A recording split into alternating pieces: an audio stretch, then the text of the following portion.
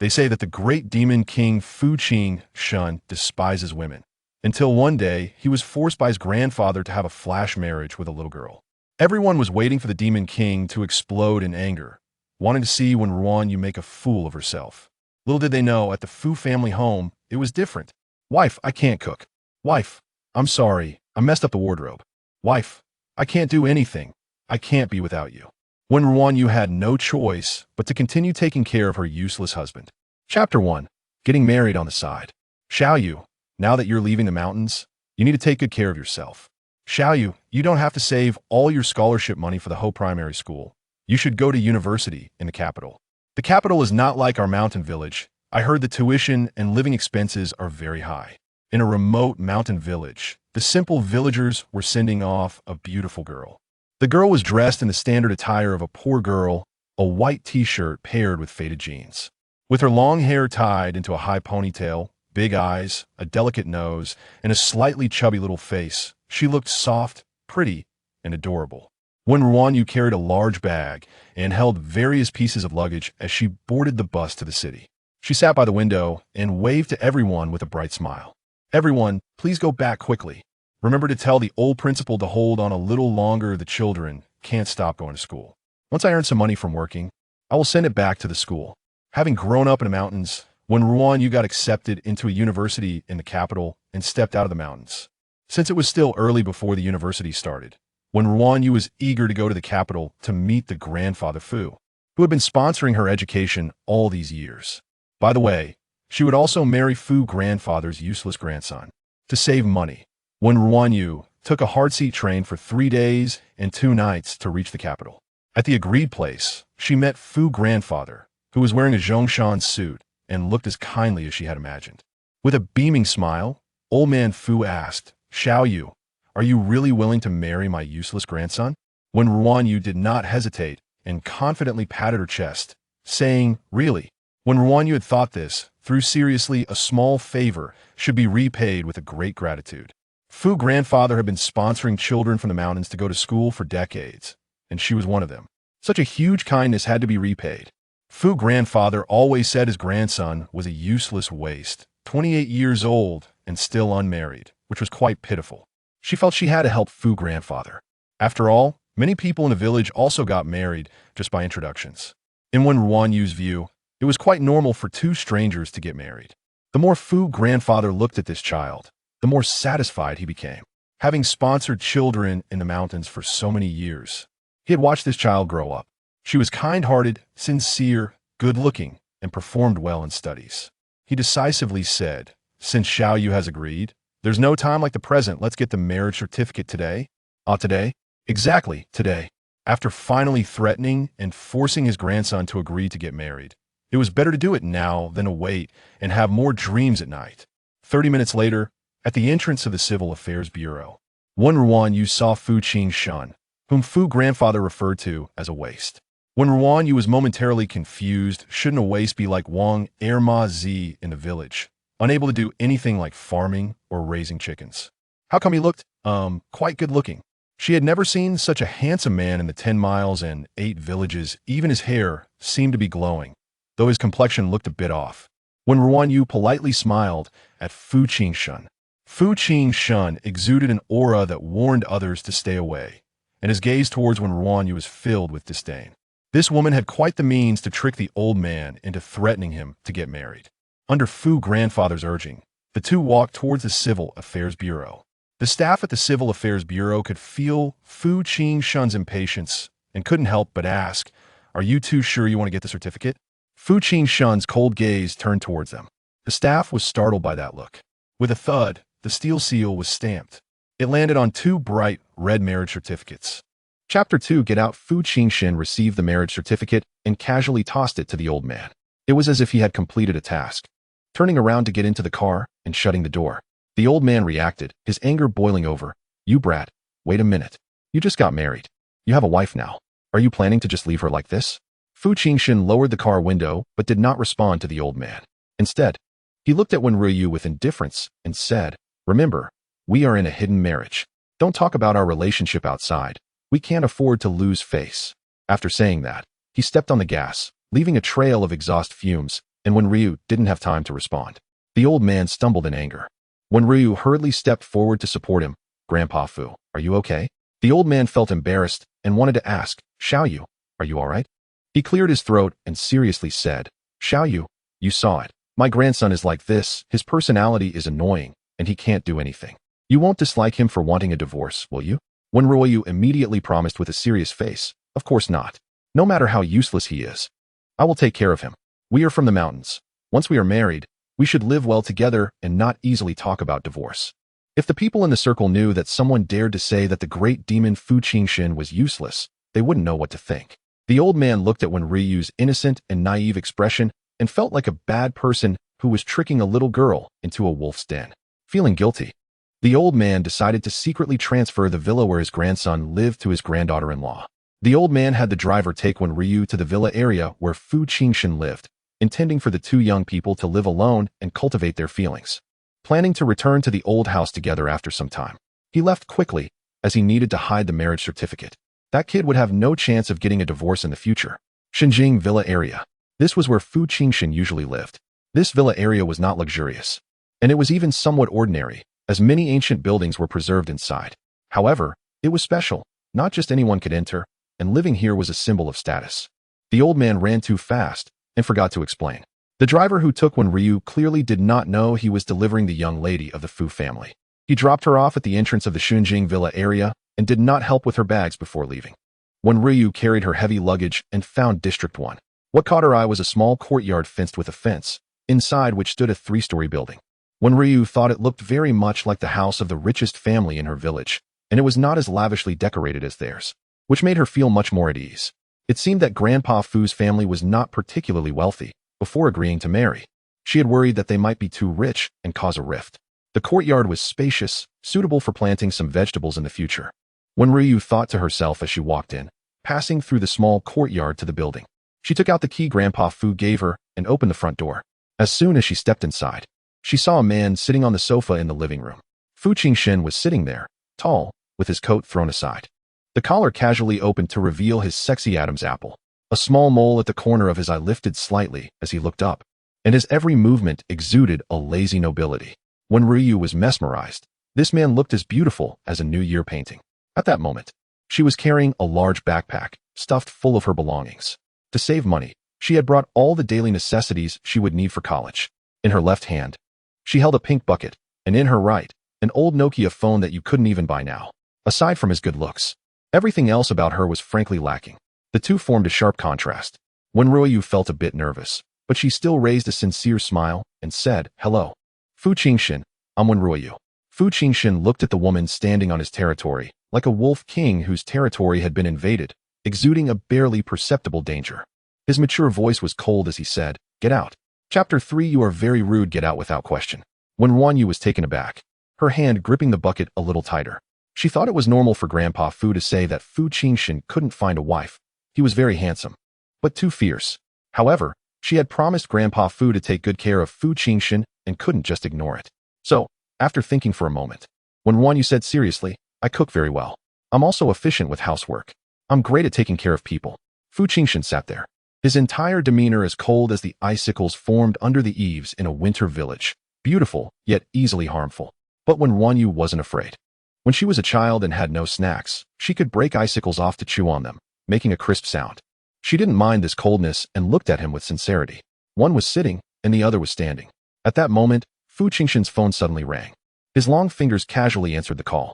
On the other end, Grandpa Fu was warning, Take good care of your wife. She will be living in Xinjing from now on. If you dare to kick her out, that woman will never set foot in the Fu family door. Fu Jinshen's voice was slightly heavy, last warning. After saying that, he hung up the phone, narrowing his eyes as he looked at Wen Ruanyu. You say you want to take care of me? Wen Ruanyu nodded earnestly, her gaze unconsciously falling on the small mole at the corner of Fu Jinshen's eye that seemed to be enchanting. Fu Jinshen suddenly let out a low laugh. His laughter chilling, like a great demon revealing its sharp fangs at its prey. Since you want to stay, then I'll grant you that.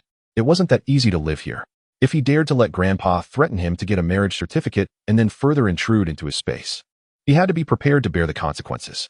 Wen Ruanyu didn't know that this marriage was entirely a product of Grandpa's threats, and that Fu Jinshen was completely unwilling.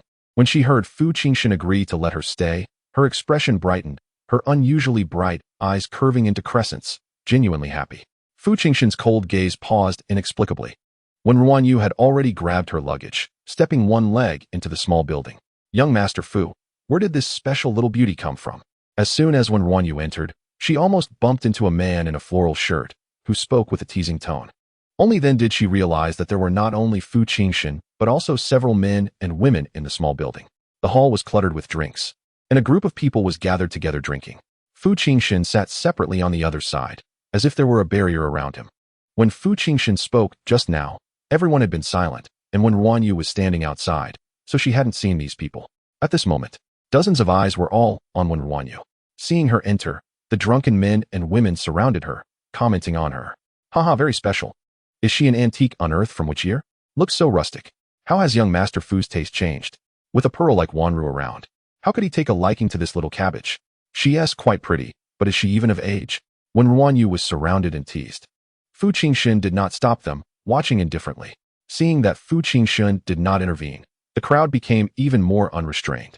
If it were an ordinary girl, being surrounded and mocked by so many well-dressed men and women would likely make her feel inferior and anxious.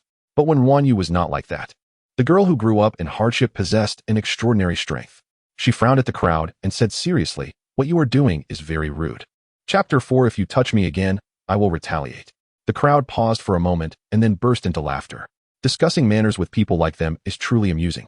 As a result, their words became increasingly harsh. Women these days are all shameless, trying to sneak into the mirage as maids, hoping to climb into bed. Don't they realize what they are? Do they think they are worthy of getting close to young Master Fu? Huh. It's only been a few days since Wanru went out, and someone dares to have designs on young Master Fu. Someone like you isn't even worthy of carrying Wanru's shoes. Hurry up and get lost. You're just an eyesore here. These young masters are best at bullying others. Mainly, it's because Fu Jinshen didn't stop them, and no one would associate Wen RuanYu's appearance with him. They just thought she was a new maid trying to stand out and attract young Master Fu's attention. While they were speaking, the man in the floral shirt approached and pushed Wen RuanYu. She was carrying too much luggage to evade it and stumbled slightly. Taking a deep breath, she suppressed her anger. From their words and actions, she sensed disrespect, disdain, and contempt. But she didn't feel she deserved any contempt. She could tolerate Fu Jinshen because of Grandpa Fu's kindness. But these people, she didn't even know them. Why should they lay hands on her? The man in the floral shirt noticed the defiance in Wen RuanYu's eyes and splashed his drink on her. In the next moment, Wen RuanYu dropped her pink bucket and grabbed his wrist. The drink sloshed around, spilling a few drops down her small hand. Wen RuanYu looked at him seriously and said, "If you touch me again, I will retaliate." Wen RuanYu is innocent and kind, but she is never weak. If these people want to bully her, she will indeed fight back. Once, when she went into the mountains to find herbs, she encountered a wild boar. The boar tried to harm her, and despite breaking 2 ribs, she managed to kill it. If she isn't afraid of a pig, why should she be afraid of people? These people have no idea what Wen RuanYu is thinking. If they knew that in her mind, they were even less than pigs, they would probably be furious. The man in the floral shirt tried to pull his hand back, but found he couldn't. This small hand had surprising strength. Wen RuanYu felt his struggle. She didn't want to start fighting in front of Fu Jinshen on their first meeting, as it would seem ungracious. So she released her grip. However, the man was using force, and as soon as she let go, he lost his balance and fell to the ground, soaking himself in liquor and looking utterly disheveled. The scene fell silent for a moment. Wen RuanYu looked innocent. She truly didn't do it on purpose. Just then, Fu Jinshen suddenly spoke. "Shut up, Wen." "What? Apologize?" Fu Jinshen didn't even remember Wen RuanYu's name. His tone wasn't harsh or loud. He simply spoke casually, exuding an innate dominance that brooked no argument. However, Wen RuanYu retorted, "I didn't do anything wrong. Why should I apologize?" The atmosphere became even quieter. Everyone seemed surprised that someone dared to openly contradict Fu Jinshen. Is this bumpkin looking for death? Fu Jinshen often appeared to be joking around, seemingly indifferent. But everyone knew he wasn't easy to deal with. It was a cold-blooded indifference wrapped in laziness. The title of the Big Bad Wolf wasn't earned for nothing. Those who provoked Fu Jinshen often faced dire consequences. Everyone waited for Fu Jinshen's reaction. Yet, Fu Jinshen showed little emotion. His eyes were half-lidded, as if he were somewhat drowsy, only expressing pure impatience. Apologize or get lost. Wen RuanYu's bright eyes looked at Fu Jinshen, and the brightness gradually faded, turning into disappointment. At that moment, she clearly realized that her husband wouldn't stand up for her. They wouldn't have the mutual respect and affection of a couple from the mountains. But she couldn't just leave like this. She hadn't repaid the kindness of over a decade of support. She had promised Grandpa Fu to take care of Fu Jinshen. So, when RuanYu gradually lowered her bright eyes, clenched her fist, and softly said, "I'm sorry." Chapter 5. How she managed to live in mirage when Ryu's gaze was so clean that it couldn't hide her emotions. Everyone could see her disappointment. Her sincerity felt out of place in this city. After apologizing, someone mocked her and pushed her around. The man in the floral shirt lost face.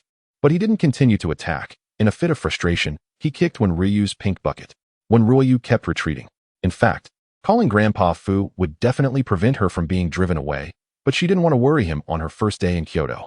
She lowered her head, and the disappointment in her eyes transformed into resilience when no one was watching. They were bullying her, right? Fine, she would remember each one of them. She would retaliate quietly. No one knew that the seemingly pitiful girl was already plotting revenge. At that moment, Fu Jinshen seemed tired and didn't want to watch the farce anymore. He spoke up. "Enough, everyone disperse." Fu Jinshen's word was law. When he allowed it, they could play around as they pleased. But once he spoke, the boisterous young men immediately stopped their commotion and one by one said their goodbyes to leave. These people didn't have RuanYu's courage to refute Fu Jinshen. Only RuanYu remained silent, still with her head down. Then Fu Jinshen added, "Aunt Wang, arrange for her to stay. From now on, Mirage won't need a maid or housekeeper. Hand over the daily affairs to her." The elderly and elegant housekeeper walked towards RuanYu. The group that had not yet left the small building heard Fu Jinshen's arrangement and exchanged glances. At this moment, everyone realized something unusual. It was known that Fu Jinshen had a peculiar habit of not liking outsiders in his residence. Usually, maids and cooks came at designated times to do their work and then left. They understood the rules during gatherings. Even Aunt Wang, who had taken care of Fu Jinshen since he was young, wouldn't stay overnight at Mirage. But this maid was arranged to stay. This meant she would also spend the night at Mirage, under the same roof as Fu Jinshen. They were shocked and confused. Who was this maid? She looked so plain and unrefined. Why could she live in Mirage? A group of people left in a flurry of shock. The small building fell completely silent. Following Fu Jinshen's orders, Aunt Wang led RuanYu to a room on the first floor and explained, "Miss, you will live here from now on. The young master's room is on the second floor. He doesn't like to be disturbed, so remember not to go upstairs unless necessary." Hearing that she wouldn't have to live with Fu Jinshen, RuanYu let out a big sigh of relief. After all, she was just a girl who had just been accepted into college. Even though she was married, she wasn't prepared to share a bed with a man she had just met. RuanYu looked at the kind elder in front of her and recalled Fu Jinshen calling her Aunt Wang, so she followed suit. "Aunt Wang, I understand. Thank you. My name is RuanYu. You can just call me by my name." Hearing her call her Aunt Wang, Wang Qing was taken aback. Usually, only young Master Fu would call her Aunt Wang. Others, including Fu Jinshen's friends, would respectfully address her as Housekeeper Wang. Aunt Wang's expression softened a bit, and recalling Fu Jinshen's instructions, she said with a hint of reluctance, "Miss Wen, the young master instructed that you tidy up the living room today. From now on, you will be responsible for his daily needs." A girl who looked barely of age was being asked to take care of such a large villa right from the start. It felt like a deliberate challenge. However, RuanYu showed no sign of dissatisfaction and energetically nodded. "Okay, I will do a good job." Aunt Wang sighed and said, "Then put down your things and come with me. I will explain the situation in the villa to you and teach you how to use some of the appliances." RuanYu came from a poor background and had never even seen many of the electrical appliances here. Aunt Wang patiently explained everything to her, and RuanYu sensed her kindness. In the end, RuanYu bowed to Aunt Wang and sincerely said, "Thank you very much." RuanYu appeared obedient and innocent, which softened Aunt Wang's heart even more. She made an exception and gave RuanYu her phone number, telling her that she could call if she had any questions. As it was getting dark, Aunt Wang finally left. After tidying up her room a bit, RuanYu came out, and Fu Jinshen had already gone upstairs. The small building was quiet. Only the messy living room remained. RuanYu, who had already been on a hard seat train for 3 days and 2 nights, was very tired. But thinking that every task she completed was a way to repay Grandpa Fu for his kindness, she suddenly felt energized. Repaying kindness, repaying kindness. Cleaning up. Chapter 6. She hit Fu Jinshen. The cleaning work in the villa was usually arranged by Aunt Wang, who would send a few cleaners over. Now, when RuanYu was doing it alone, busy since dark, and by the time she finished, it was already 11 o'clock at night. After finishing her chores, when RuanYu returned to her room to prepare for a shower and sleep, only to find she didn't know how to use the smart bathtub. Aunt Wang had explained how to use the vacuum cleaner and washing machine, but she hadn't realized that Wen RuanYu had always bathed with boiled water in the mountains and had never used a shower, let alone a smart bathtub. Wen RuanYu thought about asking Aunt Wang for help, but then reconsidered. It was too late to disturb an elder. She also thought about the man upstairs and shook her head, deciding against it. He definitely wouldn't help her. After fiddling for a long time, she could only release cold water and ended up taking a cold shower. Anyway, she had a good constitution and had taken cold showers before. After her shower, Wen RuanYu sneezed twice, too tired to stay awake, and fell asleep as soon as she lay down. The room was large and beautiful, a place Wen RuanYu had never stayed in before. But on closer inspection, she found that her luggage only occupied a small cabinet, and she curled up in the corner of the big bed, looking pitiful, as if she were a guest in someone else's home. The next morning, Wen RuanYu got up at 6 o'clock on the dot. Perhaps because she had taken a cold shower yesterday, her head felt a bit hot, but she was usually healthy, so she didn't think much of it. After freshening up, she immediately went to the kitchen to prepare breakfast like a competent little wife. When Wen RuanYu opened the refrigerator in the kitchen, she was stunned. There were only some alcoholic beverages inside, no vegetables or meat. Remembering Aunt Wang's instructions, she recalled that Fu Jinshen only ate fresh food. She wanted to ask, did that mean ingredients stored in the fridge were no longer fresh? Thinking about it was pointless, so Wen RuanYu hurriedly went out to buy groceries. After running around in the cold wind, she found that the nearby buildings were all small, and there was no place to buy vegetables. Finally, she stumbled upon a tea and snack shop, where she bought a little breakfast. Just a bun and some porridge cost over 60 yuan. Wen RuanYu was shocked by the price, and only bought one portion for Fu Jinshen. Unwilling to spend money on herself, planning to eat the instant noodles she had brought from the train. After packing up the breakfast, she rushed back, waiting obediently for Fu Jinshen to wake up. As she waited, Wen RuanYu's head felt even hotter. She waited until 11 in the morning. This good child, who went to bed early and rose early, couldn't understand how someone could sleep until this time. The longer she waited, the more worried she became. What if something happened to Fu Jinshen? What if he fainted? Gritting her teeth, Wen RuanYu went upstairs. She couldn't ignore her useless husband. She found Fu Jinshen's room and knocked on the door, but there was no response. He must have fainted. The door was not locked, so Wen RuanYu opened it and stepped inside. As soon as she entered, she saw Fu Jinshen lying on the bed with his eyes closed. He was sunk into the white quilt, the hem of his pajamas rolled up, revealing a perfect waist.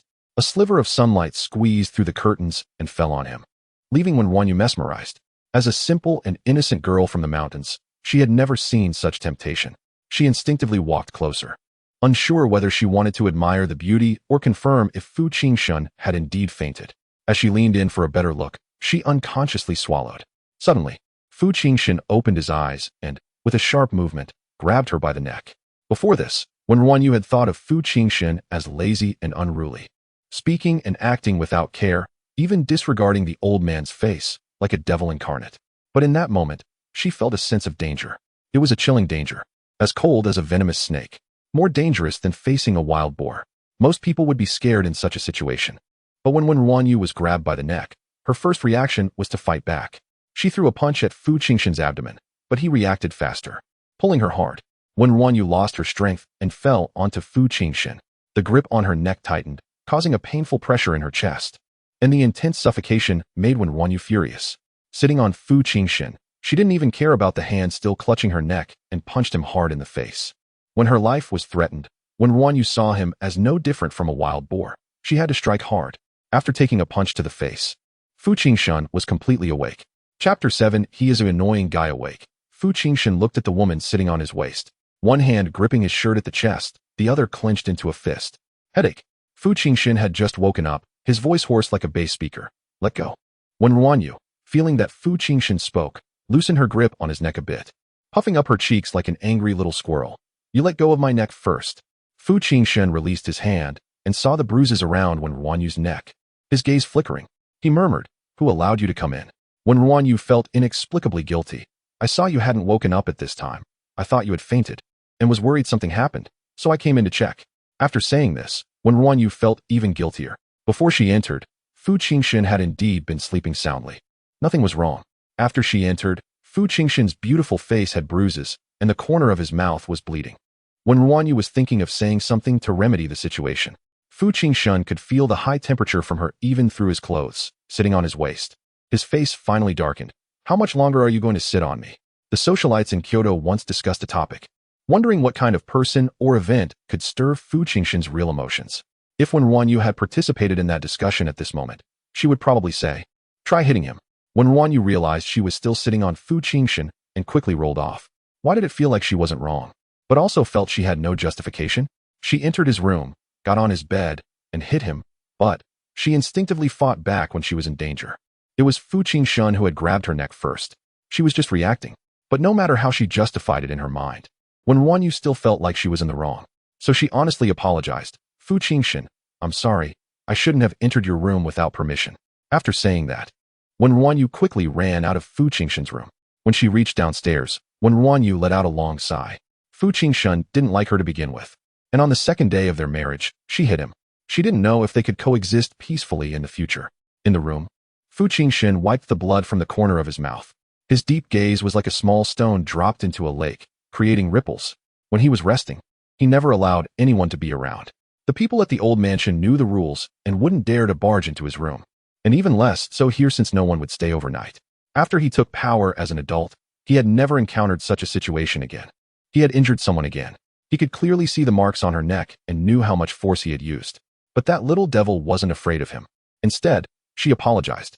This rare emotional fluctuation suppressed the irritability brought by insomnia.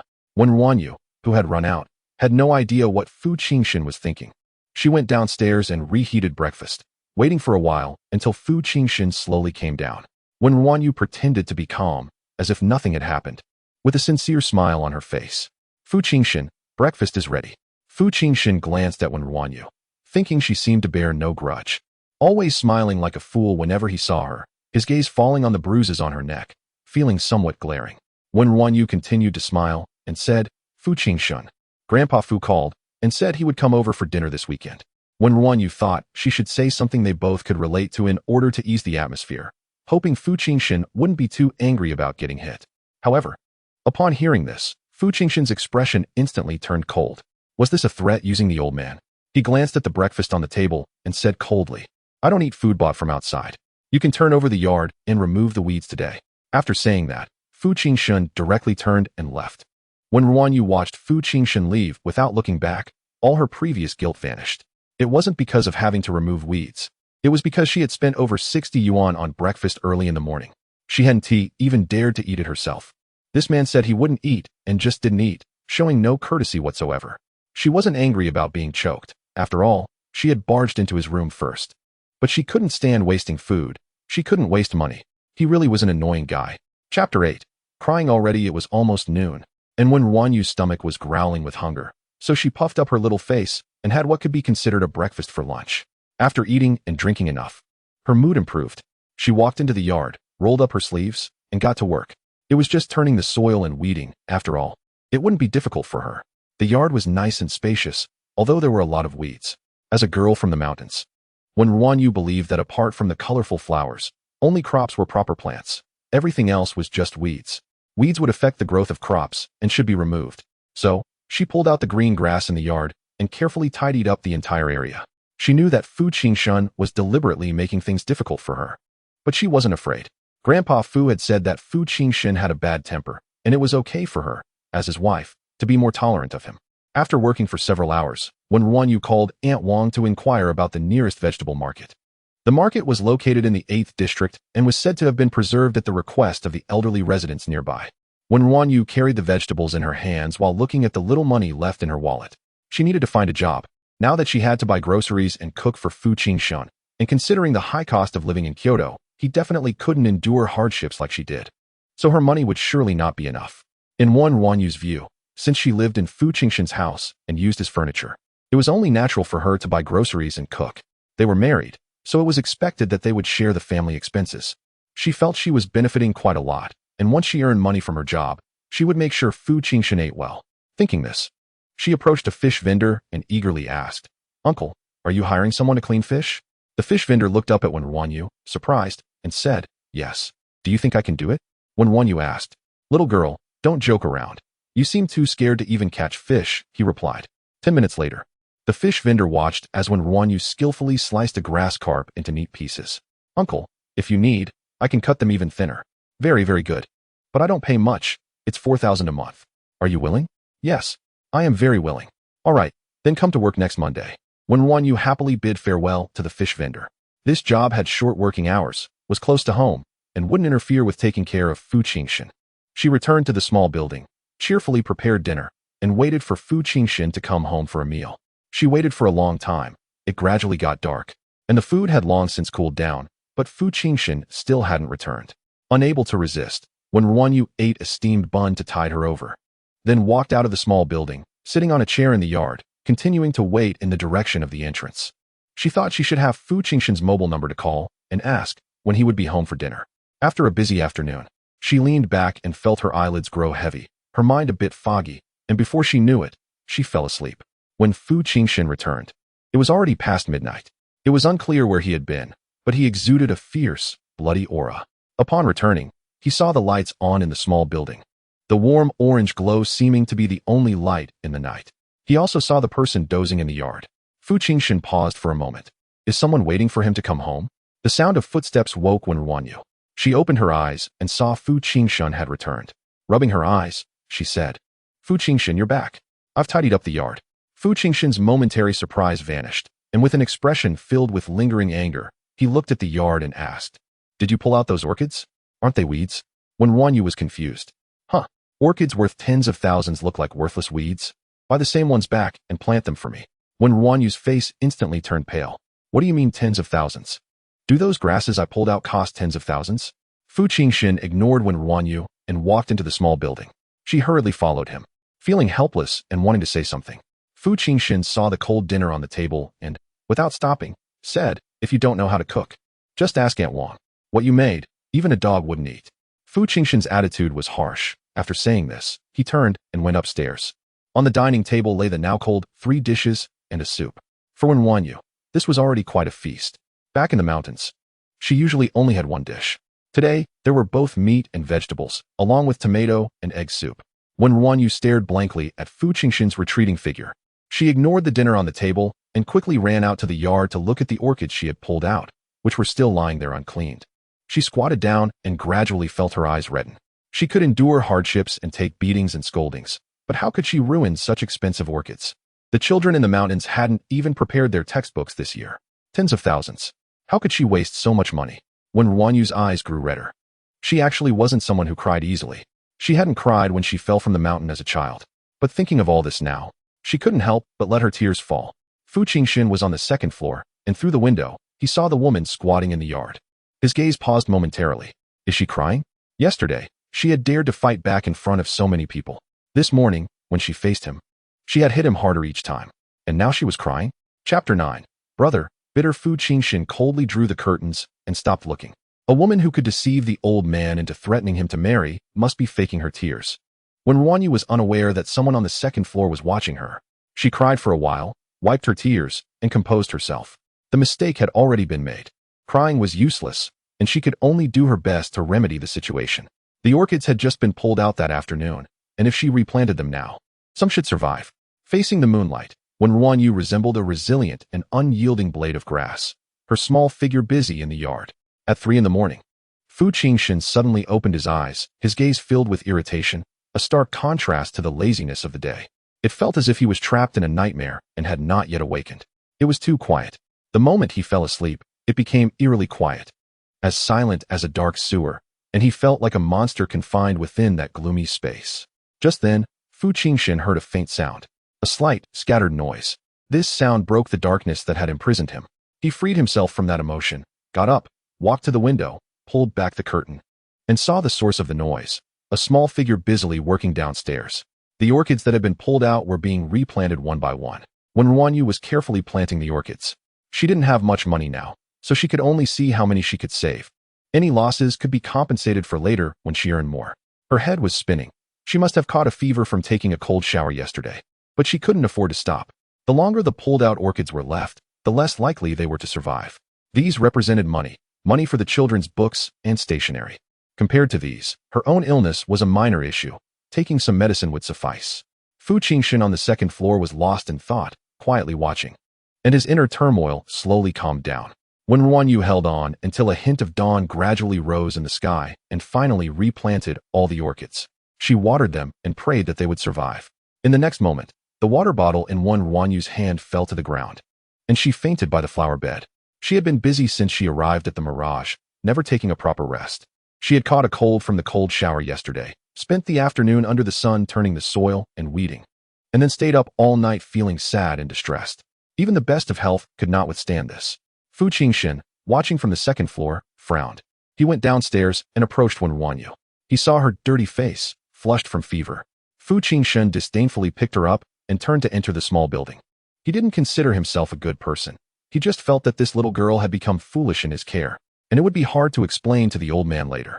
He found some fever-reducing medicine and coldly ordered, "Get up, take the medicine." A person who had fainted could not simply be awakened like that. Wen RuanYu showed no response at all. Fu Jinshen, lacking patience, directly propped her up and forcefully shoved the medicine into her mouth. Perhaps the medicine was too bitter, and Wen RuanYu groggily opened her eyes. Her bright, clear eyes were now filled with mist, resembling a pitiful newborn kitten. In her dazed state, she saw the neighbor brother who often took care of her and accidentally bit Fu Jinshen's finger, her small voice tinged with a hint of grievance, saying, "Brother, it's bitter." Fu Jinshen froze for a moment, withdrew his finger, and handed her a cup of water, commanding, "Don't spit it out, swallow it." Wen RuanYu wanted to vomit but dared not. She obediently swallowed the medicine, leaned against Fu Jinshen's chest, nuzzled her small head, and closed her eyes again in a drowsy state. Fu Jinshen lifted the person leaning against him and tossed her back onto the bed. For reasons unknown, he did not leave immediately. Perhaps it was Wen RuanYu's gaze, so reminiscent of that little cat in the sewer, that made his cold blood feel like it had gained a fraction of warmth. Chapter 10. He is a good person. Fu Jinshen just watched from the side. He habitually squinted his eyes, and no one knew what he was thinking. The fever-reducing medicine quickly took effect, and Wen RuanYu sweated profusely, starting to cool down. She groggily saw her neighbor brother turn into Fu Jinshen. By the time Wen RuanYu was fully awake, it was already 1 p.m. the next day. She hadn't slept all night, and after the fever broke at dawn, she slept until the afternoon, only to wake up because she was hungry. Wen RuanYu was indeed in good health.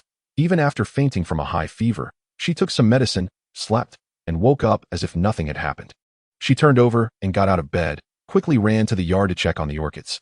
Seeing that the orchids were growing well, she ran back inside. At this moment, she was very hungry. The 3 dishes and a soup from yesterday had been cleaned up and thrown away by someone. And Wen RuanYu felt a bit regretful. She planned to cook some noodles for herself, but didn't dare to add an egg. She had to support Fu Jinshen now and compensate for the orchids. She didn't want to spend even a penny carelessly. While Wen RuanYu was cooking noodles, old Master Fu called. The old man asked with concern, "Hello, Xiaoyu, how have you been these past few days? Has that kid bullied you? If you're unhappy about anything, you must tell Grandpa." Wen RuanYu was taken aback. As an orphan, she was rarely cared for like this, and she felt a bit at a loss.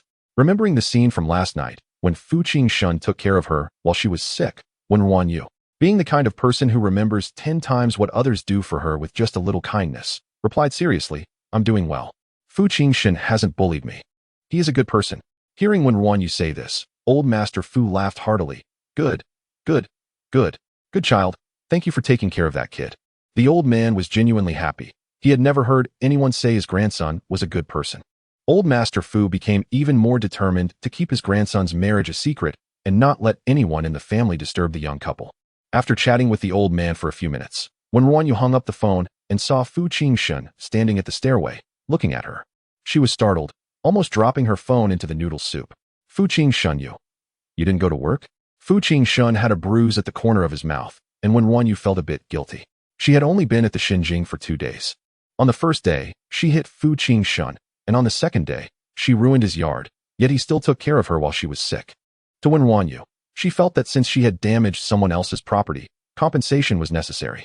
Therefore, even if Fu Jinshen's attitude was terrible, she didn't think he was at fault. Her biggest dissatisfaction with Fu Jinshen might just be the waste of food. At this moment, Fu Jinshen remained silent. Wen RuanYu glanced at her noodles, thought about the time, and spoke again. Fu Jinshen, I'm making noodles. Do you want some?" Wen RuanYu thought Fu Jinshen wouldn't eat. After all, he had said that even dogs wouldn't eat yesterday's 3 dishes and a soup. Unexpectedly, Fu Jinshen walked straight towards the dining room and sat down at the table. Wen RuanYu was taken aback. Did this mean he wanted to eat? So she cooked some extra noodles. After thinking for a moment, she also fried an egg for Fu Jinshen. The white noodles, paired with some green vegetables and a fried egg, were topped with a few sprinkles of green onion. So simple, unlike the noodles Fu Jinshen usually ate, which were accompanied by luxurious ingredients and rich broth. Fu Jinshen took a bite, paused, and surprisingly found it quite delicious. Wen RuanYu watched Fu Jinshen. Seeing him pick up chopsticks to eat, she finally relaxed. Wen RuanYu also started eating. Her bowl had no egg, only vegetables. Fu Jinshen noticed this but didn't think much of it, assuming the little girl simply didn't like eating eggs. Because in Fu Jinshen's eyes, he could never imagine that someone would save an egg because of money. Chapter 11. You're really good at pretending. After the two finished their noodles, Fu Jinshen still hadn't left the house. He leaned against the sofa, eyes closed, seemingly not in good spirits. Wen RuanYu still had dirt on her from earlier, and with a fever and having sweated a lot, she felt particularly uncomfortable. However, she didn't dare to take a cold shower. It wasn't that she was afraid of getting sick, but rather that she didn't want to trouble others if she did. Wen RuanYu slowly walked over to Fu Jinshen's side and softly asked, Fu Jinshen, could you teach me how to run hot water? Fu Jinshen didn't open his eyes, leaning on the sofa and giving off an air of not wanting to be bothered. Wen RuanYu couldn't bring herself to continue. She was naturally lively and cheerful, but it was her first time being alone with a man after so many years, and she felt a bit awkward. With Fu Jinshen ignoring her, she quietly returned to her room. In the bathroom, Wen RuanYu was both calling Aunt Wong for advice and running the water. Finally, looking at the tub filled with cold water, her face turned a bit red. She felt so foolish for not even learning how to ask for help properly and now having to trouble Aunt Wong to come over. While waiting for Aunt Wong, Fu Jinshen unexpectedly walked into her room. Seeing her standing in the bathroom, he walked straight over without any hesitation. Fu Jinshen was radiating a kind of restless irritation from insomnia. He had come to find Wen RuanYu simply to explore why this little brat had calmed down last night. However, upon entering and seeing the cold water in the bathtub, his expression instantly turned frosty. Fu Jinshen sneered, "Oh, so you're deliberately trying to get sick by taking a cold shower, pretending to be pitiful in front of me? You really know how to act." Wen RuanYu was not afraid of being hit, but she couldn't stand being wronged. Pouting, she explained, "I didn't I just don't know how to run hot water." Before she could finish her sentence, Fu Jinshen directly turned on the cold shower, and icy water poured down on her. Wen RuanYu didn't react in time. She raised her hands to shield her eyes and angrily exclaimed, "Fu Jinshen, what are you doing?" At that moment, Fu Jinshen resembled a cold, venomous snake, sneering, "Don't you like cold showers? I'll let you have your fill." The cold water soaked her clothes, making them stick uncomfortably to her skin. Fu Jinshen was acting like a wicked tyrant. Wen RuanYu was not the type to be bullied easily. She charged directly at Fu Jinshen, trying to snatch the shower head from his hand. But Fu Jinshen was too tall for her to reach. So Wen RuanYu simply bumped into him forcefully, knocking him down. Fu Jinshen fell backward, landing in the bathtub filled with cold water, but he managed to pin Wen RuanYu down before falling in. They both splashed into the tub together. Wen RuanYu was furious but didn't resort to hitting him. It wasn't that she couldn't but she remembered how Fu Jinshen had taken care of her when she was sick yesterday, and she appreciated that. Now pinned under the cold water. Seeing Fu Jinshen's mocking gaze, her anger flared up, and she bit down on his shoulder. This man was truly infuriating. Just then, Aunt Wong knocked and walked in. Aunt Wong was shocked at the scene before her. In her impression, the young master hadn't been in such a messy state since he was a teenager. When he wanted to deal with someone, his methods were usually ruthless, even cruel enough that the other party wouldn't have a chance to retaliate. How could he personally get involved like this, pinning someone in the bathtub, looking so disheveled? Seeing the two look over, Aunt Wong paused before speaking, "Young master, I came to teach Miss Wen how to run hot water." Wen RuanYu, already feeling unwell, was now pinned under the water by Fu Jinshen, alternating between hot and cold, and felt truly wronged. The grievance made her voice carry a hint of moisture. "Fu Jinshen, this is my first time living with someone else. I want to take good care of you and be nice to you. If there's anything I'm not doing well, you can tell me. Can't you stop this?" Chapter 12. The sleep-inducing scent. Fu Jinshen felt somewhat dazed. It was the first time someone had said they would protect him, that they would treat him well. It was truly amusing. But for some reason, Fu Jinshen did not laugh, knowing he had wronged this little ghost.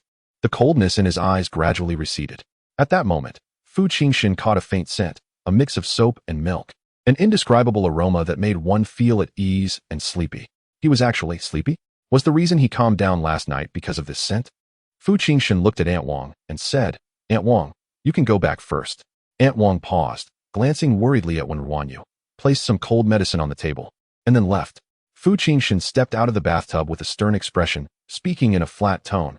"Little ghost, Change your clothes and come to my room. Wen RuanYu, soaked in cold water, felt chilled, her voice trembling. What do you want me to do in your room? I'm not a little ghost. I have a name. I'm Wen RuanYu. Little ghost, don't test my patience any further. Fu Jinshen spoke habitually in a commanding tone, ignoring whether Wen RuanYu would respond. After he finished, he turned and left in his wet clothes. After Fu Jinshen left, Wen RuanYu pouted, looking like a wronged little rabbit. She had really tried hard to live. Soon, she slapped her face to cheer herself up, muttering to herself, Xiaoyu, be strong. It's okay. You're here to repay a debt of gratitude. This little grievance doesn't matter. She changed into dry clothes, blew her hair dry, and took the cold medicine Aunt Wang had left on the table. What did Fu Jinshen want her to do upstairs? Was he going to make things difficult for her again? Wen RuanYu hesitated for a moment, but still went upstairs. If it was difficult, then so be it. She wasn't afraid. She knocked on Fu Jinshen's door, but received no response. Taking a deep breath, she pushed the door open. This time it wasn't her barging in. It was Fu Jinshen who had invited her in. Upon entering, Wen RuanYu saw Fu Jinshen leaning back on the bed, eyes closed, as if he was already asleep. She found it a bit strange. When he was awake, he appeared lazy and reckless, but when asleep, he exuded a fierce aura. Shouldn't he seem more peaceful and stable when asleep? Wen RuanYu was just curious for a moment and didn't think too much about it. The next moment, Fu Jinshen opened his eyes, which were filled with a fierce glare. Wen RuanYu suddenly remembered that the last time she got close to Fu Jinshen while he was sleeping, he had been aggressive. She reacted quickly, saying, it's me, don't be violent. You're the one who let me in.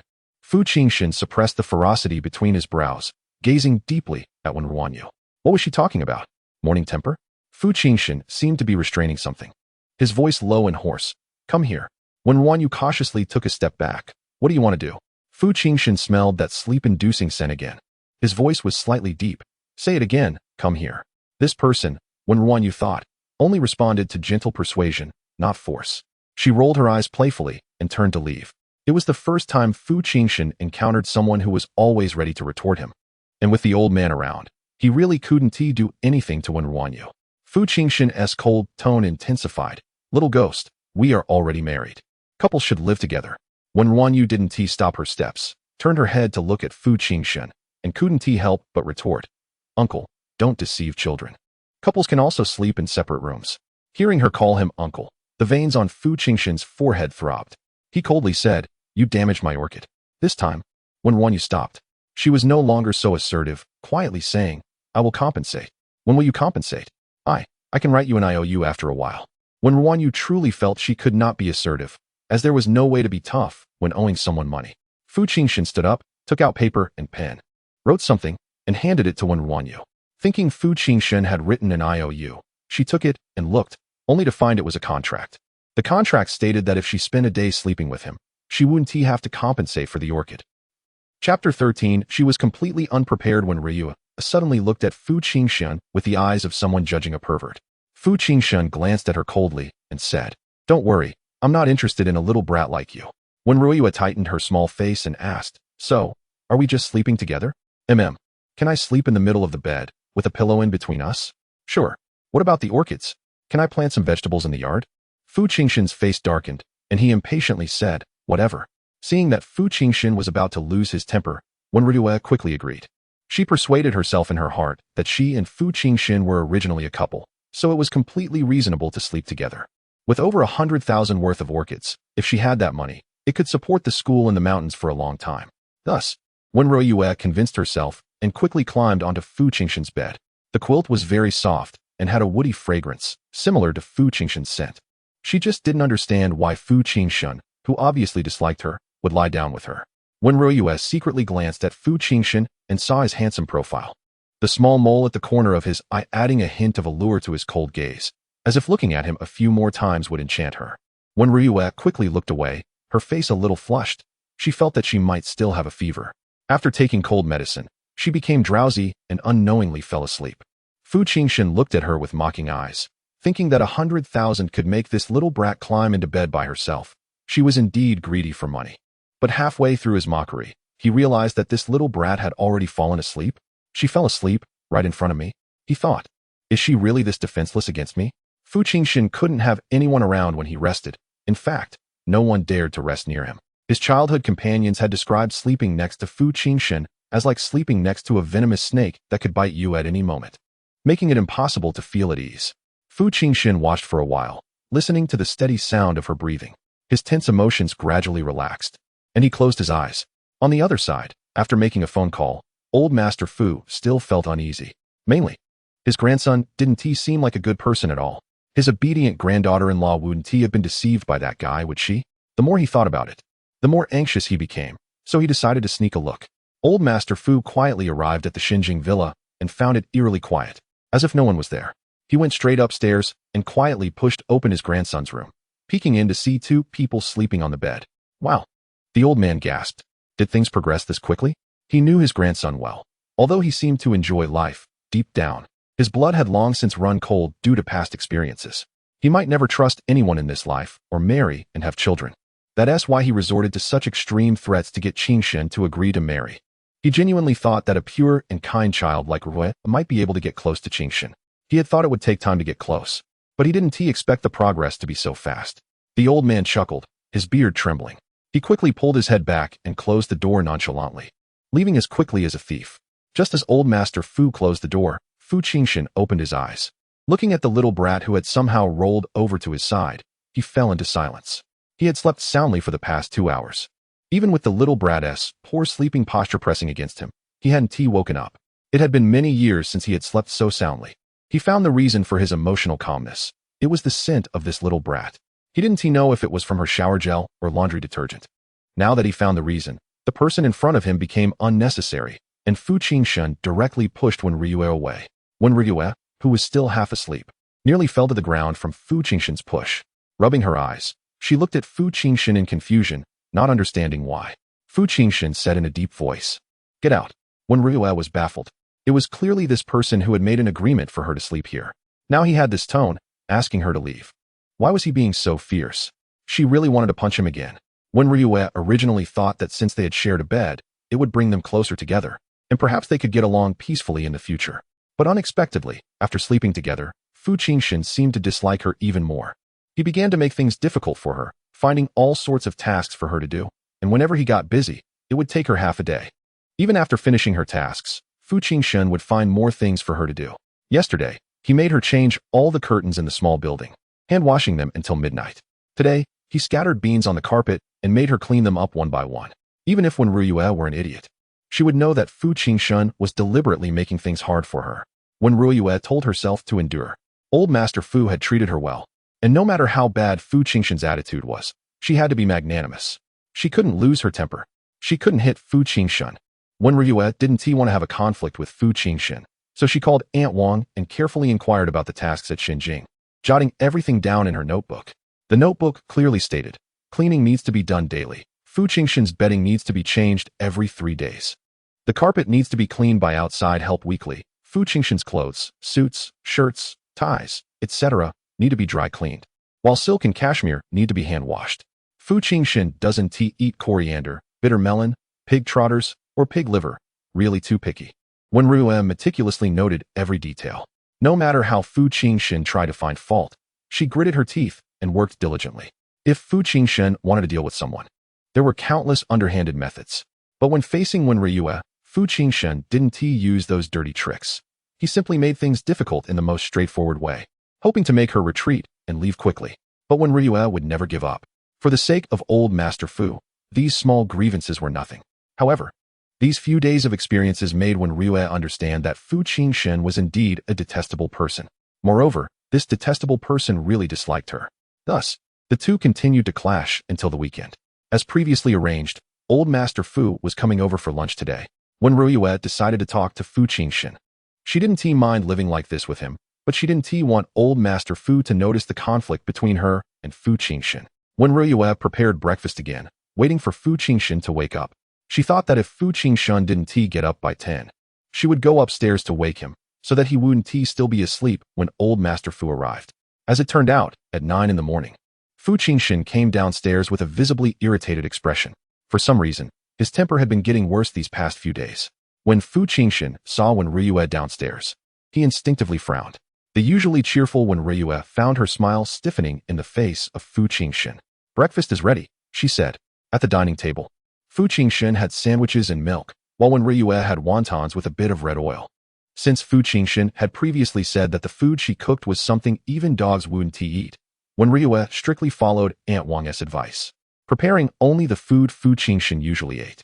Fu Jinshen drank his milk, while Wen RuanYu looked at him with clear eyes and said, "Fu Jinshen, old Master Fu is coming over for lunch today. Can we pretend to be a normal couple for a day?" Chapter 14. After you move out, Fu Jinshen looked at Wen RuanYu with indifference. Fu Jinshen said nonchalantly, "What does your promise have to do with me?" "But Grandpa Fu is your grandfather. I don't care." Fu Jinshen looked at the pouting little girl in front of him with an expressionless face. Wen RuanYu bit her lip and pleaded, "Fu Jinshen, Grandpa Fu is getting old, and his heart has never been good. I'm begging you, tomorrow after tomorrow. You can arrange for me to do more housework, it doesn't matter." Grandpa Fu had supported her for many years and was the only elder who would right to care about her. Wen RuanYu had very little love in her life, and she wanted to desperately protect any bit of it. Fu Jinshen examined Wen RuanYu and suddenly smiled. A cold and reckless smile. "I can agree to pretend to be a couple for a day, but after that, you have to move out of Xinjiang." Wen RuanYu's eyes widened when she heard Fu Jinshen say she should move out. She had been married to Fu Jinshen for only a few days, and no matter how he made things difficult for her during these days, she had never thought about leaving. Wen RuanYu's small face tightened. "But I promised Grandpa Fu that I would take care of you." Fu Jinshen sneered. "Do you think I need your care? Aunt Wang will take care of everything, and someone comes every day to tidy up Xinjiang and prepare my favorite food. The orchids in the yard were taken care of for 2 years before you showed up." It was rare for Fu Jinshen to say so much in one go. Wen RuanYu suddenly realized that what Fu Jinshen said was true. He really didn't need her to take care of him. Her presence had instead caused him a lot of trouble. After these few days of living together, she also knew clearly that Fu Jinshen did not like her at all. At that moment, Fu Jinshen looked down at Wen RuanYu with a tone that was emotionless. "We are only in a nominal marriage. The marriage is just the old man's wish. If you agree to move out, I can give you an extra house." Wen RuanYu twisted her fingers, her mind a mess. She had agreed to marry for Grandpa Fu. If she didn't move out, Grandpa Fu would definitely be unhappy to see her and Fu Jinshen at odds. Wen RuanYu didn't have any feelings for Fu Jinshen either. Seeing how persistent he was, she thought for a moment and gritted her teeth. "I can move out, but I have one condition." "Heh, is one house in Kyoto not enough? Just say it. What other conditions do you have?" Fu Jinshen's gaze was filled with heavy sarcasm. Look, she still exposed her greedy nature. Knowing she couldn't gain anything from him, she wanted to make a big demand before leaving. Wen RuanYu ignored Fu Jinshen's sarcasm and looked very serious. "I don't want your house. My only condition is that if Grandpa Fu comes over in the future, you notify me and just pretend to be a couple with me. I don't want Grandpa Fu to know about our relationship and be sad." If you agree to this condition, I will find a good house and move out immediately." Fu Jinshen examined Wen RuanYu, seemingly trying to discern from her gaze whether she was truly doing this for the old man or if she wanted to keep ties with him through the old man. In the end, he couldn't see any lingering attachment to him in Wen RuanYu's eyes. Fu Jinshen's gaze darkened, and he agreed, "Fine." Wen RuanYu seemed to fear Fu Jinshen would go back on his word, and quickly nodded. "Okay, then I also agree to move out." Wen RuanYu's indifferent attitude towards Fu Jinshen made his eyes narrow slightly. Not caring about Fu Jinshen, she went out to buy groceries after their discussion. Grandpa Fu was coming over for dinner, and she planned to make a few more dishes. At that moment, Wen RuanYu felt somewhat confused. She had tried very hard, but it seemed that marriage was not something that could be achieved just by effort. However, she was not sad. She had agreed to marry to repay her gratitude. Fu Jinshen didn't like her, and she actually didn't like him either. At 11 in the morning, Grandpa Fu arrived. When Wen RuanYu saw the old man, she hurried to greet him. "Grandpa Fu, you're here. Why did you bring so many things?" Wen RuanYu took the things from the old man's hands. Behind her, the old man's driver exaggeratedly carried over more than 10 large and small bags, and she didn't know what was in them. The driver had been with the old man for over 10 years and was shocked to realize that the young girl he had delivered last time was neither a maid nor a poor relative. Who was this young girl? He wondered, recalling how the old man had rummaged through the storeroom early that morning. If it weren't for the two of them not being able to carry everything, he would have emptied the small storeroom.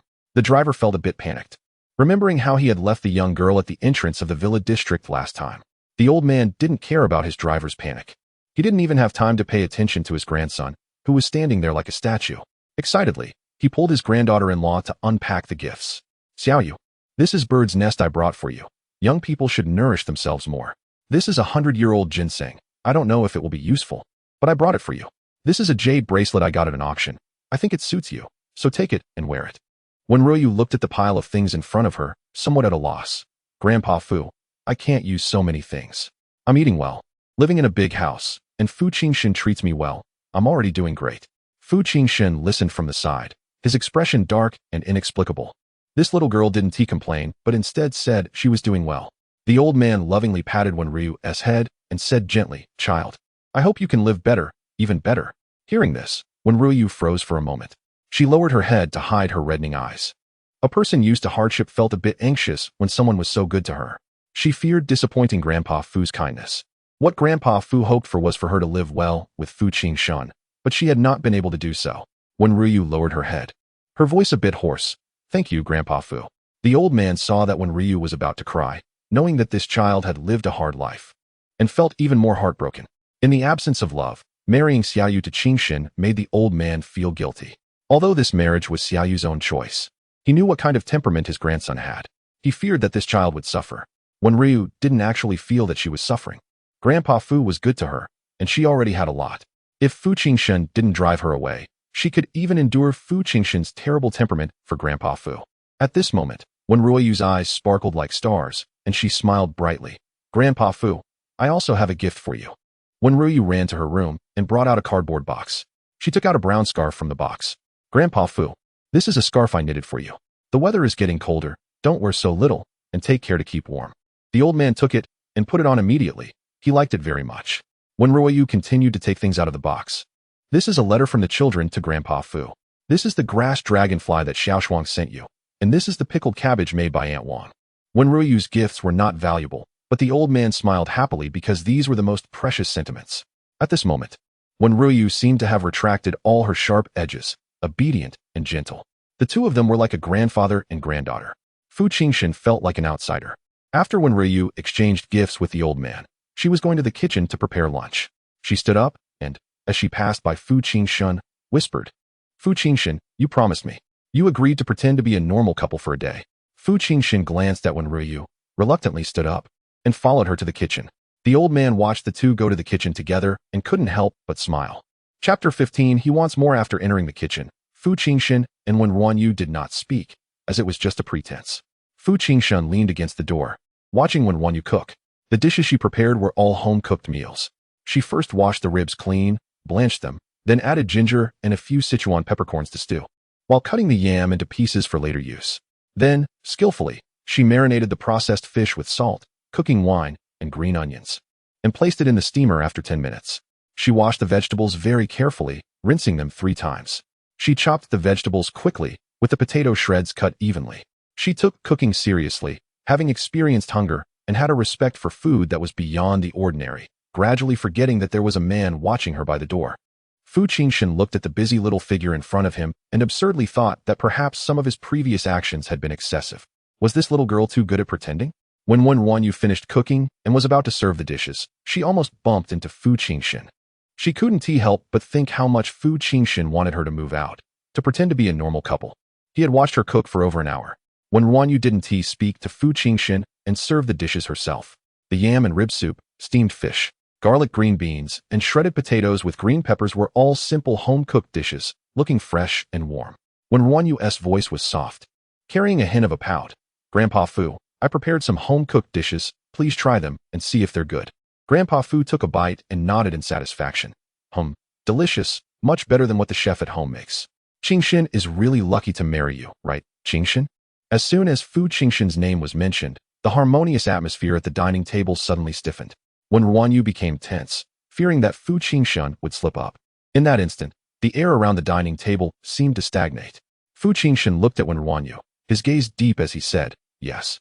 Wen RuanYu let out a sigh of relief, grateful for Fu Jinshen's cooperation. Grandpa Fu was pleased with the answer, smiling with satisfaction. Just a few days ago, his grandson had seemed eager to divorce, but today he was cooperating in the conversation, whether it was to give him face or a sign of progress in their relationship. It was a good thing. During the lunch, Grandpa Fu felt that they were eating happily. After the meal, he didn't leave, saying he wanted to watch TV. Wen RuanYu naturally agreed to accompany him.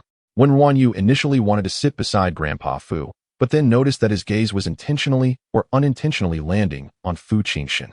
She suddenly realized that Grandpa Fu's greatest hope was for her and Fu Jinshen to live well together.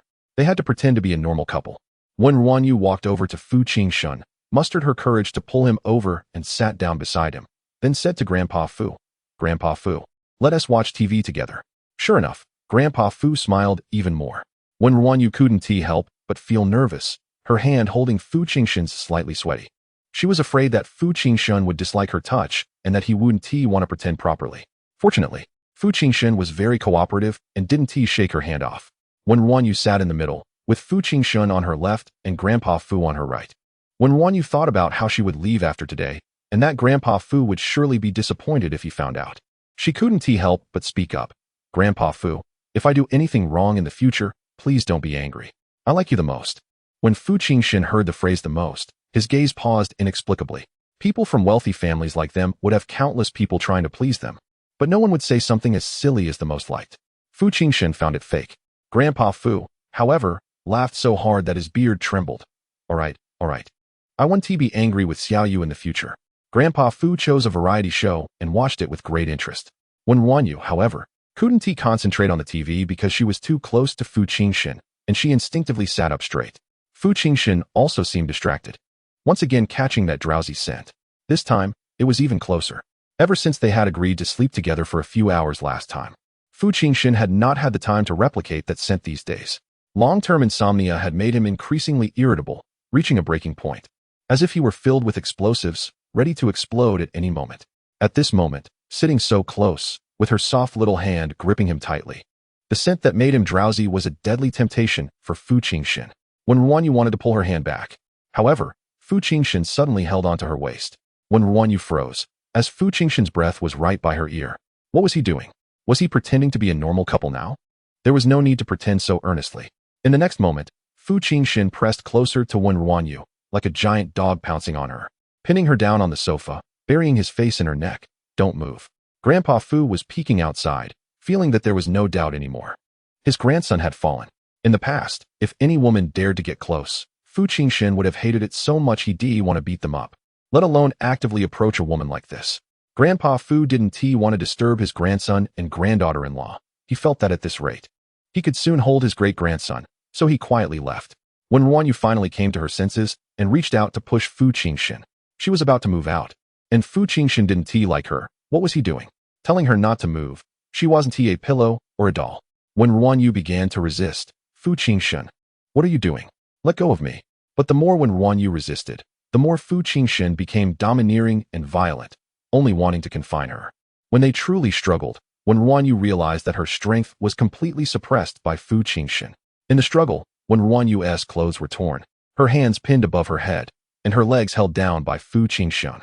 Their bodies were pressed closely together, an unknown fire spreading in Fu Jinshen's heart. Fu Jinshen's gaze deepened. It was as if he was enchanted by the scent. His hot hand rested on Wen RuanYu's waist, and he kissed her lips fiercely.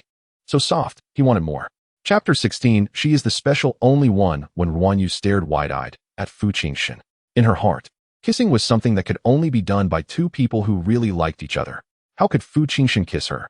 She had repeatedly retreated, had agreed to move out. What else did he want? Infuriated, when RuanYu bit Fu Jinshen's lip, the taste of blood spread between their lips. Fu Jinshen, feeling the pain, finally came to his senses, realizing what he had done. His expression darkened. Taking the opportunity, when RuanYu broke free from Fu Jinshen and retreated far away. Fu Jinshen shot a sharp glance at Wen RuanYu and coldly said, "About what just happened, don't have any inappropriate thoughts." Wen RuanYu was taken aback, nearly laughing in anger. She hadn't even gotten mad yet, and Fu Jinshen was already afraid she would cling to him. Wen RuanYu now understood that Grandpa Fu was Grandpa Fu, and Fu Jinshen was Fu Jinshen. She was moving out, so she didn't have to tolerate Fu Jinshen anymore. Thus, her suppressed nature was revealed. Puffing out her cheeks, she glared at Fu Jinshen fiercely. "Uncle, please don't overthink it. I have no feelings for you. You are not my type." Fu Jinshen, although he was good-looking, he was really not Wen RuanYu's type. This man had a bad temper, wicked and cruel, like a big demon who could charm people's hearts. Wen RuanYu liked gentle, bright men, like an older brother. Ignoring Fu Jinshen's dark expression, she continued, "Once I find a good place, I will move out, and also, my willingness to marry you is for Grandpa Fu, so don't be too self-indulgent." Wen RuanYu's kindness to Fu Jinshen had nothing to do with him as a person. Fu Jinshen looked at the little ghost showing her claws in front of him and rubbed his forehead. What What are you trying to gain by flattering the old man? You can't take a single thing from the Fu family. Uncle, are you a little sick? Every day you act like someone is trying to harm you. I treat Grandpa Fu as family, simply wanting to make him happy. Don't worry, I won't take anything from here, even while complaining. Wen RuanYu's voice was clear and clean, like a bubbling spring, carrying a hint of sweetness. After finishing, she turned and left, too lazy to pay attention to Fu Jinshen. The sick man, hearing her call him uncle repeatedly, felt the veins on his forehead throbbing. He didn't believe anyone could be so selfless and pure. There was no one in the world who didn't seek profit. Those who claimed to be selfless often sought greater benefits. Wen RuanYu didn't care what Fu Jinshen was thinking about conspiracy theories. She decided to keep her distance from this problematic man in the future. Wen RuanYu returned to her room to pack her things. In fact, there wasn't much to pack. She would leave with whatever she had brought. Tomorrow, she would go out to look for a place. The next day, VIP ward at Changhua Hospital. This is one of the largest private hospitals in Kyoto. At this moment, the VIP ward where Fu Jinshen was located looked nothing like a hospital room. It was almost identical to Fu Jinshen's bedroom. The only difference was that there were some sleep-inducing devices inside. This was Fu Jinshen's dedicated ward for treating insomnia. Sitting opposite Fu Jinshen was a doctor in a white coat with fox-like eyes. Lu Jinghe, have you prepared the items I asked for? Brother Fu, are you sure these are the right scents? They should be. Lu Jinghe looked at the items in front of him. Safeguard soap, Rejoice shampoo, Tide laundry detergent. Feeling a bit magical inside. These were the same products Wen RuanYu used, and Fu Jinshen thought it would be easy to replicate that scent. The reason it had taken so long was that for Fu Jinshen, he needed to sleep in front of others, and he had to find someone he trusted the most. That's why he had waited until his friend Lu Jinghe returned to attempt it. To better simulate the scent, Lu Jinghe even found a young girl. The girl, a bit confused, was told to take a shower as soon as she arrived. Seeing the two handsome, extraordinary men in front of her, she gritted her teeth and entered the bathroom. After washing up, she came out in her loungewear. The girl thought that being with such men and getting a large sum of money was a good deal, no matter what they wanted to do. Just as she was about to approach, a gentle voice said, "Little sister, your task today is simply to sit quietly here." The girl was taken aback. Just sit here? Lu Jinghe's voice was soothing, making one relax. With a smile on his face, his fox-like eyes curved like a cunning fox. Yes, just sit here, perfectly still. The girl couldn't help but blush. These two men looked wealthy and were quite handsome. After giving instructions, Lu Jinghe retreated to the next room, ensuring no other sense remained in the hypnosis room. He watched the situation in the ward through the monitor. Fu Jinshen suppressed the irritation in his heart and lay down to sleep. Soon, he smelled that scent. It seemed right, yet not quite right. The girl sat quietly, secretly watching the man sleeping with his eyes closed, thinking he was really good-looking. Fu Jinshen seemed to have fallen asleep, in a half-dream, half-awake state. In his sleep, darkness and gloom surrounded him. Those people had caught the weak cat. "Come on, kneel down and beg me. Crawl over here, and we will let it go." "Oh, sorry. I used too much strength. How did it die?" He was ready to kneel. The scene shifted. In a car accident. Fu Jinshen looked down at the man with both legs broken, casually saying, "Sorry, I pressed the gas a bit too hard. How did you not die?" "Blood malice." Inch by inch, it soaked into him. The girl in the room noticed that the handsome guy was sleeping very uneasily. She hesitated for a moment, but still walked over to try and comfort him. Although she had been told not to move, she thought that if she could catch the attention of this man, perhaps her life could change, and she wouldn't have to live those wronged and miserable days anymore. So she approached the man. Fu Jinshen suddenly opened his eyes. A pair of eyes filled with fierce red veins gripped the neck of the person approaching him. He looked like a demon shrouded in malice. The girl struggled weakly in suffocation. Lu Jinghe saw this scene on the monitor and hurried over, splashing water from a nearby cup onto Fu Jinshen's head, saving the girl and performing first aid. It took a while for the girl to wake up in fear. Lu Jinghe gently comforted her. It's okay, little sister, you didn't listen. We agreed you wouldn't get close. Go back now and forget about today. The remaining 100,000 will be transferred to your card later." The girl stumbled away quickly. Fu Jinshen looked at his hands. He had almost choked someone to death. He couldn't help but think about the last time when RuanYu got close. He hadn't been able to choke her, but had nearly been beaten to death instead. That little ghost seemed different from everyone else, carrying a sense of vitality. Realizing he had lost his train of thought, Fu Jinshen darkened his face and pulled back his thoughts. Following that, several girls were switched out. They even sent someone to directly fetch when RuanYu's used toiletries. But it didn't work. None of it worked. At that moment, Fu Jinshen realized the problem.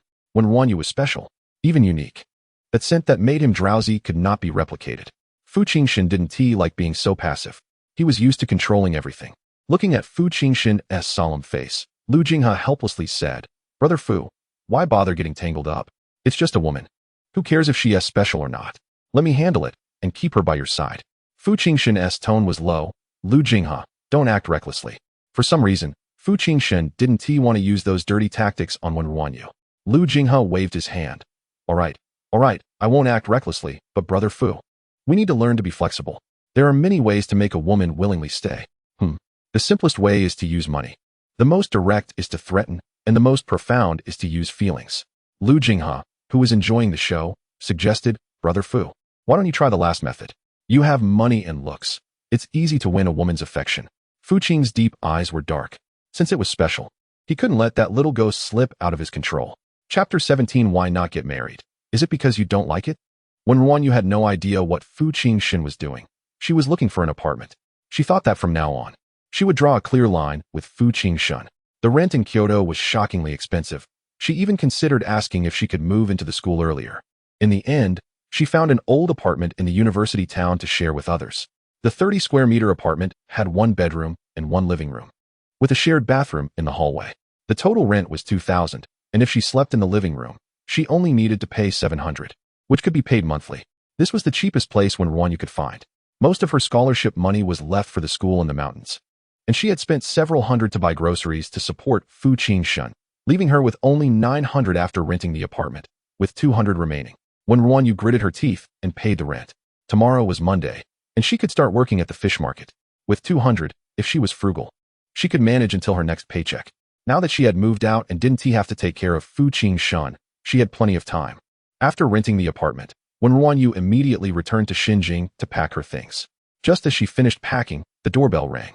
At this time, Fu Jinshen should still be asleep. After thinking for a moment, Wen RuanYu decided to open the door.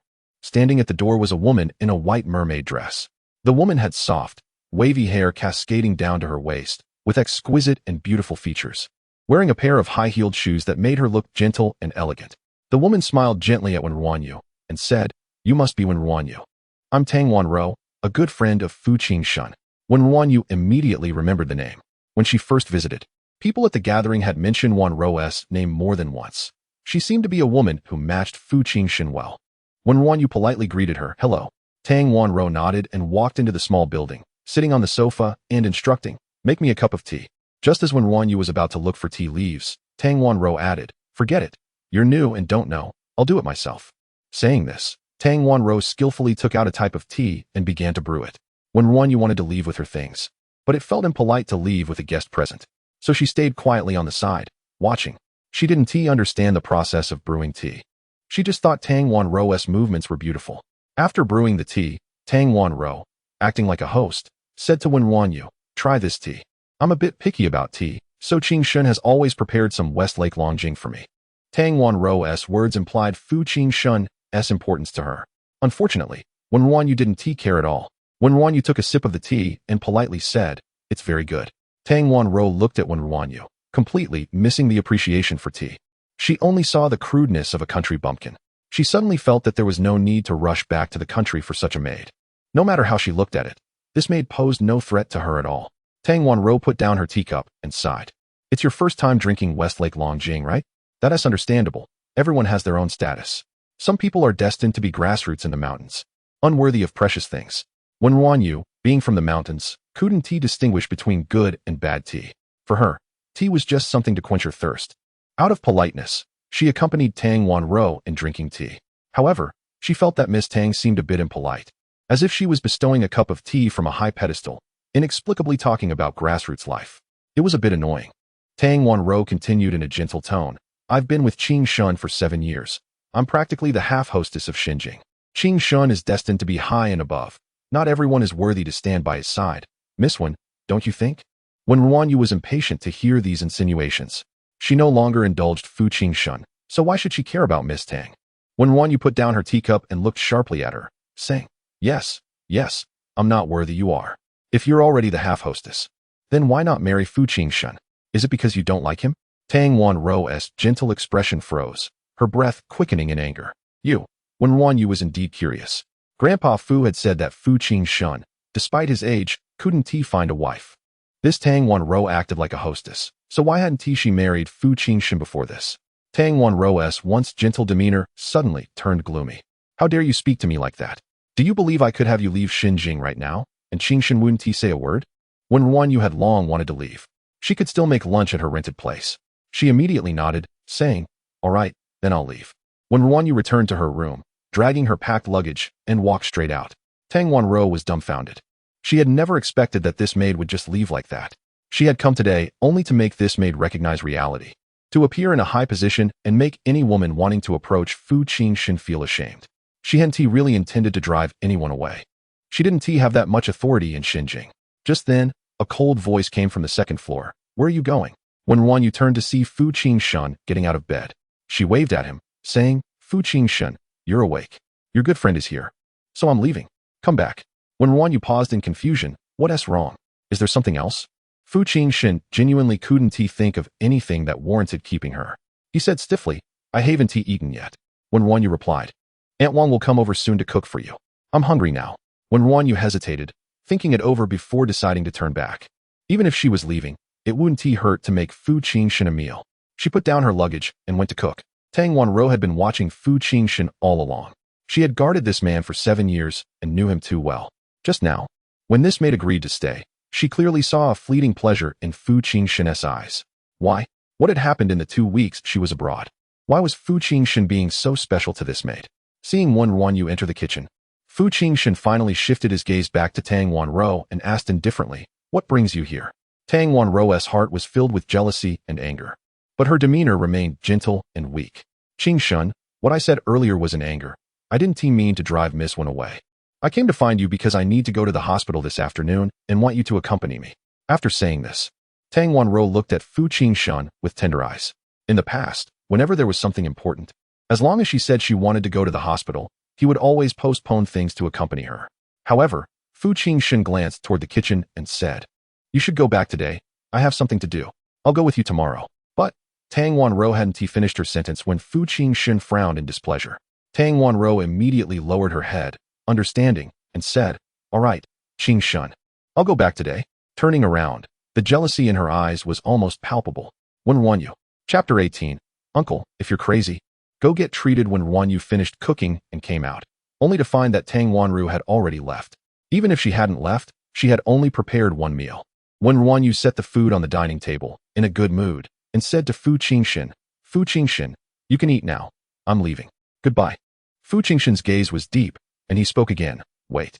Wen RuanYu frowned, wondering what this man was up to now. She had already made him dinner. What more did he want? Fu Jinshen took a document and handed it to Wen RuanYu, asking her to sign it if there were no problems. Wen RuanYu was confused. What was he making her sign? Was he afraid she would go back on her word and not leave?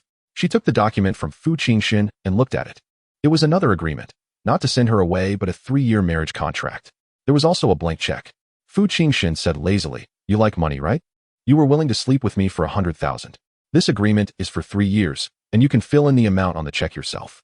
Wen RuanYu widened her eyes, looking at Fu Jinshen with bright eyes, hoping to see a bit of respect for her in his gaze. Unfortunately, she didn't see it. All she saw was the cold indifference of someone looking down from above. It was as cold as the heaviest snow in winter, chilling her to the bone. Wen RuanYu put down the agreement and gave Fu Jinshen a completely cold expression for the first time. Fu Jinshen, what do you think I am? A marriage should be based on mutual respect and love, relying on each other and supporting one another. Even if we can't achieve that, we should at least part ways amicably and give each other the respect we deserve.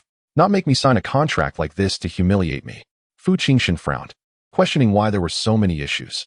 Just sign it. Isn't it easy to keep a woman with money? He had already offered enough benefits. Fu Jinshen's eyes darkened, showing some impatience. Little girl, don't be too greedy. What else do you want? Wen RuanYu wanted to curse, so she did. Uncle, if you're crazy, go get treated. You want me to leave, and I agreed. You know the marriage certificate is with Grandpa Fu, and we can't divorce. Yet you selfishly want me to just leave, carrying the title of Fu Jinshen's wife, unable to marry anyone else. Fine, I can accept it for Grandpa Fu, but make it clear, I owe you nothing.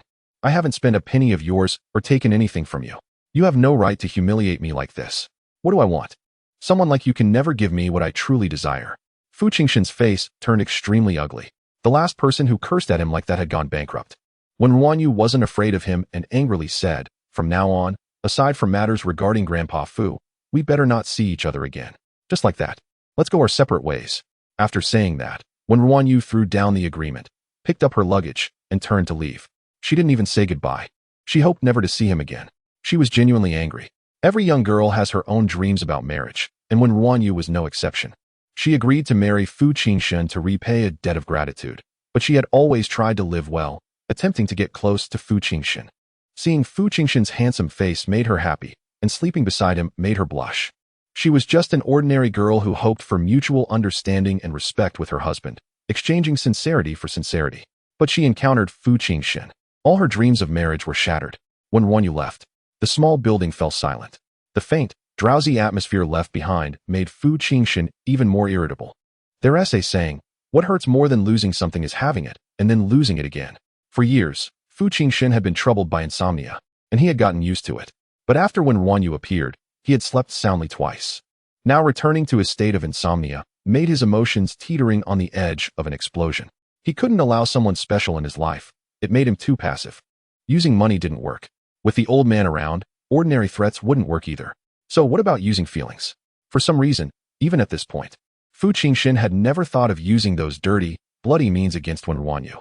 Perhaps it was because her eyes were too pure. It was a kind of cleanliness that could reflect a person's heart like a mirror. Fu Jinshen called Lu Jinghe.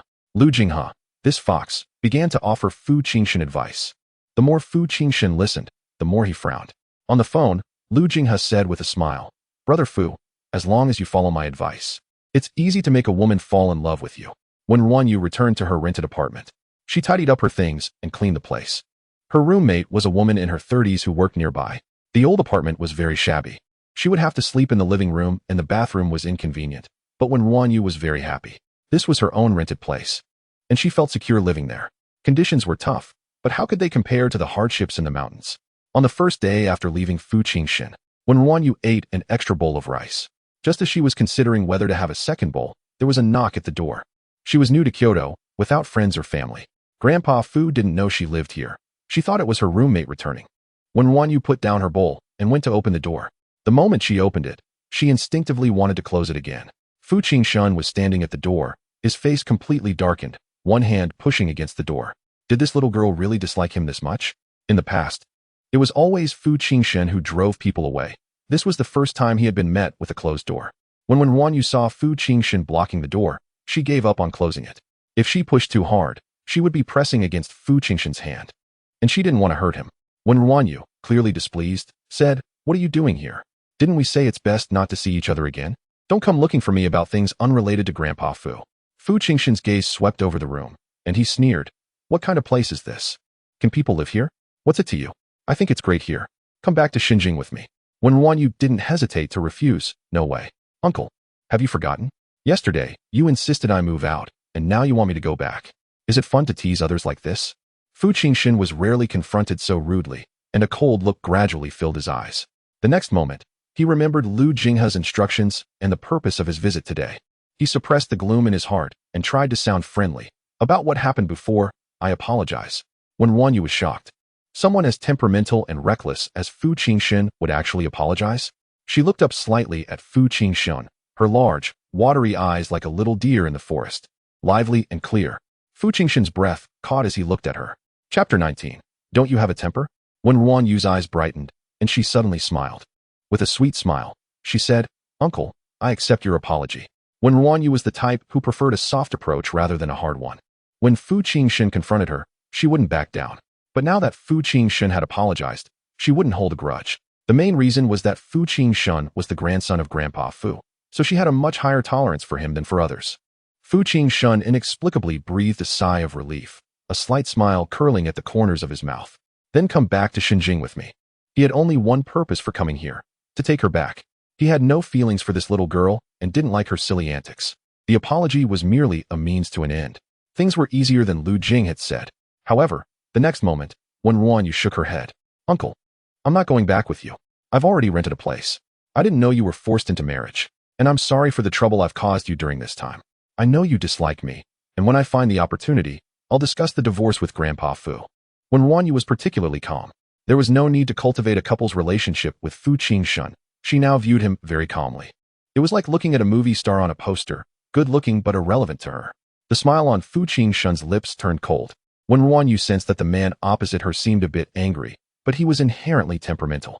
Sometimes he smiled while being angry. It was hard to read his emotions. Wen RuanYu asked, a bit apprehensively, "Uncle, do you have any other business? If not, I need to continue eating." Fu Jinshen's tone was icy, nothing else.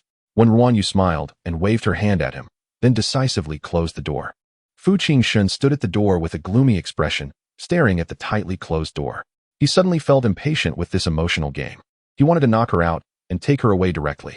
The next day, Monday, was Wen RuanYu's first day at work. At 6 in the morning, she took the bus towards Xinjing.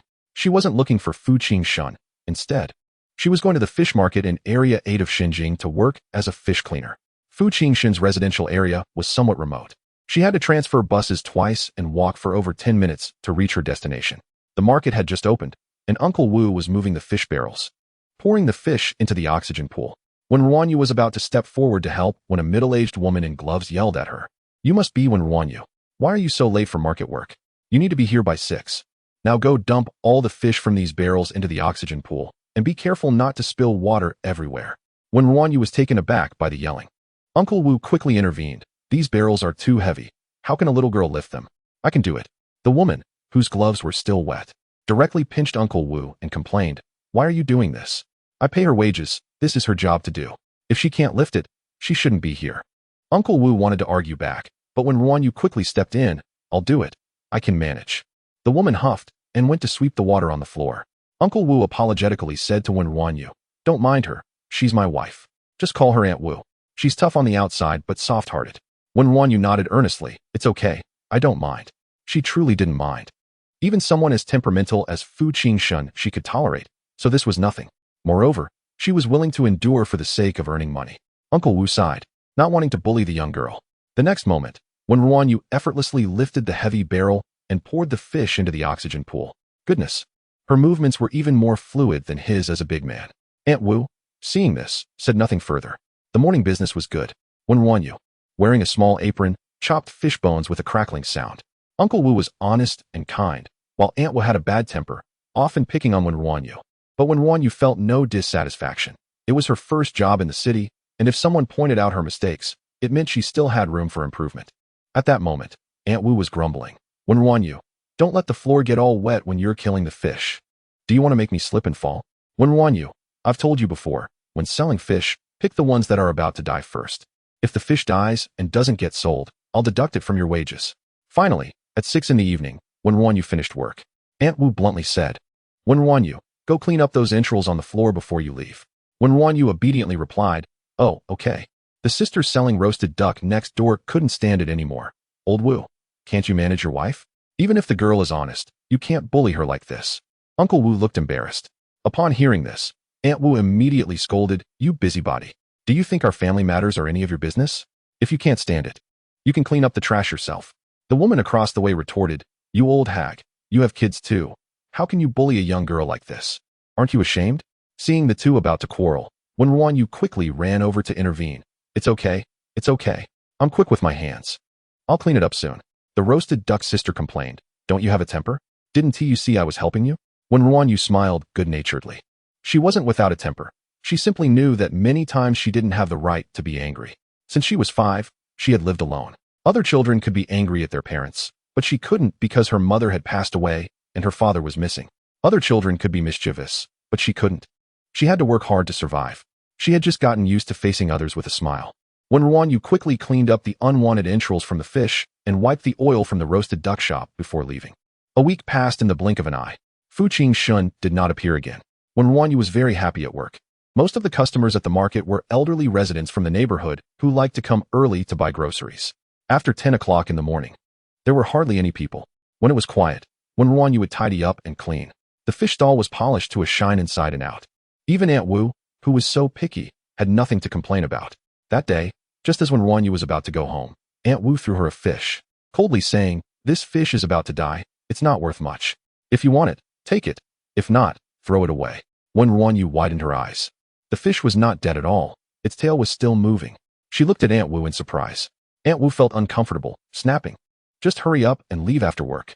If you don't go, I won't feed you here." Wen RuanYu felt a bit sour in her nose. During this time, her lunch had been steamed buns and pickles. After renting a place, she only had 200 yuan left, and after deducting the daily bus fare, she had no extra money to buy meat or good food, so she only bought a small bag of flour and ate steamed buns every day. Aunt Wu noticed all of this. This fish was not something she wanted to discard. She actually wanted to give it to Wen RuanYu. Chapter 20. Frugal and soft-spoken. Wen RuanYu suddenly felt a bit homesick. There was a time in her childhood when she didn't even have steamed buns to eat, and she fainted from hunger, only to be discovered by the villagers. After that, the villagers occasionally brought her some food, always saying it was extra from their homes and that they didn't need it, to avoid making her feel inferior. Wen RuanYu was a grateful person who knew how to reciprocate kindness.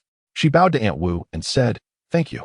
After that, she happily went home with the fish that was still alive. Aunt Wu was also a good person. Life was peaceful and content. In the Fu group, Fu Jinshen's face grew darker with each passing day.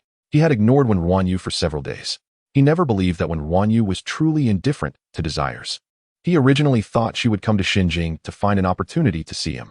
Little did he know that an entire week had passed, and that girl hadn't come to see him even once.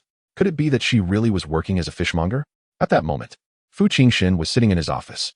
His assistant quietly reported, on July 7th, Miss Wen spent the whole day selling fish at the market. The vendor had a bad temper and scolded her 15 times. For lunch and dinner, she only ate steamed buns. On July 8th, Miss Wen fell off a shared bicycle and was scolded 20 times, continuing to eat steamed buns. On July 9th, she stared at the fried eggs at a roadside noodle shop for 3 minutes and was scolded 13 times. Today, she managed to get some fish. Fu Jinshen thought. The information he gathered could only be described with one term: frugal. What on earth was she doing? Why was she unwilling to return to Xinjing but came to the market to be a fishmonger, enduring insults and bullying? Who was she trying to show pity to? If Wen RuanYu knew what Fu Jinshen was thinking, she would surely want to punch him. She was so busy that she almost forgot about him. Who had the time to put on a show for him? After hearing the report, Fu Jinshen coldly instructed, "Have someone smash that fish stall and teach that vendor a lesson." The assistant lowered his head and replied, "Yes." Fu Jinshen was not standing up for Wen RuanYu. Rather, even his dog was not allowed to be bullied by others. At that moment, Wen RuanYu was washing her apron at the market. Uncle Wu had gone to the wholesale market to buy supplies, while Aunt Wu was watching the stall. Suddenly, a few men in black clothes approached, and without a word, they knocked over the oxygen tank. Fish scattered everywhere, flapping their tails on the ground. Aunt Wu came back to her senses and angrily shouted, "Who are you? What do you want?" The intruders didn't respond and started smashing things. Aunt Wu, alone, tried to stop them but was easily pushed to the ground, and someone was about to kick her. Wen RuanYu, hearing the commotion from inside the shop, put down her apron and ran out, only to see the scene before her. Her expression changed, and she rushed forward, pushing away the person about to kick Aunt Wu and shielding her behind her. "Stop!" The aggressors glared at Wen RuanYu and warned, "Don't meddle in other people's business." There were 3 or 4 large men in front of her, but Wen RuanYu stood her ground, protecting Aunt Wu and refusing to back down. You mustn't smash things or hit people. If it weren't for Aunt Wu behind her, she would have been eager to fight back. She had always been stronger than most, and 3 or 4 men wouldn't necessarily overpower her. Aunt Wu, sitting on the ground, looked at the small figure standing in front of her and was momentarily speechless. Normally, Aunt Wu had a sharp tongue and didn't get along well with many vendors in the market. When trouble arose, the vendors usually just watched, thinking Aunt Wu had offended someone. But Wen RuanYu was always friendly, helping the vegetable seller wash vegetables, carrying fruit for the fruit vendor, and wiping tables for the roast duck seller next door. Seeing someone bully Wen RuanYu now, the nearby vendors gathered around. "What are you doing? What's going on? Can't we talk this out? How can you resort to violence? If you dare to hit her again, we'll call the police." As more and more people gathered, the men looked at the already destroyed stall, exchanged glances, and left. Wen RuanYu turned to help Aunt Wu up, but saw her face was pale and her breathing was rapid. "Aunt Wu, what's wrong?" she exclaimed. The vendor next door quickly said, "It seems she's having a medical emergency. Where are her medications?" Aunt Wu struggled to say, "I don't have my medicine." Everyone was startled and began to panic. "Oh no, we need to call an ambulance." "I've already called, but it will take some time for the ambulance to arrive." "Will anything happen?" Wen RuanYu looked at Aunt Wu's pale face and bit her lip, then walked over, picked her up, and headed outside. Wen RuanYu looked small and thin, while Aunt Wu was a bit plump. The size difference made everyone worry that Wen RuanYu wouldn't be able to carry her. A big brother nearby said, "Xiao Wen, where are you taking her?" Wen RuanYu adjusted her grip on Aunt Wu and said, "The road here is too narrow for an ambulance to come through. I'll carry Aunt Wu to the entrance of Xinjing to wait, That way, it will be faster. Let me carry her. You're just a little girl. I'm afraid you can't manage. No need. Thank you everyone for your help today. Please keep an eye on the stall. With that, Wen RuanYu quickly ran out of the market while carrying Aunt Wu. Wen RuanYu ran swiftly, and by the time she reached District 1, she was already sweating. She had great strength, but carrying someone over 100 pounds and running quickly was still exhausting. Aunt Wu lay on Wen RuanYu's frail back, listening to her heavy breathing, feeling a mix of emotions. At that moment, a familiar car blocked Wen RuanYu's path. Just as she was about to go around, the car stopped, and Fu Jinshen got out. He looked at Wen RuanYu, who was drenched in sweat, and frowned. Was this girl out of her mind? The person who bullied her had just been dealt with, and she was rushing to help? Fu Jinshen initially didn't want to get involved. But Lu Jinghe had once said that to make a woman fall for you, you must help her in times of need, even if that need was caused by you. Fu Jinshen decided to say, "Get in the car. Where are you going?" "I'll take you."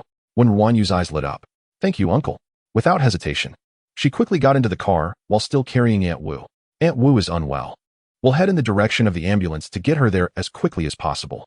Seeing her anxious demeanor, Fu Jinshen, who was as cold as the air conditioning in the car, said lazily, "I heard you are often scolded and bullied at your job. Now that the person who bullied you is in trouble, why are you in such a hurry to help them?" Fu Jinshen spoke bluntly, directly in front of Aunt Wu. Aunt Wu's face turned even paler. Wen RuanYu, however, shook her head and said, "Fu Jinshen, don't say that. Aunt Wu didn't bully me. She has been very good to me." Fu Jinshen wanted to mock her, but suddenly remembered that this girl had once said he was a good person. He had been making her life difficult, scolding her, and bullying her. What he did was even worse than that vendor. How did this girl judge right from wrong? Wen RuanYu's feelings were sincere and passionate, warming the silence between the two in the car. Chapter 21. The Big Bad Wolf deceives the little rabbit in Wen RuanYu's heart. She remembers the kindness of those who have treated her well. Just like now, she remembers Fu Jinshen's goodness for helping her. Of course, she does not know that the root cause of this incident is Fu Jinshen himself. As they were talking, they heard the sound of an ambulance. Wen RuanYu's face lit up. "Yay, the ambulance is here. We can park by the roadside." Fu Jinshen parked the car. Wen RuanYu didn't care about Fu Jinshen anymore and quickly helped Aunt Wu out of the car, running towards the ambulance. She hurriedly got Aunt Wu onto the ambulance and followed her inside. There were doctors on the ambulance, and Aunt Wu's condition slowly stabilized, which made Wen RuanYu breathe a sigh of relief. After entering the hospital, Wen RuanYu hurried to handle the admission procedures. Not long after, Uncle Wu rushed in, drenched in sweat. In the hospital room, Uncle Wu, who usually doesn't say much, was talking nonstop. "How can you be so careless? You didn't restock your medicine in time after it ran out. Now what are you doing with the fish stall? Let me tell you, everything else is minor. Your health is the most important. If something happens to you, I really don't know what to do." Wen RuanYu stood at the door of the hospital room for a while, feeling a bit envious. She didn't want to interrupt them and quietly left. Everyone has family. Someone to rely on, someone to comfort and hug. But she doesn't. Sometimes, Wen RuanYu feels a little lonely. She lowered her head and walked outside, accidentally bumping into a passerby at the hospital entrance. Sorry. Wen RuanYu bumped her nose, and tears welled at the corners of her eyes as she covered her nose and kept apologizing. When she looked up, she saw Fu Jinshen in front of her. Fu Jinshen was also looking at Wen RuanYu. He felt that this little girl was enveloped in a sense of loneliness, just like him, alone.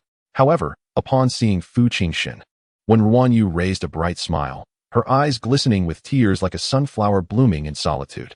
She said cheerfully, "Uncle, what are you doing here? Are you waiting for me?" In a moment of loneliness, seeing her husband from her household registration book, even if just nominally, made Wen RuanYu happy. Wen RuanYu. Fu Jinshen's voice was mature, and just calling her name carried an indescribable allure.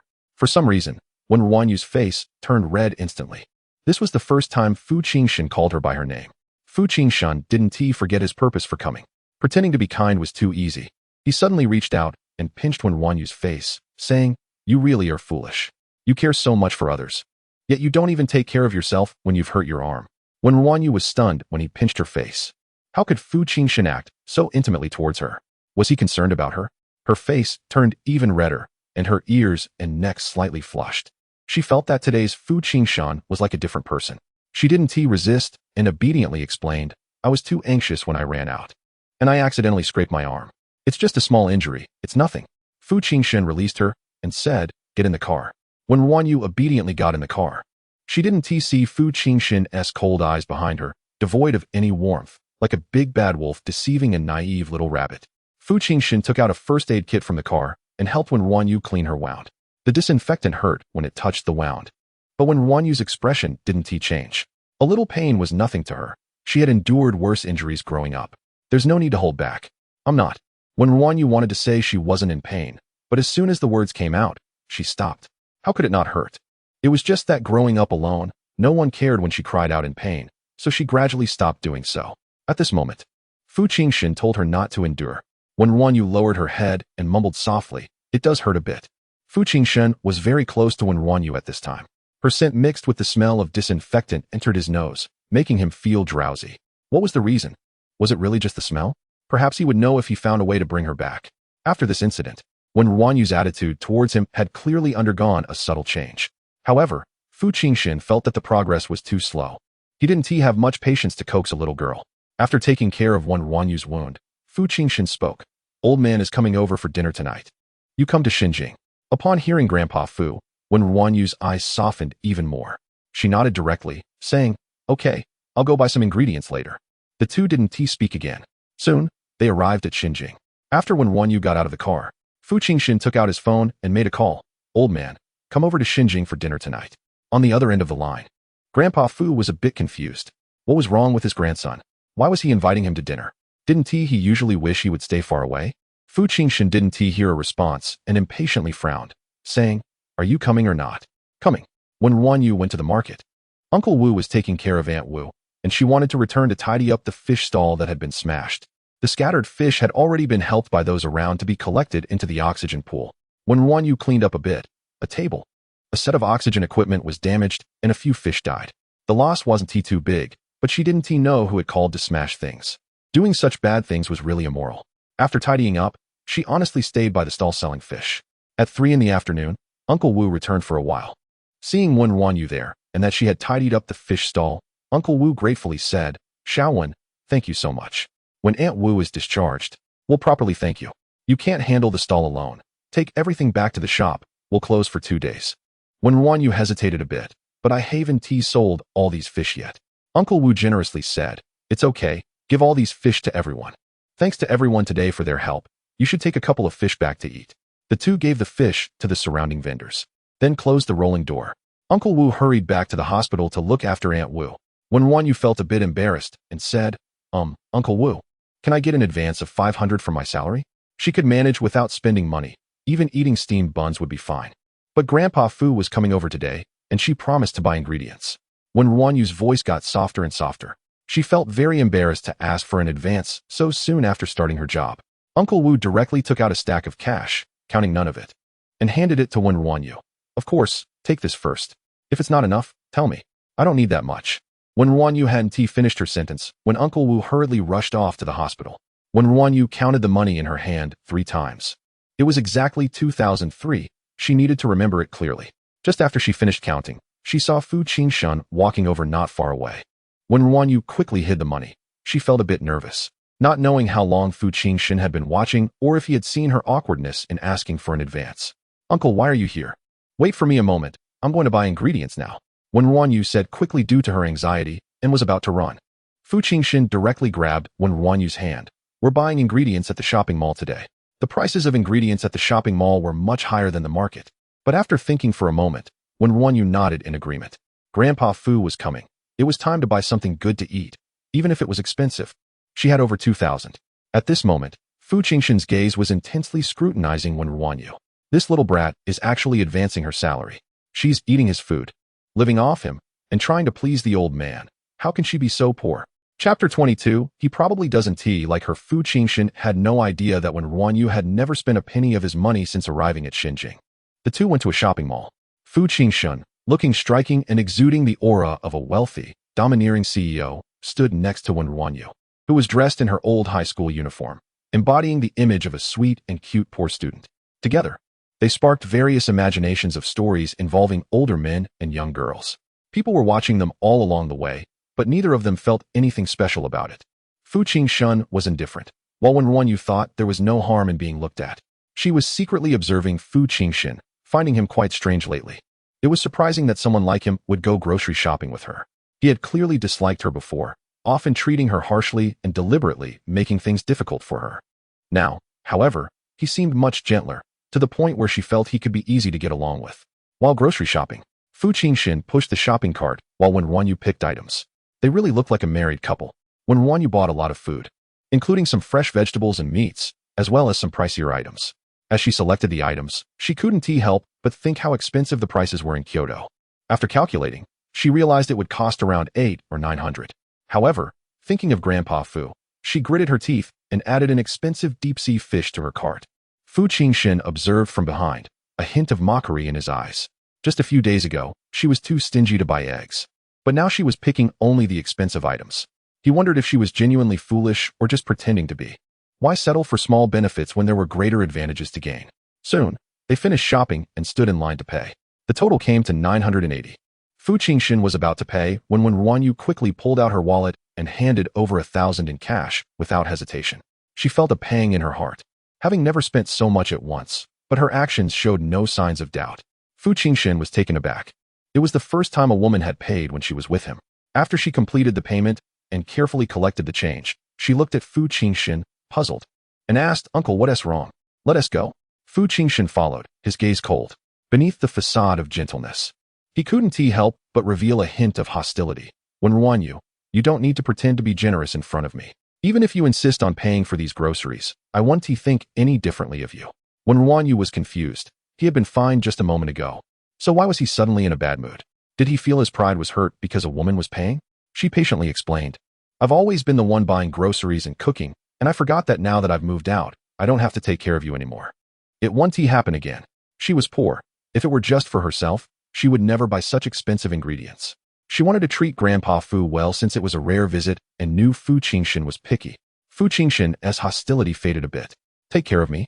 Wen RuanYu nodded. Fu Jinshen froze, genuinely stunned.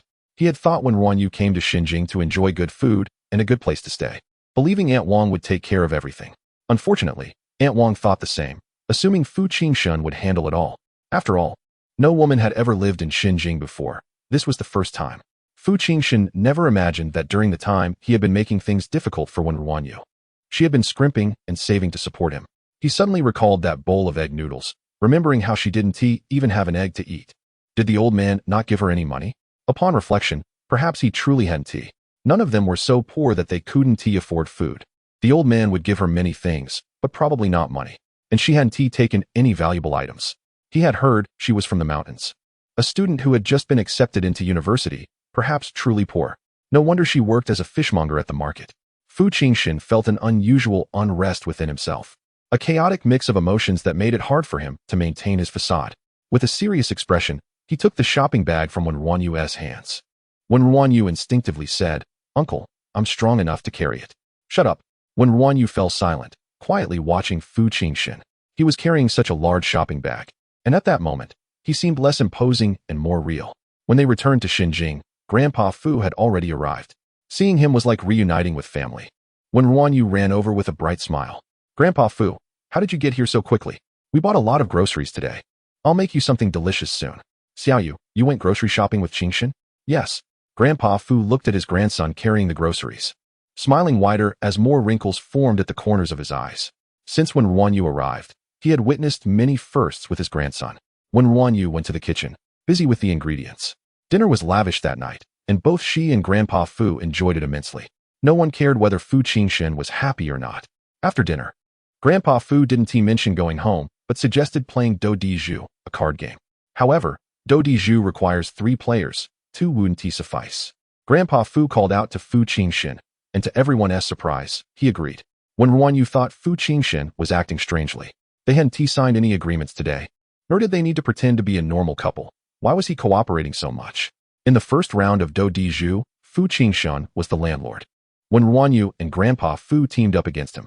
A paper note was stuck to Fu Jinshen's face. In the second round, Grandpa Fu was the landlord. Wen RuanYu and Grandpa Fu again teamed up against Fu Jinshen, who now had a paper note on his face too. In the third round, Wen RuanYu was the landlord. She and Grandpa Fu teamed up against Fu Jinshen once more, who was now covered in paper notes. One could imagine that no one in all of Kyoto had seen Fu Jinshen with a face full of notes before. By the time they saw off Grandpa Fu, it was already 10 o'clock at night. Wen RuanYu stood up, preparing to leave. Fu Jinshen casually said, "It's too late. There are no cars nearby." Just stay at Xinjing. Wen RuanYu, quick-witted, replied, I already knew there wouldn't be any cars late at night. Uncle Wu lent me his little electric scooter. I parked it outside, so I can ride back. Fu Jinshen. He called Wen RuanYu back just to keep her there. Once you let someone stay once, there will be countless times after. Wen RuanYu, unaware of Fu Jinshen's thoughts, waved goodbye to him, saying, Uncle, have a good rest. I'll leave first. Tonight, Wen RuanYu had eaten well and was in a good mood. Riding her electric scooter back to her old apartment, she found a large shopping bag at her doorstep. Inside were all kinds of ingredients. She recognized some as the ones she had bought with Fu Jinshen earlier, along with many other expensive items. For a moment, she was stunned. What was Fu Jinshen doing? Was he helping the poor? How had he changed so much suddenly? Where was the attitude of the tyrant from before? Wen RuanYu found Fu Jinshen too strange. She had endured and appeased him when he insulted her. Now that she had scolded him and left, he was much nicer. After thinking it over, Wen RuanYu suddenly felt her face flush. Could it be that Fu Jinshen liked her? Chapter 23, I won't go. Wen RuanYu quickly shook her head, dispelling the idea. No, Fu Jinshen definitely wouldn't like her.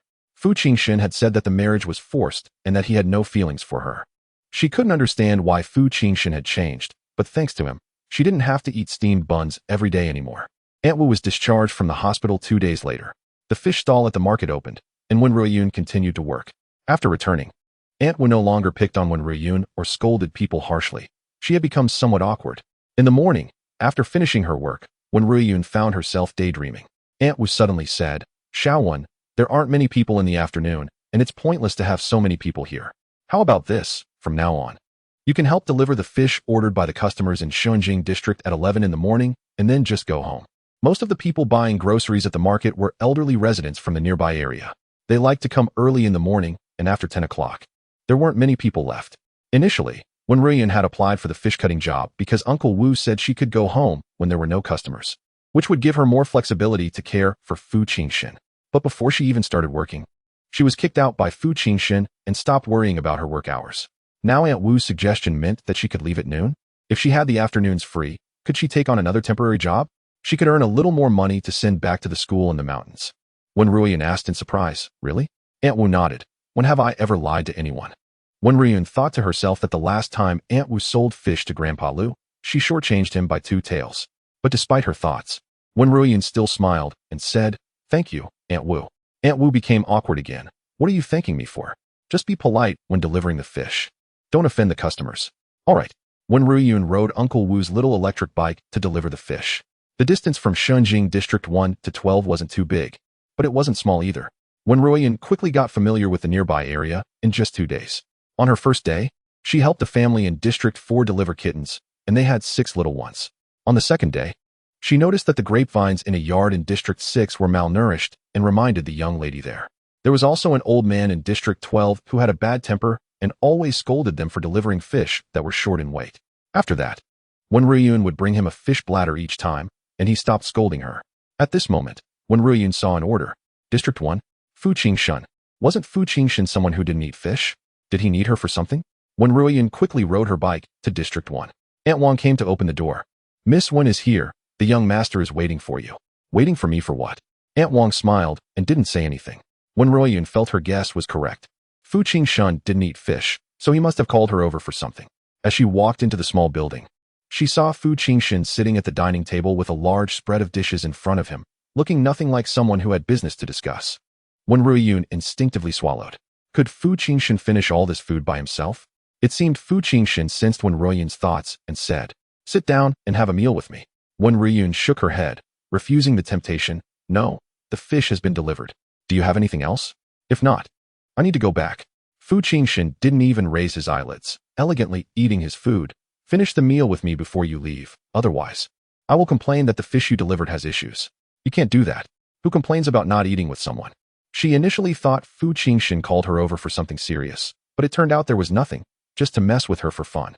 Fu Jinshen had nothing to do, but she had things to do in the afternoon. In recent days, she had been looking for a job.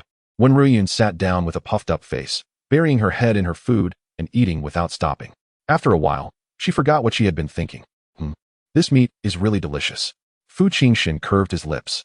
Perhaps it was because the appetite across from him was so good that he felt today's food was tastier than usual.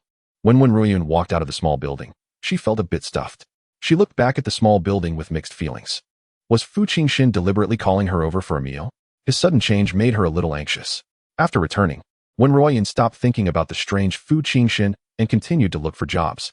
However, what she didn't expect was that after several days of searching for work, she couldn't find any job at all.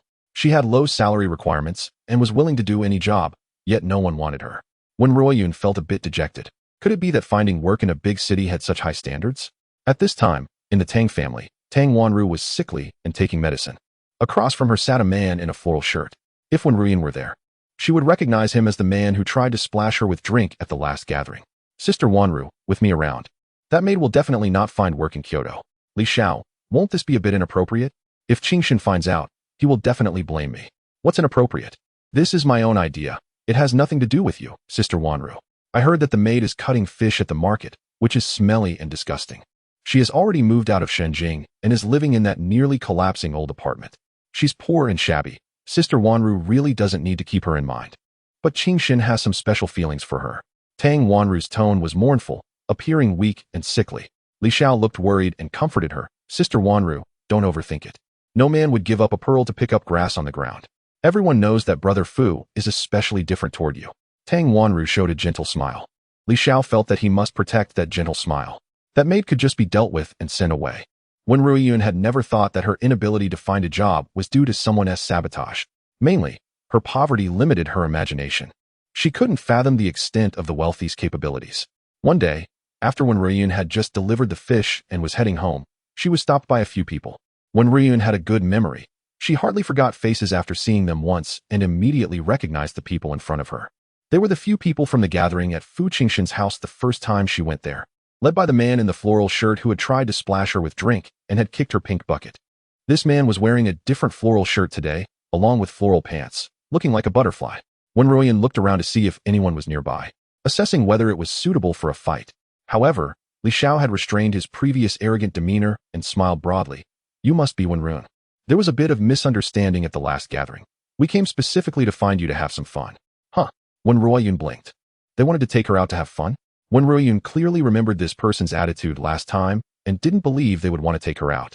Although simple-minded people often don't understand many things, they have a kind of instinctive intuition that can sense the good and evil in others. Wen RuanYu shook her head and refused. I won't go. I have things to do. Chapter 24. Bold and daring. Wen RuanYu refused without hesitation. She had been thinking about finding an opportunity to beat up those who bullied her. However, it said that one shouldn't hid a smiling face. Now, with the other party smiling at her, Wen RuanYu didn't act. However, her refusal immediately provoked dissatisfaction among these people. We invite you out for fun because we think highly of you. You're not giving us face, huh? With your status, you should be breaking your head to squeeze into our circle, so why act so aloof? What business could you possibly have? You're looking for a job, right? Don't waste your effort. If you offend us, you won't find a job anywhere in Kyoto. Wen RuanYu was instantly furious. So the culprit behind her joblessness was here. Li Xiao looked at Wen RuanYu and said smugly, it's just looking for a job. Go out with us for a bit, and we'll arrange a job for you tomorrow. How about that? Wen RuanYu kept a straight face, her eyes gleaming with fierceness. Li Xiao instinctively took a step back, harboring some bad psychological shadows, worried that Wen RuanYu might hit someone again. But then Wen RuanYu suddenly smiled. Sure. I'll go out with you, and you'll be responsible for arranging my job. Li Xiao thought about coaxing her out first and immediately agreed. Okay. Wen RuanYu blinked her beautiful eyes and said sweetly, you must keep your promise. Wen RuanYu's smile was radiant and bright, dazzling Li Xiao to the point where he didn't notice what she was saying. Wen RuanYu followed Li Xiao out. There were too many people around, and it wasn't suitable for fighting. She wanted to see what these people intended to do. She considered herself law-abiding, kind, and sincere, having done no wrong. Since she was not in the wrong, those who bullied her must be. In the car, Li Xiao casually asked, Wen RuanYu, where are you from in Kyoto? I came from the mountains. So what is your relationship with Brother Fu? How did you get into Shenzhen? I promised Grandpa Fu to take care of Fu Jinshen. Wen RuanYu had originally promised Grandpa Fu to take care of Fu Jinshen, and on the day she married Fu Jinshen. He said he wanted to keep their marriage a secret, not wanting to reveal this relationship out of embarrassment. Now that they had separated, she couldn't mention this relationship anymore. Li Xiao asked all the way, and Wen RuanYu answered perfunctorily. Li Xiao felt certain that Wen RuanYu was just a maid. In Shenzhen, doing laundry, cooking, cleaning, and doing housework, she was just a maid sent by Grandpa Fu, which made her special. Fu Xiao let her stay in Xinjing out of respect for Grandpa Fu. But now, wasn't she being kicked out? A maid shouldn't concern him. But Wanru had fallen ill from distress. If Wanru was unhappy, then this maid should be taught a lesson. Wen RuanYu had no idea what Li Xiao was thinking. She was brought to a huge amusement park. Colorful rides, smiling people, various costume dolls and princesses made it feel like a fairy tale world. Wen RuanYu had only seen amusement parks in newspapers, and now her big eyes were full of curiosity. Li Xiao called out, "Wen RuanYu, come on. What do you want to play? We'll take you to have fun." Wen RuanYu was a bit puzzled. Were these people really taking her out to have fun? She didn't believe it. Wen RuanYu refused. "I don't want to play, just looking is fine." In fact, Wen RuanYu wanted to play quite a bit. But when she saw the ticket prices for various attractions when she entered, she decided not to play and just watch. It was too expensive. She didn't want to waste that money. Watching was equivalent to playing. Li Xiao exchanged glances with the people behind him. After a while, someone came over with a thick stack of tickets. Li Xiao raised the tickets in his hand and said to Wen RuanYu, "Look, the tickets are all bought.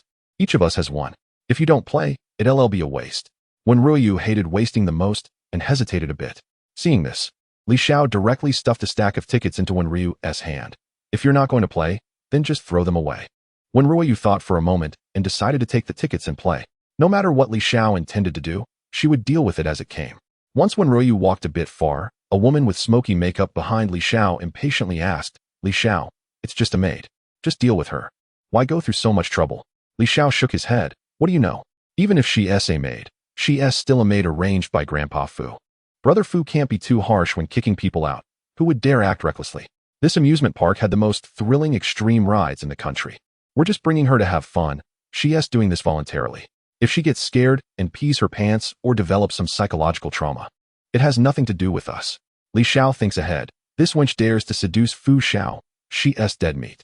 Although it was Wen RuanYu's first time at an amusement park, she was still quite happy, even knowing these people didn't have good intentions. After playing a few small attractions, Wen RuanYu was brought to the haunted house by Li Xiao and the others. This haunted house was famous for being scary, with various scene NPCs being overly professional. There were many who entered and got scared to the point of breaking down. The people around Li Xiao were too scared to go in. Only Li Xiao and Wen RuanYu went in together. Once inside, the lighting turned dark, accompanied by eerie music.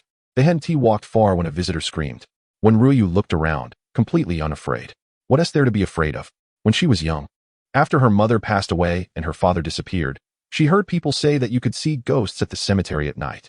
When she was 5, she quietly went to the cemetery and kept watch all night, thinking that even if her mother had turned into a ghost, she would still like to see her. Unfortunately, she didn't see any ghosts. Just then, a scream rang in her ears. Wen RuanYu was suddenly pushed and bumped into an NPC, knocking off their fake arm. She didn't have to think to know it was Li Xiao who pushed her. Wen RuanYu's eyes turned, and she took the fake arm and ran after Li Xiao. She tapped Li Xiao with the fake arm. Li Xiao ignored her. She tapped again and again. Li Xiao, irritated, grabbed her arm and pulled it away. "Wen RuanYu, what are you messing around for?" The next moment, an arm was pulled off. Not far away, an NPC said gloomily, "What are you doing with my arm?" Li Xiao suddenly exclaimed and dropped the arm in his hand, turning to run. Wen RuanYu blinked innocently. Wasn't he lacking in courage? She walked slowly to a nearby coffin and opened the lid. As it was written on the coffin that opening it would trigger a more terrifying hell mode. In an instant, the atmosphere in the room changed, as if a cold wind had swept through. Ahead, Li Xiao's exclamations continued. Wen RuanYu followed behind with a radiant smile. She followed Li Xiao, looking for conditions, happily triggering various hell modes. After exiting the haunted house, Wen RuanYu looked completely normal. Li Xiao, usually bold, had turned pale. The others looked at Wen RuanYu. Wen RuanYu had an innocent expression. Li Xiao was scared and even angrier. He would never admit that he wasn't as brave as a woman. Unconvinced, Li Xiao took Wen RuanYu to several more terrifying rides, but Wen RuanYu was unafraid. The people around Li Xiao whispered, "Li Xiao, I've observed that this maid has refused several attractions, and they're all high-altitude ones. I suspect she has acrophobia." A calculating look flashed in Li Xiao's eyes. "Afraid of heights? Then let us take her on the highest roller coaster." He led Wen RuanYu toward the roller coaster. Before the roller coaster started, it looked like a small train. Wen RuanYu had never seen a roller coaster and thought it was like the previous rides. She obediently sat down, allowing the staff to buckle her safety harness. Chapter 25. Standing up for her, Wen RuanYu sat on the roller coaster, curiously looking around. To avoid any interference, Li Xiao and the others bought many tickets, and this ride only included Li Xiao, a few others, and Wen RuanYu. Everyone secured their safety harnesses. Just as the roller coaster was about to take off, Li Xiao and the others suddenly unfastened their safety harnesses and ran away, leaving Wen RuanYu alone in the entire roller coaster. In the vast roller coaster, Wen RuanYu sat there all by herself. Li Xiao and the others laughed heartily. Haha. Look at her, like a fool. She actually thought we were taking her for fun. How could anyone be so stupid? Someone afraid of heights sitting on the scariest roller coaster in the country, experiencing a high-altitude spin, will definitely remember this as a wonderful memory for life. Even Wanru's man dares to have thoughts about her. Doesn't he know if he is worthy? TSK, quickly take a picture. Her eyes are red. She is about to cry. In reality, Wen RuanYu's eyes weren't red, and she wouldn't cry. But her nerves were indeed taut in an instant. Because from the mocking voices, she heard a term, high-altitude spin. She turned sharply to Li Xiao and said, I haven't done anything to hurt you. I have a serious fear of heights. You shouldn't make such jokes. A severe fear of heights, combined with such a sudden scare, could potentially cause dangerously high blood pressure in the brain, risking death. Clearly, Li Xiao didn't understand the meaning of fear of heights. Hearing Wen RuanYu say this, he instead laughed maliciously. Ah, scared? You should be scared. You dared to bully someone as gentle and kind as Wanru. If I don't teach you a lesson today, I won't be called Li Xiao. Again, it was about Tang Wanru. Wen RuanYu wasn't familiar with Tang Wanru, nor did she want to be. But did she really bully Tang Wanru? Just because Tang Wanru liked Fu Jinshen, was she in the wrong? No, she wasn't wrong. Legally speaking, she was Fu Jinshen's legitimate wife. When RuanYu stopped talking, she knew it was useless to seek help from Li Xiao. She wanted to call for the staff to help, but found that the staff had already been called away by Li Xiao and the others. When RuanYu reached for her safety harness but didn't know how to unfasten it, she tugged at it anxiously. No one knew how severe her fear of heights was. When she was young, she once went into the mountains to collect herbs and accidentally rolled down the hill. The mountains in her village were very tall. At that time, she felt pain all over her body and couldn't move. She felt her blood slowly draining away.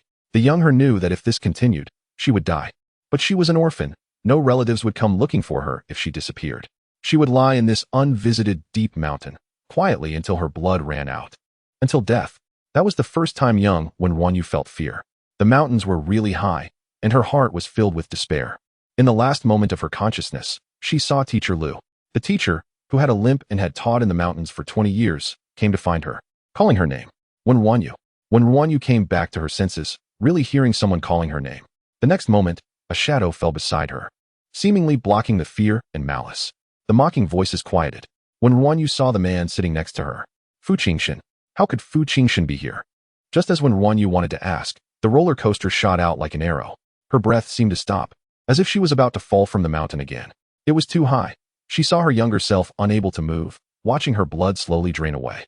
Her breathing became slower, almost suffocating. At that moment, someone suddenly grabbed her hand. She heard the steady voice of the man beside her. I'm here, it's okay. Was it Teacher Lu coming to save her? No, it was Fu Jinshen coming to save her. The tightness in her chest felt like it was filled with air. And the next moment, when RuanYu gasped for breath, the fierce wind, upside down, spinning, at high speed. She gripped Fu Jinshen's hand tightly. Fu Jinshen felt the small hand in his palm was covered in cold sweat. This fearless little girl was afraid of heights.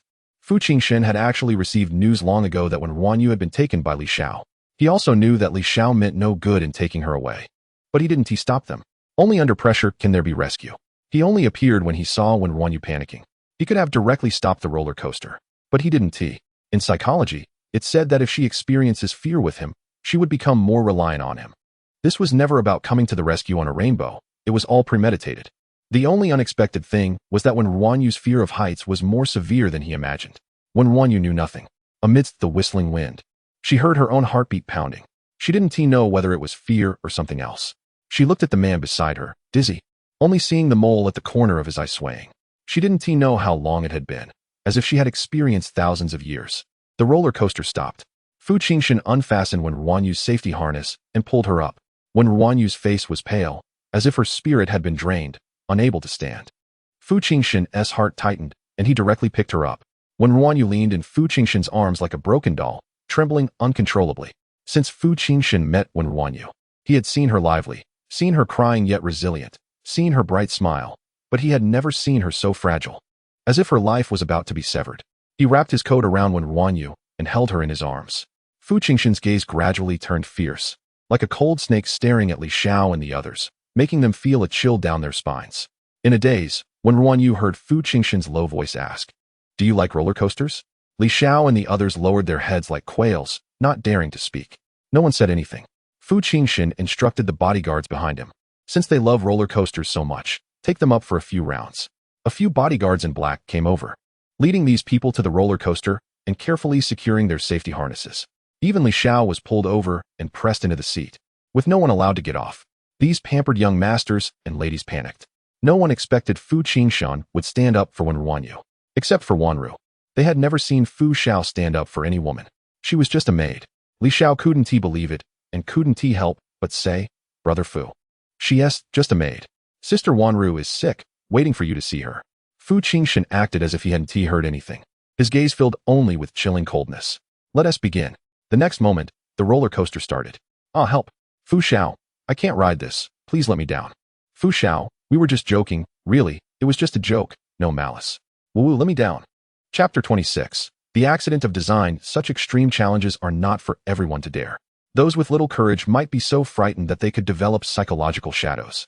Knowing that Wen RuanYu is afraid of heights, tricking her into riding a roller coaster is already a great malice. Screams echoed in the wind. 1 loop, 2 loops, 3 loops. Fu Jinshen asked wickedly, "Do you want to keep playing?" "No, we don't want it anymore." "Fu Xiao, we were wrong. We don't want to play anymore. We apologize." Fu Jinshen frowned, and everyone fell silent as if a mute button had been pressed. Everyone knew Fu Jinshen was a big bad wolf. If angered, he could do anything terrible. Fu Jinshen seemed somewhat dissatisfied. "Not playing anymore? That won't do. I decided to let you play to your heart's content. You guys are really getting bolder. Even my people dare to move." The next moment, the roller coaster continued. Regardless of whether one is afraid of heights, riding a roller coaster continuously like this is unbearable. Among those screams, there were cries, and their voices became hoarse. When Fu Jinshen finally called for a stop, several people looked as pale as Wen RuanYu. Some couldn't even stand, some were lying by the roadside, vomiting continuously, and some fainted directly. Fu Jinshen held Wen RuanYu, looking expressionless. It seemed that this kind of playfulness and malice was just normal for him. The others looked at Fu Jinshen in fear, their eyes full of terror. Yet they dared not show their fear. Fu Jinshen suddenly found it uninteresting. Boring. Everything in this world is boring. At that moment, Fu Jinshen suddenly felt a small hand grabbing his clothes. He looked down. Wen RuanYu was holding onto him, calling out, "Fu Jinshen." Because of her weakness, her voice was a bit nasal, soft and gentle, inexplicably making one feel pity. The sound of Fu Jinshen seemed to pull him back to the human world. Very few people called Fu Jinshen by his name directly. Only Wen RuanYu, unlike others who called him Fu Xiao, usually called him Fu Jinshen, sometimes even uncle. At that moment, Wen RuanYu seemed to sense that Fu Jinshen's mood was off. Though Fu Jinshen, holding her, still looked like a big bad wolf acting recklessly. Perhaps because they were too close, Wen RuanYu looked deep into his eyes and felt an inscrutable coldness. It was like walking alone in an icy world. Would he feel cold? At that moment, Wen RuanYu just wanted to call out to him. Not to say anything, just to simply call his name. Wen RuanYu didn't even know what she was feeling now. Fu Jinshen spoke harshly and fiercely. He deliberately bullied and troubled her. He wanted to drive her away and even humiliated her with a contract. But Fu Jinshen also took care of her when she was sick. Fu Jinshen was becoming gentler towards her. Now, Fu Jinshen saved her from falling from a height. Fu Jinshen did not know that his appearance just now meant everything to Wen RuanYu.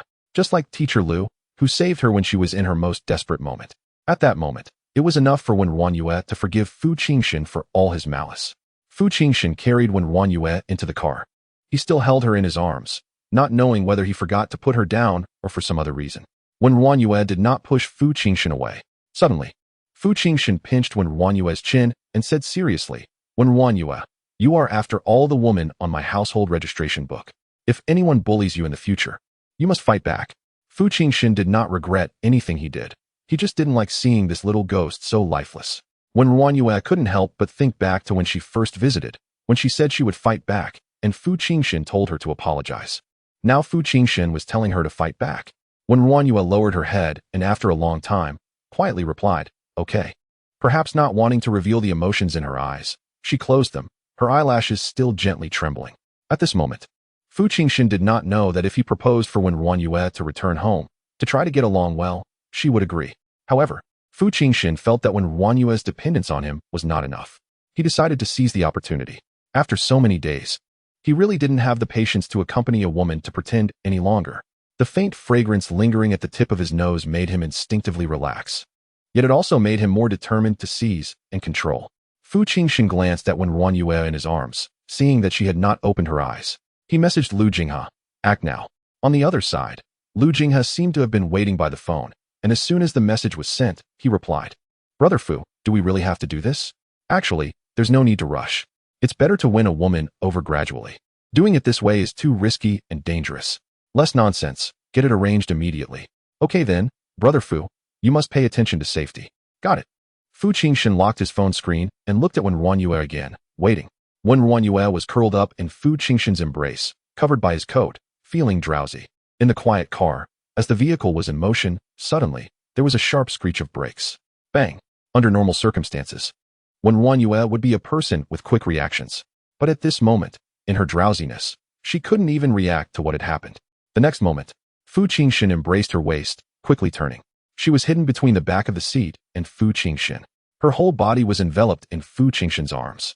The surrounding loud noises, the shattering of the car windows, everything was blocked by Fu Jinshen's back. When RuanYu finally realized what had happened, she tightly grasped Fu Jinshen's shirt at his chest, panicking, "Fu Jinshen, are you okay? Are you hurt anywhere?" Fu Jinshen did not move.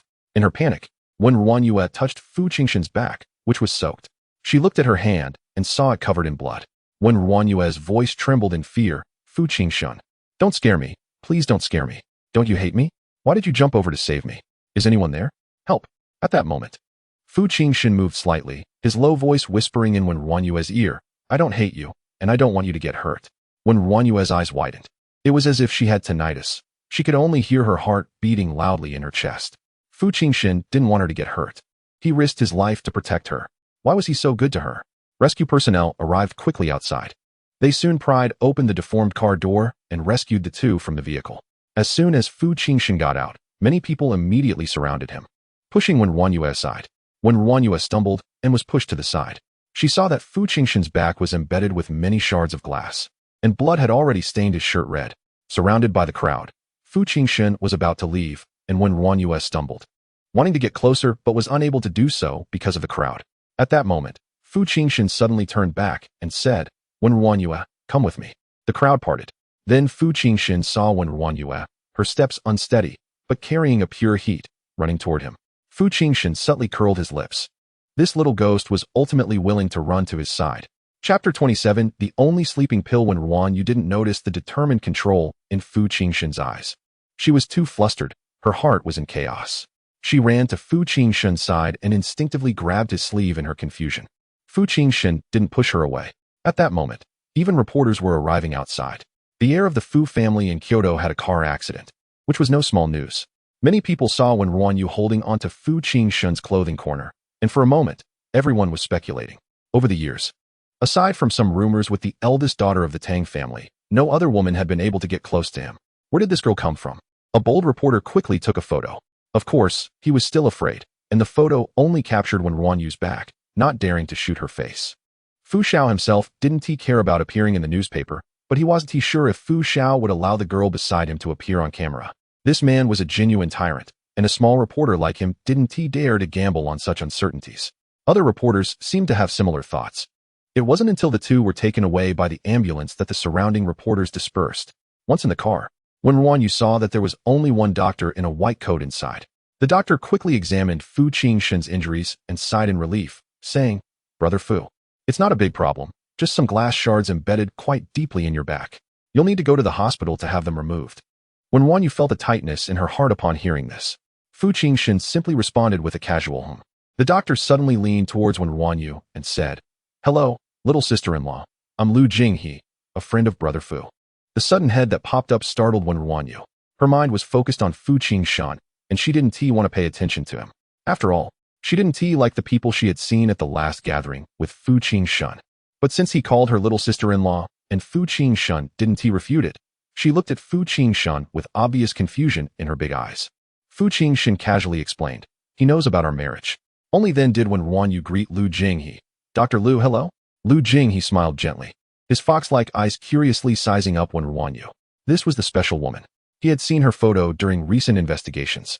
But the real person felt completely different from the picture. She was too pure, like a clear mountain stream, see-through to the bottom. No wonder she could be Fu Ji's sleeping pill. The few of them quickly arrived at Shenhua Hospital. When RuanYu was surprised to see the ward in front of her, the arrangement was almost identical to Fu Jinshen's room. Lu Jing, he added, little sister-in-law. Don't be surprised. This is Brother Fu's exclusive ward. When RuanYu immediately became nervous. Why is there an exclusive ward? Is he sick? Lu Jing, he was at a loss for words. He couldn't mention the insomnia issue. If certain details were known, it would truly be a problem. He changed the subject. Clearing his throat, a little minor issue has been resolved. Now let us quickly remove the glass shards. When RuanYu looked at Fu Jinshen's bloody back and suddenly didn't he have the heart to ask anything else. Fu Jinshen's back and arms were covered in injuries, while she was unscathed. At the moment of the accident, he had completely protected her. Lu Jing, he prepared the medical tools and began to remove the glass from Fu Jinshen's back. Removing the glass inevitably caused further tearing of the wounds, and blood stained most of his shirt red. Fu Jinshen seemed indifferent. Lu Jing, he was casual in his approach, with blood on his hands, yet he smiled gently, which felt unsettling. In Lu Jinghe's mind, there was really nothing to care about. He had a precise grasp of the severity of the car accident. No unexpected events occurred, and a few minor injuries served as a form of pain tolerance. Such minor injuries, Fu Ge had experienced at least 70 or 80 times. Only when RuanYu was extremely anxious beside them, unable to help but say to Lu Jinghe, "Be careful, he has lost a lot of blood. Don't worry. It's just superficial wounds. A little blood loss doesn't have any impact. But superficial wounds can still hurt." Lu Jinghe was taken aback. Would Fu Ge be afraid of pain? Fu Ge was someone who was harsh on others and even harsher on himself. In their eyes, to achieve a goal, there was only whether it could be done, not whether it hurt or not. This little sister-in-law was actually worried about Fu Ji's pain. Lu Jinghe momentarily didn't know what to say. He wasn't sure if Fu Ge had disguised himself too well, or if this little sister-in-law was too naive. At that moment, when RuanYu didn't notice Fu Jinshen's control, nor did she notice Lu Jinghe's pity. Her eyes were only on Fu Jinshen's injuries, feeling worse than if the injuries were on herself. Until all the glass shards were removed and the bloody pieces were placed in a tray. Once the wounds were bandaged, when RuanYu let out a long sigh of relief, Lu Jinghe joked, "Little sister-in-law, what are you still staring at? You can go home and look at how Brother Fu looks without clothes at your leisure. Now, please go find a nurse to get a new hospital gown. Brother Fu is a bit of a germaphobe. He would probably rather go back naked than wear this bloodstained shirt." Okay.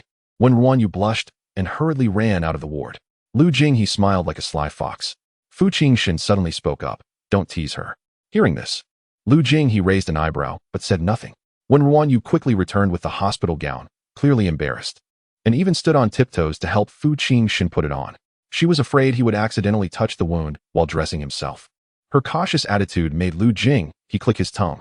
Lu Jinghe decided to be a good friend. "Brother Fu, I'll go to Shenzhen tomorrow to help you change the dressing. Remember, you can't let the wound get wet for the next few days. Should I arrange for someone to stay at Shenzhen to take care of you?" Fu Jinshen would never stay in the hospital unless he was seriously injured and couldn't move. He looked too lazy to respond, impatiently saying, "No need." Lu Jinghe exaggerated his expression. How can there be no need? It would be dangerous if the wound gets infected. When RuanYu, listening beside them, was almost overflowing with worry in her eyes. She now knew that Fu Jinshen didn't like anyone staying at Shenzhen. She thought, maybe she could go back to Shenzhen to take care of Fu Jinshen. Her thoughts were easily seen in her eyes. Lu Jinghe smiled gently, like a fox that had become clever. "Look, I sent this willingly wanting to go back." He had said before that it was easy to keep a woman. But after seeing Wen RuanYu's sincere and bright eyes, Lu Jinghe's smile slightly paused. These people were used to scheming and wouldn't have any compassion. But these eyes were so clean that they made him feel a bit of reluctance. Falling in love with Fu Ge would inevitably lead to heartbreak. He couldn't help but say, "Little sister-in-law, if you need help in the future, feel free to come to me." When RuanYu thought about Fu Jinshen's injuries and that she might have some questions to ask the doctor, she nodded. "Can I have your phone number?" Lu Jinghe glanced at Fu Jinshen before saying, "Sure, 153. When RuanYu took out her antique phone to save the number, Fu Jinshen's face suddenly darkened. Chapter 28, I want to try with you. Not long ago, when RuanYu had asked Fu Jinshen about his phone call, wanting to know what time he would come home for dinner.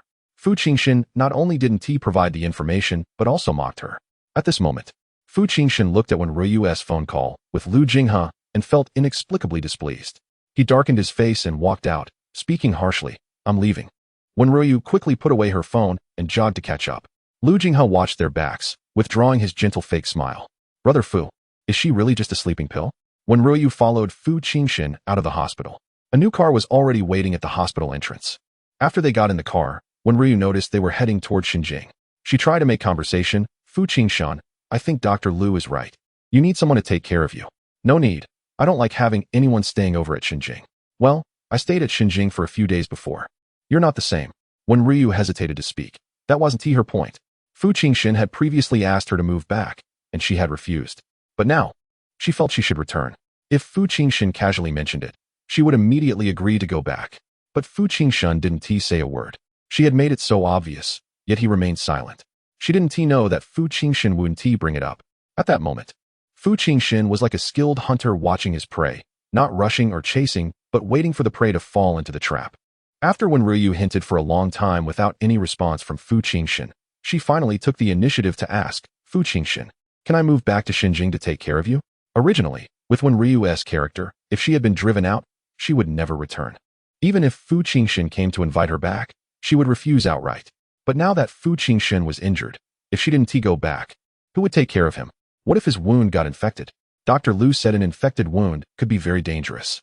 Hearing Wen RuanYu ask this, Fu Jinshen's lips curled into a barely noticeable smile. Okay, but I don't like any changes at Xinjing. Don't move around. Wen RuanYu nodded, feeling innocent. She hadn't wanted to move around. It was Fu Jinshen who insisted she leave. Just then, Fu Jinshen instructed the driver. Go to the old apartment in the university town.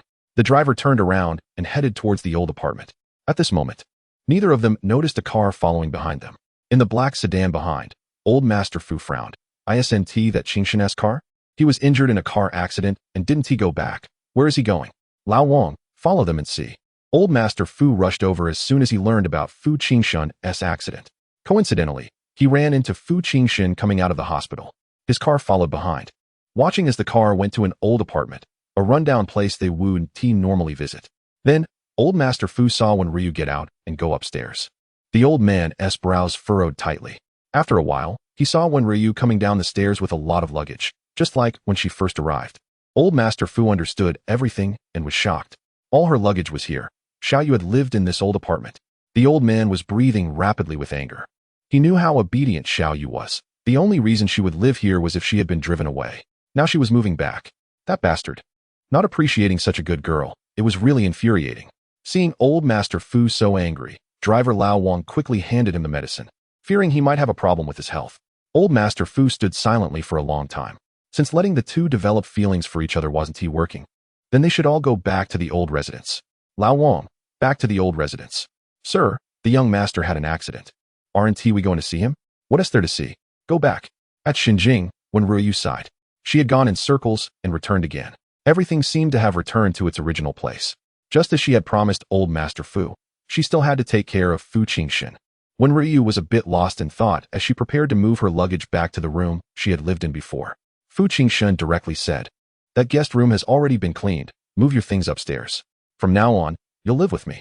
Bringing her back was originally for his insomnia. How could he let Wen RuanYu live separately from him? Wen RuanYu felt at a loss. There's no need to live together. I can take care of you from downstairs. Fu Jinshen stopped and turned to look at Wen RuanYu. He moved closer, slightly leaning down. The man's south breath was too close, and Wen RuanYu felt like a little quail frozen in place, nervously shrinking her neck. Fu Jinshen looked into Wen RuanYu's eyes and spoke slowly. It's not because I need your care. I want to try with you to see if we can be a real couple. Wen RuanYu was completely stunned. What did Fu Jinshen mean? Did he say he wanted to be her husband? Would he come to the amusement park to find her and risk his life to save her because he liked her a little? Wen RuanYu had never been in a relationship and didn't understand romantic feelings. Her heart raced in confusion. Fu Jinshen looked at her calmly. Are you unwilling? If it were before, Wen RuanYu would definitely have been unwilling. But now, she stammered. No, I'm willing. Wen RuanYu's thoughts were actually quite simple. At first, she and Fu Jinshen were just strangers, but for old Master Fu, she was willing to get along well. Now, having done so much for her, even risking his life to save her, Wen RuanYu's heart had long softened. So how could she be unwilling? Fu Jinshen went upstairs with satisfaction, and Wen RuanYu obediently followed. This time, upon entering Fu Jinshen's room, Wen RuanYu felt inexplicably nervous. She didn't even know what she was nervous about. Clearly, the first time she entered this room, she had punched Fu Jinshen. But this time, The room was filled with Fu Jinshen's scent, and she felt like her heart would jump out. Wen RuanYu secretly pinched herself to calm down. Calm down. Wen RuanYu, be more composed. She awkwardly turned around to unpack her luggage. A light laugh came from behind her.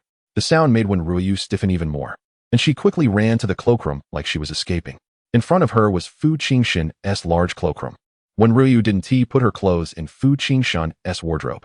She found an empty corner cabinet to place her clothes, leaving other luggage still in her bag. It was as if subconsciously, she didn't consider this place her home, always prepared to be driven away. Some hurts, after all, cannot be easily smoothed over. After packing up, Wen RuanYu hesitated before returning to the room. Just then, she heard the sound of water from the bathroom, and she suddenly remembered that Fu Jinshen had so many wounds on his back. How could he take a shower? She immediately stood up and ran towards the bathroom, calling out, "Fu Jinshen, you can't take a shower. The wounds can't get wet." There was no response from the bathroom. Wen RuanYu hesitated, wondering if she should just go in and stop him. But if she barged in, Fu Jinshen would definitely get angry. The sound of water continued without stopping. Wen RuanYu was extremely worried and couldn't care about gender differences anymore. She pushed open the bathroom door and walked in. Chapter 29. The Calculating Woman. After entering the bathroom, Wen RuanYu saw Fu Jinshen without a shirt, facing her. Wen RuanYu didn't know where to look. Just as she was about to turn aside, Fu Jinshen turned around even faster. "Who let you in?" Fu Jinshen's back was to Wen RuanYu, his voice cold and harsh. Wen RuanYu knew Fu Jinshen would be angry, but she didn't expect him to be this angry. The icy tone startled her, yet she gritted her teeth and said, "You can't take a shower. Your wound can't get wet." "What did you just see?" His voice remained cold. "I didn't see anything," Wen RuanYu replied, a bit confused. What could she see with Fu Jinshen not even having taken off his pants? In a daze, she thought she had seen a scar on his chest. But Fu Jinshen turned too quickly for her to confirm. She realized she had never seen Fu Jinshen's chest before. When he was getting glass removed, his shirt had only been torn on his back. Later, when she helped him change clothes, he was also turned away from her. Fu Jinshen was tall, at least 1.9 meters, so she couldn't see his chest at all. At this moment, Fu Jinshen's expression softened slightly upon hearing Wen RuanYu's response, but he still revealed some of his usual sharpness. He put on a bathrobe and walked towards her step by step. The oppressive feeling was overwhelming, and Wen RuanYu instinctively wanted to escape. But as soon as she moved, her wrist was grabbed. Fu Jinshen looked down into her eyes. He saw many emotions in Wen RuanYu's gaze: nervousness, shyness, worry, but there was no fear. Those people in Kyoto were actually very afraid of him deep down, yet they pretended not to be in order to interact with him. Fu Jinshen often saw smiles on their faces, but their eyes were filled with wariness and fear, which was quite boring. However, Wen RuanYu didn't show any fear. She was more interesting than others. Fu Jinshen didn't know that in Wen RuanYu's heart, he was a good person. What was there to be afraid of about a good person? If Fu Jinshen knew how differently he was perceived in Wen RuanYu's mind, he would probably scoff. "Wen RuanYu, don't be reckless. I didn't plan to take a shower." Fu Jinshen's voice was mature and carried a hint of mischief. The way he said her name was incredibly alluring. Wen RuanYu then realized, indeed, who showers in dress pants. She had made a huge blunder and, blushing, turned to run. Fu Jinshen still held her hand, and with her force, she almost pulled him down. Fu Jinshen's aggression paused for a moment, unable to catch her. Wen RuanYu had already dashed out of the bathroom and slammed the door shut. She patted her chest, panting, so nervous, so nervous. Why do the couples in the mountains get along so peacefully, yet my heart races every time I see Fu Jinshen? Could it be that her marital relationship with Fu Jinshen wasn't good enough? Growing up in the mountains, she had no parents to teach her and no internet to learn from. In many ways, Wen RuanYu was like a blank slate, completely clueless, unable to resolve this issue. She went downstairs to see what she could cook for dinner. Upon arriving downstairs, she saw two chefs busy cooking in the kitchen. Every dish was a feast, and the ingredients looked expensive. Wen RuanYu thought to herself, how much would this cost? She walked over and curiously asked, "Excuse me, chefs? How much do you get paid for working here?" "Hello, miss, we aren't famous chefs, and our salary isn't high. It's 20,000 a month." Wen RuanYu's mouth dropped open in surprise. 20,000 for one person, so that's 40,000 for two. Plus, there's Aunt Wong, the housekeeper, the cleaning lady, and the gardener. How much would that be in total for a month? Before she arrived, Fu Jinshen seemed to have lived this way all along.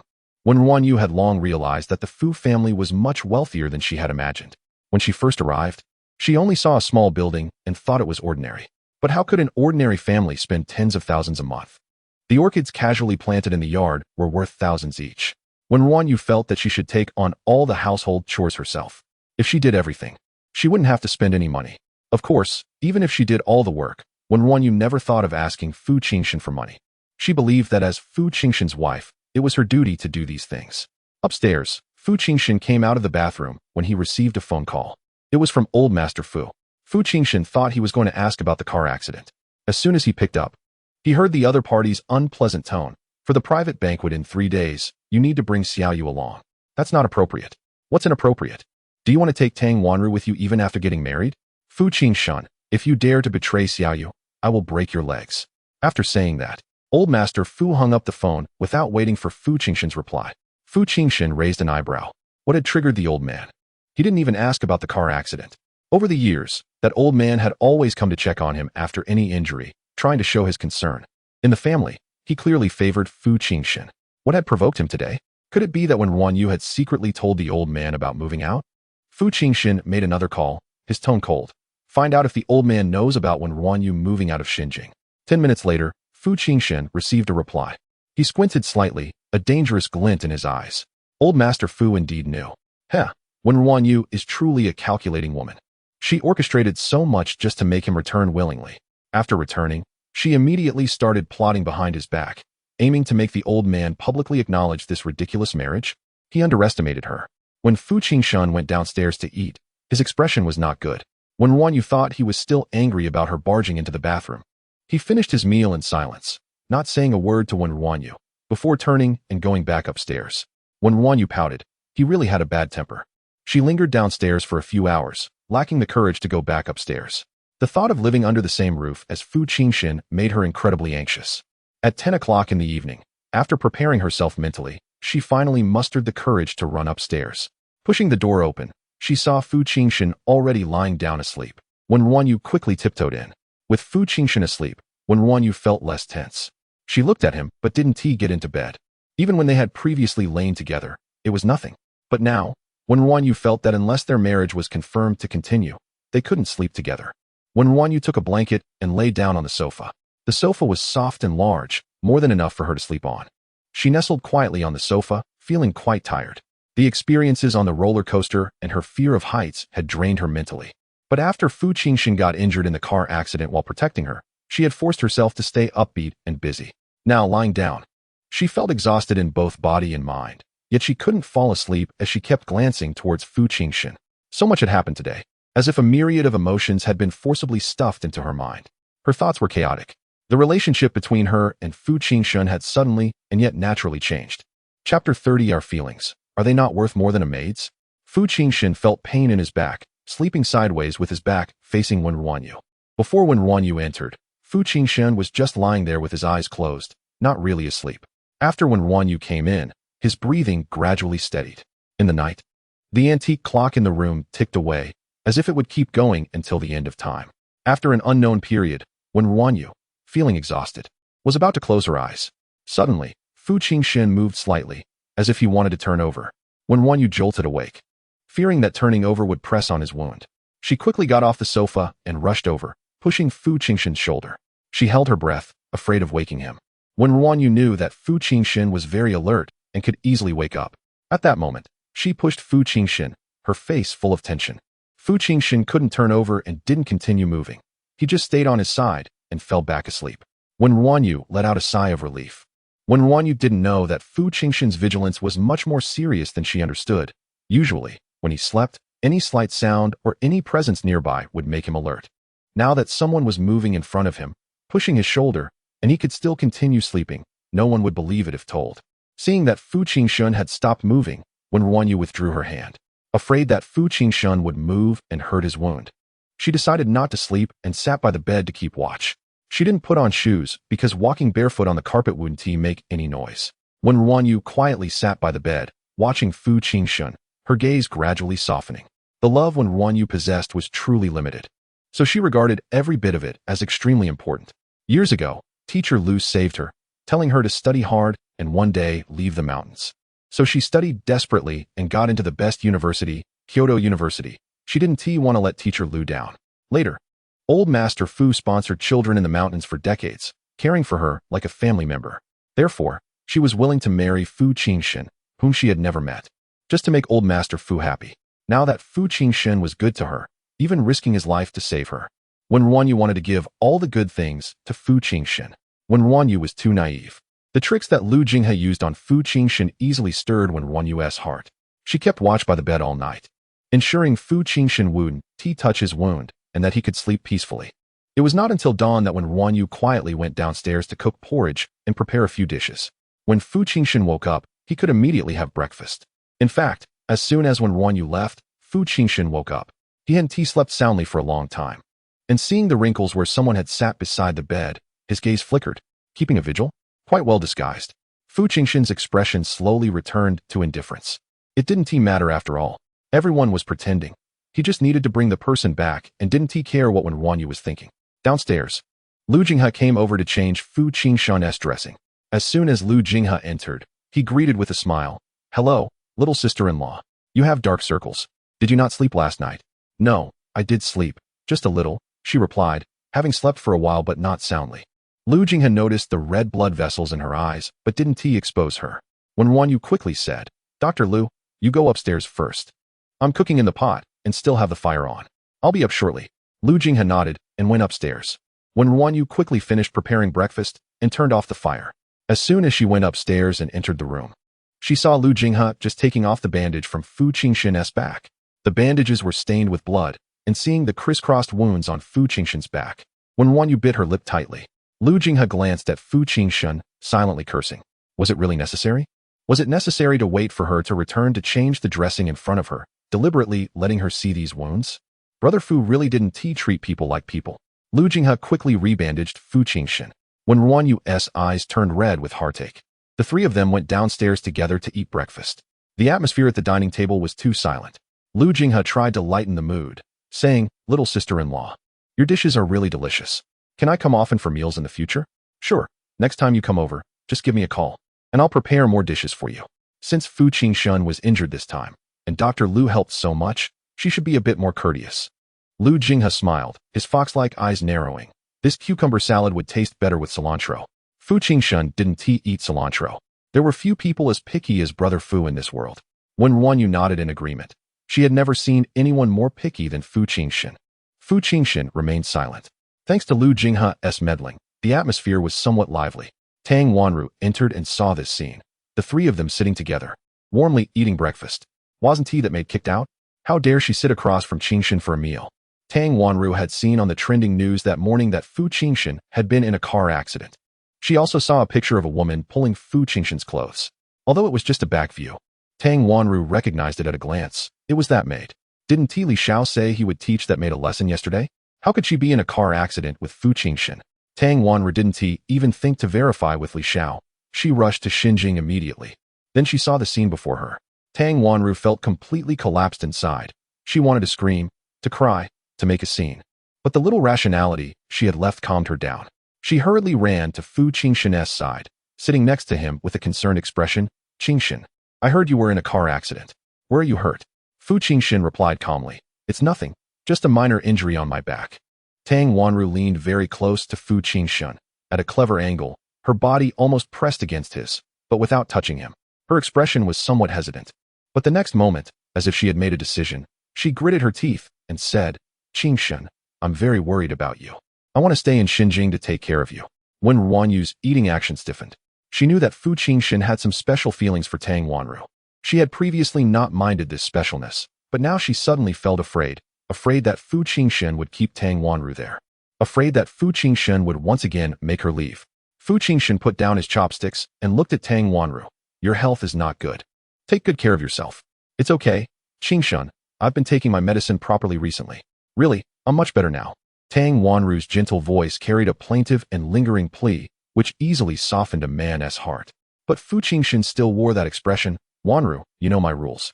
Xinjing doesn't keep people." At that moment, Tang Wanru suddenly couldn't control her jealousy. If Xinjing doesn't keep people, then why can this maid stay? Over the years, you have treated everyone equally, yet you treat me specially. This special treatment can only be mine. How can it be given to someone else? She, the proud daughter of the Tang family, was she not worth more than a maid? In an instant, tears streamed down Tang Wanru's face as she cried. If Xinjing doesn't keep people, then why could this maid stay before? Jinshen, our feelings after so many years, are they not worth more than a maid's? Chapter 31. Who is more important? Tang Wanru had always been very calm over the years, because there had never been another woman by Fu Jinshen's side. But suddenly, a gentle woman appeared. Tang Wanru was provoked by the harmonious scene before her, losing her composure, crying out accusations with a voice that was sharp and piercing. Wen RuanYu also stopped eating, looking up at Fu Jinshen. She didn't say anything, just looked at him with her clear eyes. Can someone she has known for less than a month compare to a relationship of more than 10 years? Wen RuanYu thought not. Look at these people, always calling her a maid. Fu Jinshen had never said anything about it. Now, everyone was waiting for Fu Jinshen's answer. Who was more important after all? Lu Jinghe looked around, feeling overwhelmed. What kind of hell is this? You're different. Fu Jinshen finally spoke. Tang Wanru was not satisfied with this answer, tears streaming down her face. Jinshen, I can move out of Xinjing, but you have to kick this maid out too. Please, can you do that? Lu Jinghe, listening nearby, felt a jolt in his heart. It was hard for brother Fu to bring her back. How could he kick her out again? Even Tang Wanru shouldn't be so superstitious about these matters. Indeed, Fu Jinshen's gaze gradually turned cold as he looked at Tang Wanru. His voice icy. This is not something you should concern yourself with. You know I have little patience. Fu Jinshen was getting impatient. When he was impatient, he was ruthless. Tang Wanru noticed the coldness in Fu Jinshen's eyes and realized what she was doing. Her face turned pale, and she felt like she was about to collapse. Suddenly, she began to cough.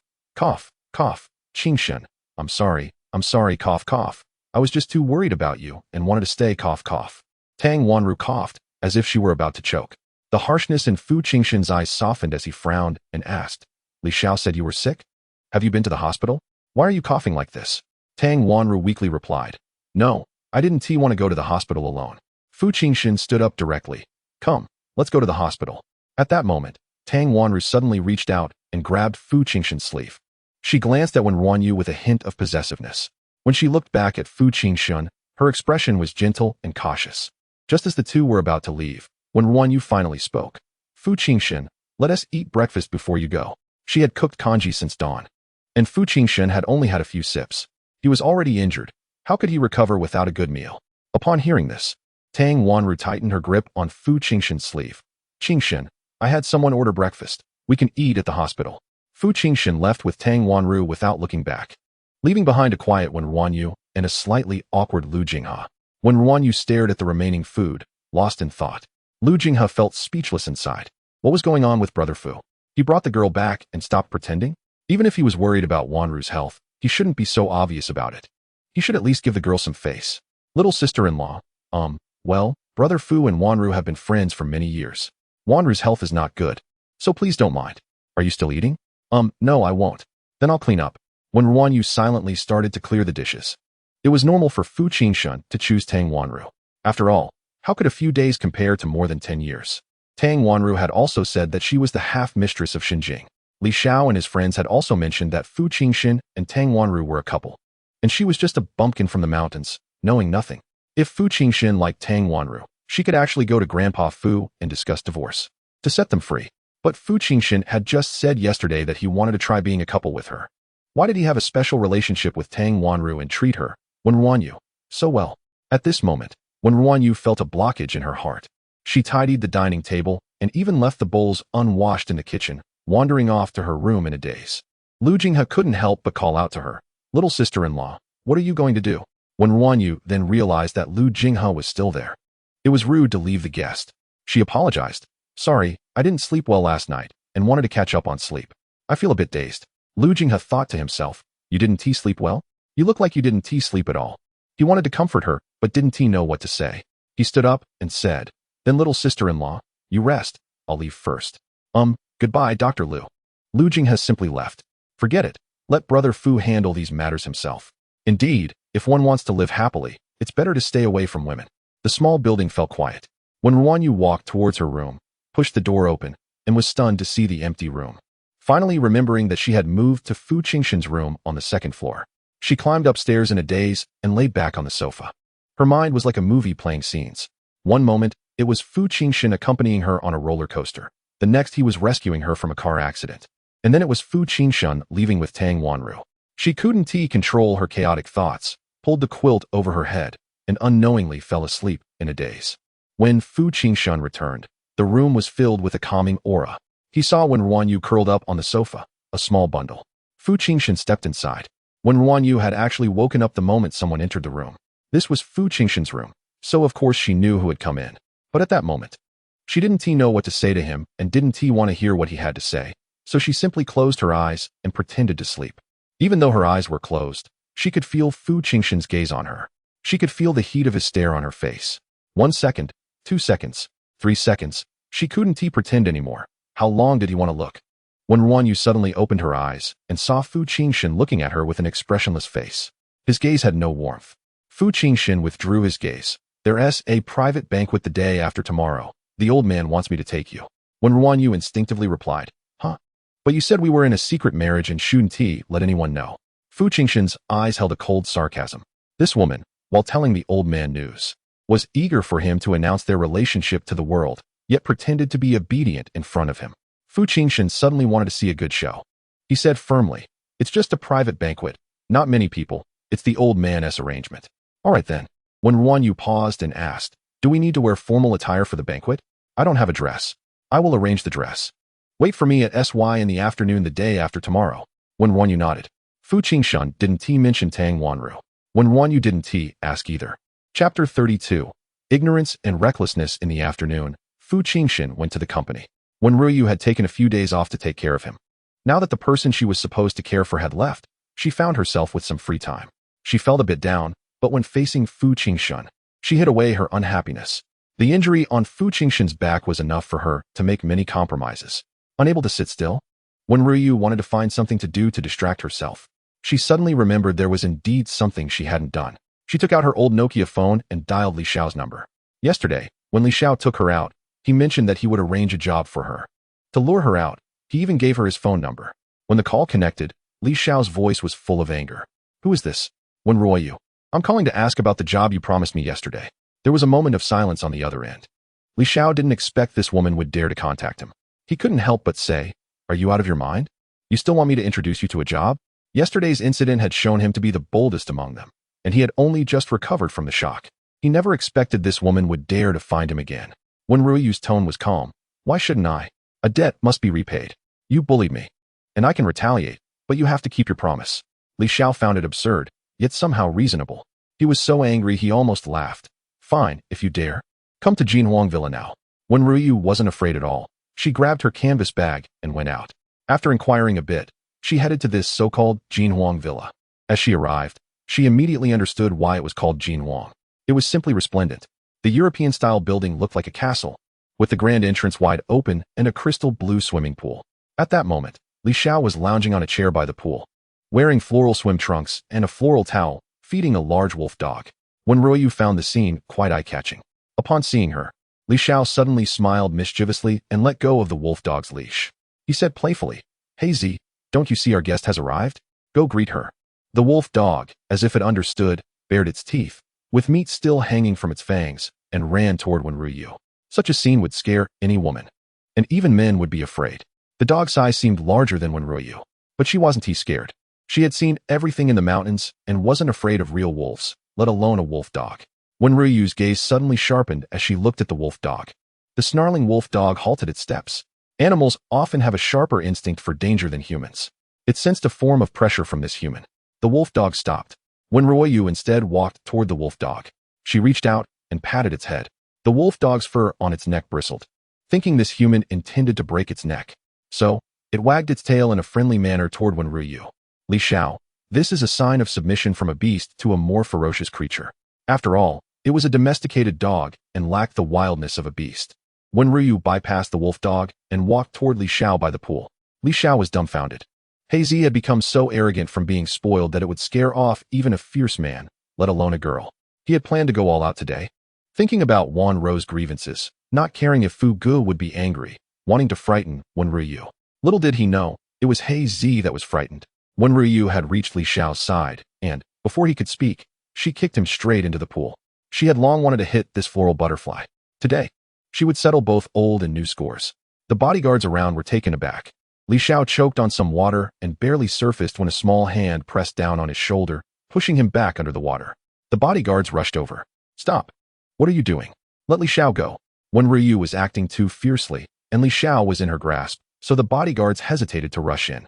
Wen RuanYu held on to Li Xiao's collar and pulled him up from the water. Looking at the floral butterfly-turned-drenched chicken, she said sternly, Li Xiao, one can be unkind but should not be malicious. Do you know how fierce a wolf dog can be? Do you know its bite force? Luckily, it's me who came today. If it were someone else, you could have harmed them. Li Xiao coughed repeatedly, taking a long time to recover, and angrily said, Hazy just looks scary, it doesn't bite. I was just joking. You actually called me malicious. Wen RuanYu found it laughable that such a casually bullying rich boy would care about being called malicious. She pressed him back into the water once more. Only then did she fiercely say, a joke? Do you know that a frightened person might retaliate and provoke the wolf dog? Do you know that someone with acrophobia might die if suddenly exposed to heights? Li Xiao's eyes widened. What you don't know, do you? Your ignorance paired with recklessness is what makes you malicious. Li Xiao seemed stunned by her words. He stopped resisting. In that moment, Wen RuanYu's eyes sparkled like the stars in a summer night, bright and clear. Half an hour later, when RuanYu secured her job, she left Jinhuang Villa in a good mood. She had initially thought that after kicking Li Xiao, those bodyguards would come after her for a beating, but surprisingly, Li Xiao let her go just like that. It was inexplicable. Perhaps the floral butterfly had a screw loose. When RuanYu looked at her new job, which was tutoring a high school student, it would take 2 hours every afternoon and weekends off, which wouldn't interfere with her fish selling at the market. Wen RuanYu had excellent grades, as evidenced by her being able to get into one of the best universities in the capital from a school in the mountains. She felt confident about tutoring a high school student. Most importantly, the pay was really high. The hourly wage was an astonishing 500 per hour. 10 hours a week, that's 5,000. For 4 weeks, that's a full 20,000. Wen RuanYu had never dared to dream of such a sum. The pay was also daily. For a moment, she thought the capital was wonderful. Although things were expensive, the wages were high. She wouldn't need to spend much money, except for buying some good food for Fu Jinshen, and most of it could be saved to send back to the Hope School, so the children could get new desks this year. Wen RuanYu was very happy, so happy that she no longer found the floral butterfly so annoying. The 500 per hour was too tempting, and the time stated she could start any time. Seeing that it was still early, she decided to go now. Wasting a day meant losing 1,000, and she absolutely couldn't waste any day. The tutoring address wasn't too far, and Wen RuanYu found her way there. It was a house located deep in a tree-lined path. The scenery was beautiful, quiet, and lovely. Wen RuanYu smiled as she knocked on the door. Hello. I am Wen RuanYu, the scheduled tutor. You are the tutor? The butler, dressed in a suit, looked at Wen RuanYu with confusion. Wen RuanYu nodded seriously. Yes. I may look young, but I am already an adult. Look, here's my admission notice from Peking University. I was introduced by Li Xiao. Wen RuanYu felt a bit nervous and almost referred to Li Xiao as the floral butterfly. Upon hearing she was introduced by Li Xiao, the butler let Wen RuanYu in. As she curiously glanced around, the place was large and beautiful, with so many rooms that she couldn't tell how many people could stay there. The butler politely reminded her, please do not look around or wander. Chapter 33 Problematic Youth. Wen RuanYu withdrew her gaze and stopped looking around, thinking that perhaps wealthy people have many rules. Soon, they arrived at a guest area. The butler brought over a series of documents and said in an official tone, Miss Wen, please take a look at these documents and sign them. Wen RuanYu took a look at the first document, which was an employment contract. The second was a health declaration, and the third was a safety liability waiver.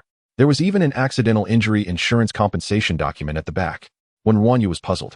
She was just tutoring. Was there really any danger? But with such a high salary, she didn't want to give up, no matter the risk. Wen RuanYu carefully looked through the documents and signed them one by one. The butler was patient, waiting with an official smile. After she finished signing, the butler continued.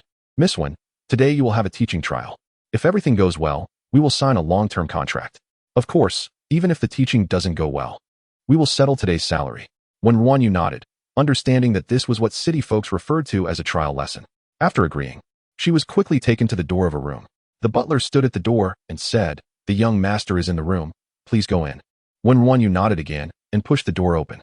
The room was dark, even in broad daylight. The curtains were drawn, and the lights were off. The atmosphere of the room was eerily similar to a haunted house, which was quite unsettling.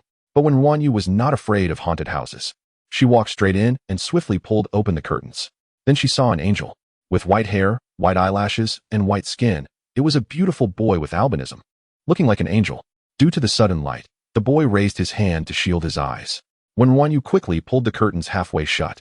The boy lowered his hand and walked toward Wen RuanYu, smiling innocently. Sister, are you the new teacher? Wen RuanYu nodded, her heart melting. He was just too beautiful. If angels really existed in this world, they would probably look like this. Just as Wen RuanYu was marveling at the boy's beauty, the next moment, she noticed he was holding something in his hand, which he brought close to her eyes.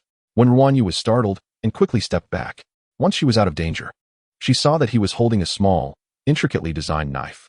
She felt a surge of fear. If she hadn't noticed in time and stepped back, she might have been hurt. Wen RuanYu's tone became serious. What are you doing? The boy still wore an innocent smile. I hate the way others look at me. I said only blind people are allowed in my room.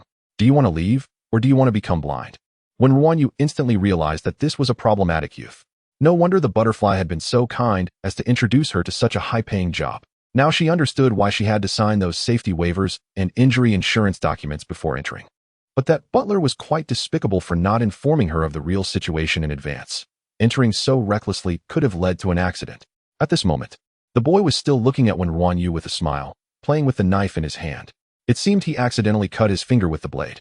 But he appeared not to feel any pain and continued to smile.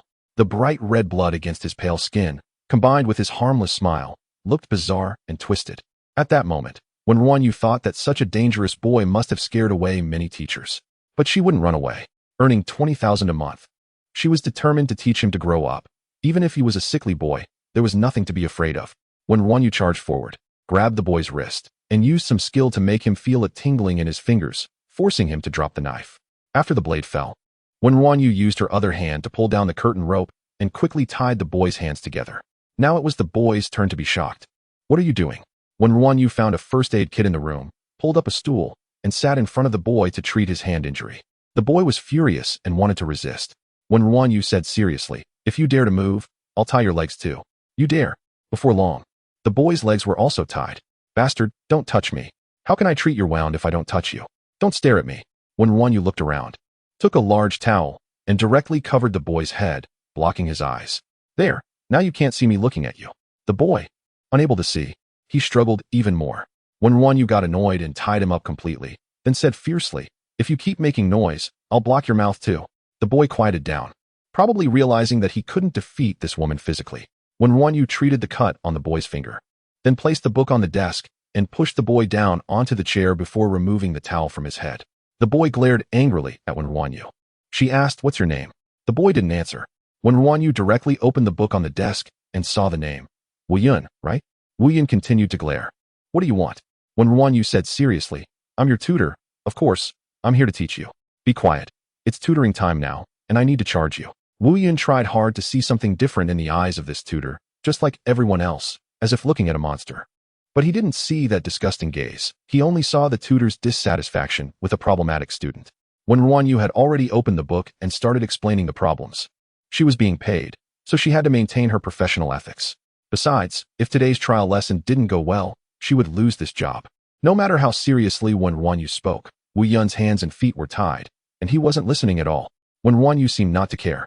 Once she finished her explanation, she looked at Wu Yun and started asking questions.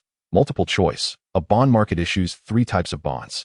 A type has a face value of 100 yuan, with a principal and interest of 103 yuan due in 1 year. B type has a face value of 50 yuan, with a principal and interest of 51, 4 yuan due in 6 months. C type has a face value of 100 yuan, but a purchase price of 97 yuan, with a principal and interest of 100 yuan due in 1 year.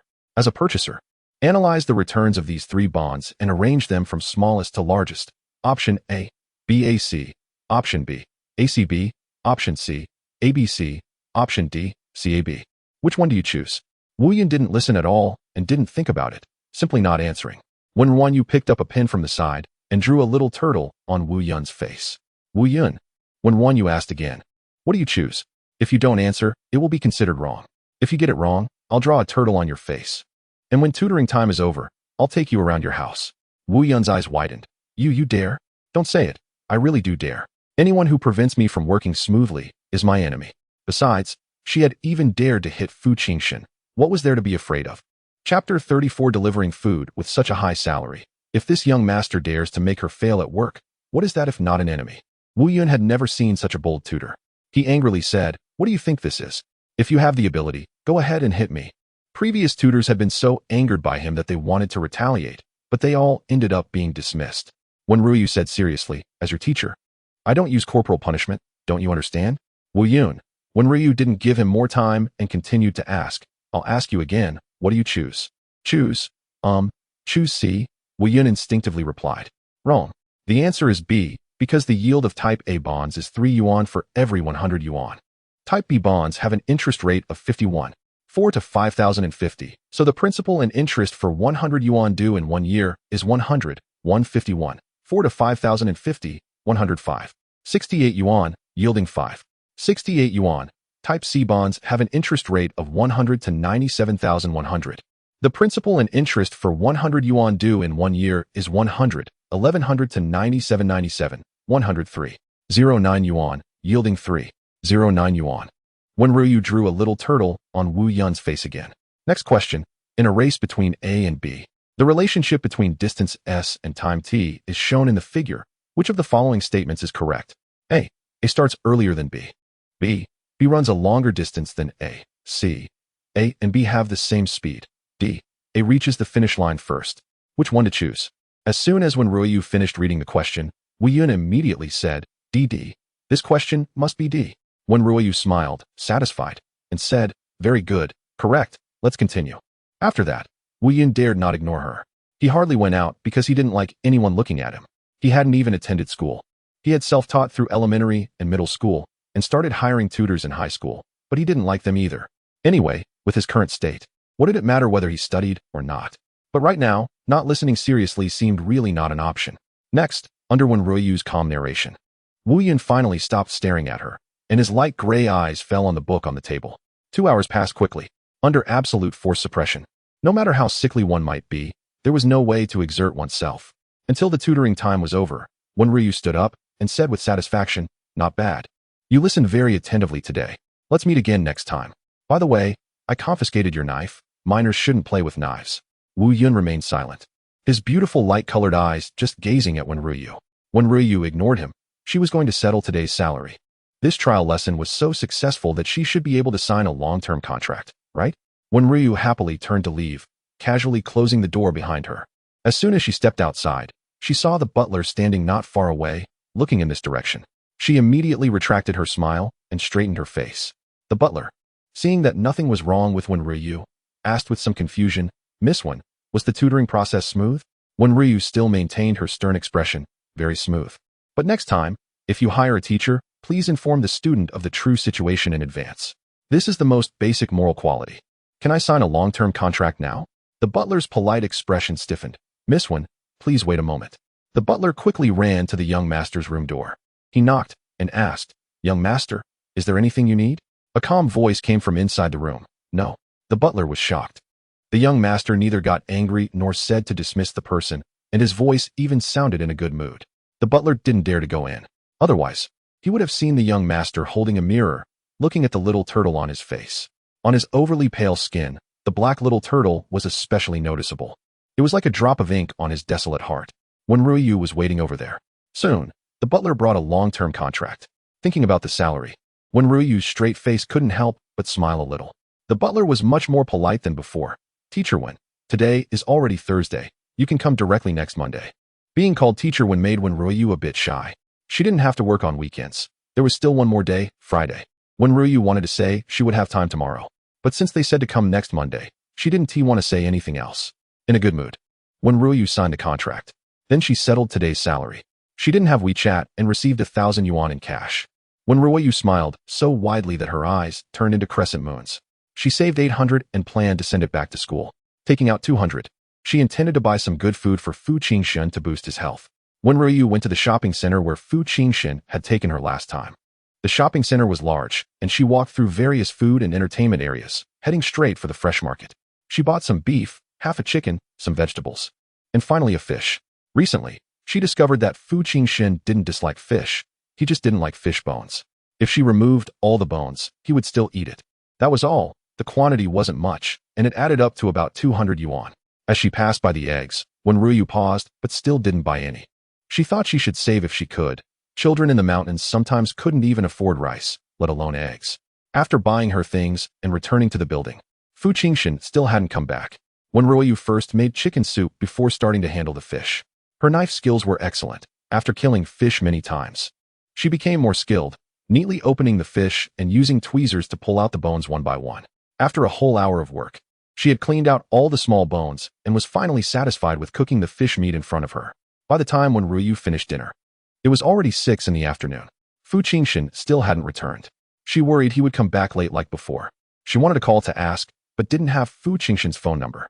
Wen RuanYu couldn't help but think he was injured and still worked so late. She wondered if he had eaten on time. After thinking for a while, she decided to pack the dinner in an insulated box while it was still hot and took the box out with her. She planned to deliver it to Fu Jinshen. She had heard before that Fu Jinshen worked at the Fu Group. Arriving at the Fu Group, she saw the tall buildings in front of her. Wen RuanYu was momentarily stunned. Was this Grandpa Fu's company? Every time she thought she understood the situation of the Fu family, but the next time it would exceed her imagination. The Fu family was so high up that no matter how hard she tried, she couldn't reach it. How could she and Fu Jinshen be a couple? Wen RuanYu walked to the entrance of the lobby and saw a security guard coming over to inquire. She remembered Fu Jinshen had mentioned a secret marriage and didn't want anyone to know about their relationship, fearing it would be embarrassing. She hurriedly turned around and ran away, hiding. Clearly, she hadn't done anything wrong, yet she didn't dare to appear openly. Holding the insulated box, Wen RuanYu momentarily didn't know what to do.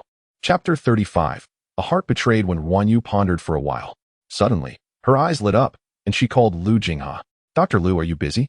Lu Jinghe almost forgot whose phone number this was. It took him a long time to recognize her voice. Sister-in-law, what's up? Is there something wrong? Wen RuanYu felt a bit shy and said, I'm here at the Fu Group to deliver dinner to Fu Jinshen, but I can't go in. Can you let him know and have someone come to the company entrance to pick it up?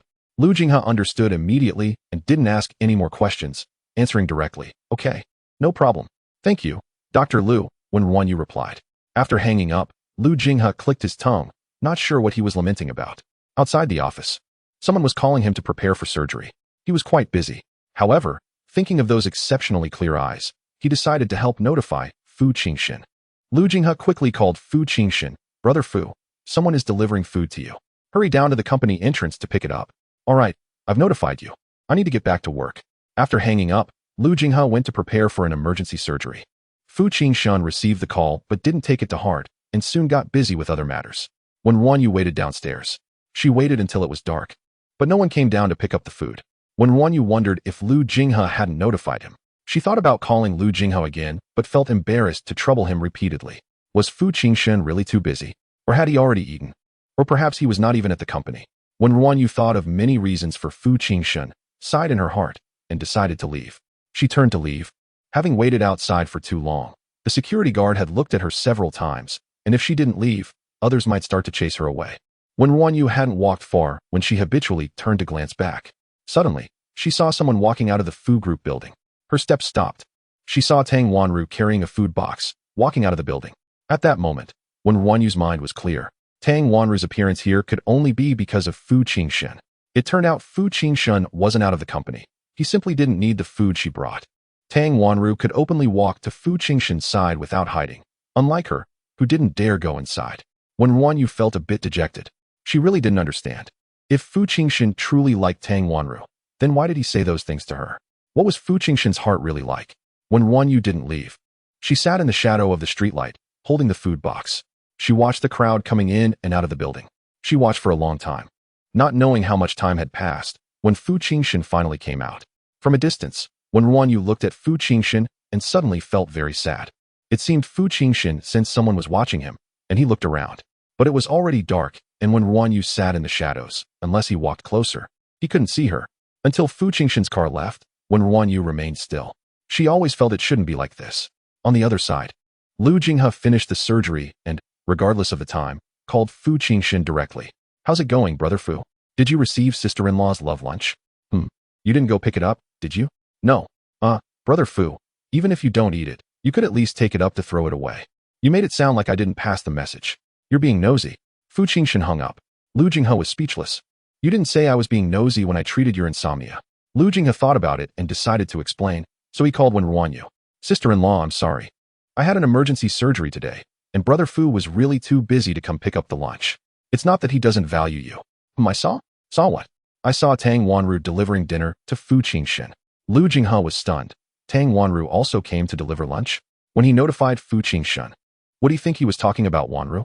He felt guilty for not notifying clearly when someone asked him for a small favor. He nervously asked, "Sister-in-law, you're not still at the Fu group entrance, are you?"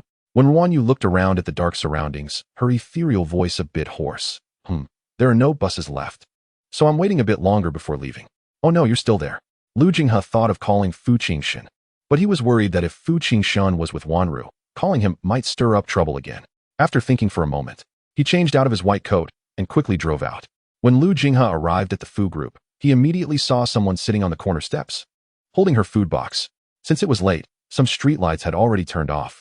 When RuanYu, shrouded in shadows, was revealed, she sat in the corner, like a star covered by the night, losing its brilliance.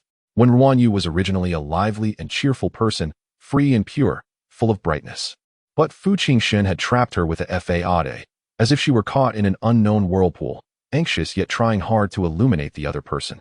However, Fu Jinshen was too far away from her. She felt that no matter how hard she tried, she couldn't get close. At that moment, Lu Jinghe wanted to curse Fu Jinshen for being inhumane.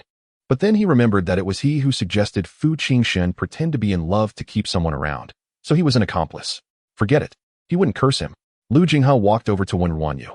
It wasn't until he got close that Wen RuanYu noticed someone was there. She looked up, her tone lacking energy. "Dr. Lu, what are you doing here? I happened to pass by and saw you.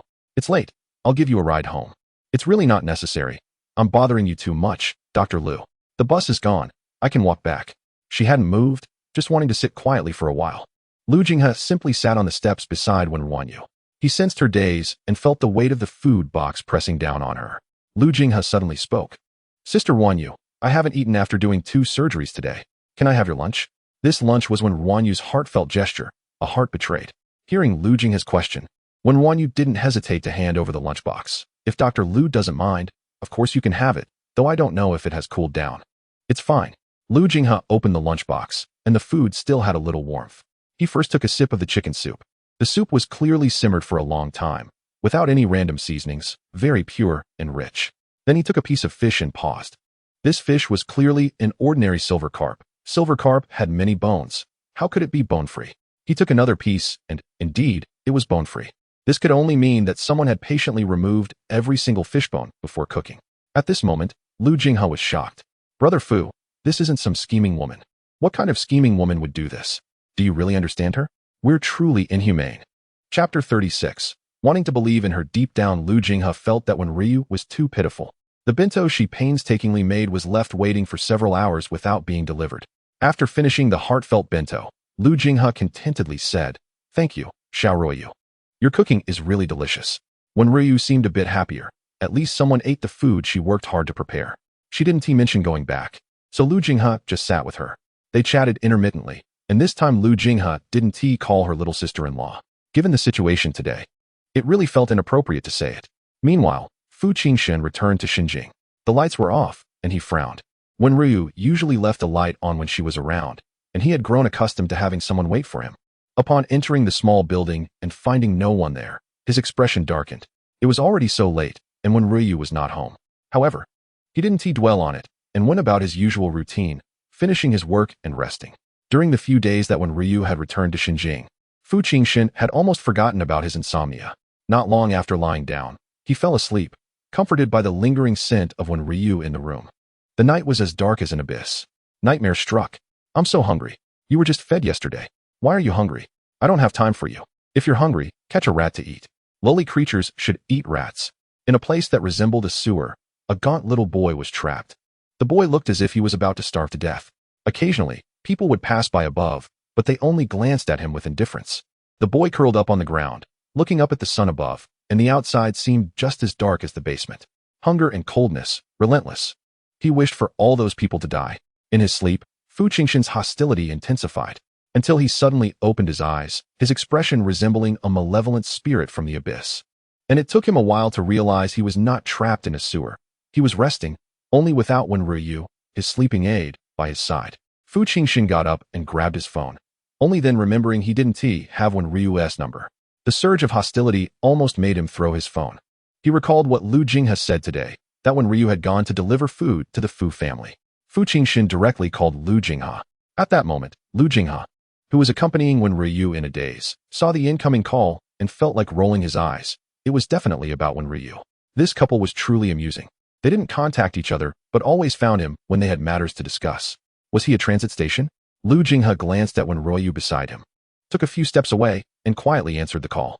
He wasn't sure what was said on the other end of the line, but he couldn't help but say, "Brother Fu, I've said that winning a woman's heart is easy, but I've also said that losing it is easy too."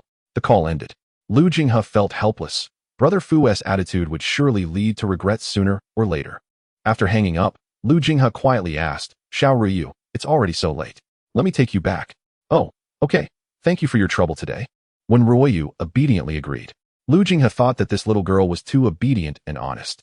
In this world, the easiest to be let down were indeed honest people. Wen RuanYu was that kind of person. Even though she felt sad and didn't want to return to Xinjing, she didn't want to trouble others. It was already quite a bother for Dr. Lu to take her back. When Ryu got into the car obediently, Lu Jinghe drove her back to Xinjing. "Thank you, Dr. Lu. I'll go in first. Goodbye, Wen RuanYu." Is there anything else?" "Nothing, goodbye." Lu Jinghe felt he was going crazy in that brief moment. He actually wanted to remind Wen RuanYu not to invest all her heart into Brother Fu. When a person gives everything without reservation, the hurt they feel when it's damaged can be severe. But ultimately, he couldn't ruin Brother Fu's plans. With a heavy heart, Lu Jinghe left. When RuanYu returned to the small building, Fu Jinshen should have already rested. She was afraid that going upstairs would wake him, so she washed up and changed into her pajamas in the guest room downstairs before heading upstairs. She gently opened the door, placed her slippers at the entrance, and walked in barefoot. In the dim light of the night lamp, she could see Fu Jinshen had already gone to bed. He was still sleeping on his side, but this time facing the sofa. When RuanYu stepped softly on the carpet, like a cat, making no sound. She walked to the side of Fu Jinshen's bed and quietly sat down. Looking at Fu Jinshen's face, her heart felt even heavier. Too much had happened in the past few days. When RuanYu had been somewhat confused all along. A girl as simple as a blank sheet of paper was abruptly pulled into these emotions. She didn't quite understand her feelings for Fu Jinshen. She had thought that Fu Jinshen's existence was similar to that of Teacher Lu, rescuing her from despair. But it seemed different. As she quietly watched Fu Jinshen, she seemed to understand what was making her upset. She seemed to be envious. Envious of Fu Jinshen's concern for Tang Wanru. Envious that they could walk openly anywhere.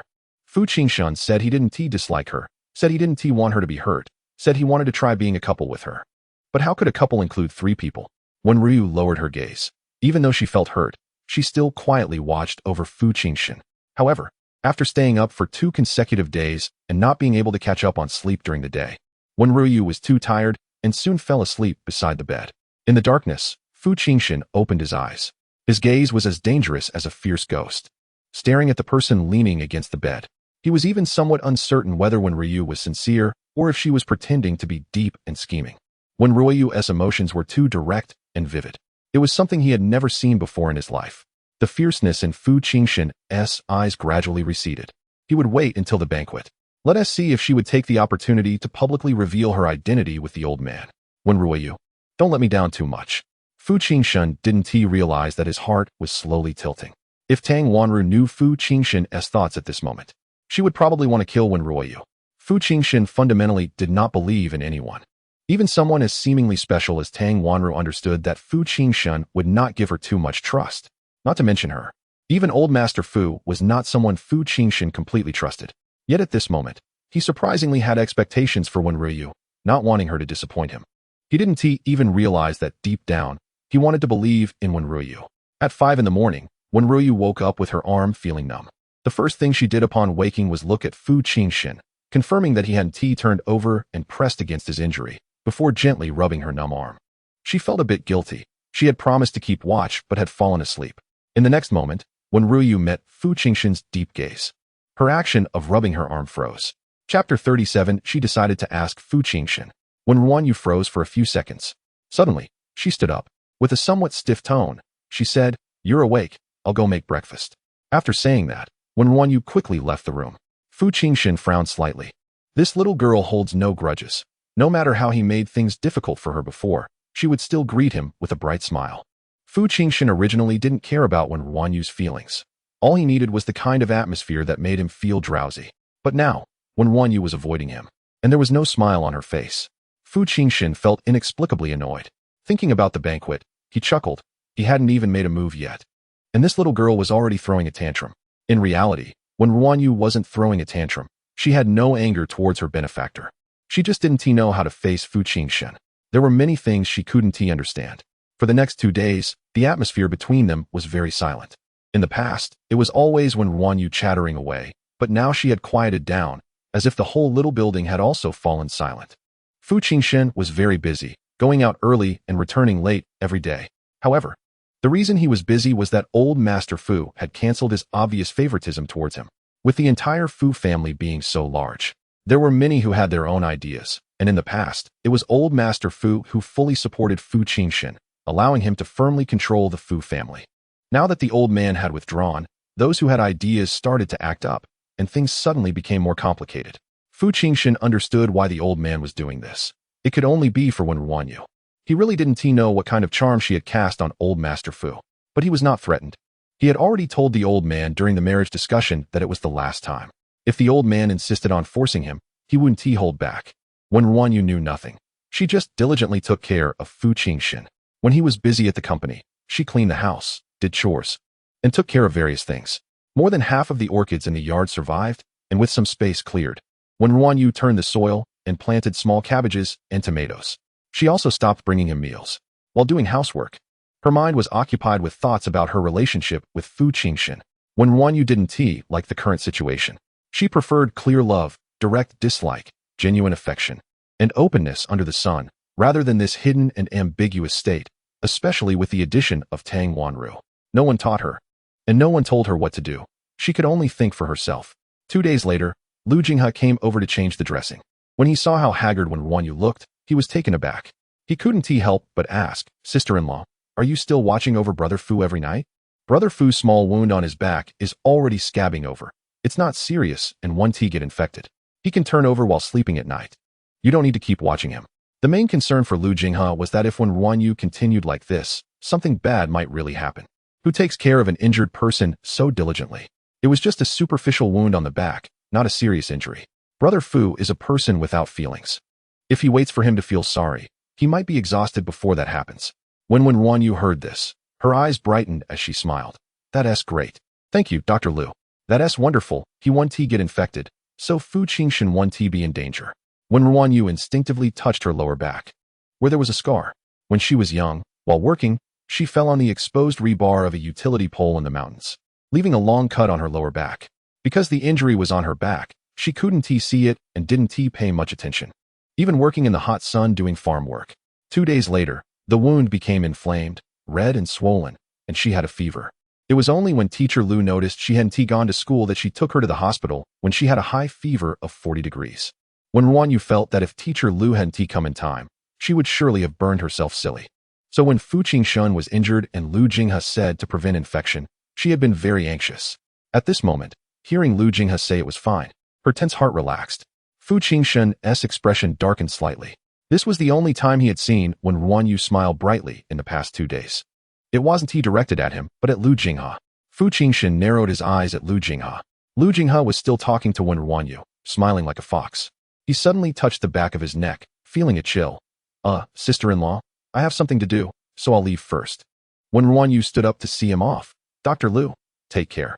No need to see me off. Lu Jinghe left quickly. Brother Fu had a murderous aura. Brother Fu was actually jealous of him. He really didn't know if Brother Fu was pretending to care about Wen RuanYu, or if he actually cared a little. Wen RuanYu was such a pure person, it was hard not to like her once you had interacted with her. No matter. He had to go back and prepare for the banquet first. The elders from several prominent families would take turns organizing private banquets. It was essentially a gathering for the friends of the elderly, allowing the younger generation to interact as well. This time, the banquet was held at the Lu family. Lu Jinghe felt that if he didn't go back to prepare, his grandfather, that old fox, would definitely scheme against him. Fu Jinshen left early in the morning after changing the dressing. When RuanYu didn't clean today, she stopped thinking about everything and lay down to have a good sleep. She slept from 9 a.m. until 4 p.m., and only then did she feel alive again. She had figured things out. She decided to ask Fu Jinshen. Ask him if he liked Tang Wanru. Ask him if they were going to be friends or spouses. Even if they were just friends, she would still treat Fu Jinshen as her benefactor. After coming to this understanding, Wen RuanYu felt much more relaxed. In the afternoon, Fu Jinshen had returned. According to the agreed time, Wen RuanYu went to SY to wait for Fu Jinshen. She asked several people before she found this SY. It seemed to be a formal wear store, but it wasn't like the clothing store Wen RuanYu imagined, filled with clothes. The decoration was very beautiful. The spacious first floor only had a few sets of clothes hanging, with sparkling jewelry in crystal display cases, and a circle in the middle had beautiful pastries and drinks. When RuanYu walked in, obediently waiting for Fu Jinshen, the young lady at the entrance saw her and smiled, asking, "Ma'am, do you need our special service?" At that moment, Wen RuanYu was wearing her old clothes, but the receptionist didn't judge by appearance. Wen RuanYu shook her head and said, "No, I'm waiting for someone." So, Wen RuanYu was led to the resting area, and she was given a cup of juice. Wen RuanYu foolishly asked, "How much is this juice?" The salesperson smiled and replied, "Ma'am, our juice is free." Wen RuanYu was surprised. There was even free juice. Just then, she heard a burst of mocking laughter. "Haha, this is killing me. She actually wanted to pay for this juice. Wen RuanYu, you wouldn't be here to buy clothes, would you? Dressed so raggedly. Who gave you the courage to come in here?" Wen RuanYu looked up and saw two women in front of her speaking to her. They called her name, but she didn't recognize either of them. Chapter 38 Justifiable Defense. When the two women saw Wen RuanYu looking over, they immediately began to insult her without restraint. "What are you looking at? The dresses here cost at least 100,000. Can you afford them? Even if you dirty one, you couldn't pay for it. Do you think just wearing a dress will turn a chicken into a phoenix? A person like you can't hide the disgusting, earthy smell that comes from your bones, no matter what you wear. Fu Xiao is for Wanru. You shameless, cheap woman. Do you think squeezing into the scene will get you beside Fu Xiao? Dream on."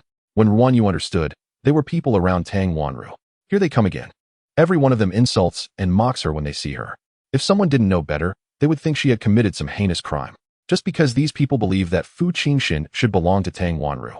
But regardless of love or not, she and Fu Jinshen are the legal couple. What right do these people have to insult her? She sat in her chair without getting up, slightly raising her head to look at the two in front of her, and calmly said, "There are no other people here." When RuanYu meant that no one would stop them from hitting her. However, the woman clearly didn't understand when RuanYu's meaning and arrogantly replied, "Yeah, no one will protect you, cheap woman. Let's see if we don't teach you a lesson today." The two women exchanged glances and suddenly ran towards Wen RuanYu. The woman in the black dress raised her hand to slap Wen RuanYu, while the other one surprisingly held a pair of scissors, grabbing Wen RuanYu's long hair and preparing to cut it off. Wen RuanYu found it amusing. She hadn't even made a move, yet these people had already attacked her first. Her reaction speed was honed like that of a wild beast in the mountains. How could these two powerless women compare? Wen RuanYu directly kicked out, preventing the slap from landing on her face and sending the woman flying far away. Then she swiftly snatched the scissors from behind, forced the woman to kneel, grabbed her hair, and snipped it off with a quick cut. Fu Jinshen had said that if you're bullied, you can fight back. The scene fell silent for a moment. The woman in the black dress, who had been kicked, couldn't straighten her back for a long time. The other woman stared at the pile of hair on the ground, stunned. Suddenly, there was a shrill scream. "Oh, you cheap woman, how dare you cut my hair? Help, someone is fighting." Both women began to shout loudly, as if Wen RuanYu was about to kill them. In fact, Wen RuanYu had only fought back a little. She kicked the one who wanted to slap her and cut the hair of the one who wanted to cut hers. The chaos quickly attracted the attention of the store staff. Several sales assistants rushed over. The fitting room door next door also opened, and Tang Wanru walked out in a light yellow long dress, looking noble and elegant. What happened? The two women rushed towards Tang Wanru, crying, "Wanru, we were kindly helping Wen RuanYu choose a dress, and she actually hit us. Look, she even cut my hair. I want to call the police. I want to report her." Tang Wanru frowned at Wen RuanYu, accusingly saying, "Wen RuanYu, how can you hit someone for no reason? This is Kyoto, not your wild mountains. Hitting someone is against the law." Wen RuanYu replied unceremoniously, "You were right next to the fitting room. Do you really think I hit them for no reason?" When those people were insulting her and attacking her, Tang Wanru didn't come out. Now that she had fought back, Tang Wanru showed up to stand on a moral high ground to criticize her. Wen RuanYu, who came out of the mountains, didn't understand what green tea and white lotus meant. She only knew that Tang Wanru was too pretentious. Tang Wanru scolded, "You still don't admit your mistake? They were just spoiled by their families and spoke poorly. That's not a reason for you to hit someone. Wanru, don't listen to her excuses. Call the police. We need to report her. The injuries on me are evidence. I want to sue her." Tang Wanru seriously said to a nearby sales assistant, "Please help us call the police." Tang Wanru was dressed in a gorgeous dress with exquisite makeup. Wen RuanYu was in old clothes and barefaced. The sales assistant from SY had a discerning eye and could easily tell the difference between the rich and the poor, especially since the two were so obvious. The sales assistant immediately nodded. "Okay, Miss Tang, we will help call the police right away. Tang Wanru was satisfied. In the past, she had attended private parties with Fu Jinshen. This time, Fu Jinshen actually said he wanted to bring Wen RuanYu.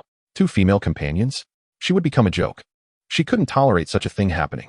Originally, she arranged for these two to trouble Wen RuanYu, hoping that Wen RuanYu would get a small injury or have her hair cut, making it impossible for her to attend the party. Who knew these two would be so useless? But it didn't matter now. If the police were called and they were taken away for investigation, Wen RuanYu would miss the party today. She had done nothing. The ones who hit and provoked were others. The ones calling the police were also others. Even if Qing Xin found out later, he wouldn't blame her. Tang Wanru smiled, feeling pleased. At this moment, the store manager of SY rushed over, looked at the women, and finally focused on Wen RuanYu. Then the manager smiled brightly. Excuse me, is this Miss Wen RuanYu? Wen RuanYu, with a serious expression, nodded. I am. I admit I hit someone, but it was justifiable defense. The manager nodded seriously, even slightly bowing to Wen RuanYu. Yes, I have seen the store's surveillance. Miss Wen was indeed acting in justifiable defense. Wen RuanYu was taken aback. How was this person helping her? Since arriving in Kyoto, she had become used to being targeted by these Kyoto people. Tang Wanru and the 2 women beside her were also stunned. The manager turned to the 2 women who were attacked and politely asked, "Are you 2 sure you want to call the police? The surveillance clearly recorded what just happened. Your behavior constitutes intentional harm, which could lead to imprisonment." The 2 women were dumbfounded and instinctively looked at Tang Wanru. Tang Wanru's face darkened. She was very familiar with these sales assistants and the manager. No matter how the customers quarreled, they would usually know to stay out of it. What was going on now? Why were they intervening? The woman who had been hit, seeing Tang Wanru silent, gritted her teeth and said, "Actually, today's incident was just a misunderstanding." The manager smiled. Wen RuanYu was stunned. Was this really acceptable? The manager no longer paid attention to the others and turned back to Wen RuanYu, smiling. "Miss Wen, your dress has been arranged. Shall I take you to the 2nd floor to change?" The 2nd floor was SY's VIP area. The dresses there started at $1 million. Even if someone was wealthy, they usually didn't qualify to go up there. But now when RuanYu was going to the 2nd floor, it could only be arranged by Fu Jinshen. Tang Wanru's expression changed repeatedly, unable to help but ask, "What about me?" The manager politely replied, "I'm sorry, we haven't received any arrangements regarding Miss Tang." After saying that, the manager took Wen RuanYu upstairs. Tang Wanru could no longer hold it together. Chapter 39. Who sent the dress? Tang Wanru was so angry that she smashed the exquisite glass decorations in the store. The half-drunk juice fell to the ground, creating a mess. The sales assistant nearby didn't dare to step forward to stop her. After all, the things that were broken would be charged to the account. The 2 women beside Tang Wanru were a bit nervous. "Wanru, what does young Master Fu mean? Your dresses are all ordinary. Yet he lets that woman choose from the VIP area. Should we leave first?" Everyone thought that young Master Fu didn't value Wen RuanYu. But now it seemed impossible that he didn't care. Otherwise, he wouldn't have arranged such an expensive dress for her. If they had known that young Master Fu valued her so much, they wouldn't have dared to act. Tang Wanru gritted her teeth and said, "No, I'm not leaving. I want to wait for Qing Xin to come over. I want a reasonable explanation." Tang Wanru never expected to be outdone by Wen RuanYu. She had originally thought that if she couldn't drive Wen RuanYu away, she would choose a garish, low-cut magenta dress for her to wear and embarrass herself. This would also highlight her beauty. But now, Wen RuanYu was going to wear a dress better than hers. She absolutely couldn't tolerate that. The 2 women beside her hesitated to speak. Everyone assumed that Wen RuanYu going upstairs was arranged by Fu Jinshen. Even Wen RuanYu herself thought so. Wen RuanYu looked at the beautiful dress in front of her, clearly expensive, and nervously asked, "How much is this dress?" The store manager smiled and said, "This dress is a collaboration piece and is not for sale." Wen RuanYu sighed in relief. She thought it was not for sale because it wasn't expensive. But if she had known the price of the dress, she would be afraid to walk too boldly. After changing into the long dress, letting down her ponytail, and putting on exquisite makeup, Wen RuanYu was very cooperative. Downstairs, Tang Wanru had already finished her styling, but Wen RuanYu had yet to come down.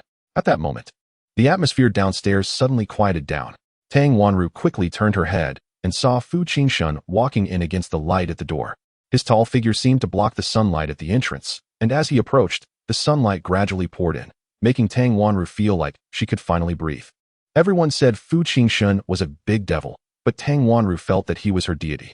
After all these years and doing so much, she absolutely had to seize this man. No one could take him away. Tang Wanru stepped forward. "Jinshen, you're here?" Fu Jinshen looked around and asked, "Where's Wen RuanYu?" Tang Wanru was unhappy that Fu Jinshen asked about Wen RuanYu as soon as he arrived, but still replied gently, "She's upstairs." Before Tang Wanru finished speaking, the sound of high heels clicking on the stairs came from the second floor. Everyone looked up at the second floor. Wen RuanYu was wearing a moon-white long dress, which made her already fair skin look as white as milk. Her slightly curled long hair cascaded down like gentle waves, and the diamond hairpins sparkled with tiny lights. Her already beautiful face was adorned with exquisite makeup. If Wen RuanYu without makeup was pure, then with makeup, she added a touch of allure. Her innocent and beautiful face, coupled with her alluring figure, resembled a mermaid that had just come to the human world. Unaware of her own beauty, simply gazing at the world in confusion, everyone fell silent. Tang Wanru clenched her fists, her nails almost breaking. How could she be so beautiful? How could this country bumpkin be so beautiful? In fact, it should have been expected. Wen RuanYu wore old clothes and tied her hair in a ponytail every day. Yet she never fell behind in front of them, all thanks to her face. Wen RuanYu wasn't used to high heels and walked cautiously. Upon seeing Fu Jinshen, her eyes lit up and her pace quickened, but then her high heel accidentally stepped on the hem of her dress, causing her to stumble down. Wen RuanYu was startled. The stairs were so high. If she fell, she would definitely get hurt. After getting hurt, she would have to spend money on medical bills and medicine. In that brief second, her mind was filled with thoughts of money. However, the anticipated pain didn't come. Someone caught her. It was Fu Jinshen who caught her. Wen RuanYu stared blankly at Fu Jinshen. When she was a child, there was a jujube tree in the mountains that all the kids liked to climb.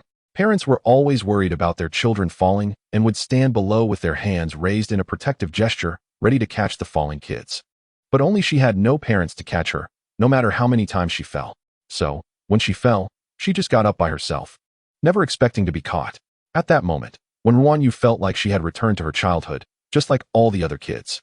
When she fell from the jujube tree, someone had caught her steadily. Her eyes were a bit dazed as she spoke, "Fu Jinshen." At that moment, Wen RuanYu wanted to directly ask Fu Jinshen about their relationship. "Jinshen, be careful, are you okay?" Tang Wanru jogged over, looking worriedly at Fu Jinshen. The words Wen RuanYu was about to say were swallowed back. Fu Jinshen set Wen RuanYu down gently, like putting down a soft pillow. His fingers curled slightly, and for a moment, he felt a bit reluctant to let go. He collected his thoughts and said indifferently, "Let's go, the banquet is about to start." Tang Wanru and Fu Jinshen stood side by side. At this moment, Wen RuanYu understood that Tang Wanru had come to choose a dress for the banquet. It seemed that Fu Jinshen wanted the three of them to attend the banquet together. Wen RuanYu felt like an extra. Tang Wanru, still pretending to be a caring sister, said to Wen RuanYu, "Miss Wen, be careful, your dress is so expensive. It wouldn't be good if you accidentally tore it."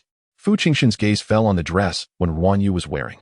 Tang Wanru, with a mix of grievance and envy, said, "Jinshen, I originally wanted to help Miss Wen choose a dress, but you arranged for her to have the dress on the second floor. I really envy her for being able to wear such a beautiful dress. The dresses on the second floor started at $1 million, and they were all pieces that only people of status would purchase." Fu Jinshen didn't trust Wen RuanYu now. In his eyes, she wasn't worth that price. Fu Jinshen frowned slightly and said, "It wasn't arranged by me." Wen RuanYu was taken aback. How could it not be arranged by Fu Jinshen? But Tang Wanru's face lit up with joy as she immediately said, "The dresses on the second floor start at $1 million, which is not something ordinary people can afford. Could it be that Miss Wen met some wealthy people when she was in the Mirage?" This statement was almost directly implying that Wen RuanYu was seeking rich men. Wen RuanYu herself was also confused. This dress starts at $1 million. Oh my god, how could she wear such an expensive dress? What if she accidentally damaged it? Moreover, apart from Fu Jinshen, she didn't know anyone else. Who sent her the dress? Who sent you the dress? The voice in her ear synchronized with the thoughts in her mind.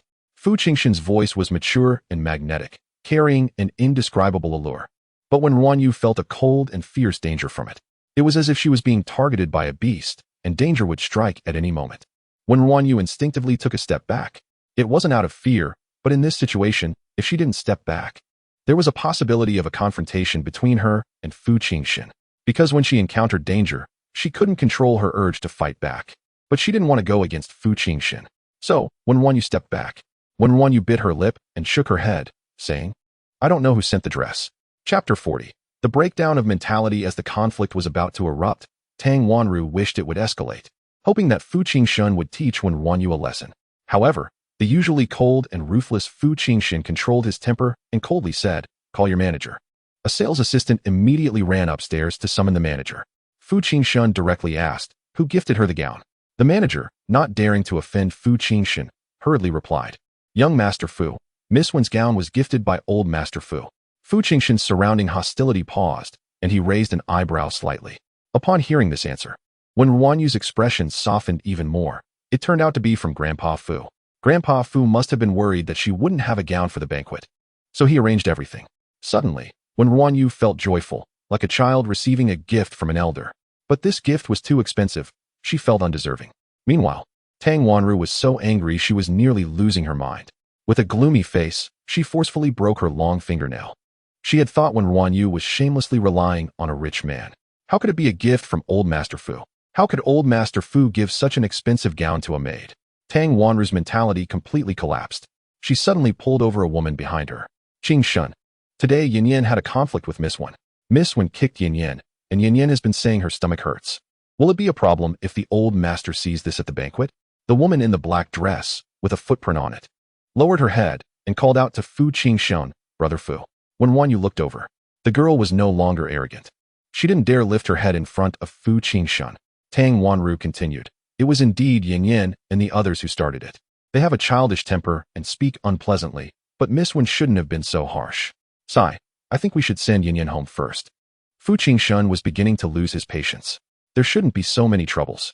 Lu Lingyan was Lu Jinghe's younger sister, so Fu Jinshen was slightly more patient with her than with others. Fu Jinshen looked at Wen RuanYu and asked, "Why did you hit her?" Lu Lingyan had been kicked, and another had her hair cut. It looked like Wen RuanYu was the one bullying them.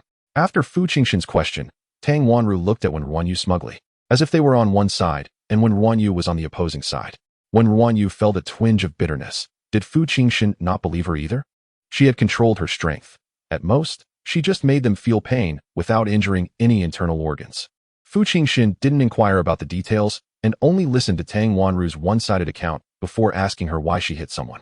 Wen RuanYu's eyes dimmed slightly as she looked into Fu Jinshen's eyes and softly said, "Fu Jinshen, you said that if someone is bullied, they can retaliate."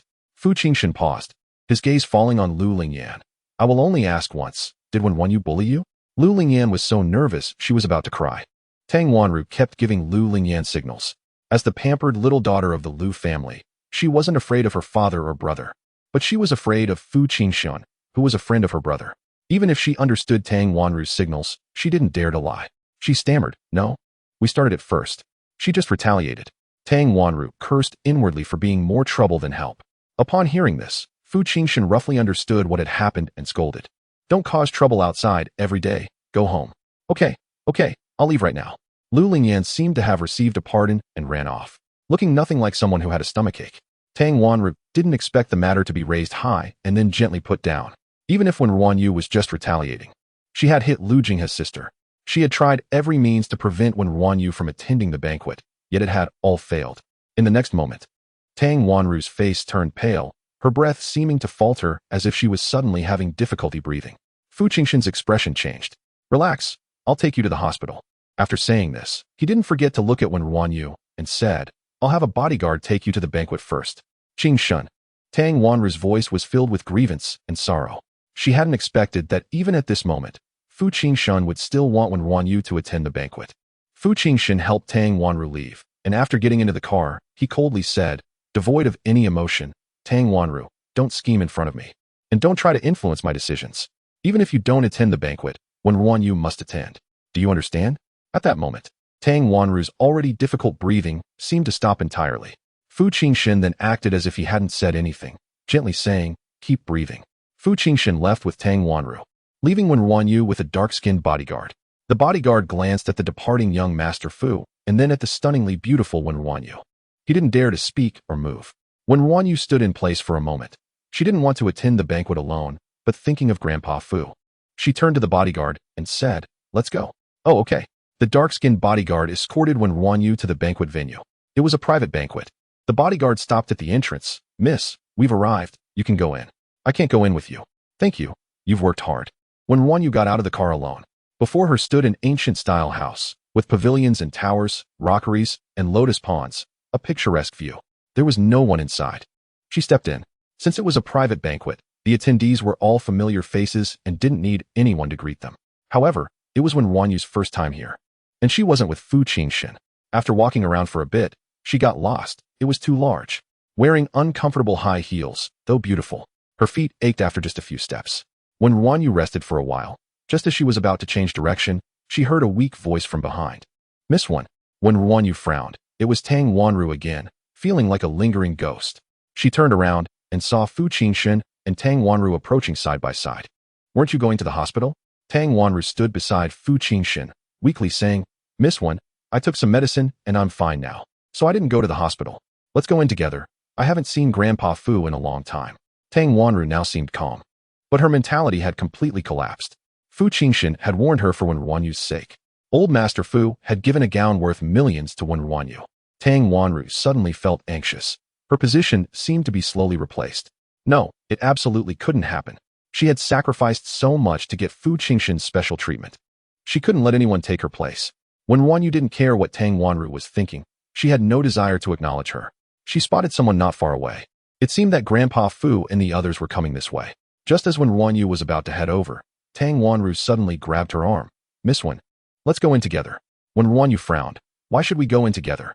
Besides, we're not familiar. Please don't touch me. Tang Wanru immediately looked aggrieved. Miss One, are you hostile to me because of Jinshen? Tang Wanru held onto Wen RuanYu tightly. Wen RuanYu felt a sharp pain in her arm from Tang Wanru's long nails digging into her skin. She pushed Tang Wanru away in disgust, only to see the crazy smile on Tang Wanru's face.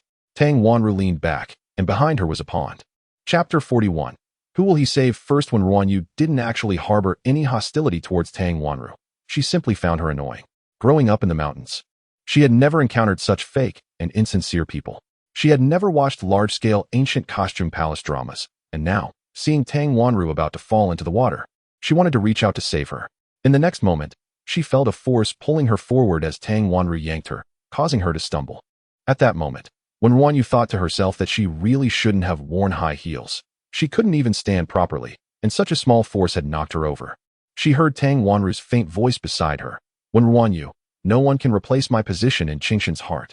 If you don't believe me, just watch who he saves first. Splash. The two fell into the water. When RuanYu wanted to curse, what was wrong with this woman? If you like Fu Jinshen, then tell him. Find a way to marry him. Why always cause trouble for her? At that moment, she heard another splash. It was Fu Jinshen. He jumped in after them. When RuanYu, dressed in high heels and a gown, found it very inconvenient and was afraid of ruining her dress, sinking into the water. Just then, she saw Fu Jinshen swimming quickly towards Tang Wanru without a moment's hesitation. When RuanYu's breath caught in her throat, she suddenly felt there was no need to ask Fu Jinshen who he really liked. What he had said about trying to be a couple might have just been a joke after all. She had gotten used to being abandoned. She was just an orphan that no one cared about. No parents, no relatives. But Fu Jinshen was her husband on the marriage certificate, which counted as family. Yet now he was ignoring her life and death to save another woman. When RuanYu felt very sad. It turned out that even after getting married, orphans still wouldn't have family. Fu Jinshen's choice to save Tang Wanru was actually unrelated to who was more important. It was merely a choice made after weighing the pros and cons. Tang Wanru's health was too poor, and falling into the water could be life-threatening. Meanwhile, when RuanYu was in good health, saving her a little later wouldn't pose a problem. Fu Jinshen was absolutely rational. He believed that if when RuanYu were sensible, she wouldn't mind. But he didn't understand that when a woman becomes emotionally involved, what she wants is not reason but absolute favoritism. Fu Jinshen quickly got Tang Wanru to the shore. On the other side, when RuanYu sank into the water, Grandpa Fu rushed over and saw this scene. His face turned extremely ugly, and he slapped Fu Jinshen in front of everyone. Everyone was stunned. The old man shouted angrily at Fu Jinshen, "What are you still standing there for? Save her. If anything happens to Xiaoyu, I won't spare you." Fu Jinshen was about to go save her when Tang Wanru, unsteady, clung tightly to his clothes. At that moment, Lu Jinghe also jumped into the water with a splash. This was the Lu family, and Lu Jinghe knew very well that the depth of their pond was enough to drown someone. At that moment, he didn't know why he was so worried. Was it because he knew how important Wen RuanYu was to Fu Ge? Or was it because of her bright and clean eyes? As Lu Jinghe just jumped into the water, the next moment, Wen RuanYu emerged from the surface. Her long hair fanned out beautifully on the water. Her pure and beautiful face tilted slightly upward, with sunlight sparkling on her, like the most beautiful mermaid in the ocean. Wen RuanYu was indeed very sad, but she never thought about waiting for someone to save her. She took off her high heels. She could swim on her own. She had always relied on herself to live. She didn't need anyone to save her. In that moment, Wen RuanYu was breathtakingly beautiful. The innate resilience and vitality seemed capable of breaking all the darkness in the world. Lu Jinghe was so close that he was stunned. Wen RuanYu glanced at Fu Jinshen on the shore, then at Lu Jinghe in the water, and tilted her head slightly, smiling cutely at Lu Jinghe. Dr. Lu, thank you for coming to save me. Lu Jinghe came back to his senses. It's fine, as long as you're okay.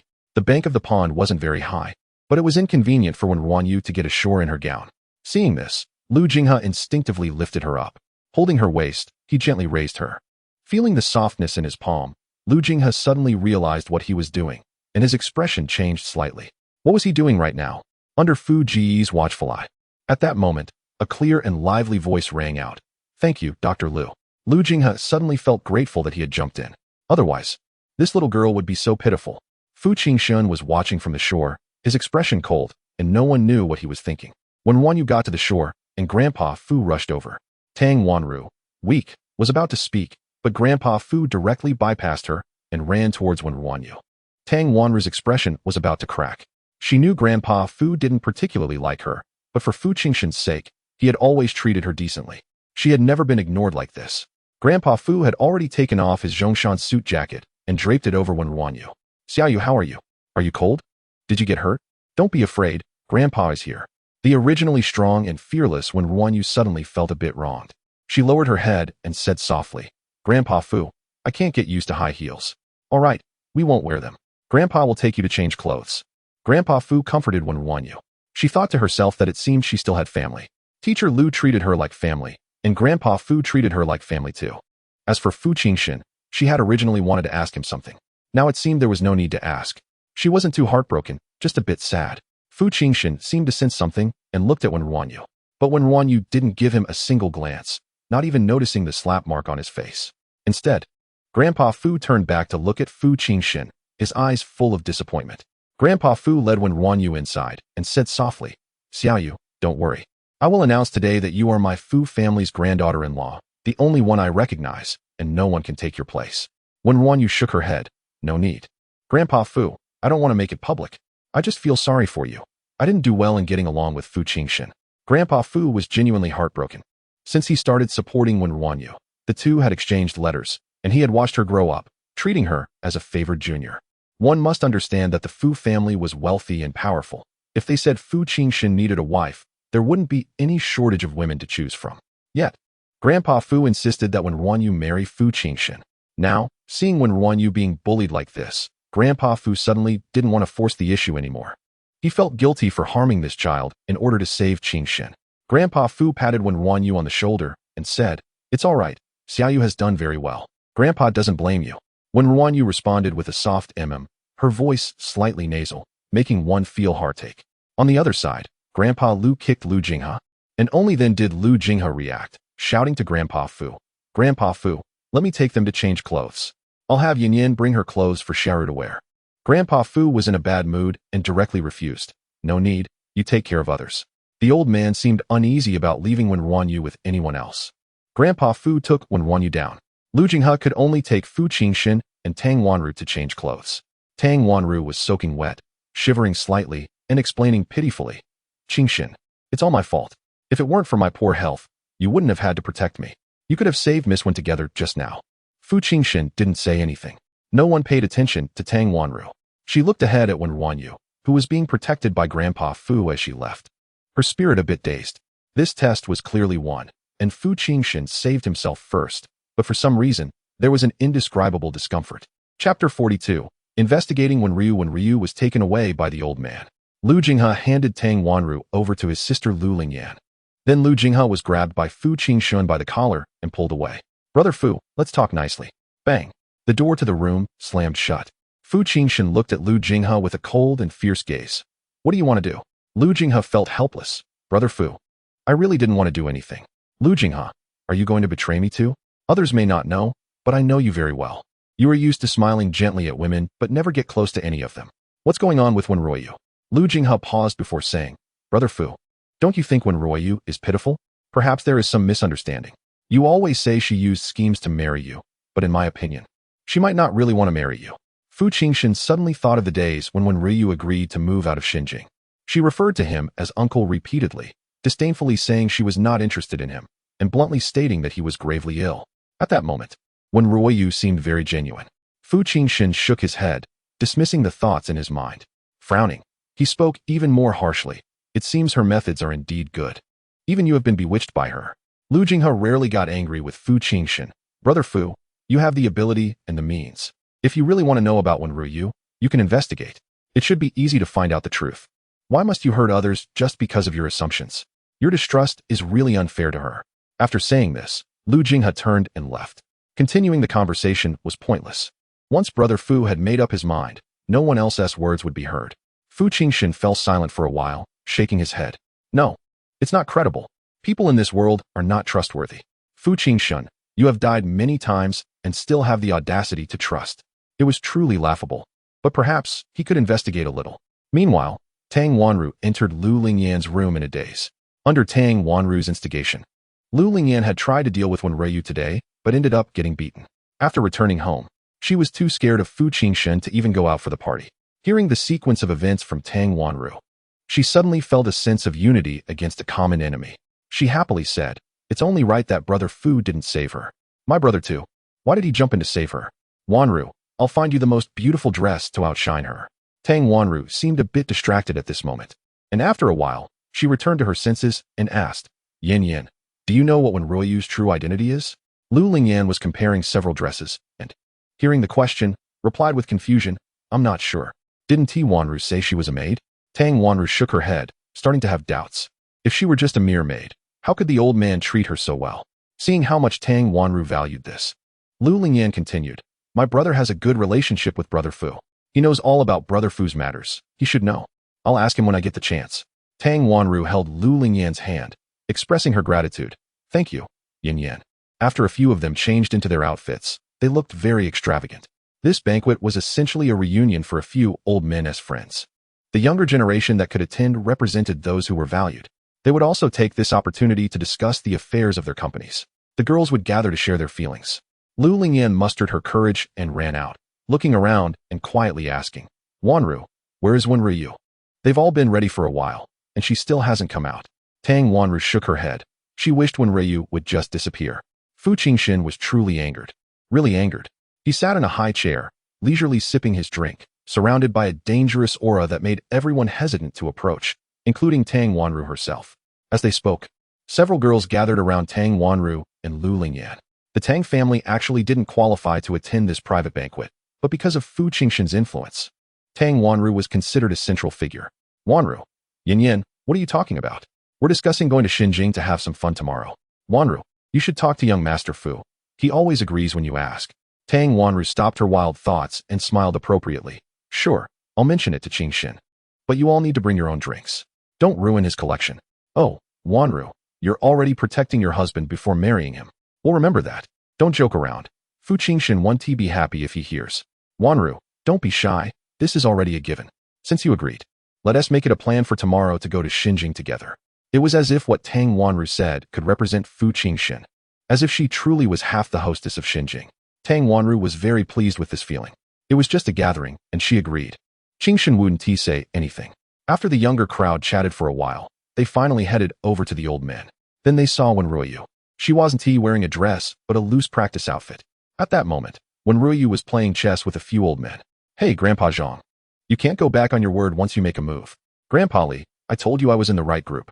I learned chess from the most skilled old man in the mountains since I was a child, defeating them all. Little you, keep an eye on old Zhang. He likes to take back his moves, no honor. Old Li, how dare you slander me?" 3 of the old men were wearing loose practice outfits. Wen RuanYu blended in perfectly among these elderly men.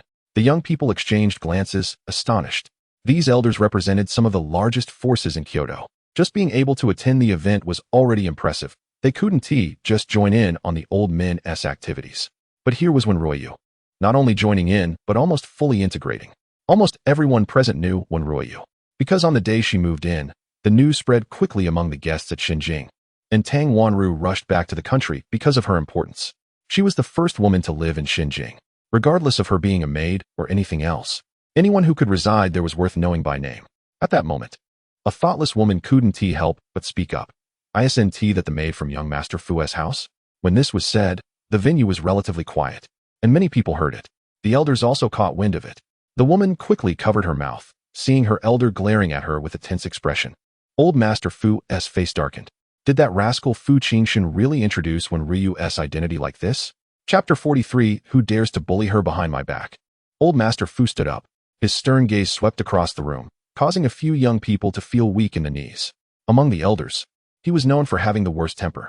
Previously, a young man had taken a liking to a maid from the Fu family, and after pestering her for several days, he forcibly took the girl out for drinks. They only drank, and nothing else happened. When Old Master Fu found out, he directly broke the young man's leg, without a word of warning.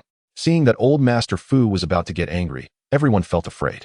They feared Fu Jinshen for his reckless and dangerous behavior, and they feared Old Master Fu for his strict and unyielding nature. Those who behaved poorly would not even dare to speak in front of him. Old Master Fu looked around and said in a serious tone, "I have something to say today." In the distance, Fu Jinshen put down his wine glass and cast a deep gaze over. It seemed that his speculation was correct.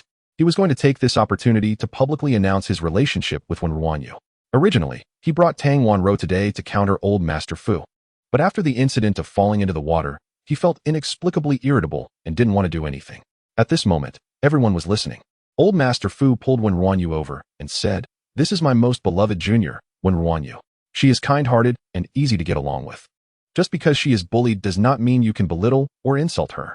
From now on, I do not want to hear anyone speak ill of her. If anyone dares to bully her behind my back, you can try." Wen RuanYu stood there in a daze beside Old Master Fu.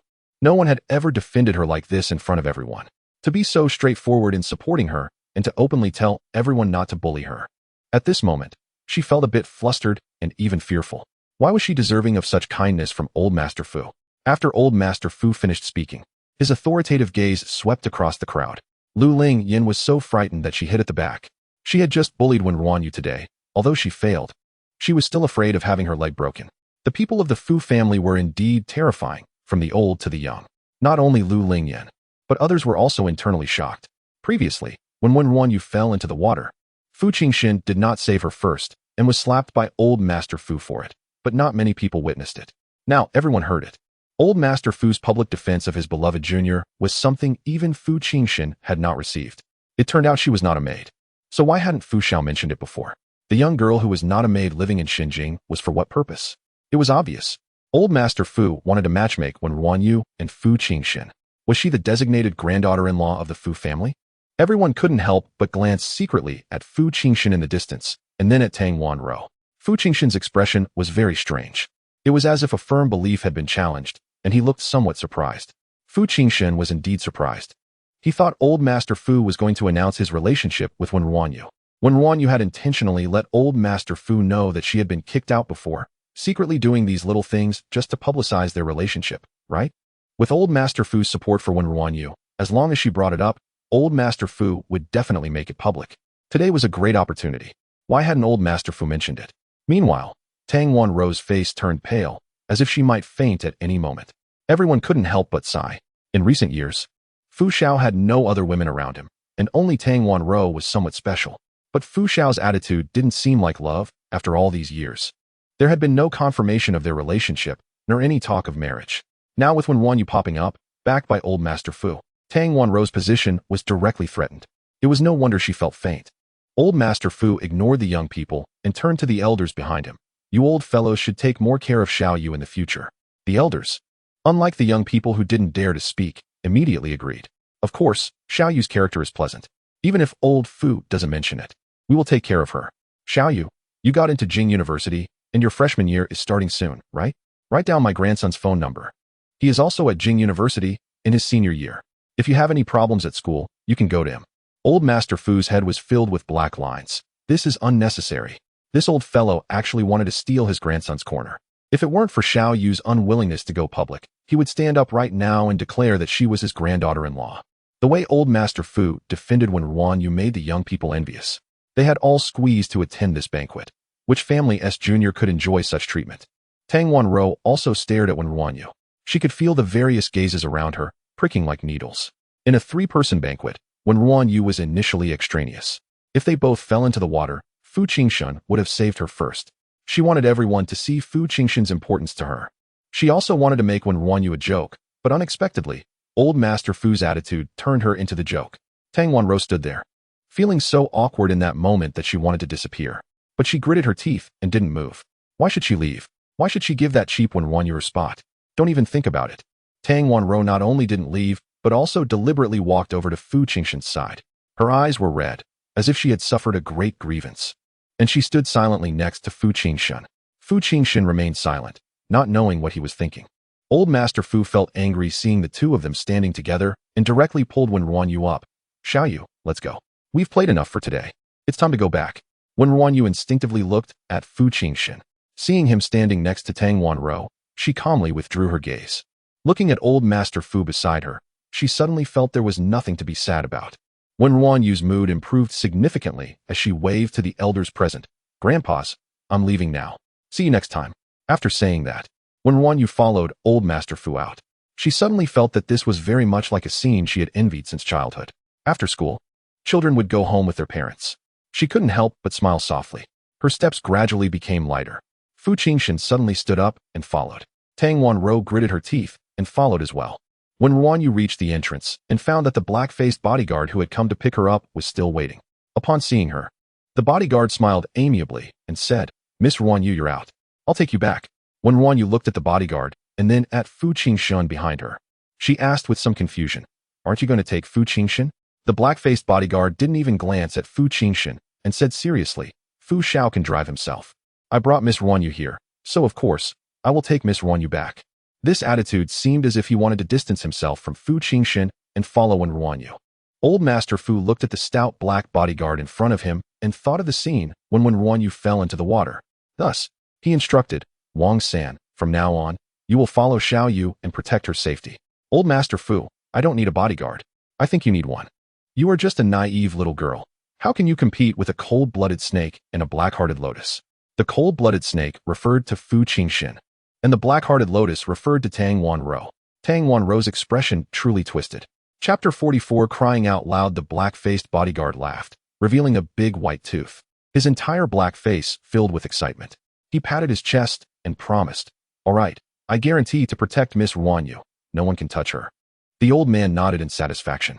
When RuanYu looked perplexed, Fu Jinshen was still watching from behind. Was it really appropriate for this bodyguard to be so happy?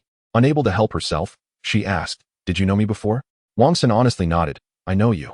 My uncle told me about Miss RuanYu. He said I'm too stupid, and that Fu Xiao has a bad temper. If I stay by Fu Xiao's side, I might easily anger him. My uncle said that Miss RuanYu has a good temperament, and I should hang around her more. So I might get familiar enough to be on her side one day. When RuanYu's expression grew even more strange. They said she was honest, but she felt that the bodyguard in front of her was even more honest. Here, in front of Fu Jinshen. He said that Fu Jinshen had a bad temper. When RuanYu asked again, Who is your uncle? Wang San replied honestly, My uncle is old Wang. He has been a driver for the old man for over a decade. When RuanYu couldn't help but laugh. This person just blurted everything out in a few words. She chuckled, But I really don't need a bodyguard. Wang San's black face fell. Don't, Miss RuanYu. I'm really capable, really. Even Fu Xiao can't beat me. My uncle said that if I continue to cause trouble by Fu Xiao's side, I will be beaten to death by him sooner or later. The old man also laughed. Let him stay. Don't underestimate this silly kid. He might not be smart, but his skills are really good. Even if he doesn't fight, driving, or carrying things, he is still useful. Wang San nodded vigorously. I'm really useful. Unable to refuse, when RuanYu had to keep him. Fu Jinshen was still watching from behind. But no one asked Fu Jinshen's opinion. The old man directly took Wen RuanYu into the car, and Fu Jinshen finally spoke. Where are you taking her? The old man shot a glance at Fu Jinshen and said, I'm taking Xiaoyu back to the old house. Otherwise, what is the point of staying in Xinjiang? Are you going to kick her out at any moment? When RuanYu was startled, Grandpa Fu, you know I moved out? The old man immediately got angry. You silly girl. If it weren't for the fact that I happened to see you after your car accident, were you planning to keep it a secret forever? The old man thought of the results of his investigation, how when RuanYu was bullied after entering the house, how she endured alone, even going to the market to sell fish for money. He thought that even if Fu Jinshen didn't like Wen RuanYu, he would still take care of her needs. Who would have thought that Fu Jinshen didn't treat Xiaoyu like a human at all? This child didn't even have a new set of clothes now, and he was so angry he clutched his chest. When RuanYu saw Grandpa Fu clutching his chest and immediately panicked. I'm sorry, Grandpa Fu. I didn't mean to deceive you. Please don't be angry. Wang San immediately took out heart medication and handed it over. After taking 2 pills, the old man calmed down. When RuanYu was very nervous. It was because of Grandpa Fu's illness that she didn't dare to speak up. fearing it would upset him. Fu Jinshen was just overly suspicious. He wasn't a fool. Seeing this scene, he realized he had misunderstood Wen RuanYu. It turned out she wasn't plotting anything behind his back. How ridiculous were his attitudes these past couple of days, including everything he had done today. Did Wen RuanYu really not have any thoughts of calculating against him? Fu Jinshen looked at Wen RuanYu in the car and said in a suppressed voice, "Wen RuanYu, get out of the car. Come back to Xinjing with me." He decided to listen to Lu Jinghe's advice and have someone investigate Wen RuanYu's background, checking all her experiences from birth to now to find out what kind of person she really was. He decided to give Wen RuanYu another chance. But Fu Jinshen was overly presumptuous. He had never asked if Wen RuanYu needed this chance. Wen RuanYu originally didn't like Fu Jinshen. It was Fu Jinshen who intentionally disguised himself as gentle, maliciously designed the car accident to make Wen RuanYu have feelings for him. Wen RuanYu was too innocent, even struggling to distinguish between love and gratitude. But Wen RuanYu knew that love couldn't involve three people. She also knew that Grandpa Fu was far more important than Fu Jinshen. At that moment, Grandpa Fu's heart condition flared up, and after taking the medicine, she still couldn't rest easy. How could she get out of the car? Seeing Wen RuanYu not moving, Fu Jinshen stepped forward with an absolute sense of oppression, about to open the car door to forcibly take her out. Wang San, seeing this, decisively started the vehicle, stepping on the gas, leaving a dark-faced Fu Jinshen behind. Wang San, looking through the rearview mirror at Fu Xiao's darkened face, pretended not to see. His current master was Miss RuanYu. The former master could be ignored. After the car started, the old man saw that Wen RuanYu was still nervous and comforted her. "Xiaoyu, I'm fine now, don't worry. You don't need to be afraid of Jinshen. With me here, he can't forcibly take you away. Even if you can't live with Jinshen, it's okay." The old man was truly disappointed after seeing what happened today. His wife fell into the water, but he went to save another woman. Did such a pure Xiaoyu feel abandoned at that moment? He once thought that Jinshen might be saved by the sincere Xiaoyu, but now it seemed he had overthought it. The wrong decision from the past had already harmed Jinshen. How could it harm Xiaoyu again? When RuanYu's eyes widened, was it really okay not to be with Fu Jinshen? But she knew that Grandpa Fu was most worried about Fu Jinshen, always hoping someone could sincerely take care of him. Her eyes turned red. "I'm sorry, Grandpa Fu. I didn't do well enough. You've done very well. It's my oversight. Since I brought you into the Fu family, as long as I live a day, I will protect you for a day. If you really can't be husband and wife, then I agree, you can divorce." When RuanYu finally couldn't hold it in any longer, she burst into tears. What should she do? How could she repay Grandpa Fu's kindness? "Grandpa Fu, why are you so good to me?" When RuanYu cried so hard she could barely speak. The last time she cried like this was when she was 5 years old. Her mother had passed away, and her father was missing. At 5, she didn't know what to do and cried loudly for a long time. Later, she realized that no matter how loudly she cried, no one would care about her anymore. So she stopped crying. Even when she had to compensate Lan Chao for so much money, she just endured and silently shed tears. But now, when RuanYu cried like a child, those repressed emotions were released with her cries. The old man sighed and reached out to rub RuanYu's head. "In the past few years, a lot of things happened in the Fu family. I once thought I couldn't hold on anymore. Then I received a thank you letter from you sent from the mountains. I thought, I can't just die like this. If I die, many little yes in the mountains might not be able to go to school. Grandpa Fu has held on because of you." When RuanYu looked at Grandpa Fu with tearful eyes. "Xiaoyu, don't always feel indebted to us. Actually, when you didn't know it, you were healing others all along. I'm old now, watching you grow up to this point. I sincerely hope you can live well, even if you divorce Jinshen." Chapter 45. The new bride arrives. Old Master Fu's words completely relaxed when RuanYu's heart. What she feared most was disappointing Grandpa Fu. And now he was telling her it was okay. With tears still on her face, when RuanYu smiled, Old Master Fu handed her a tissue to wipe her tears. "Why are you crying and laughing at the same time, Xiaoyu? Don't be too upset about today's events. Tang Wanro saved Jinshen when they were young, but an accident resulted in her body being ruined. Jinshen saved her first, probably because he was afraid she wouldn't be able to handle it." When RuanYu stopped crying and said with a slight choke, "So Tang Wanro is Fu Jinshen's benefactor." This made it easier for her to understand. Just like how Grandpa Fu had helped her, she had also been good to him. Old Master Fu nodded. That's one way to look at it. However, the Tang family has benefited quite a lot from Jinshen over the years, so their debts of gratitude are nearly settled. But Jinshen is someone who remembers both kindnesses and grievances very clearly. When RuanYu asked again, "But it seems Tang Wanro really likes Fu Jinshen. Why didn't Grandpa Fu allow them to marry back then?" She clearly remembered that Grandpa Fu had said Fu Jinshen wouldn't be able to find a wife. and that was why she had volunteered to marry him. Old Master Fu shook his head. They weren't suited for each other. The people around Qingshan can't have any ulterior motives. Mainly, it's because Qingshan doesn't like Tang Wanro. Wen RuanYu's big eyes were filled with confusion.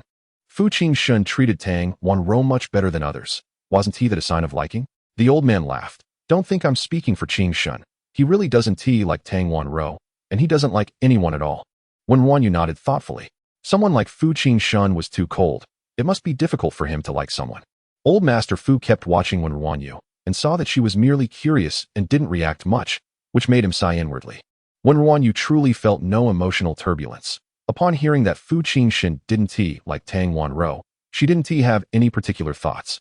It was better to think of Fu Jinshen as a benefactor. Being married was too complicated. Does Xiaoyu want to divorce Qingshan now? Old Master Fu asked. Wen RuanYu thought for a moment and shook her head. If Fu Jinshen proposed a divorce, I would agree, but I wouldn't take the initiative to divorce. In Wen RuanYu's upbringing, marriage was a significant matter, and once married, one shouldn't easily consider divorce. People from the mountains rarely divorced. Old Master Fu let out a sigh of relief. Although he agreed to the divorce, he still hoped they could wait a bit longer. He firmly believed that over time, Xiaoyu could change Qingshan. Old Master Fu said seriously, as long as you aren't divorced, Xiaoyu is the legitimate granddaughter-in-law of the Fu family. I will ensure you receive the respect you deserve. Wen RuanYu smiled and nodded. As they were talking, the car stopped. They had arrived at the old residence. Wen RuanYu looked at the grand and magnificent house in front of her, surprised, and asked, Grandpa Fu, do you live here? Yes, what's wrong? What a coincidence. I tutor in that smaller house next door. Old Master Fu's expression froze momentarily. Tutor? Is your tutoring going well? Wen RuanYu nodded. It's going quite well. The pay is very high and the work isn't tiring. Old Master Fu's expression was complex, as if he wanted to say something but didn't say anything. Wen RuanYu, curious about her surroundings, didn't notice Old Master Fu's expression. Upon entering the door, a butler immediately came to greet them. Old Master Fu instructed, Butler Wang, notify everyone to come back. I have something to say. Butler Wang immediately went to make arrangements. Wen RuanYu was curious as to why the driver, the butler, and even the bodyguard all had the surname Wang. Wang-san, as if sensing Wen RuanYu's thoughts, quietly explained from behind. The driver is my uncle, the butler is my dad, and I have a younger sister studying horticulture who takes care of the garden. Wen RuanYu. Entering the hall, the antique house was filled with red wooden furniture, steady and grand. Old Master Fu sat down with Wen RuanYu. After a short while, people began to return one after another. When the returning people saw someone sitting next to Old Master Fu, they were a bit surprised. Who is she? Daring to sit next to Old Master Fu. Isn't she afraid? The rules of the Fu family were strict. Everyone sat down in an orderly manner before Old Master Fu spoke. As more and more people arrived, Wen RuanYu felt a bit uneasy because everyone was looking at her. Once most people were gathered, Old Master Fu put down his teacup and said, I called everyone back to introduce you to Qingshan's new bride. What? Whose? Bang. Even though the Fu family members feared Old Master Fu's authority, many gasped in shock. A boy in his teens was so excited that he bumped into the corner of the table.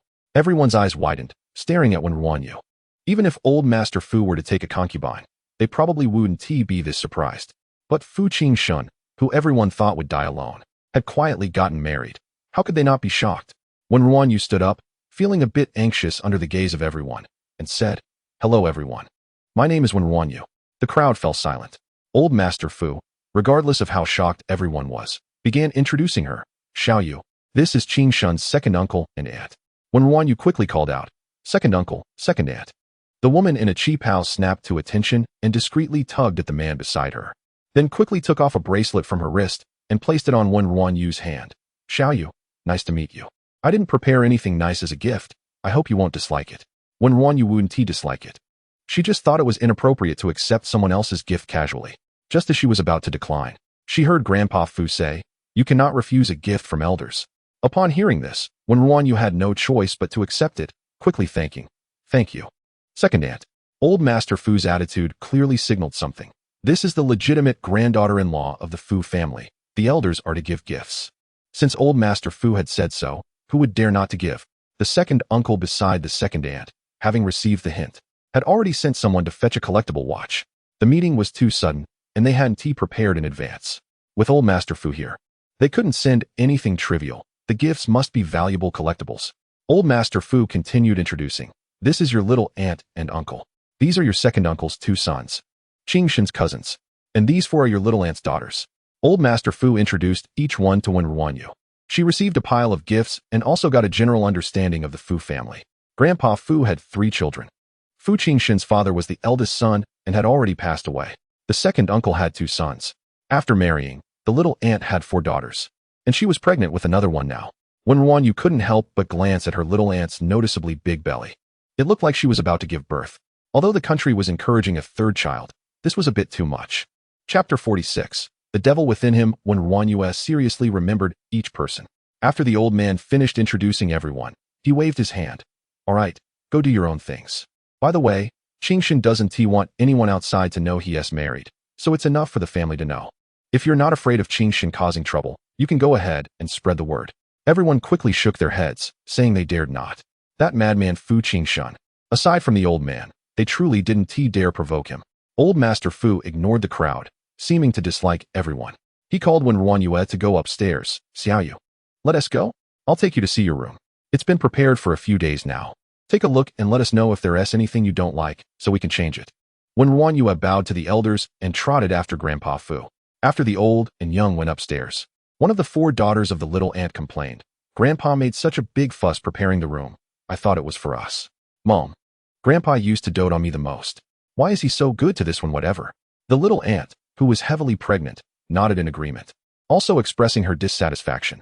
My room wasn't even done this well. She is just an outsider. I really don't know what Dad is thinking. The girls chattered in discontent. Nearby, the second aunt noticed and a flash of shrewdness crossed her eyes. Truly foolish. Didn't they see how different the old man's attitude was towards this granddaughter-in-law? The smartest move at this time was to win her over, not to compete and provoke. The second aunt exchanged glances with the second uncle, and the 2 left, ignoring the foolish family. After Wen RuanYu went upstairs, she was stunned by the sight of her room. It was even larger than Fu Jinshen's bedroom in Xinjing, with a separate dressing room, shoe and bag room, and makeup room, a soft carpet, and a bed that was at least 2 meters long.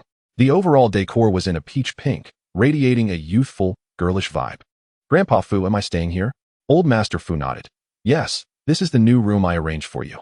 How is it? If you don't like anything, we can change it. No, I don't dislike it, it's just too big. It feels a bit wasteful for me to stay here. Wasteful? My Fu family's granddaughter-in-law should live in the best. Wen RuanYu thought that since this was a new room, it should be considered hers and Fu Jinshen's room. She awkwardly asked, will Fu Jinshen like this decor? Thinking of the black, white, and gray tones of Fu Jinshen's Xinjing decor, and then looking at the youthful pink decor in front of her, Old Master Fu waved his hand dismissively. Whether he likes it or not is not important. That boy might be unwilling to return to the old residence. I'll try my best to get him back. Wen RuanYu wanted to say that there was no need to return. Living with Fu Jinshen put pressure on her. After settling Wen RuanYu, Old Master Fu went to his study. He took out his phone and dialed a number, his tone stern and cold. Continue to pressure Fu Jinshen. Recently, the second one has been performing well, given the new project. Do as I say, the Tang family is greedy. Cut off their cooperation with us.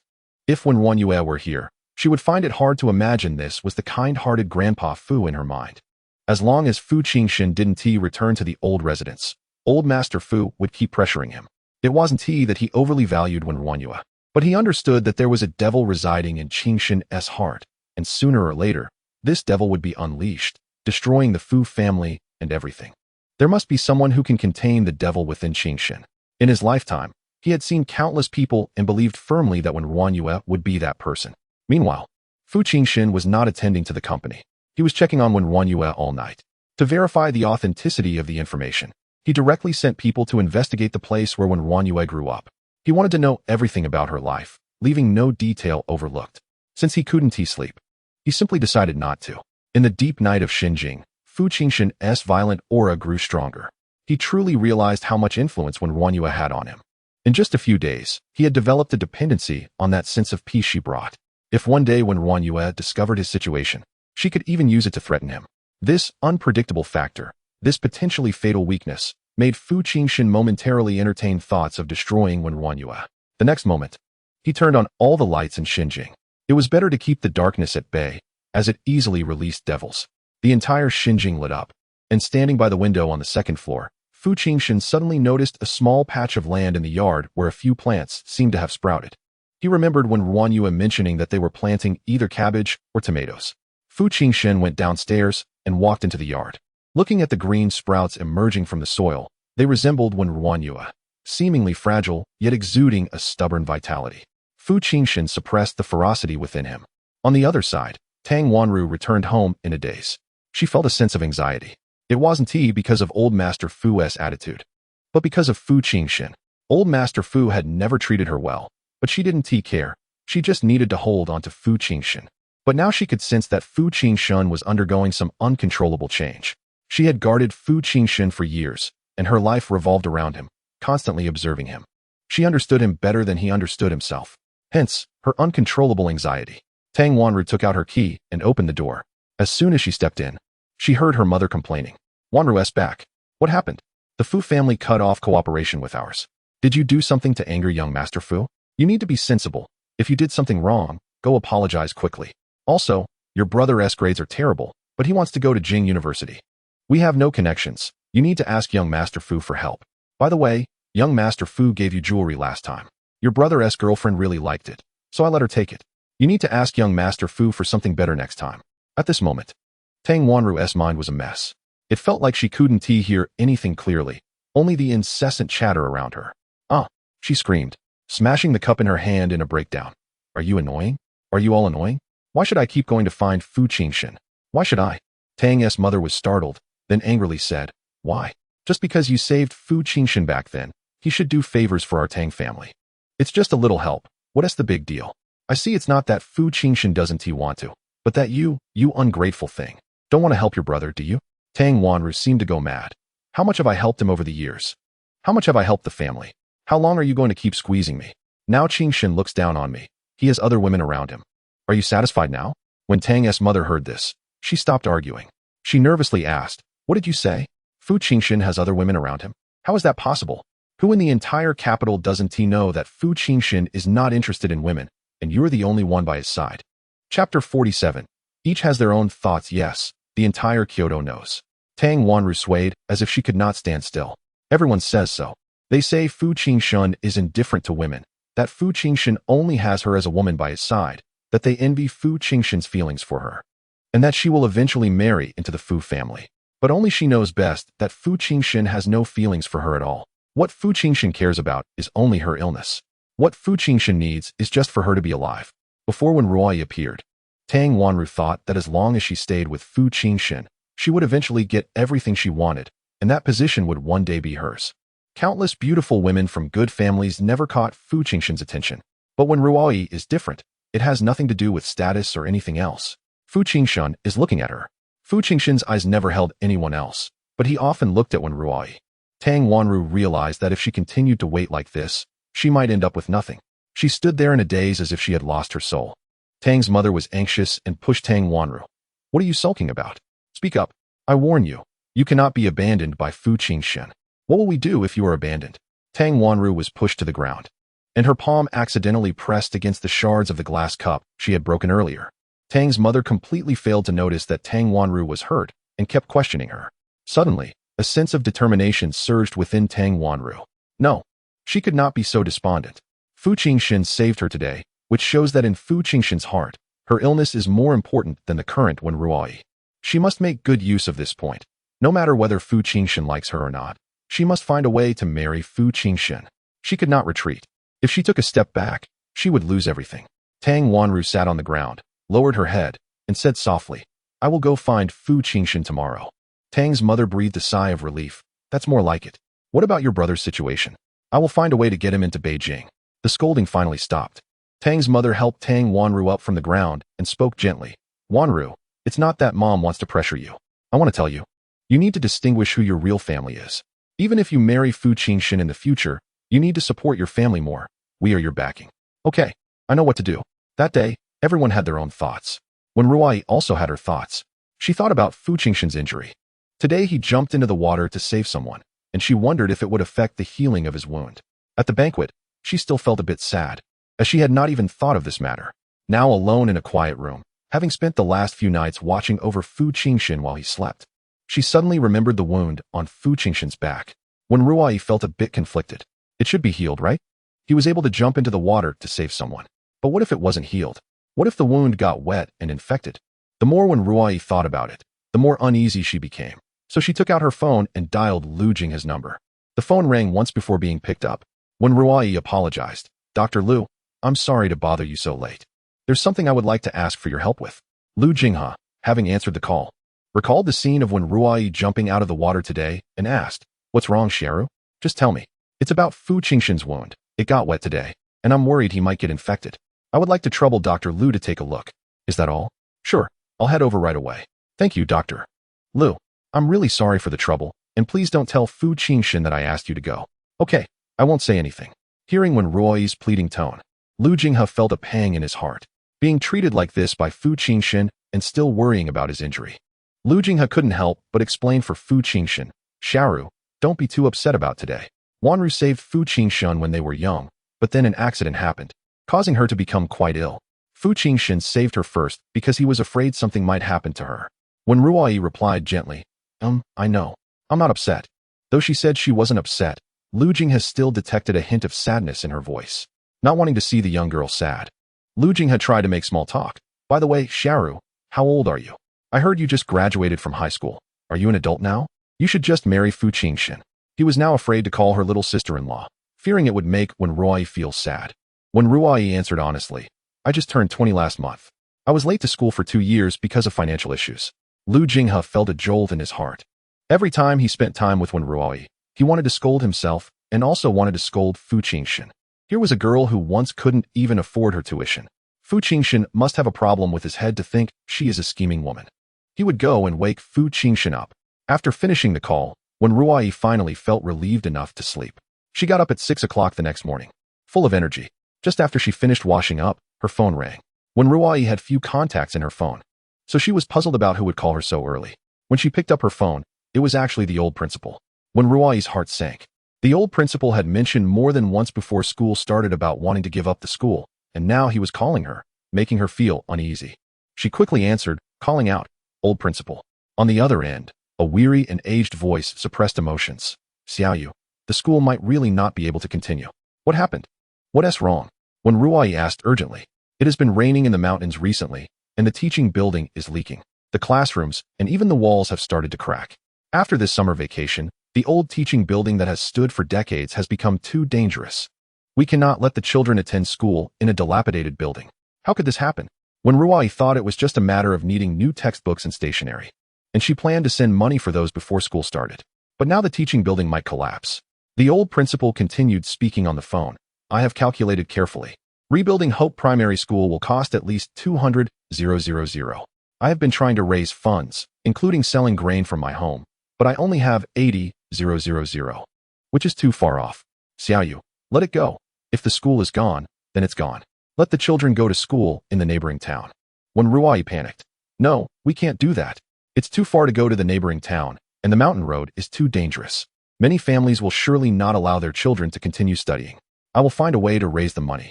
The old principal sighed. Xiaoyu, you have already put in so much for this school. Teacher Lu is no longer here. Why bother? Wen RuanYu tightened her grip on the phone, her heart aching. She said more firmly, No, Teacher Lu is still here. I am Teacher Lu's student. As long as I do not forget Teacher Lu's beliefs, he will still be here. Old principal, I will raise enough money. There were sighs on the call. After hanging up, Wen RuanYu sat quietly for a moment. Her eyes were slightly red, and then she suddenly smiled brightly, speaking to herself. Teacher Lu, are you doing well up there? Don't worry, I will do what you hoped for. Starting today, I will work even harder. Chapter 48. The past of Wen RuanYu. Wen RuanYu did not allow herself to continue dwelling in sadness and pain. She quickly pulled herself together. Her primary goal now was to make money. She had taken a few days off to take care of Fu Jinshen, but it seemed he no longer needed her care, as he was preparing to go back to the market to buy fish today. Moreover, it was Monday, and she could go for her tutoring session in the afternoon. Wen RuanYu changed back into her old clothes and went downstairs, planning to move her clothes from Xinjing after work today to avoid further purchases from Grandpa Fu. She thought it was still early, just dawn, and that everyone should still be asleep. However, as soon as she reached the ground floor, she saw her two little cousins sitting on the sofa in the hall, each holding a phone, chatting and playing games. Quick! We need to finish playing this before the adults wake up. If they find out we've been gaming all night, we're dead, one of them said. And it's not like Grandpa is being nice to that new sister-in-law. We have to squeeze into one room with Mom. If we had our own room, We could play as we please without sneaking to the living room at midnight. She's not even a real sister-in-law. She's just an outsider. And I want to acknowledge her. Did you see? Yesterday was her first visit, and Brother Fu didn't even come back. Right? I can tell Brother Fu doesn't like her at all. He wants to come back to the old house. She's just a new bride living here alone. Doesn't she worry about being laughed at? As Wen RuanYu approached, the two girls, lost in their game, finally noticed her. Their conversation abruptly stopped. Wen RuanYu walked over. And one of the girls, a bit anxious, spoke up loudly. What do you want? Wen RuanYu, feeling a bit irritable, replied softly, I'm not doing anything. I just want to remind you that kids should focus on their studies and not learn to speak ill of others. That's very uncultured. How dare you say we're uncultured? We said it right in front of you. What are you going to do about it? You can't even retort. Wen RuanYu suddenly moved closer and said seriously, I may not be able to retort, but if you provoke me again, I will hit you. Before she could finish, Wen RuanYu had already walked away. Throughout her life, she had heard plenty of gossip. As long as it didn't involve her directly, she didn't care. The opinions of the others in the Fu family didn't matter. As long as Grandpa Fu was satisfied, that was enough. The two girls felt a bit angry but didn't dare to confront Wen RuanYu directly. They weren't afraid of her, but they were afraid of Fu Jinshen. In the entire Fu family, apart from Grandpa Fu, no one wasn't afraid of Fu Jinshen. To them, Fu Jinshen was like a big demon king. If he were purely mad, they wouldn't be so scared, but Fu Jinshen seemed perfectly normal until he got angry, and then no one knew what might happen. Wen RuanYu ignored what the two kids were thinking and went to the kitchen, wanting to simply cook a bowl of noodles since buying breakfast outside was too expensive. She wanted to save money. However, she found that the kitchen had already prepared a lot of breakfast. Wen RuanYu asked the chef, Hello, can I take 2 buns? The busy chef turned around upon seeing her and quickly said, Of course, young lady. Feel free to take whatever you want. If you need anything special, I can make it for you right away. Yesterday, when Grandpa Fu introduced Wen RuanYu, he had called all the household staff, including the chef, maids, drivers, and bodyguards, to meet her. So, everyone in the old house recognized Wen RuanYu and was very polite to her. Being called young lady made Wen RuanYu feel a bit uneasy. She always thought such titles belonged in storybooks. Her face flushed slightly as she said, Thank you, but that's enough. I just need 2 buns. Wen RuanYu took the buns and hurriedly ran off. The chef couldn't believe that this shy girl, who blushed while speaking, was actually the eldest young masteress' wife. Their personalities and images were too different. Wen RuanYu quickly finished her buns and took a car to Xinjiang. Upon arriving at the market, she greeted everyone nonstop. Her arrival seemed to liven up the otherwise dull and busy market. She seemed to have an innate ability to spread vitality to those around her. From a distance, she waved and called out, Uncle Wu, Aunt Wu, I'm back. Aunt Wu was scolding Uncle Wu, but upon seeing Wen RuanYu, she said without any courtesy, We don't need you here. Why are you in such a hurry to come back? Wen RuanYu was used to Aunt Wu's harsh words. She knew she meant well and didn't mind. She put on an apron and ran over to help move fish. Aunt Wu, let me do it. You're not well. Uncle Wu hired someone to take care of you so you can rest properly. Now that I'm back, there's no reason for you to work hard. Just take a good rest. You little girl, don't think just because you're sweet-talking me, I'll give you any benefits. After saying this, Aunt Wu awkwardly stuffed a boiled egg into Wen RuanYu's pocket. I can't eat this. You need to eat well to work hard. Aunt Wu was a bit of a difficult person. When she initially wanted to give fish to Wen RuanYu, she pretended that the fish was dying and not worth much. Wen RuanYu loved eating eggs and happily said, Thank you, Aunt Wu, you're really nice. Aunt Wu became even more awkward. Uncle Wu couldn't help but chuckle. Although working at the market was a bit tough, Wen RuanYu was genuinely happy. After finishing the morning rush, as per usual, she could go home after delivering the fish at noon. While checking the orders, she saw that there was an order from District 1, and her smile instantly faded. What did Fu Jinshen want again? She really didn't want to go. She felt a bit unsure about how to face him. But thinking of Fu Jinshen's injury, Wen RuanYu decided to go anyway. After all, she still had to move her things from Xinjiang. Fu Jinshen did not go out today. He spent the whole morning looking at the data that had been sent to him about Wen RuanYu's life. At 5 years old, her mother had passed away, and her father was missing. The village contacted her grandparents, who refused to help her, saying she was a burden and didn't want to take her in. An aunt who had married in a nearby town also said, Who has the time to take care of a burden? And refused to help. No one wanted her. With no other options, the village chief had to organize some help from the villagers. From the age of 5, Wen RuanYu had lived alone. Even with villagers' help, a child so young was just surviving, which was already a tremendous effort. By the age of 8, Wen RuanYu met a teacher named Lu Ji, who helped her go to school. The information was detailed and clear, documenting how a 5-year-old child managed to survive alone until now. It clearly recorded how Wen RuanYu coincidentally met Grandpa Fu. After reading it, Fu Jinshen felt confused. How could someone who had lived such a hard life still smile so happily? She worked hard to learn and was grateful to everyone who had helped her. But why didn't she resent her unfortunate experiences? Did such people really exist in this world? If it weren't for Fu Jinshen personally sending someone to investigate, he wouldn't have believed any of this. But now, he believed Wen RuanYu to a certain extent. If Grandpa Fu knew about the change in Fu Jinshen's heart, he would probably be so moved he would cry. Though it was just a little belief, one must understand that Fu Jinshen had only 5% belief in anyone, including himself. At this moment, Wen RuanYu had finished delivering fish to the other households and arrived at District 1. As she approached the small courtyard's entrance, she sighed. Every time she spent time with Fu Jinshen, she always felt a lot of pressure. This was mainly because Fu Jinshen had too many unpredictable factors, which made her easily flustered. Chapter 49. Do you hate? Wen RuanYu took a deep breath and entered the small building. There was no one downstairs. Aunt Wang was also absent. Wen RuanYu placed the grass carp that had been delivered into the kitchen. She was contemplating whether to just sneak in quietly and then sneak out again. But thinking about her luggage still being in Fu Jinshen's room, she figured she should go tidy it up. Gritting her teeth, she went upstairs. At this time, if Fu Jinshen was home, he would definitely be in the bedroom if he hadn't come downstairs. Although she hadn't spent much time with Fu Jinshen, she was quite familiar with his habits. He generally didn't eat breakfast and slept in the morning. Wen RuanYu went upstairs, and it was quiet above. She walked to the bedroom door, raised her hand to knock, but hesitated. What would she say to Fu Jinshen when she saw him? He had left with Tang Wanru yesterday. If she opened the door, would Tang Wanru be there too? Previously, when she wanted to leave Xinjing, Fu Jinshen's attitude had changed. Now that she was about to leave again, would his attitude change once more? At that moment, when RuanYu's mind was racing, her hand lowered, and after a while, she raised it again. Then she shook her head vigorously and muttered to herself, Wen RuanYu, you really are going backwards. You're not afraid of wild boars. Yet you're afraid of Fu Jinshen. After saying that, Wen RuanYu directly raised her hand and knocked on the door. You're here. Fu Jinshen's deep, somewhat hoarse voice sounded from behind her. Wen RuanYu was startled and quickly turned around. It turned out that Fu Jinshen was not in the bedroom. He had come out from the study. He was still wearing the clothes from yesterday, looking as if he hadn't slept all night. His deep-set eyes had a hint of redness, making him appear even darker, exuding a kind of despondent ferocity. All of Wen RuanYu's tension and unease turned into surprise. Fu Jinshen, what is wrong with you? Fu Jinshen did not answer, but asked instead, Wen RuanYu, do you have hate in your heart?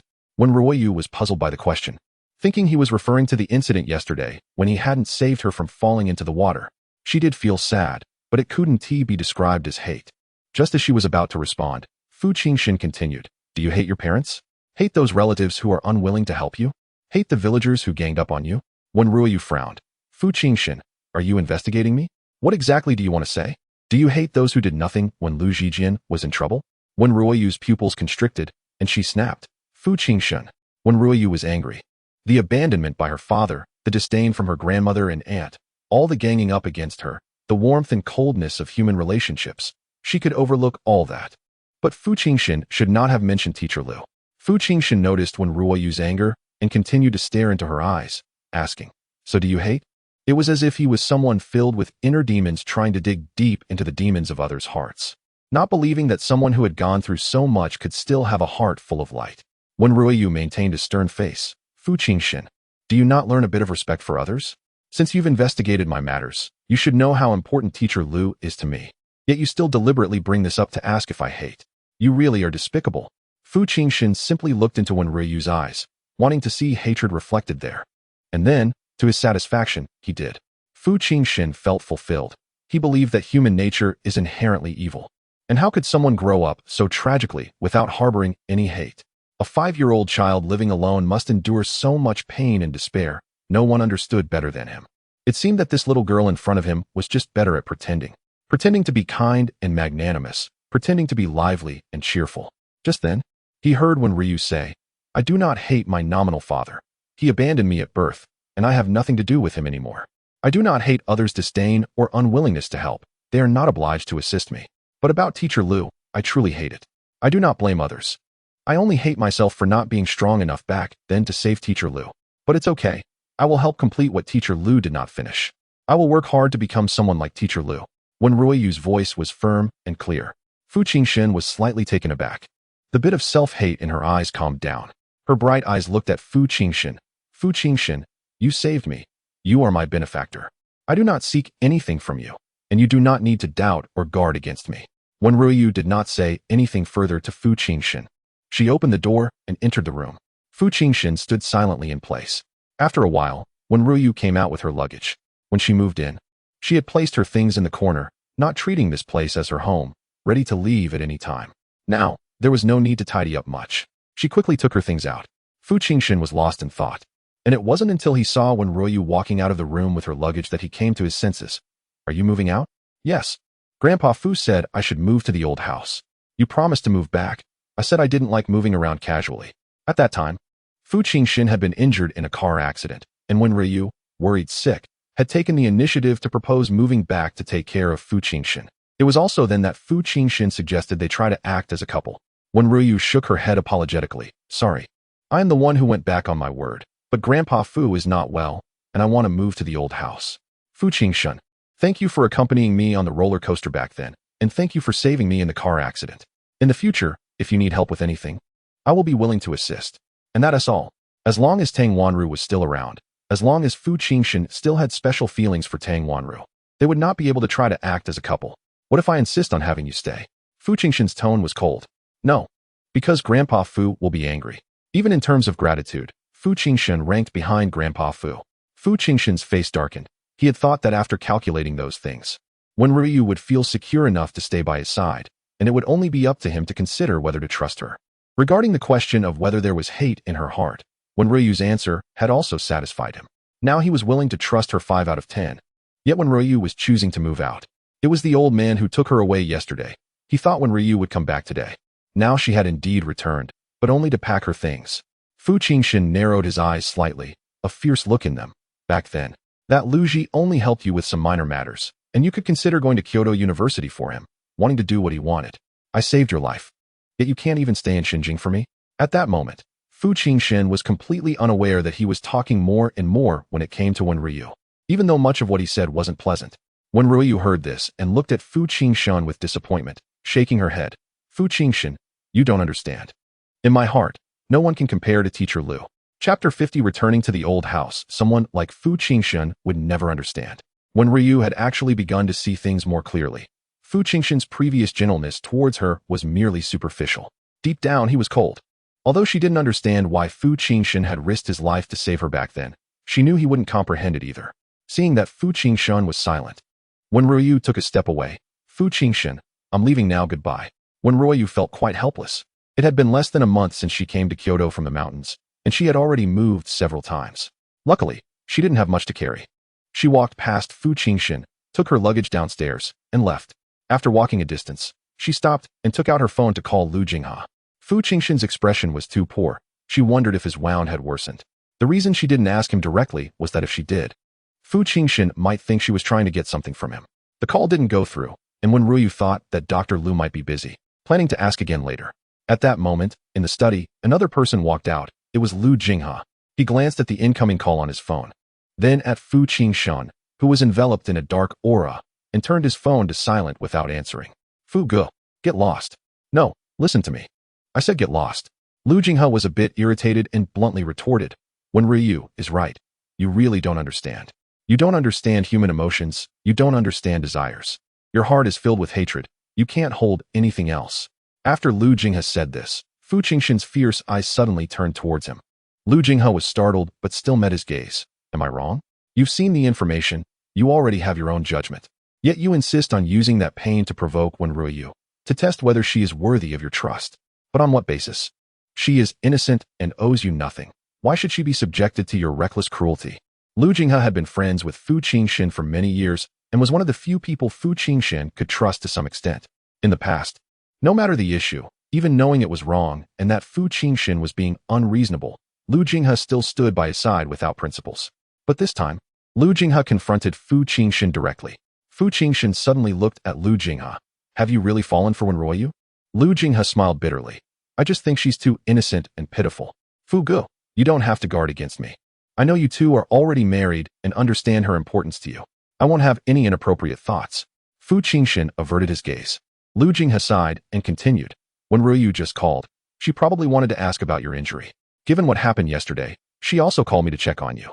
Fu Gu, everything that needed to be checked has been checked, and everything that needed to be asked has been asked. You should take care of your back injury first. From yesterday until now, Fu Jinshen's wound had not been disinfected or dressed. The wound shouldn't come into contact with water before it scabs.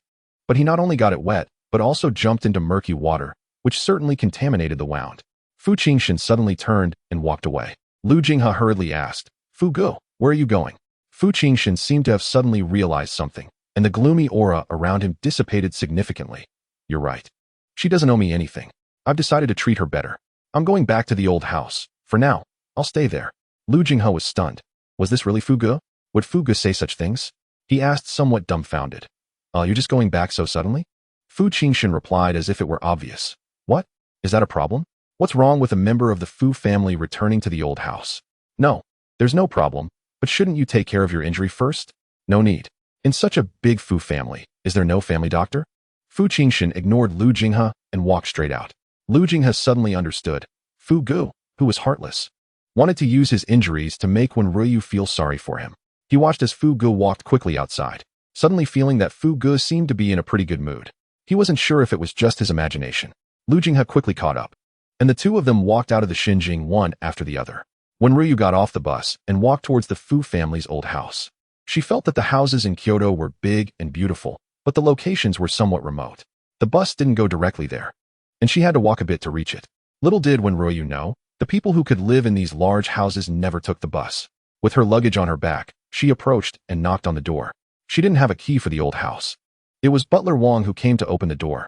Upon seeing Wen RuanYu, Butler Wang's attitude was friendly and very polite. Young madam is back. Why are you carrying so much? I'll help you carry it. Butler Wang was very courteous and clearly knew that his son Wang San had been arranged to follow Wen RuanYu by the old master. Wen RuanYu quickly shook her head. No need. These things aren't heavy. I can carry them in myself. She had a natural strength, and this little weight was nothing to her. Butler Wang didn't insist, smiling kindly as he escorted Wen RuanYu inside. Wen RuanYu secretly glanced at Butler Wang, thinking that Wang San didn't resemble his father at all. Wang San was simple and spoke his mind, while Butler Wang clearly seemed to be a smooth talker. After escorting Wen RuanYu into the villa, Butler Wang went off to get busy. Wen RuanYu entered the hall with her large and small bags of luggage. As soon as she entered, she heard a sarcastic voice. Oh, why are you bringing all this junk home? It's filthy. Hurry up and throw it out. Wen RuanYu turned to see her sister-in-law lounging in a recliner, leisurely eating fruit while making unkind remarks. Wen RuanYu replied seriously, my things are just old, not dirty. Still daring to retort? Do you even remember who your sister-in-law is? You don't know your place. Did you hear me? Throw it out. I'm pregnant. And if your filthy things infect my baby with some virus, what will you do to compensate? Wen RuanYu had seen unreasonable people, but she had never encountered anyone this unreasonable. It was as if she didn't throw out her things, she would be responsible if something happened to the other person's child. At first glance, anyone who saw Wen RuanYu would instinctively think she was a soft target, easy to manipulate. But in fact, Wen RuanYu was easy to talk to, but she was not someone to be bullied. She carried her things inside, while saying, I'll ask Grandpa Fu later. If using old things could harm the baby in your belly, then I'll definitely throw everything away. Wen RuanYu had noticed yesterday that Grandpa Fu held absolute authority in the Fu family. When Grandpa Fu was present, everyone smiled and behaved, not daring to say a word. Now that Grandpa Fu wasn't in the living room, her sister-in-law dared to speak like this. As Fu Yi, who was eating fruit, heard this, she put down her fruit and stood up, walking towards Wen RuanYu, standing in front of her with a big belly. Didn't he see that you're someone who will complain? I heard Xiaoqing say you threatened to hit her. Who gave you the courage to be so rampant in the Fu family? Wen RuanYu didn't want to conflict with a pregnant woman and tried to bypass her to go upstairs. But Fu Yi stubbornly blocked Wen RuanYu. Why are you in such a hurry to leave? Aren't you so bold to hit someone? Go ahead and try. At that moment, a lazy yet wicked voice came from the doorway. Aunt, do you really want to try? I can help you with that. Fu Yi's face instantly turned pale. Fu Jinshen was back. Chapter 51. The attitude of the Fu family towards him. Fu Yi turned in shock to look at Fu Jinshen. How could Fu Jinshen be back? This person usually doesn't return to the old house for a year or so, and didn't even come back for the new year last year. Wen RuanYu was also wondering at this moment, why did Fu Jinshen come? Fu Jinshen spoke very rudely, as if he really dared to take action against his own aunt.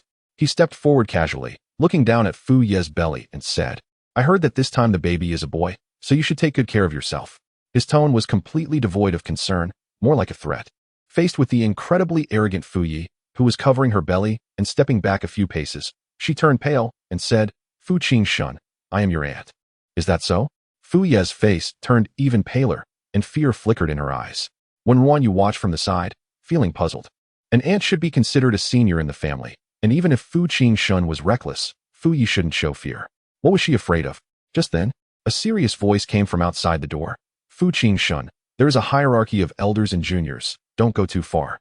Wen RuanYu turned to see that it was Fu Jinshen's second uncle, Fu Rongfeng, who had come in. Fu Jinshen slightly narrowed his eyes. Second uncle has the leisure to come and discipline me.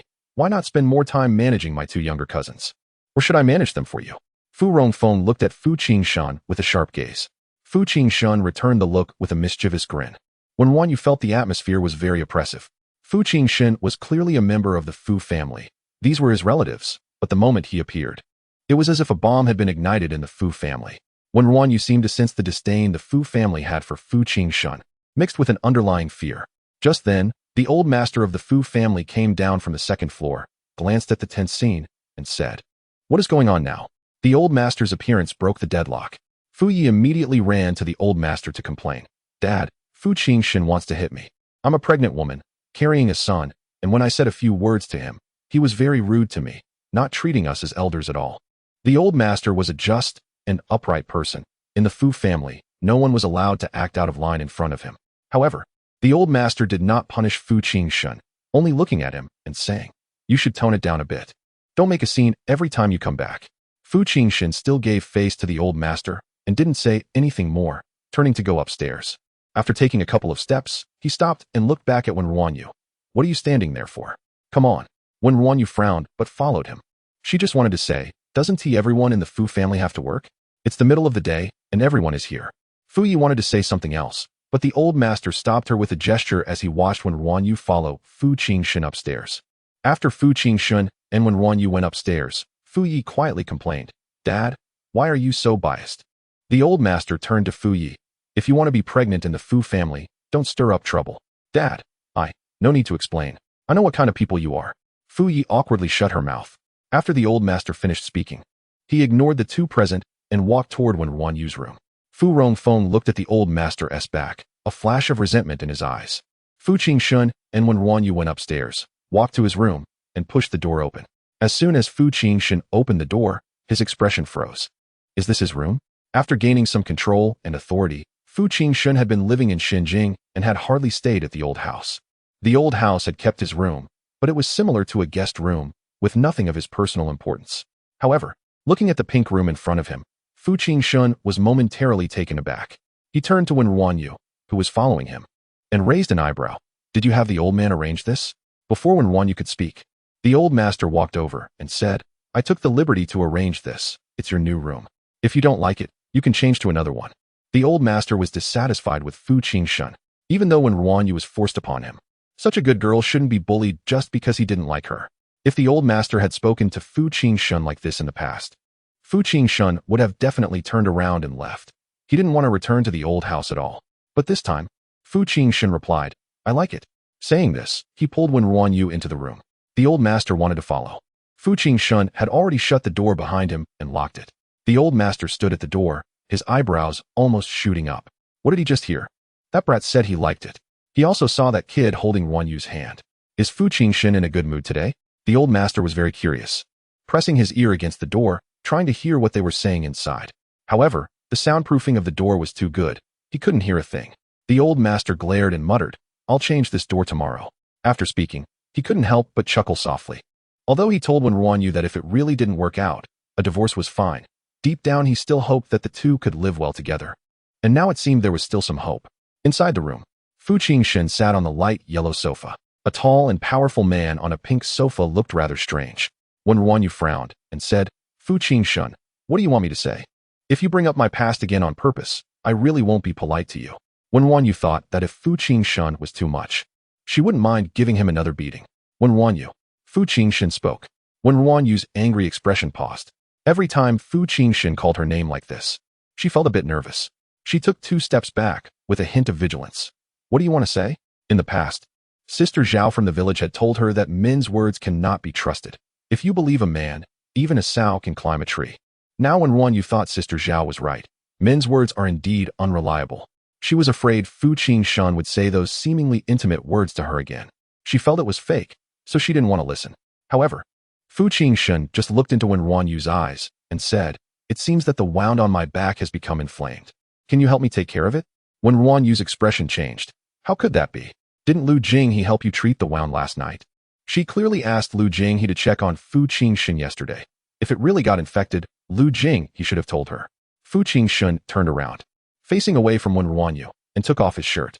Then Wen RuanYu saw that the white gauze on Fu Jinshen's back was a bit dirty, soaked with blood, and looked quite alarming. She raised her voice a bit. Didn't you change the wet gauze after falling into the water yesterday? Didn't Lu Jinghe change your medicine last night?" "No," Fu Jinshen replied nonchalantly, without a hint of embarrassment. Although Lu Jinghe came yesterday, he indeed did not change the medicine. He wasn't lying. Chapter 52. Fu Jinshen's trust. When RuanYu felt a bit annoyed. She thought that next time, she should handle things herself instead of asking others, as relying on someone else was indeed unreliable. Lu Jinghe, whose innocent reputation was harmed, had no idea about Fu Ji's petty actions. When RuanYu turned to leave, "I'll call the doctor." Fu Jinshen said calmly, "You're not allowed to go. You help me deal with this. If you call someone else, I want to treat this wound." Fu Jinshen, how can you joke about your own body? Fu Jinshen did not turn around, still facing away from Wen RuanYu. "I'm not joking." Wen RuanYu did not doubt the truthfulness of Fu Jinshen's words. He was indeed a reckless person. She gritted her teeth and said, "Then I'll get the medicine box." Fu Jinshen said flatly, "If the room layout hasn't changed, the emergency medicine box is on the second shelf under the storage cabinet over there." When RuanYu went over to open the storage cabinet and found indeed an emergency medicine box, she carried the box back to Fu Jinshen, her face serious as she began to unwrap the gauze on his back. The gauze was stained with blood and had stuck to the wound after drying. When RuanYu did not dare to tear it off forcefully, so she took out some disinfectant and gradually soaked it before slowly removing the gauze. Then she saw the various wounds on Fu Jinshen's back, some already swollen and even showing signs of pus due to the wet gauze. When RuanYu gasped, "It's so serious. I really need to call a doctor." Fu Jinshen, "Your wounds are inflamed. You must see a doctor." "Not allowed. But I don't know how to treat it. Just handle it as a normal wound. I will go to the hospital myself later." Fu Jinshen's temper was too bad, and when RuanYu really had no way to reason with him. Thinking that all these injuries were incurred while saving her, her previously calm face showed some helplessness.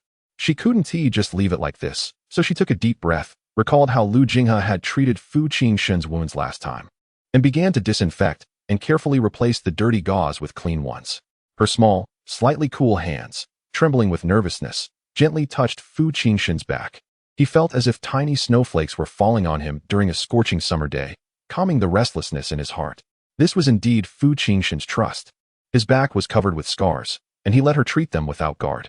In the past, there had been times when poison had been applied to Fu Jinshen's wounds, but when RuanYu completely did not understand, she only felt that he was too willful. It was not until when RuanYu had redressed all of Fu Jinshen's wounds that he stood up, turning his back to her to put on his clothes before finally turning around. In such close proximity, face to face, when RuanYu took a few steps back, Fu Jinshen seemed somewhat displeased with her retreat. "Come here." When RuanYu not only did not approach, but instead turned and ran, saying as she fled, "Fu Jinshen, I have things to do, so I'm leaving. Remember to go to the hospital yourself in the afternoon." When RuanYu pretended not to hear and ran out of the room. Fu Jinshen came after her, perhaps wanting to say something. But when RuanYu did not want to listen, she only wanted to regard Fu Jinshen as a benefactor, to care for his health and wounds, but did not want any ambiguous feelings involved. Moreover, she really had things to do. She still needed to go for tutoring. To avoid Fu Jinshen, when RuanYu dashed out of the old house, forgetting to eat lunch. The tutoring location was not far away. Walking through the shaded path of about 100 meters would get her there. When she arrived at the house next door, when RuanYu suddenly remembered that she hadn't eaten. Was she coming a bit too early? The tutoring time was only set for the afternoon, without a specific time. When RuanYu thought it was already 1 o'clock in the afternoon, so it counted as afternoon, right? Thus, she knocked on the door. It was still that fake smiling butler who opened the door. Upon seeing Wen RuanYu, the butler seemed somewhat pleased. "Teacher Wen, you're here. Please come in." Wen RuanYu felt a bit shy and said, "I didn't have anything in the afternoon, so I came a bit early." Not early, it's fine. How could it be early?" Yesterday, the young master actively asked about this teacher. This was the first time the young master was willing to interact with outsiders. He was shocked beyond measure. If I had known the young master would have this attitude, I would have canceled the weekend time on the contract. If this teacher doesn't come soon, the young master might as well demolish the house. Wen RuanYu felt puzzled by the butler's attitude but did not think too much about it. She was still led to the same room as last time. This time, as Wen RuanYu entered, she was extremely cautious. That problematic young man, if he tried anything again, she would be able to dodge safely. However, upon entering this time, it was calm and peaceful. In the dimly lit room, Wu Yun was sitting by the window, the curtains only pulled back a small slit, through which he was looking at the outside world, like a prisoner locked in a cage, gazing up at the sky outside. Wen RuanYu couldn't help but feel a bit soft-hearted. She actually understood why this young man was so obsessive. Perhaps it was because of his albinism. He had suffered too many strange looks and discrimination. Hearing the sound of the door opening, Wu Yun turned his head, his light gray eyes looking at Wen RuanYu, as if he were looking at the outside world. Upon seeing Wen RuanYu gazing at him, he did not get angry or harm anyone. Wen RuanYu spoke seriously. If you don't want to be tied up, then be quiet. You can't beat me. Wu Yun did not respond. Wen RuanYu remained on guard, but noticed that this child had no intention of harming her today. Wu Yun sat down at the desk, his light gray eyes looking at Wen RuanYu. Aren't you going to count the money? Why aren't you starting the lesson? Only then did Wen RuanYu react. Oh right. I'll start now. She guessed that the problematic young man was in a better mood today.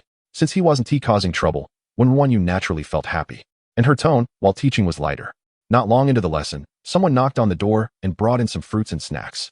The person who entered kept their head down, not daring to look at Wu Yun at all. Even so, Wu Yun's demeanor seemed a bit restless. Just then, Wu Yun noticed that teacher Wen was almost drooling at the sight of the pastries. Wen RuanYu was truly hungry. She had only eaten 2 buns for breakfast, had been busy all morning, and had forgotten to eat lunch. Originally, she thought she would eat after the 2-hour tutoring session. But with the delicious food right in front of her, she felt even hungrier. Wu Yun, who originally had no appetite, reached out to grab a piece of pastry and slowly chewed it, then satisfiedly observed teacher Wen swallowing her saliva. It was as if Wu Yun had discovered something novel. Wen RuanYu, somewhat distracted, continued the lesson. Well, our country's famous, gurgle. Wen RuanYu's face turned bright red in an instant. Her stomach growled loudly, the sound drowning out her voice. How embarrassing. At that moment, a plate of pastries was suddenly pushed in front of her. Teacher Wen, do you want to eat? Can I eat? Wu Yun nodded.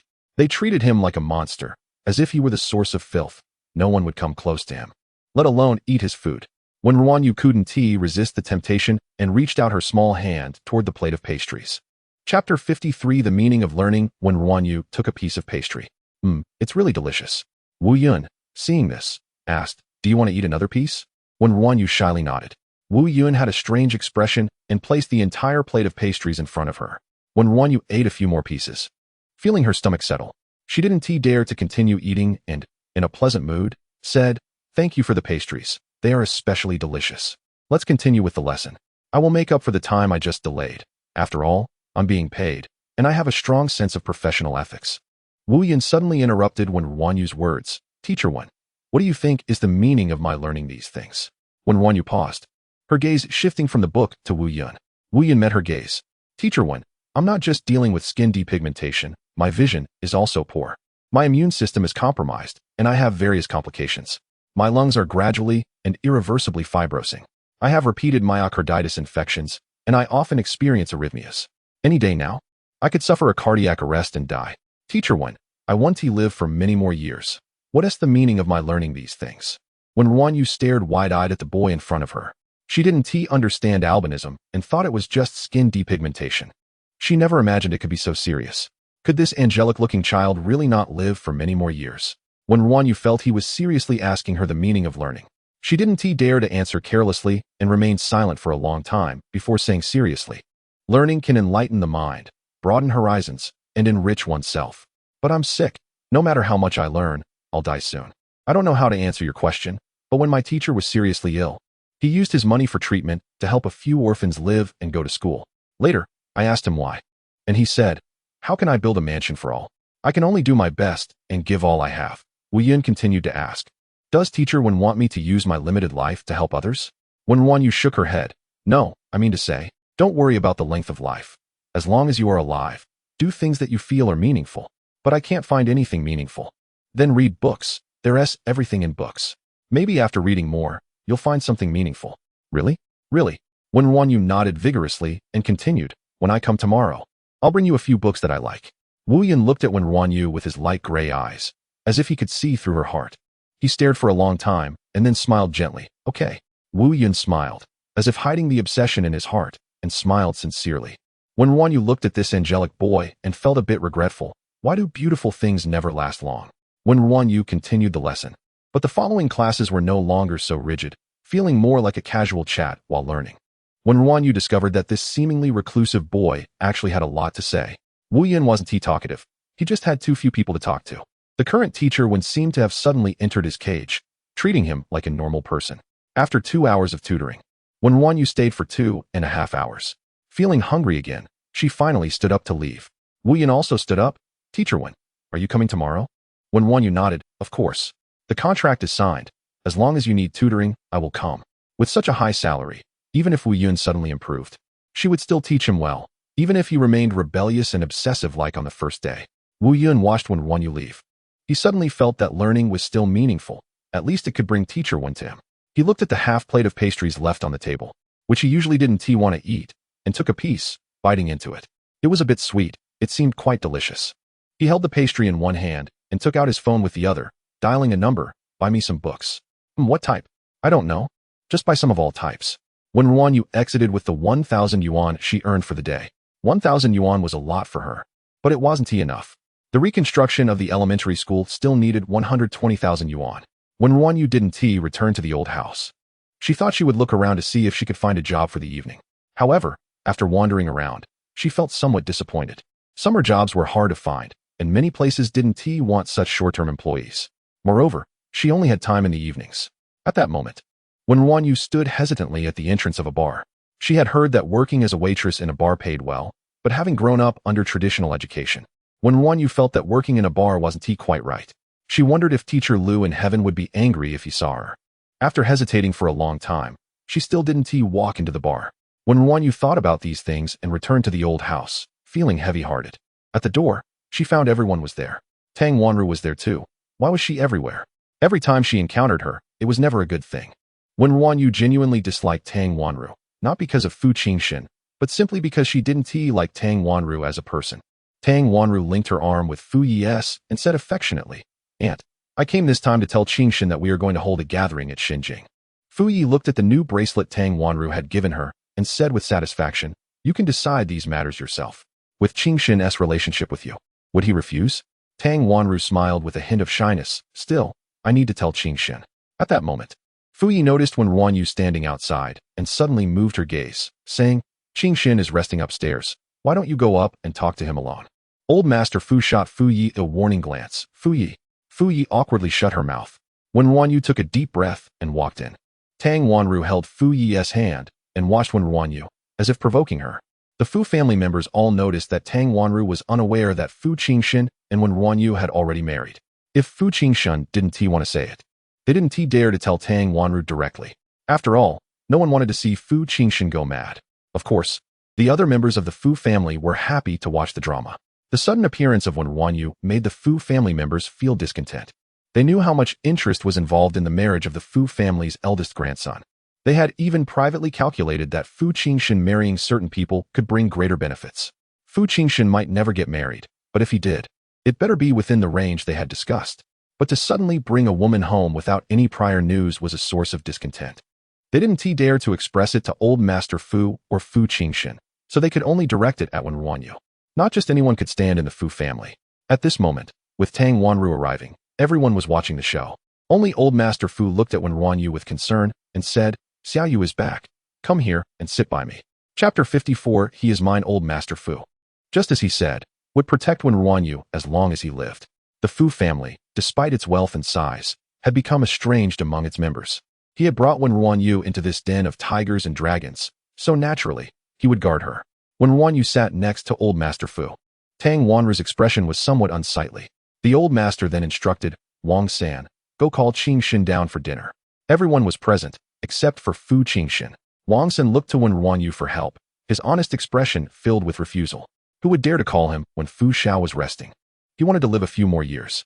Wen RuanYu thought about how Fu Jinshen would react violently if someone approached him while he was asleep. She stood up and said, "I'll go call Fu Jinshen. He wakes up in a bad mood." As soon as Wen RuanYu finished speaking, everyone present had different expressions. That madman Fu Jinshen would kill anyone who approached him while he was sleeping. Was this just a bad mood? Everyone wanted to see the joke. Tang Wanru did not oppose. Since Wen RuanYu wanted to seek death, she was happy to see it happen. Only Old Master Fu thought carefully and recalled the time he had seen Jinshen sleeping next to Xiaoyu. He smiled and said, "Okay, then Xiaoyu can go call him." Wen RuanYu nodded and went upstairs. She knocked on the door, but no one responded. She felt that next time, there was no need to knock. Fu Jinshen had never responded when she knocked. Wen RuanYu simply opened the door and went in. Seeing Fu Jinshen sleeping in the quilt she had used last night, she felt a bit awkward. She walked over and gently called, "Fu Jinshen." Fu Jinshen did not respond. Nor did he hurt anyone. Wen RuanYu frowned. This reaction was not right. She reached out to push Fu Jinshen. "Fu Jinshen, wake up." Only then did Fu Jinshen impatiently open his eyes. The familiar scent made him refrain from acting violently, merely tilting his head slightly, still drowsy, to look at the approaching Wen RuanYu. Wen RuanYu then noticed that Fu Jinshen's face was a bit flushed, his lips red, and the small mole at the corner of his eye moved slightly as he opened his eyes, becoming even more alluring. Fu Jinshen's appearance was already somewhat charming, and at this moment, he seemed capable of captivating hearts. Wen RuanYu's heart raced. She was just about to step back when she suddenly felt something was off. She reached out to feel Fu Jinshen's forehead. "Fu Jinshen, you have a fever." Fu Jinshen felt the cool little hand on his forehead and found it somewhat comfortable, responding with a nasal sound. When RuanYu became anxious, "Fu Jinshen, didn't you say you were going to see a doctor this afternoon? Did you not go? Your wound is inflamed, and you have a fever. We really need to let a doctor take a look." Just as Wen RuanYu was about to leave, her wrist was grabbed. Fu Jinshen slowly sat up, his head feeling a bit heavy. No going. He didn't trust any of the Fu family. The losses he had suffered in the past would not be repeated. When RuanYu was genuinely anxious, "Fu Jinshen, please don't be willful. If not, we'll leave together to go to the hospital, okay?"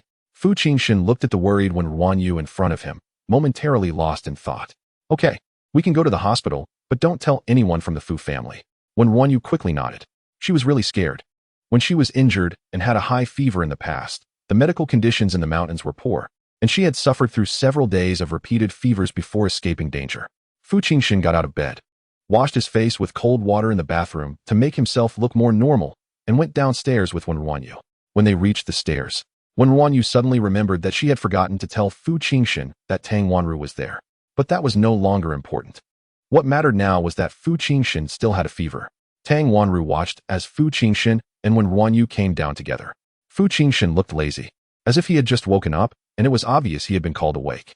However, how could this be? Fu Jinshen hadn't harmed Wen RuanYu. Everyone in the Fu family saw this and found it unbelievable. Could it be that Fu Jinshen had improved his temper over the past 2 years? Only old Master Fu understood.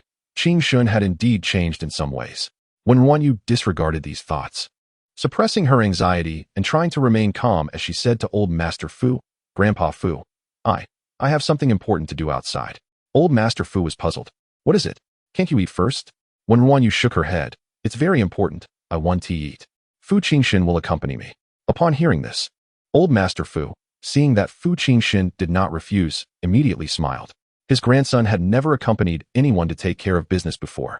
The old master kindly said, "All right. Then Xiaoyu, take your time. If you need help, just let Grandpa know." Wen RuanYu nodded and pulled Fu Jinshen to leave. However, Tang Wanru suddenly blocked her way. "Wen RuanYu, are you deliberately trying to embarrass me? Knowing that I have business with Jinshen, you take him and leave." Wen RuanYu explained, "No, I really have something to do today. You can go for your own matters. I'm looking for Jinshen. I know you want to hold a banquet at Shenzhen, right? I'll give you the key to Shenzhen. You can arrange it however you want." Wen RuanYu handed the key back to Tang Wanru. Tang Wanru seemed even angrier, grabbing Wen RuanYu's clothes. "Wen RuanYu, what are you? What qualification do you have to make decisions for Jinshen?" Shenzhen was Fu Jinshen's territory. They were not allowed to stay overnight. Why did Wen RuanYu have the right to give out the key to Shenzhen? Was this a show of power against her? Wen RuanYu was truly annoyed. Tang Wanru was looking for Fu Jinshen just to get into Shenzhen, and she had already given her the key. What more did she want? She felt that Tang Wanru was unreasonable. Every time there was an issue, instead of looking for Fu Jinshen, she always inexplicably caused trouble for her. Wen RuanYu was genuinely fed up. She had no time to argue with Tang Wanru right now. She shook off Tang Wanru's hand and said sternly, Tang Wanru. I've tolerated you because I see you're sick. It's not that I'm afraid of you. If you block me again, I'll hit you. Do you believe it? You dare. Tang Wanru shouted. Wen RuanYu, you shameless third party. I've been by Qingshen's side for 5 years. Do you know that? Wen RuanYu held onto Fu Jinshen with one hand. The heat radiating from his palm made her feel agitated. Enough. Tang Wanru. How much longer are you going to go on? Who is the third party? I am Fu Jinshen's legally recognized wife. I don't care how he feels. But right now he is mine. The entire room was shocked. Fu Jinshen, who had been silent, slightly lowered his head to look at the angry Wen RuanYu. Am I hers? Fu Jinshen's fingertips moved slightly. Tang Wanru couldn't believe it, looking around at the crowd in confusion. She turned to Fu Jinshen, tears streaming down her face uncontrollably. Jinshen, this is fake. You're joking with me, right? This joke isn't funny at all. How could you marry someone else? Fu Jinshen felt the grip on his hand tighten slightly. He looked at Tang Wanru and said indifferently, it's true. Chapter 55. Don't touch him. Wen RuanYu couldn't help but turn back to look at Fu Jinshen. She regretted her urgent words as soon as they left her mouth. Fu Jinshen wasn't hers. He valued Tang Wanru more than her. Besides, Fu Jinshen had mentioned wanting to keep their marriage a secret, so she shouldn't have said anything. Yet, facing Tang Wanru's questioning, Fu Jinshen actually admitted it. What was he thinking? The Fu family was even more shocked.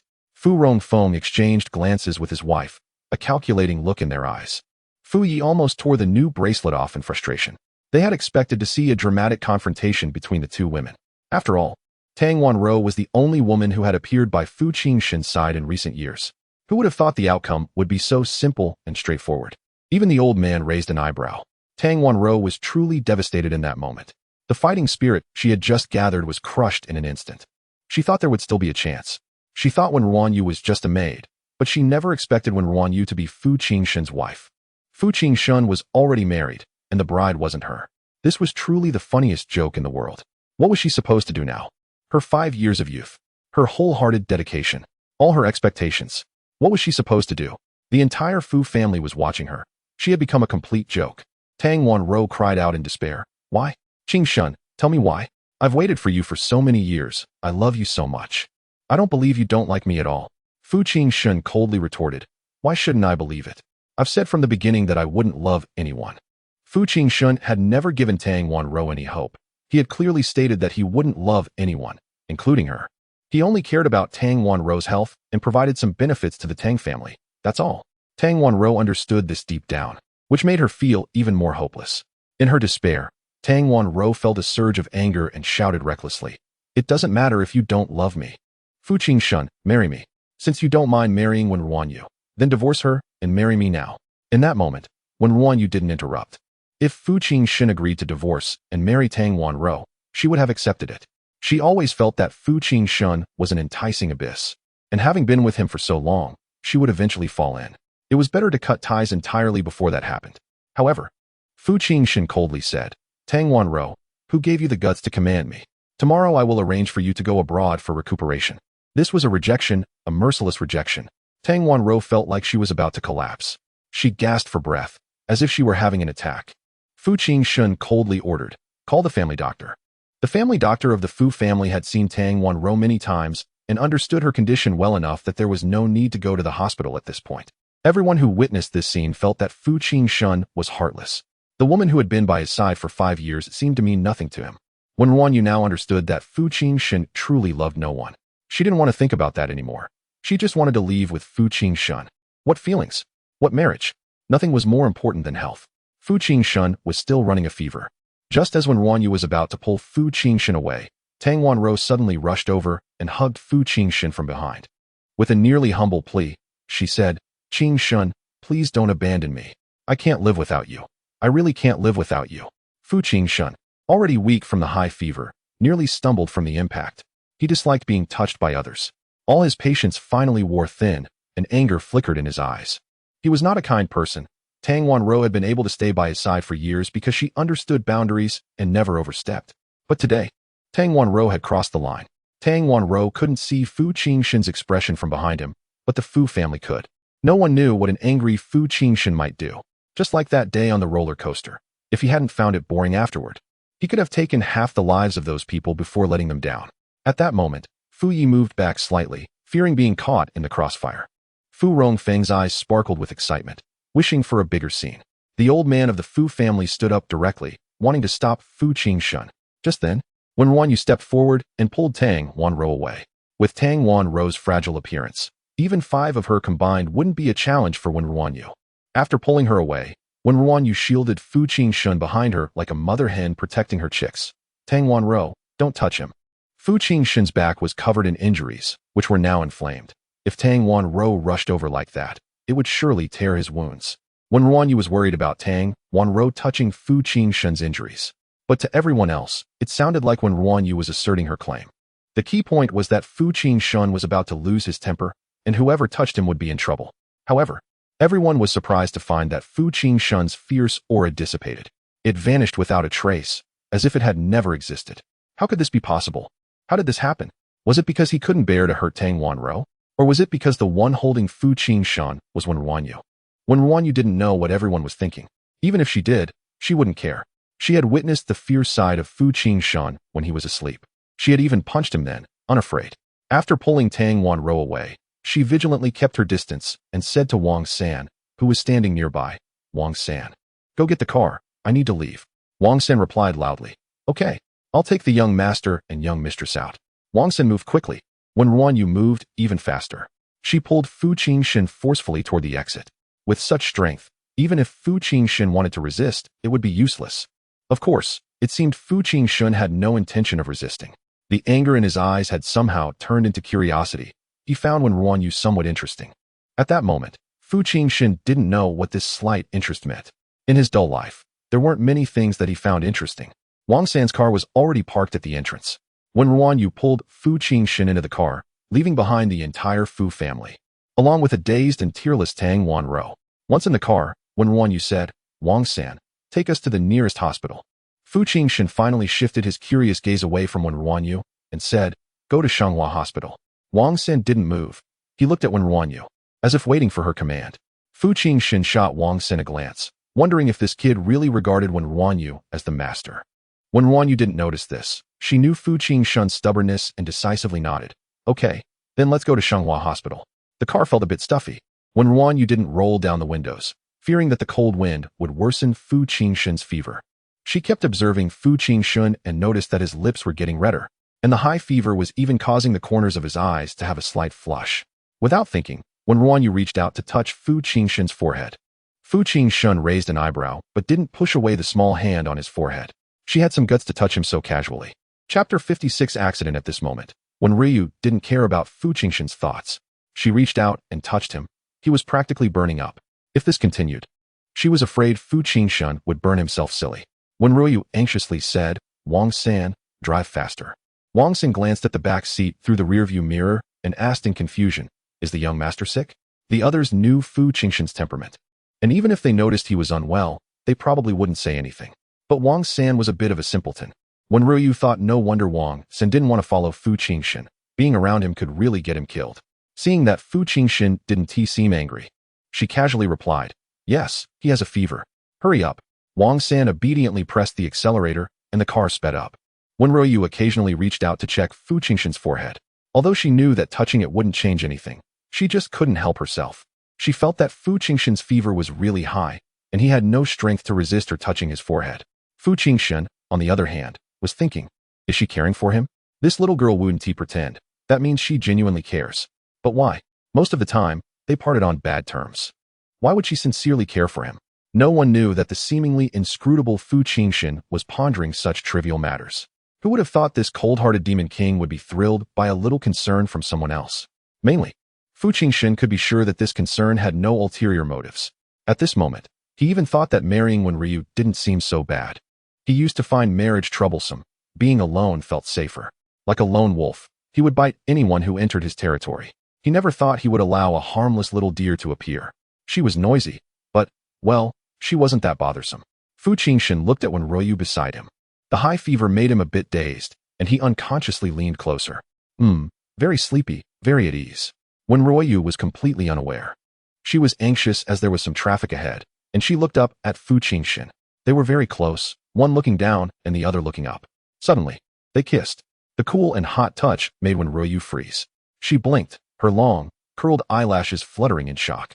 Fu Jinshen's eyes seemed to redden even more. At this moment, Wang San, who was driving, saw this scene in the rearview mirror, and his foot on the accelerator trembled a bit. At this time, they still kissed. He stammered, "Madam, what are you doing? At this time, are you still trying to test young Master Fu's 39-degree fever?" Wen RuanYu quickly pulled back, her mind buzzing and in chaos. What just happened? She kissed Fu Jinshen. Oh my god, in her life. She had never even held a man's hand properly, yet she kissed Fu Jinshen. Wen RuanYu's face turned completely red. "Uncle, just now." In her panic, she even called him uncle, stuttering and not knowing what to express. "It was just an accident," Fu Jinshen said, glancing at Wang San. Wang San shivered inexplicably and muttered, "My uncle said to say less and do more. I didn't see anything." Wen RuanYu saw that Fu Jinshen's expression was indifferent and that he didn't seem to take what had just happened to heart, as if it really was just an accident. Only then did she slowly calm down. However, once she was calm, she felt a bit disappointed. Her first kiss was just gone like that. And the other party seemed to consider it an inconsequential accident.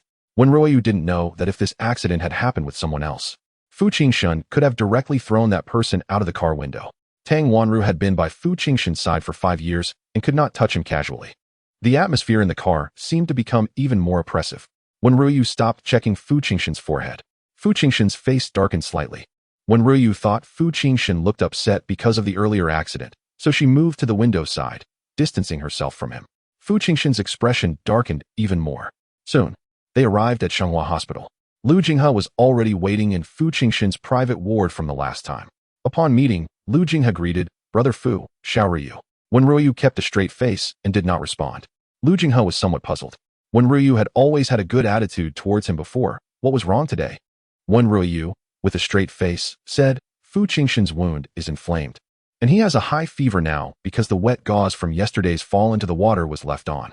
Dr. Lu, if you didn't have time yesterday, you could have just told me directly. How could you agree to it, but not change Fu Jinshen's dressing?" Wen RuanYu couldn't care less about hiding it from Fu Jinshen. She had called Lu Jinghe to change the dressing yesterday. Lu Jinghe was stunned. He didn't go? He had stayed up all night with Brother Fu at Xinjing yesterday. Was it his fault for not changing the dressing? It was clearly Fu Jinshen who wouldn't let anyone touch him. What could he do? Could he forcibly hold him down and take off his clothes? Lu Jinghe wanted to explain, but met Fu Jinshen's cold gaze. Lu Jinghe suddenly understood. Brother Fu didn't treat him as a person again. He was being made to take the blame. Lu Jinghe could only swallow his bitterness and explained apologetically, "I'm sorry. Wen RuanYu, I had an emergency surgery yesterday and really couldn't find the time."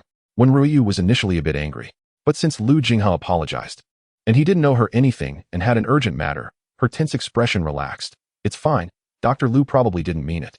Please check Fu Jinshen first. His temperature is very high, and his wound looked a bit red and swollen before. Could this be dangerous?" Saying this, Wen RuanYu reached out to undo Fu Jinshen's clothes. In the next moment, her hand was directly pushed away. Wen RuanYu looked at her reddened hand and was momentarily taken aback, her mind clearing up a lot. Earlier, Fu Jinshen's attitude had given her the illusion that their relationship was pretty good. At this moment, she calmed down again. Fu Jinshen seemed very unwilling to let her see him undress. Wen RuanYu directly said, "Dr. Lu, you check his wound first. I'll wait outside." After saying that, she turned and walked out. Lu Jinghe, seeing this, hurriedly said, "Hey, wait, that's not." Before Lu Jinghe could finish, Wen RuanYu had already exited the ward and closed the door behind her. Lu Jinghe helplessly looked at Fu Jinshen. "Brother Fu, you really hurt people's feelings like this. Didn't you say to treat Wen RuanYu better? Even if you don't want her to see, you should find a good reason to say it." Fu Jinshen shot a glance at Lu Jinghe. "I know what I'm doing." Lu Jinghe wanted to roll his eyes. When did Brother Fu ever have a sense of propriety? Once, when taking revenge on an enemy, he threw someone into a snake pit, and the screams were horrifying. Yet Brother Fu said he had a sense of propriety and wouldn't kill anyone. Lu Jinghe wanted to say something else, but Fu Jinshen said, "Don't call her Wen RuanYu anymore." Chapter 57, a different lunchbox. Lu Jinghe's expression became more serious. Brother Fu was actually unhappy because of his way of addressing Wen RuanYu. It should be noted that in the past, no matter how intimately they referred to Tang Wanru, Brother Fu never cared. Lu Jinghe had tentatively asked, "Brother Fu, are you perhaps interested in your little sister-in-law?" Fu Jinshen scoffed, "Do you think that's possible? Unless one day I can hand over my life, I will never love anyone in this lifetime." Lu Jinghe paused. He understood. To make Brother Fu believe in love, it would require him to be willing to give his life to the other person. Is that even possible? Absolutely not. thinking of Wen RuanYu's sincere and innocent appearance, and recalling that he was the one who taught Brother Fu how to use tricks to win a woman's heart. Lu Jinghe wanted to give himself a big slap. Even if Wen RuanYu was the only sleeping pill, he should have used a more friendly approach. She shouldn't be dragged into this abyss of calculations. As they spoke, Fu Jinshen took off his shirt, revealing the wounds on his back. Lu Jinghe looked at the messy wounds and said, "The wounds are inflamed and even a bit pus-filled. The days of care you took before were all in vain. Brother Fu, before the inflammation subsides, you'll have recurring fevers for the next few days." Fu Jinshen looked indifferent. "It's not like I'm going to die. It's no big deal." Lu Jinghe first disinfected and cleaned Fu Jinshen's wounds again, rebandaging them, which looked much better than when RuanYu's bandaging. After finishing up, Lu Jinghe called out, "Little sister-in-law can come in now." No one responded at the door, and no one came in. Lu Jinghe walked over in confusion and opened the door to find Wen RuanYu was not there. He turned back to Fu Jinshen and said, "Brother Fu, it seems like little sister-in-law has left." Fu Jinshen's expression turned cold. Lu Jinghe didn't expect Wen RuanYu to have left directly. He nervously suggested, "Brother Fu, why don't you call little sister-in-law?" At this, Fu Jinshen's mood darkened. "I don't have her phone number." Ever since that time when Wen RuanYu asked for his number and he ridiculed her, she never asked again. And he would never lower himself to ask a woman for her phone number. Lu Jinghe was taken aback. No wonder when little sister-in-law called him last time. Brother Fu's expression was so cold it was about to freeze. After being married for so long, they didn't even have each other's phone numbers. Truly, that's Brother Fu. Lu Jinghe took out his phone and said, "Then I'll call little sister-in-law to ask where she is." At that moment, Lu Jinghe suspected that Brother Fu wanted to kill him. He really wasn't trying to show off. He just needed to trouble Wen RuanYu for a few things next. The atmosphere in the hospital room had dropped to freezing point. Just then, a clear voice rang out at the door. "What are you two doing? Has Brother Fu's injury been treated? I bought dinner for you. It must be late, and you must be hungry." The cold atmosphere instantly warmed up. It turned out that Wen RuanYu hadn't left. She had gone to buy dinner. Wen RuanYu set down the dinner and walked over to Fu Jinshen. She instinctively reached out to touch his forehead, but then retracted her hand in midair and asked, "Have you had a fever?" Fu Jinshen's gaze darkened slightly. "No." Wen RuanYu immediately looked at Lu Jinghe with her big eyes. Lu Jinghe quickly explained, "Little sister-in-law, Brother Fu just has an inflamed wound. It's not a big problem. I've treated it again just now. He'll have recurring fevers for the next few days while the inflammation subsides. He won't have any issues, so you don't need to worry too much. The medication might not be effective, I suggest in 4. As soon as Fu Jinshen heard this, he was about to refuse. "It's not like I'm going to die. Why would I need in 4? He hated lying in a hospital bed with a needle in his hand, looking like he was at the mercy of others. Wen RuanYu sighed in relief. "As long as it's not a big deal, that's good. By the way, I gave him an anti-inflammatory pill at noon. Will that affect the 4? It won't have any effect. Then thank you, Dr. Lu. Let's eat." Fu Jinshen's words of refusal were already on his lips, but were swallowed back down. Lu Jinghe breathed a sigh of relief. He was right that calling little sister-in-law back would make Brother Fu obediently get the 4. Wen RuanYu took out 3 lunchboxes and handed one to Fu Jinshen and one to Lu Jinghe. Lu Jinghe opened the lunchbox and was a bit stunned. He had never eaten such a simple lunchbox in his life. Cabbage, tofu, fatty meat, and a small chicken leg. He was filled with complaints when he saw that Brother Fu had already opened his lunchbox and started eating. Wasn't Brother Fu the pickiest eater? He usually wouldn't eat this or that. How could he eat this today? Fu Jinshen gave Lu Jinghe a warning glance. Lu Jinghe had no choice but to eat it. It was really terrible. The sweet and sour cabbage was too sweet, the mapo tofu had no flavor, and the braised pork was all fat. Wen RuanYu sat a bit further away from them, also eating a lunchbox. Lu Jinghe noticed that Wen RuanYu was eating with relish. So he looked over a few more times and accidentally caught sight of her lunchbox, filled with white rice and a bit of pickled vegetables. Lu Jinghe, holding his lunchbox, looked in shock at Fu Jinshen. With his eyes, he asked, "Is that all she eats?" The previous information indicated that Wen RuanYu was very poor and frugal. At that time, he only took it literally and didn't think deeply. But seeing it with his own eyes was a different matter. Wen RuanYu noticed Lu Jinghe looking at her and slightly turned her body to block her lunchbox. She was really hungry today, so she was enjoying her meal. The food at the hospital was too expensive. If it weren't for Fu Jinshen and Lu Jinghe being there, she wouldn't have even bought white rice. It cost 5 yuan, and they would charge her 1 yuan for the takeout box. Fu Jinshen shot Lu Jinghe another warning glance. Lu Jinghe hurriedly lowered his head and focused on eating.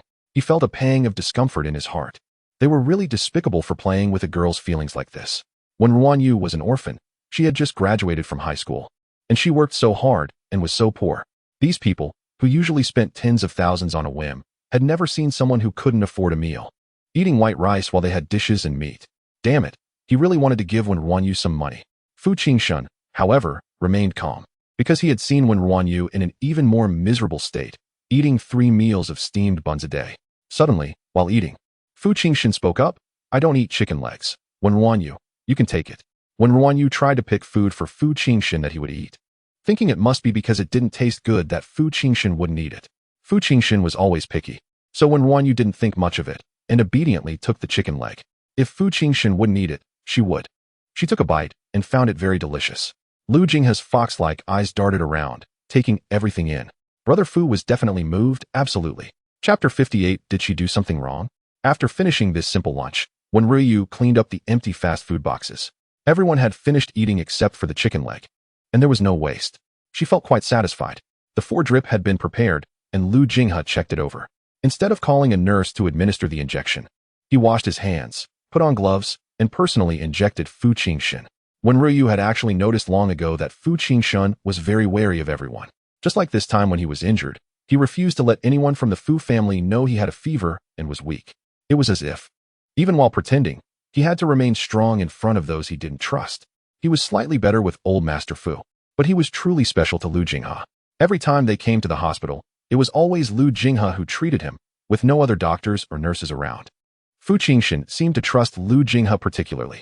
As Wen RuanYu thought about this, she didn't consider herself. She didn't realize that besides Lu Jinghe, she was also there. Wen RuanYu saw Fu Jinshen frowning. The rubber tube was tied around his wrist, and the veins on the back of his hand looked very prominent. Lu Jinghe was about to insert the needle when Wen RuanYu instinctively reached out and covered Fu Jinshen's eyes, saying naturally, if you don't look, it won't hurt. In the past, she often helped teacher Lu care for sick children. Most children were afraid of needles, and this was what teacher Lu did, so Wen RuanYu imitated her. But as soon as she covered his eyes, she remembered that Fu Jinshen was not a child. Fu Jinshen seemed to blink, and Wen RuanYu felt his eyelashes brush against her palm, making her hand feel hot. The needle was quickly inserted, and Wen RuanYu hurriedly withdrew her hand. Fu Jinshen said nothing. Wen RuanYu pretended as if she hadn't done anything. The 4 drip slowly flowed into Fu Jinshen's body. It was unclear whether it was the medication that made Fu Jinshen drowsy or if it was Wen RuanYu sitting by the bed that made him sleepy. Fu Jinshen tiredly half-closed his eyes. Lu Jinghe quietly said, little sister-in-law, you should rest. It's all fine now. No. Dr. Lu, you go ahead and do your work. I'll just watch the 4 drip. Once it's done, I'll call you. I'm not busy today. I can keep an eye on it. Wen RuanYu hesitated and said, the main thing is that Fu Jinshen has a bad temper when he wakes up. He doesn't like anyone around when he's sleeping.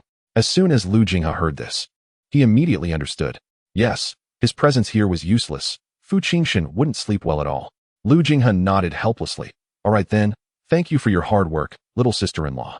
Wen RuanYu shook her head and sat beside him, watching the 4 drip fall. After 1 bottle was finished, she promptly called Lu Jinghe to replace it with a second one. It was already dark outside. When the 4 was halfway done, Fu Jinshen's fever broke. By 10 o'clock that night, the 4 was completely done, and Fu Jinshen was sleeping soundly. Wen RuanYu's face showed signs of fatigue, yet she did not rest. This hospital room was just like the one in the Xinjiang. Wen RuanYu stayed by Fu Jinshen's side, afraid he would turn and press against his injury. Lu Jinghe observed for a while before quietly leaving, feeling a bit envious. They lived in this materialistic big city, accustomed to the flashy lifestyle and used to seeing hypocrisy and calculation. How often had they seen such sincere concern? Wen RuanYu quietly kept watch over Fu Jinshen until a sudden ringtone broke the silence of the night. Startled, Wen RuanYu jumped, and Fu Jinshen was also awakened. Frowning, Fu Jinshen took out his phone. What's the matter? The person on the other end was shouting, young Master Fu, Wanru is in trouble. We're at Xinjiang now. She's drunk and insists on seeing you. If she can't see you, she's going to commit suicide. She has a knife in her hand. The other side was too agitated. In this quiet night, Wen RuanYu could hear everything clearly. Tang Wanru wanted to commit suicide. Wen RuanYu was dumbfounded. Why would she want to do that? Was it just because Fu Jinshen was getting married? Did she think that if Fu Jinshen didn't marry her, she couldn't go on living? Wen RuanYu found it hard to understand. Fu Jinshen's eyes darkened, yet he still got up from the bed and said to Wen RuanYu, you rest here. I'll go out for a bit. Wen RuanYu quickly said, I'll go with you. Fu Jinshen's fever had only temporarily subsided and could relapse at any time. Wen RuanYu wanted to see if there was anything she could help with. But Fu Jinshen directly refused. No need. You will only make her more agitated. Wen RuanYu fell silent. Fu Jinshen quickly put on his coat and left. Wen RuanYu was left alone in the hospital room. Yes, if she went, Tang Wanru would be even more agitated. It was as if Tang Wanru wanted to commit suicide, and she felt a certain responsibility in that. Wen RuanYu didn't understand why it was like this. Had she done something wrong? Yes, she shouldn't have appeared in front of Tang Wanru. And she definitely shouldn't have mentioned her relationship with Fu Jinshen during the day. Wen RuanYu lowered her head in disappointment. Lu Jinghe rushed over as soon as he received Fu Jinshen's call. Seeing the dejected Wen RuanYu, he sighed inwardly. Lu Jinghe pretended to be relaxed as he walked into the hospital room and said to Wen RuanYu, "Little sister-in-law, Fu Ge asked me to ask you if you want to rest in the hospital or go back to the Fu family's old house. If you want to go back, I can take you." Wen RuanYu widened her eyes and asked, "Is Fu Jinshen not coming back?" Lu Jinghe panicked. "No, that's not what I meant. It's just that it's too late, and it's not good for you to keep waiting like this. By the way, aren't you working tomorrow morning? You can't just stay up all night." Wen RuanYu thought about it and agreed. After all, she couldn't interfere with Fu Jinshen and Tang Wanru's matters. "Then I'll stay here. No need to trouble Dr. Lu to take me." "All right, little sister-in-law, rest early. With Fu Ge there, nothing will happen over there." Thank you, Dr. Lu." Lu Jinghe closed the door for Wen RuanYu, but after thinking for a moment, he still felt uneasy. After all, little sister-in-law had stayed up with Fu Ge all night. And now Fu Ge woke up and was going to find another woman. Most importantly, Fu Ji's injury had worsened because he jumped into the water to save Tang Wanru. In this situation, Lu Jinghe was truly worried that Wen RuanYu wouldn't be able to handle it. He ran to the monitoring room next door and opened the surveillance. This hospital room was originally used for Fu Jinshen's insomnia treatment, and the monitoring was for Lu Jinghe to observe at any time. Watching the monitor, he saw Wen RuanYu sitting in place for a few minutes before going to the bathroom to wash up. Then she took a blanket to the sofa, curled up slightly, and fell asleep. The layout here was the same as Fu Jinshen's room in Xinjing, and Wen RuanYu was somewhat familiar with it. Seeing that Wen RuanYu was sleeping without any issues, Lu Jinghe finally let out a sigh of relief. He sighed inwardly, not knowing how Fu Ge would handle this situation. Tang Wanru had saved Fu Ge, and he would definitely want her to live. If Tang Wanru insisted on threatening to die without regard, what would Fu Ge do? Would he keep leaving Wen RuanYu again and again? Like when trying on the dress, when they fell into the water, and now again tonight. Fu Ge. You may think it's nothing, but if it happens too many times, it will really hurt someone's feelings. Chapter 59, Night Out Without Return. At this moment, in Xinjing, Tang Wanru was drunk and swaying, madly brandishing a knife against her wrist. The dozen or so people who came to the gathering were extremely tense, completely unprepared for such a situation. They had organized many gatherings like this before, and each time, Tang Wanru would take on the role of the hostess. Never drinking too much, always gentle and virtuous. The only difference this time was that Fu Xiao was not present. They thought this was Tang Wanru's true intention to win over Fu Xiao, and that they could play freely in Xinjing. Who would have thought it would come to this? Tang Wanru was drunk and about to commit suicide. Everyone felt uneasy. With Fu Xiao absent, if something happened to Tang Wanru, none of them would escape unscathed. Li Xiao tried to step forward, constantly comforting her. "Sister Wanru, brother Fu is already on his way. Can you please put down the knife?" Tang Wanru screamed. "Don't come over, I don't want you. I only want Qing Shun." Tang Wanru was drunk, and in her agitation, the knife was trembling in her hand, already cutting into the skin on her wrist, with blood dripping down drop by drop. Li Xiao immediately stopped. All right, I won't come over, Sister Wanru, don't move. Just wait for brother Fu to arrive." Someone nearby quickly added, "Fu Xiao is already here. He will be here soon." Tang Wanru's expression was a mix of laughter and tears. "You all go. Get out of here. You're all here to watch me make a fool of myself, right? I know you're laughing at me. Just roll away." In her agitation, the wound on Tang Wanru's wrist deepened, blood everywhere. No one dared to leave. If they left now and something happened to Tang Wanru, what would they do? But if they stayed, Tang Wanru was so agitated that something really might happen. At that moment, a man strode in. The newcomer seemed to bring a storm with him, instantly suppressing the atmosphere in the room. Fu Jinshen walked directly to Tang Wanru, extended his hand coldly, and said, "Give me the knife." Tang Wanru's dazed gaze seemed to finally focus as she saw Fu Jinshen in front of her. Her madness subsided, and her eyes turned pleading. "Jinshen, you're here. I thought you didn't want me anymore. You won't abandon me, right?" Fu Jinshen's voice grew even more somber. "I'll say it again, give me the knife." Tang Wanru trembled slightly and slowly handed the knife to Fu Jinshen. Even in her drunken state, she dared not refuse, nor did she dare to threaten him with suicide. Deep down, she had a fear of Fu Jinshen. Fu Jinshen took the knife and tossed it aside. his tone laced with sarcasm and extreme danger. Good. So you can still threaten me with suicide, Tang Wanru. Is my indulgence making you bolder? Tang Wanru seemed to have sobered up a lot and stepped back in fear. The others held their breath, afraid to make a sound. When Fu Xiao went mad, it was truly terrifying. Only Li Xiao, seeing Tang Wanru in such a pathetic state, couldn't help but speak up. Brother Fu, Sister Wanru's wrist is still bleeding. Shouldn't we get her checked by a doctor first? Fu Jinshen turned and walked away, telling Tang Wanru, follow me. Even in her drunken state, she quickly followed. Li Xiao breathed a sigh of relief. It seemed they were going to see a doctor. What on earth had happened? Why was Sister Wanru in such a state? Suddenly, a figure flashed through Li Xiao's mind. That woman who wasn't afraid of dogs and dared to hit him. Was Sister Wanru's breakdown because of Wen RuanYu? That night, Wen RuanYu in Shanghua Hospital slept uneasily. She was worried that something had happened to Tang Wanru. She had never encountered such a situation. People in the mountains were busy every day, getting married after a blind date, and living well after marriage. There wouldn't be any close friends of the opposite sex, let alone saying that one couldn't talk about it after getting married. No matter how she thought about it, Wen RuanYu didn't feel she was in the wrong. In the middle of the night, Wen RuanYu suddenly woke up from her dream. She had dreamt that Tang Wanru had committed suicide, and Fu Jinshen blamed her, saying it was all her fault, that if it weren't for her, Tang Wanru wouldn't be in trouble. When RuanYu looked at the time, it was 4 a.m, and Fu Jinshen had not returned. Even if he went to solve a problem, it should have been resolved by now. What was Fu Jinshen doing? Was he with Tang Wanru? She felt a sudden tightness in her chest. In her heart, Wen RuanYu still believed that Fu Jinshen was different from other men. She often referred to him as a benefactor, but no matter how she said it, Fu Jinshen was still her husband on the marriage certificate. This kind of relationship made Wen RuanYu subconsciously care more. Unable to fall back asleep, she let her thoughts wander until dawn. Fu Jinshen still hadn't returned. He really spent the night with another woman, not coming home all night. As soon as it was dawn, Wen RuanYu left by herself.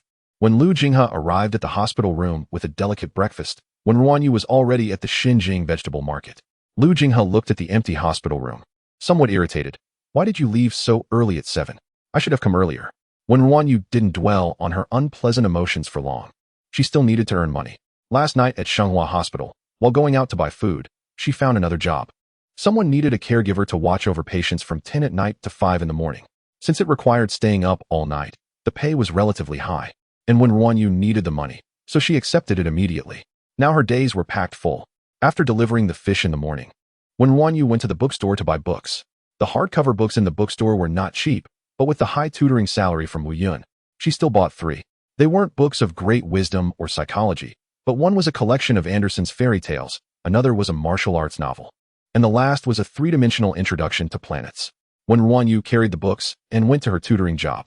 At that moment, the place where she tutored was bustling with activity. Young master, the food is ready. Young master, the drinks are ready too. Young master, the bookshelf has been tidied up. Everyone lowered their heads as they entered, not daring to look up at Wu Yun.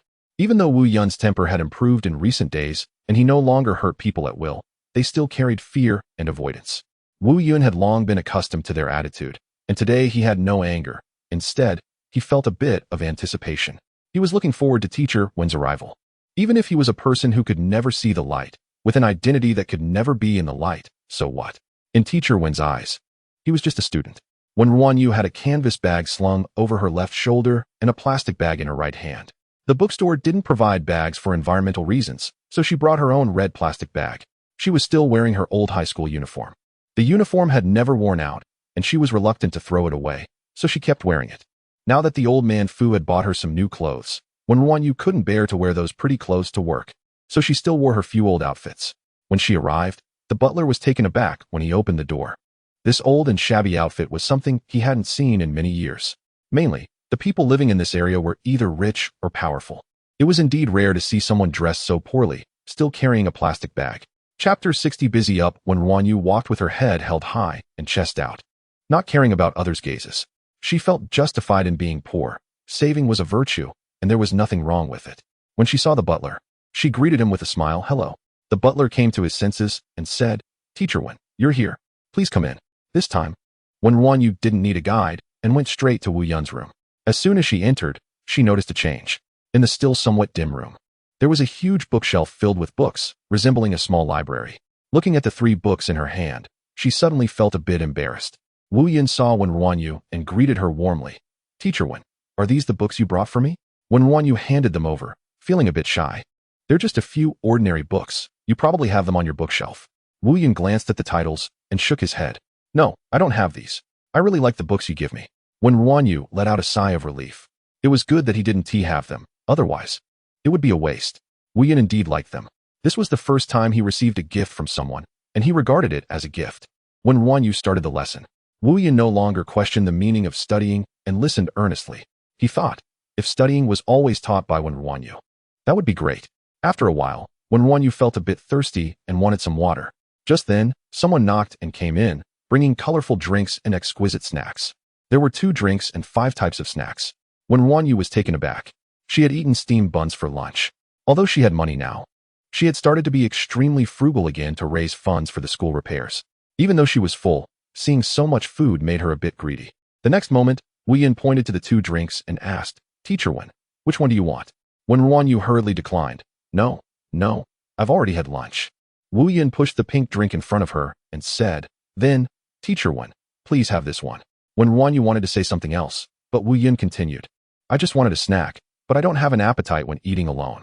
Would you mind keeping me company? I know I look odd, and you probably don't feel like eating with me. Hearing this, Wen RuanYu immediately took the drink and took a sip, firmly replying, Okay, let's eat together. Wu Yin smiled lightly, and his pale gray eyes genuinely sparkled with joy. He liked this teacher and wanted to treat her well. It was simple and direct, without any awkwardness.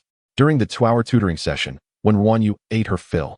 When saying goodbye, she thought about reciprocating, so she said, I'll bring you something good to eat tomorrow. Wu Yin smiled again. Okay. Watching Wen RuanYu leave, Wu Yin saw the sunlight outside. It was bright and warm. Yet, he remained in the dark room, unwilling to go out. He had hardly stepped outside and was beginning to forget how long it had been since he last did. 2 hours each day felt too short. He wished he could keep her there longer. He started looking forward to tomorrow. After returning, Wu Yin opened the book Wen RuanYu had given him. Hans Christian Andersen's fairy tales. A person like him had never read fairy tales. He hadn't even heard the familiar stories that ordinary children knew. Wu Yin sat quietly and read for half a day. The Fu family old residence was right next door to where he tutored. After Wen RuanYu returned, she went upstairs to catch up on sleep. She had to stay up all night as a caregiver in the evening, and this was the only time she could grab some sleep. Fu Yi saw her going upstairs and huffed discontentedly. You disappear for a day and come back just to sleep. Who marries a daughter-in-law like this? You'd think we brought back an ancestor. When RuanYu paused, Fu Yi immediately shut up. Thinking about how Wen RuanYu dared to be arrogant in front of Fu Jinshen and also fearing that she might really do something, especially since she was pregnant. However, Wen RuanYu nodded and said, You're right, I'll be more mindful in the future. After saying that, she went upstairs to catch up on sleep. Fu Yi huffed again. When RuanYu returned to her room, quickly took a shower, and lay down. She cleared her mind of all the chaotic thoughts, just like during the college entrance exam, and quickly fell asleep whenever she had the chance. Once busy, she wouldn't think of anything else. She slept from 3 in the afternoon until 6. A maid called her for dinner. When RuanYu checked the time, 3 hours of sleep was about right, so she got up and went downstairs. Several elders were downstairs, and her second aunt had also returned. Her second aunt had a bad relationship with her mother-in-law, so she specifically came back to rest during her pregnancy. Among her 4 daughters, 3 were in school, and 1 was already married. Her second uncle's 2 sons worked at the company. These younger relatives usually didn't return to the old residence. The ones who usually ate at the old residence were Grandpa Fu, her second uncle and aunt, and her second aunt, and now there was also Wen RuanYu. Wen RuanYu politely greeted Grandpa Fu, second uncle and aunt, second aunt. Second aunt, wearing a qipao, got up and pulled Wen RuanYu to sit beside her. Come, Wen, sit next to your second aunt. I was away for a couple of days. How have you been at home? If there's anything you're not used to, let me know. Wen RuanYu shook her head. Since their first meeting, second aunt had been away. Wen RuanYu had never interacted with her, so she was surprised by her enthusiasm. Second aunt in a qipao asked, Wen, where are you from? How did you meet Jinshen? Wen RuanYu was about to answer when the old man interrupted, Yangqing. Xiaoyu is a university student I sponsored. She doesn't have any distinguished background. I arranged for her to marry Jinshen. If you have any questions, just ask me directly. Second aunt smiled helplessly. Dad, I mean no harm. I just take Jinshen's marriage seriously. With big brother and sister-in-law gone, this should be my responsibility. I want to understand if Wen's marriage will benefit him in any way. She had privately investigated Wen RuanYu, and upon hearing the old man say that she was just a sponsored university student, her smile became much more sincere. A woman whose family background and abilities couldn't help Fu Jinshen was actually quite good. It would give her son a greater chance. Wen RuanYu understood. Her family background wasn't good enough, and marrying her wouldn't benefit Fu Jinshen at all. Yang Qing smiled gently. It's fine, it's fine. Xiaowen, don't mind it. Second aunt was just asking. Jinshen's capabilities don't need any assistance. I will make sure his younger brothers support him more. Old man Fu's gaze was profound. Wen RuanYu didn't respond. She always felt that, apart from Grandpa Fu, everyone in the Fu family seemed to have ill intentions towards Fu Jinshen. Chapter 61 Argument. After Yang Qing finished speaking, Wen RuanYu did not respond. On the side, Fu Yi sarcastically said, second sister-in-law is really lucky. She gave birth to 2 sons, but 2 can't compare to the eldest. Yang Qing was obviously much more astute than Fu Yi. She did not engage in such sarcasm and responded kindly. If they can't compare, then they can't. They have the Fu surname, and the Fu family is so large. Having a share is enough. This was a clever remark, seemingly mild, but it indicated that her son bore the Fu surname, while Fu Yi had married out. And no matter how many more children she had, they wouldn't belong to the Fu family. Fu Yi was easily provoked and dissatisfiedly said, Yang Qing, what do you mean? What are you implying? Even if I married out, I'm still the precious daughter of the Fu family. As long as I want, the Fu family will still have my share. Yang Qing maintained a good attitude. Fu Yi, I didn't mean that. Don't be unreasonable. You're pregnant. Just focus on taking care of the baby. However, Fu Yi became even angrier. She had given birth to 4 daughters and was now pregnant with another one. For these past few years, she had either been pregnant or preparing for pregnancy. Hearing this made her feel as if she was just a baby-making machine. Fu Yi slammed her chopsticks down. Brother, listen to what she's saying. This woman has been targeting me since she came in. We are blood-related siblings. And she's just an outsider. Are you really going to let her bully me like this? Fu Rongfeng frowned as he looked at the 2 arguing women. What kind of example is this? Arguing in front of the younger generation. Yang Qing, as the sister-in-law, you should give Fu Yi some leeway. A flicker of resentment flashed in Yang Qing's eyes. She had been giving way for decades. She stood up and left. Fine, you siblings have a good relationship. I'm just an outsider, so I'll leave, okay? Wen RuanYu was confused about how the argument between her second aunt and her aunt had suddenly erupted. She had no feelings for the other members of the Fu family and simply listened indifferently. The next moment, Wen RuanYu suddenly exclaimed, Grandpa Fu. Old Master Fu suddenly clutched his chest and fell back. Wen RuanYu was greatly alarmed and knocked over her chair. Quick, call a doctor. Fu Rongfeng hurried over. The 2 women were still arguing. Fu Yi was furious. It's all because of you. If you make Dad have a problem, I'll have my brother divorce you. Yang Qing finally exploded. Fu Yi, do you really want to go against me? You aren't valued in your in-laws' family. And you come to the Fu family to act like a tyrant. Do you really think you're still the proud young lady of the Fu family? You dare to say that to me? The scene was chaotic. The Fu family had a family doctor who quickly arrived. Wen RuanYu looked at old Master Fu's pale face and purple lips, her whole body trembling in fear. In an instant, she thought of Teacher Lu. She felt scared. What would she do if Grandpa Fu had an accident? The argument continued. Wen RuanYu felt an extreme anger rise within her and sternly scolded, Shut up. The room fell silent for a moment. No one expected Wen RuanYu would dare to be so bold. A newly married granddaughter-in-law, with no background, dared to scold the Fu family. Yang Qing fell silent for some reason. Fu Yi, however, felt embarrassed and lowered her voice. Who do you think you're talking to? We are your elders. Wen RuanYu did not turn her head, her tone heavy with suppressed gloom. If something happens to Grandpa Fu, I can't do anything to you. But I believe Fu Jinshen will not let this go easily. Fu Yi went quiet. She was not afraid of Wen RuanYu, but she feared Fu Jinshen. That madman. The family doctor arrived quickly, and upon seeing the situation, was shocked.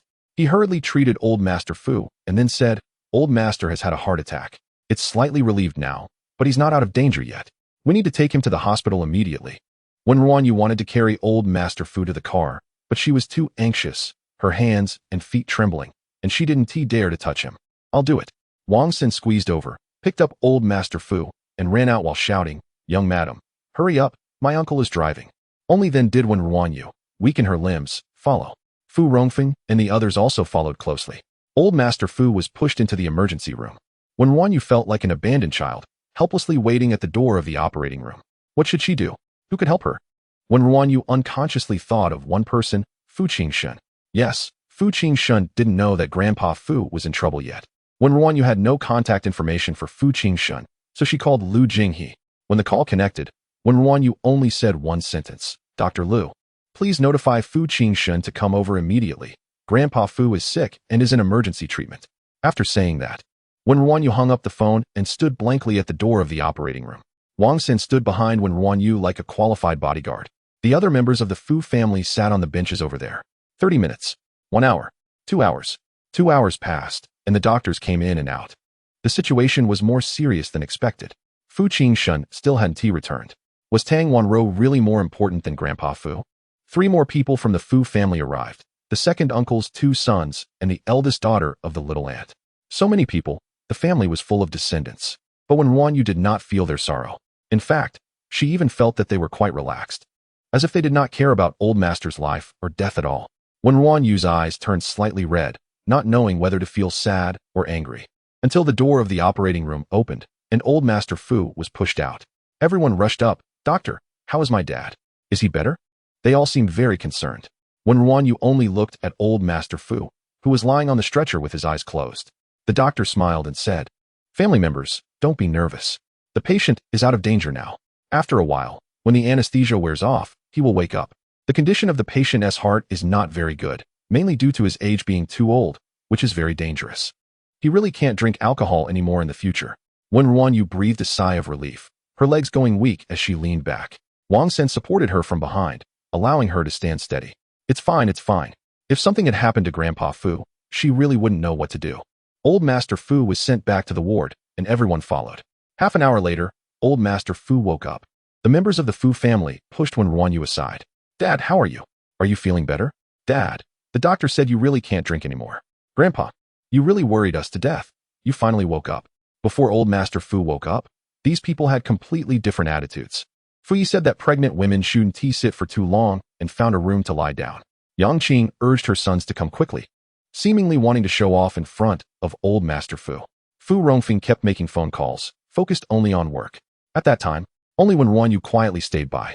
Now that Old Master Fu was awake, everyone pushed Wen RuanYu aside. Old Master Fu looked around and saw Wen RuanYu, who had red eyes in the back of the crowd. He weakly said, "You all go out, leave Xiaoyu behind." Everyone was taken aback. Fu Yi angrily said, "Dad, I'm your daughter.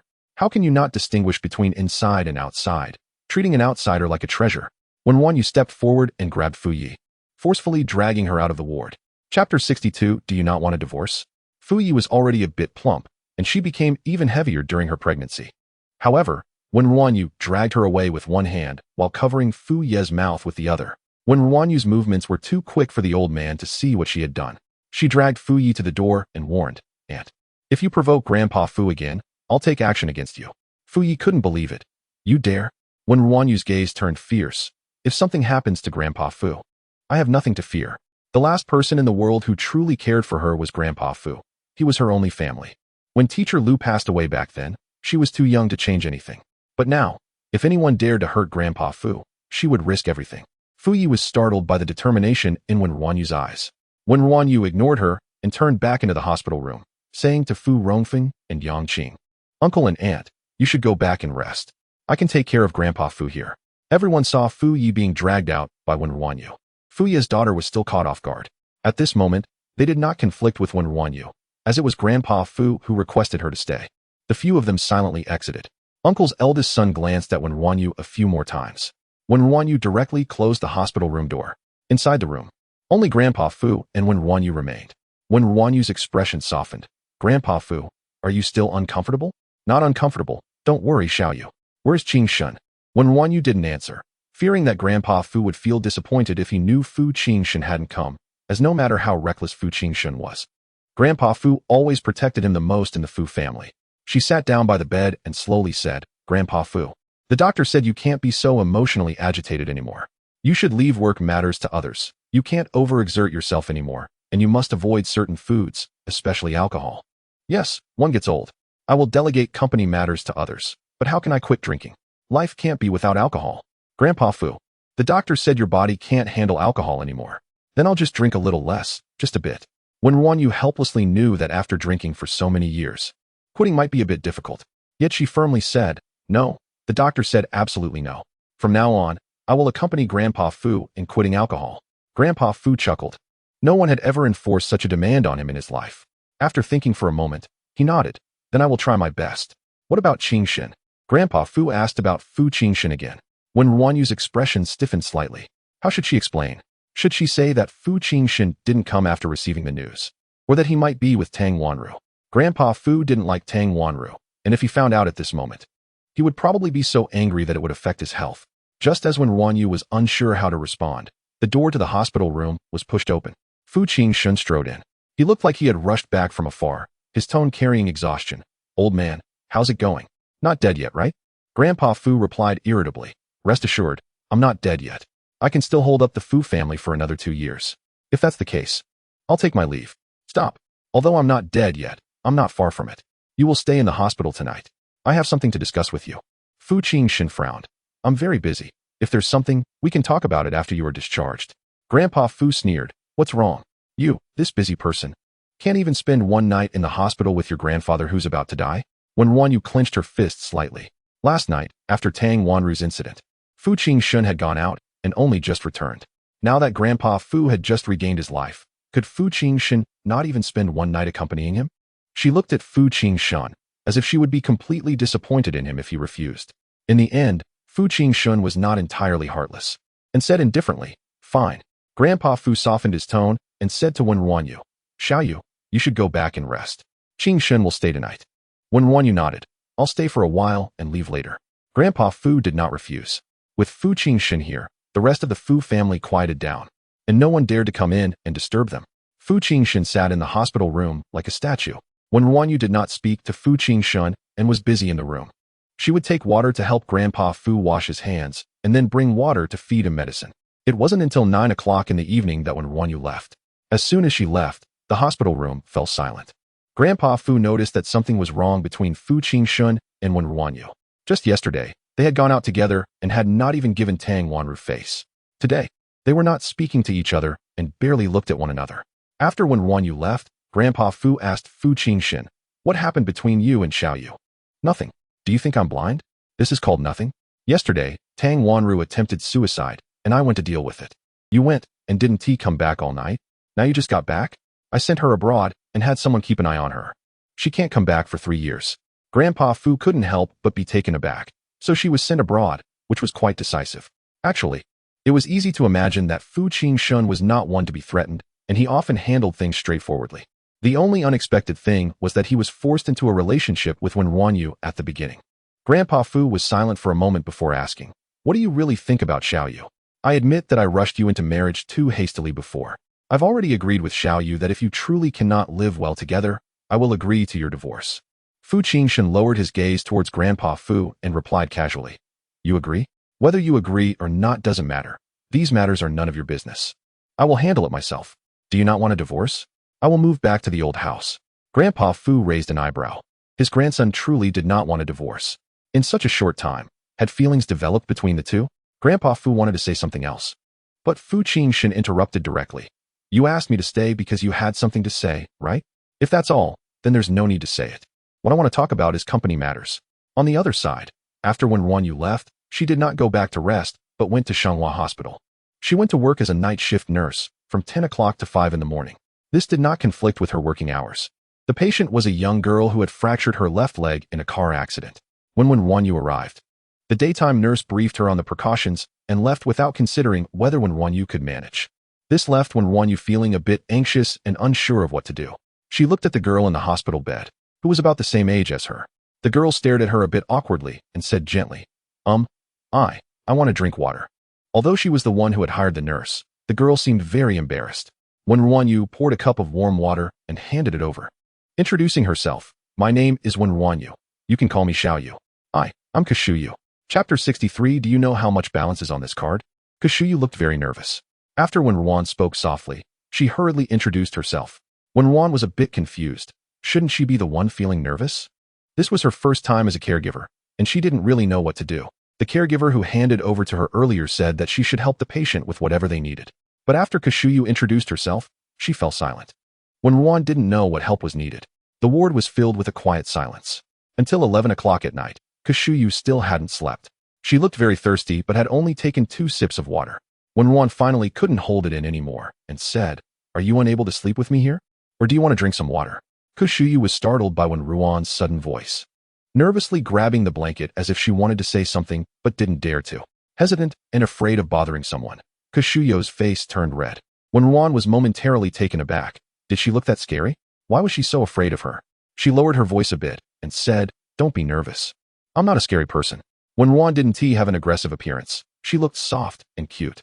After a while, Kashuyu slowly relaxed her grip on the blanket and said in a voice as soft as a mosquito, I won't drink water anymore. Drinking too much will make me want to go to the bathroom." Wen Ruan was dumbfounded. What kind of reason was that? Isn't it normal to go to the bathroom after drinking water? She looked at Kashuyu, who had her leg in a cast, and suddenly understood that she didn't want to trouble anyone by going to the bathroom. Wen Ruan said seriously, "You don't need to feel embarrassed. You paid for my services. So it's my duty to help you." Seeing Kashuyu still looking down and not lifting her head, Wen Ruan walked over, turned on the light, and picked up Kashuyu. Kashuyu gasped. Wen Ruan said lightly, "I'll take you to the bathroom. Don't be afraid. I'm strong enough. I won't let you fall." Wen Ruan was very straightforward about it. She carried Kashuyu to the bathroom, helped her put on slippers on her good foot, and let her lean against the wall to stand properly. "All right, steady yourself and don't fall. I'll wait for you at the door." Thank you." Kushuyu's voice was so low it was almost inaudible. Wen Ruan stepped out of the bathroom and closed the door, waiting outside. If she weren't afraid that Kashuyu would become too anxious and suffocate, she would have wanted to help her take off her pants. After a while, a low voice came from the bathroom. I'm done." Wen Ruan immediately went in upon hearing the voice, looking at Kashuyu, who was blushing and timid. Wen Ruan had really never seen someone so timid before. After carrying Kashuyu back to the bed, Wen Ruan handed her a cup of warm water, saying, "All right, you can drink now." This time, Kashuyu gulped down the entire cup in one go, looking as if she was really thirsty. Wen Ruan frowned. Did the caregiver during the day not give her any water?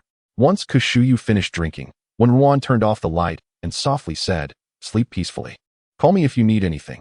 I'll be here watching over you." Another half an hour passed. Wen Ruan felt helpless. She occasionally felt a gaze sneakily looking at her. Whenever she looked over, Kashuyu would quickly avert her gaze. It was so late. Wasn't she tired? Wen Ruan wasn't tired either, mainly because she was a bit worried about Grandpa Fu. She didn't know if Fu Jinshen could take good care of Grandpa Fu in the hospital, and she planned to check on him when the sun came up. Since nobody was tired, Wen Ruan simply said, "Are you unable to sleep? Do you want me to keep you company and talk?" Kashuyu shook her head, then hurriedly nodded. Wen Ruan frowned. She couldn't understand what Kashuyu was trying to express. Seeing Wen Ruan frown made Kashuyu even more nervous. Afraid of upsetting her, she quickly spoke up. You look so young. How come you are working as a caregiver?" It was a stiff topic, but Wen Ruan didn't mind. She smiled and said, "I'm not that young anymore. I'm 20 this year. I'm working as a caregiver to earn some money." "Are you really short on money?" "Yes. I'm particularly short on money, but it's okay. I will earn well." "Then, how much do you need?" "I have money. I can give you a bit more salary." Wen Ruan chuckled. "No need. The salary you're giving is already very high. Don't be so easy to talk to. You might get cheated." "I won't. I think you're a good person." Wen Ruan felt a bit happy and smiled. The two chatted casually, and perhaps because Kashuyu hadn't slept well for a long time, she unknowingly fell asleep. Wen Ruan quieted down. She felt a bit tired but didn't sleep. Since she came to work as a caregiver and had received a payment of 10,000 for the month, she needed to have professional ethics and stay up all night properly. Wen Ruan held on until 5 in the morning, washed her face with cold water in the bathroom to make herself more awake. The sun was up, and the day shift caregiver came to take over. Wen Ruan looked at the still sleeping Kashuyu and quietly told the caregiver, "Remember to take her to the bathroom once she wakes up." The middle-aged woman in a professional caregiver uniform said unhappily, "I'm a professional. Do I need you to tell me? Just take care of your own business." Wen Ruan frowned, thinking that the other person was a professional and she had things to do, so she didn't say anything more and quietly left. She went to Shenghua Hospital because she was worried about Grandpa Fu. Since it was still early, Wen Ruan didn't knock on the door, afraid of waking Grandpa Fu. She quietly pushed the door open and was startled. A sharp and irritable gaze was directed at her. Fu Jinshen was looking at his phone and appeared to have not slept all night. Wen Ruan felt like she was being stared at by a beast in the mountains. A dangerous standoff. Fu Jinshen stepped out of the ward.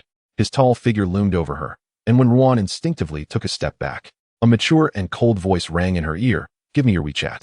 Wen Ruan was taken aback. "I don't have WeChat." Fu Jinshen frowned slightly. He thought Wen Ruan was retaliating. Retaliating for not giving him her phone number when he asked before. So now, when he asked for her WeChat, she wouldn't give it either. She didn't even bother to find a decent excuse. Fu Jinshen had just received a message from Lu Jinghe that Wen Ruan was working as a caregiver at Shenghua Hospital. How poor was this woman? Going from the vegetable market to the hospital? Fu Jinshen initially wanted to add Wen Ruan on WeChat and directly transfer money to her, but since she wouldn't give it, he remained serious and thought for a moment before taking out a black card and handing it to Wen Ruan. If you run out of money, go withdraw it yourself. As my wife, Fu Jinshen, working is just a joke. Fu Jinshen's words were indeed harsh. Over the years, no matter how unpleasant his words were, no one would say he was wrong. He had gotten used to speaking freely.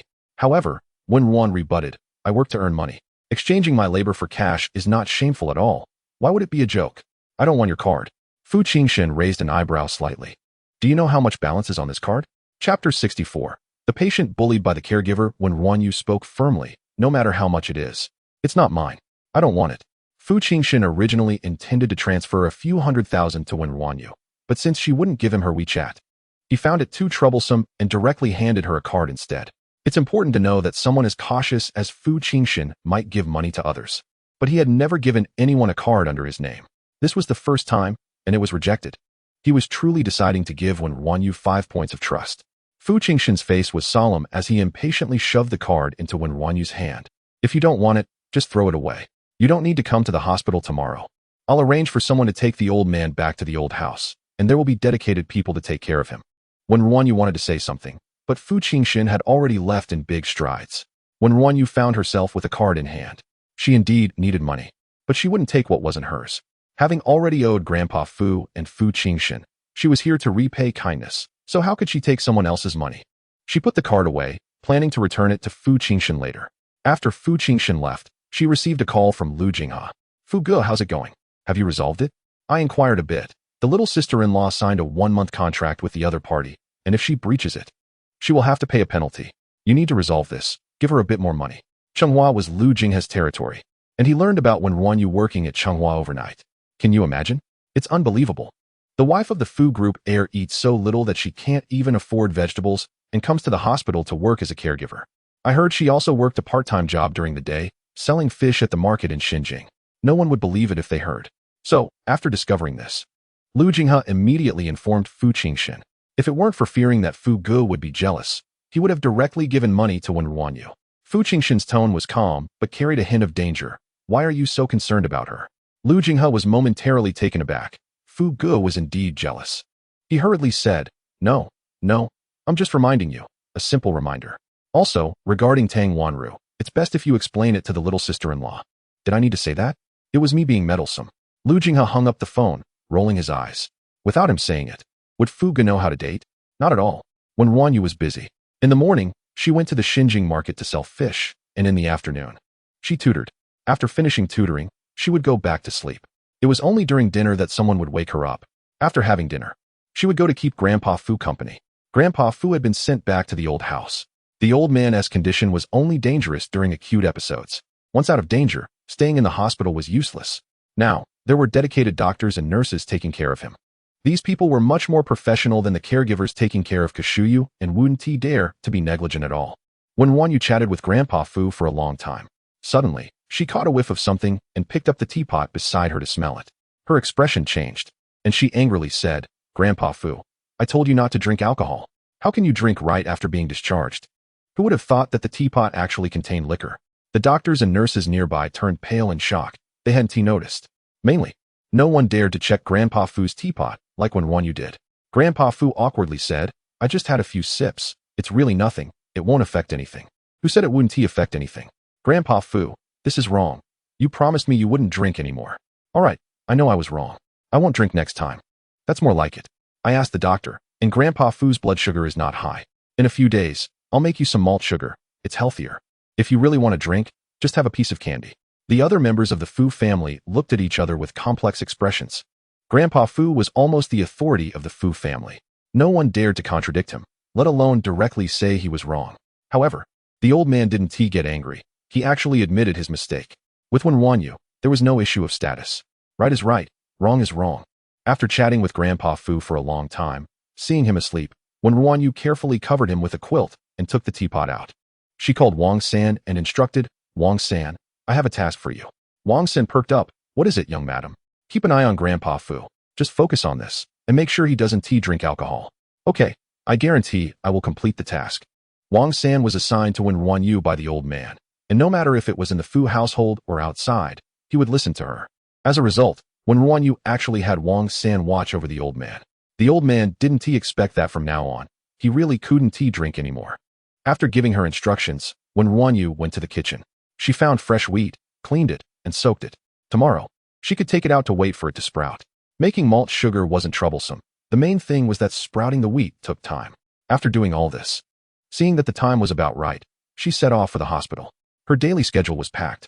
It was tiring, but Wen RuanYu didn't complain at all. Upon arriving at the ward, the caregiver impatiently said, "Why are you so late? The patient hasn't washed up yet. You go help her. I'm leaving now." Before Wen RuanYu could say anything, the other party quickly left. Kushuyu looked like she had done something wrong, her head down, not daring to speak. Wen RuanYu walked over and softly said, "Should I bring the water over for you to wash up? Or should I take you to the restroom?" Only then did Kushuyu slowly raise her head. Wen RuanYu noticed Kushuyu's lips were almost cracked, and she frowned. "Did you not drink water again today?" Kushuyu timidly replied. Aunt Lu said, "With so much water in the fore, it's okay not to drink water." Wen RuanYu thought of the caregiver's impatience and frowned even tighter. She directly poured a cup of warm water and handed it to Kushuyu. Kushuyu looked at her timidly. "Drink it." Kushuyu quickly took it and drank it all in one go. Then she looked at Wen RuanYu timidly again. Wen RuanYu encouraged, "Shuyu, what are you afraid of? You are the employer. Whether you want to drink water or eat something, you can just bring it up directly. No need to listen to others." Kushuyu quietly said, "I'm fine." Wen RuanYu sighed, knowing that her long-standing personality couldn't be easily changed. But since she knew, she couldn't just watch the caregiver bully the patient. Wen RuanYu asked, "Where are your parents?" "They're busy." "Or do you have other relatives who can take care of you?" "No, my brother and parents are all abroad." Wen RuanYu frowned again.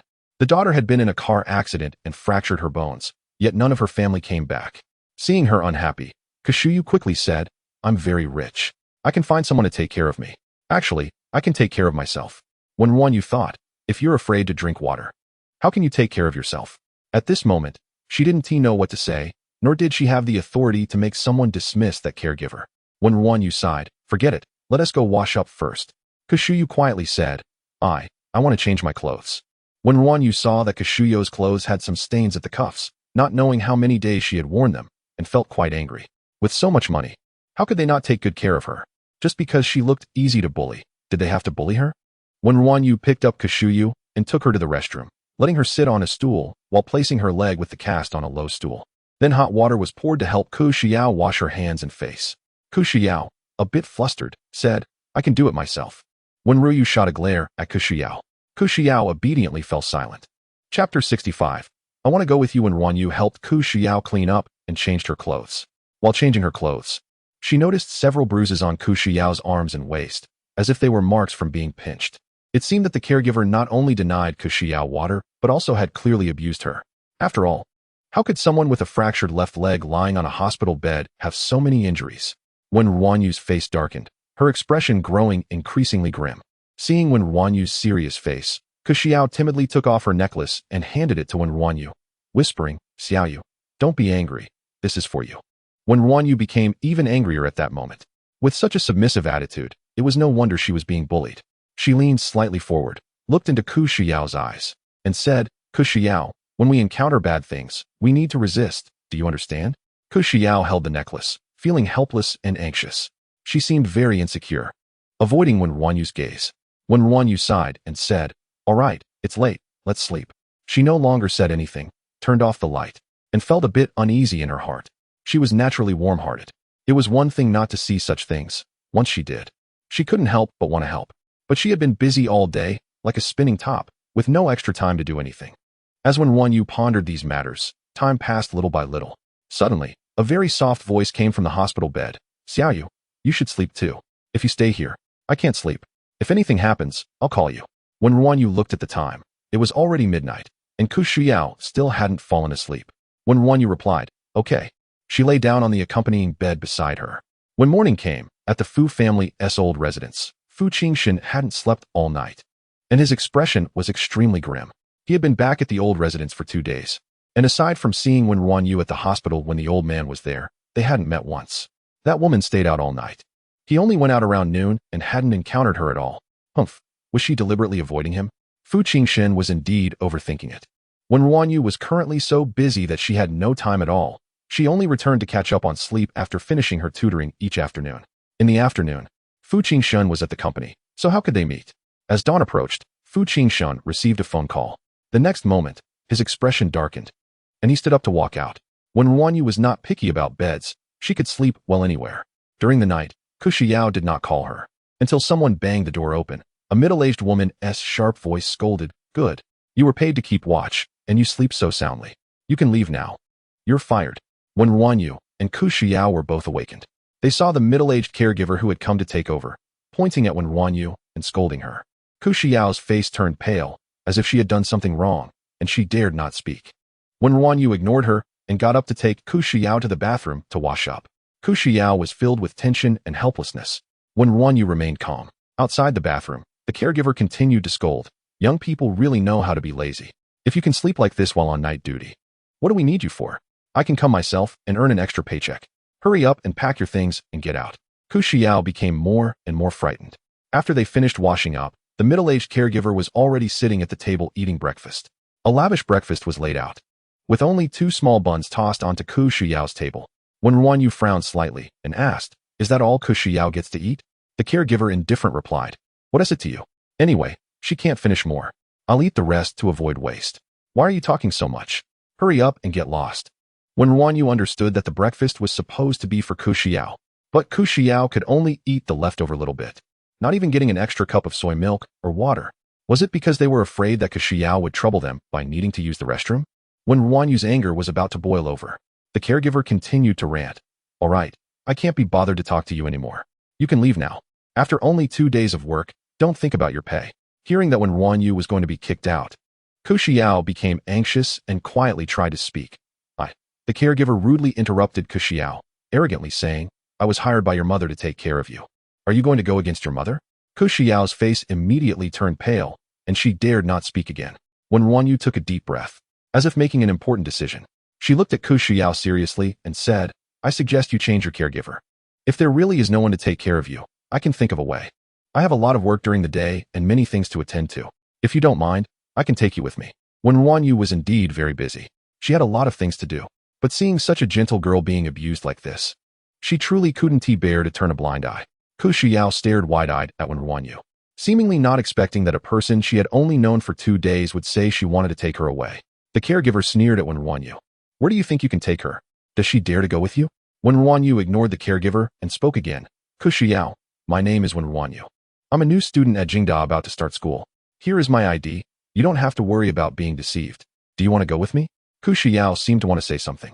The caregiver slammed down her breakfast, glaring at Xiao as a warning. Xiao immediately lowered her head and didn't dare to speak. Wen RuanYu felt a bit disappointed. She grabbed Xiao's shoulders and asked once more, "Though I don't know how to take care of people, I want to bully you. You can eat enough, and if you want to drink water, you can drink water. Do you want to go with me?" Xiao clutched the blanket tightly, as if struggling. In the end, she only silently lowered her head and said nothing. Wen RuanYu stopped asking. She stood up and prepared to leave. For someone who wouldn't resist, no matter how anxious others were, it was useless. She could manage Xiao for a while, but she couldn't manage her for a lifetime. If Xiao wanted to resist, she would help. She was even willing to create trouble for herself by taking Xiao with her during the day while working. But since Xiao chose silence, she would not say more. The caregiver smugly said, "Humph, still wanting to take her away, thinking you can also get that daytime pay, right? You really think too well of yourself. Just look at whether she dares or not. Hurry up and get lost." Wen RuanYu said nothing and continued to walk out. She didn't care how rude the caregiver was. What she cared about was that Xiao had chosen silence. Xiao watched Wen RuanYu's departing figure, her eyes turning red with anxiety. She didn't have Wen RuanYu's contact information. They were just in a regular employer-employee relationship and had only known each other for 2 days. She was afraid that if Wen RuanYu left, she wouldn't come back. She was afraid she would never see this girl who seemed to be glowing again, as if she had made up her mind. Xiao's voice trembled slightly as she called out, "Xiaoyu, I want to go with you." Chapter 66. This is my husband. Wen RuanYu stopped, a faint smile playing at her lips. The caregiver was taken aback, then erupted in anger. "Xiao, are you defying your mother? If you dare to go with her, I will call your mother immediately." Xiao's face turned pale. Wen RuanYu turned back to the bedside, picked up Xiao, and walked out. As she walked, she said, "If your mother comes looking for you, I'll come to pick you up. I don't believe she would allow a caregiver to abuse her daughter at will. What nonsense are you talking? When did I abuse her? Don't make wild accusations. The caregiver stepped forward to snatch the girl away, stating that her mother entrusted her to him, so she had the right to supervise her. Put her down. Wen RuanYu did not let go. If Kushu Yao chose to remain silent, that would be one thing. But since Kushu Yao said she wanted to go with her, she had to take her away. They were mountain people and could not stand to see the weak being bullied. The strong caregiver was unable to wrest Kushu Yao from Wen RuanYu's grasp because Wen RuanYu was too strong. The caregiver was infuriated. She often threw her weight around in front of Kushu Yao and had never suffered such a loss. Instead of attacking Wen RuanYu, she directly slapped Kushu Yao. Wen RuanYu's gaze sharpened instantly. Unable to retaliate while holding Kushu Yao, she could only turn to block. And the slap landed on Wen RuanYu's shoulder, causing her to stagger back. Kushu Yao gasped, "Xiaoyu." Just then, a dangerously casual voice came from the doorway. "What's so lively? What are you playing?" Wen RuanYu's anger paused momentarily. How could Fu Jinshen be here? Someone who did a good deed anonymously sneezed. Fu Jinshen walked into the hospital room with a smile still on his lips. However, for some reason, everyone in the room fell silent, and the atmosphere suddenly became tense. Suddenly, Fu Jinshen kicked the caregiver over and grabbed a wooden stool nearby, smashing it against the caregiver's leg. "Ah!" came a scream. Fu Jinshen said nonchalantly, "Don't worry, it's just a fracture, nothing serious. I'll get you a caregiver." The caregiver was terrified. Kushu Yao also covered her mouth in fear. Fu Jinshen surveyed his handiwork and said boldly, "Is it fun? I think your hand is a bit unnecessary too. Shall we break it as well?" Wen RuanYu finally came to her senses, quickly set Kushu Yao down, and ran to Fu Jinshen, grabbing his arm. Wen RuanYu had seen Fu Jinshen take action twice. Once was when she accidentally barged into his room and nearly got choked to death. The other time was on a roller coaster, where Li Xiao and others nearly lost their lives. Fu Jinshen was very fierce. At this moment, Fu Jinshen was angry, and she didn't know what he would do.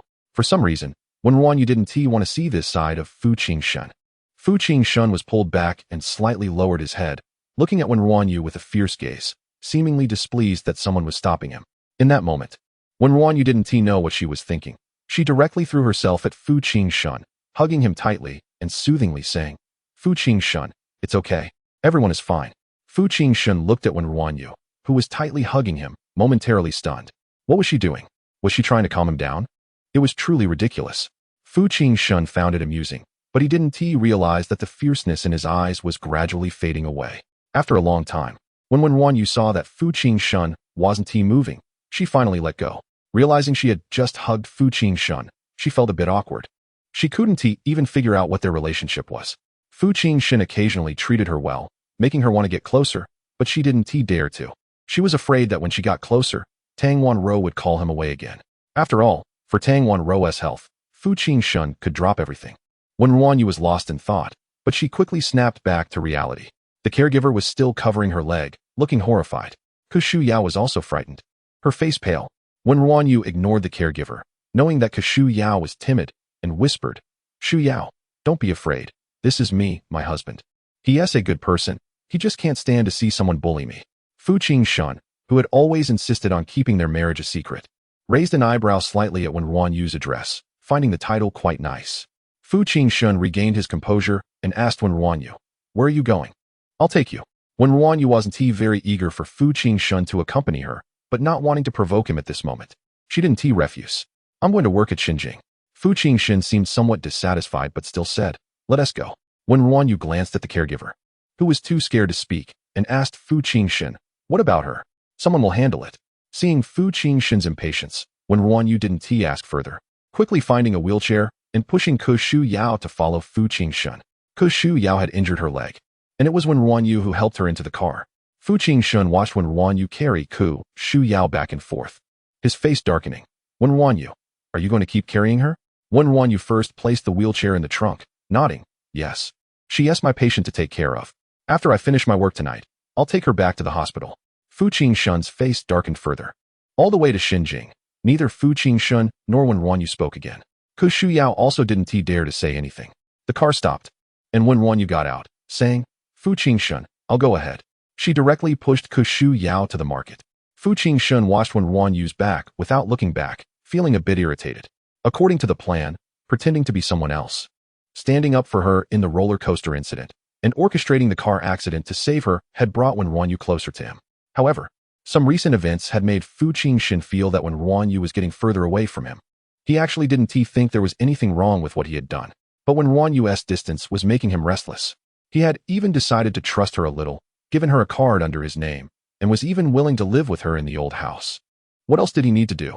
If Lu Jing and were here, they would definitely understand. Fu Jinshen wanted to treat Wen RuanYu better, but he didn't know how to do it. After all, Fu Jinshen had lived his life calculating others, never thinking about being good to anyone. Once they were away from Fu Jinshen, Kashu Yao felt brave enough to speak. She looked at Wen RuanYu with sparkling eyes and said softly, "Xiaoyu, you're really amazing." Wen RuanYu didn't quite understand. It was Fu Jinshen who had done that. How did it become her being amazing? Wen RuanYu took Kashu Yao to the market.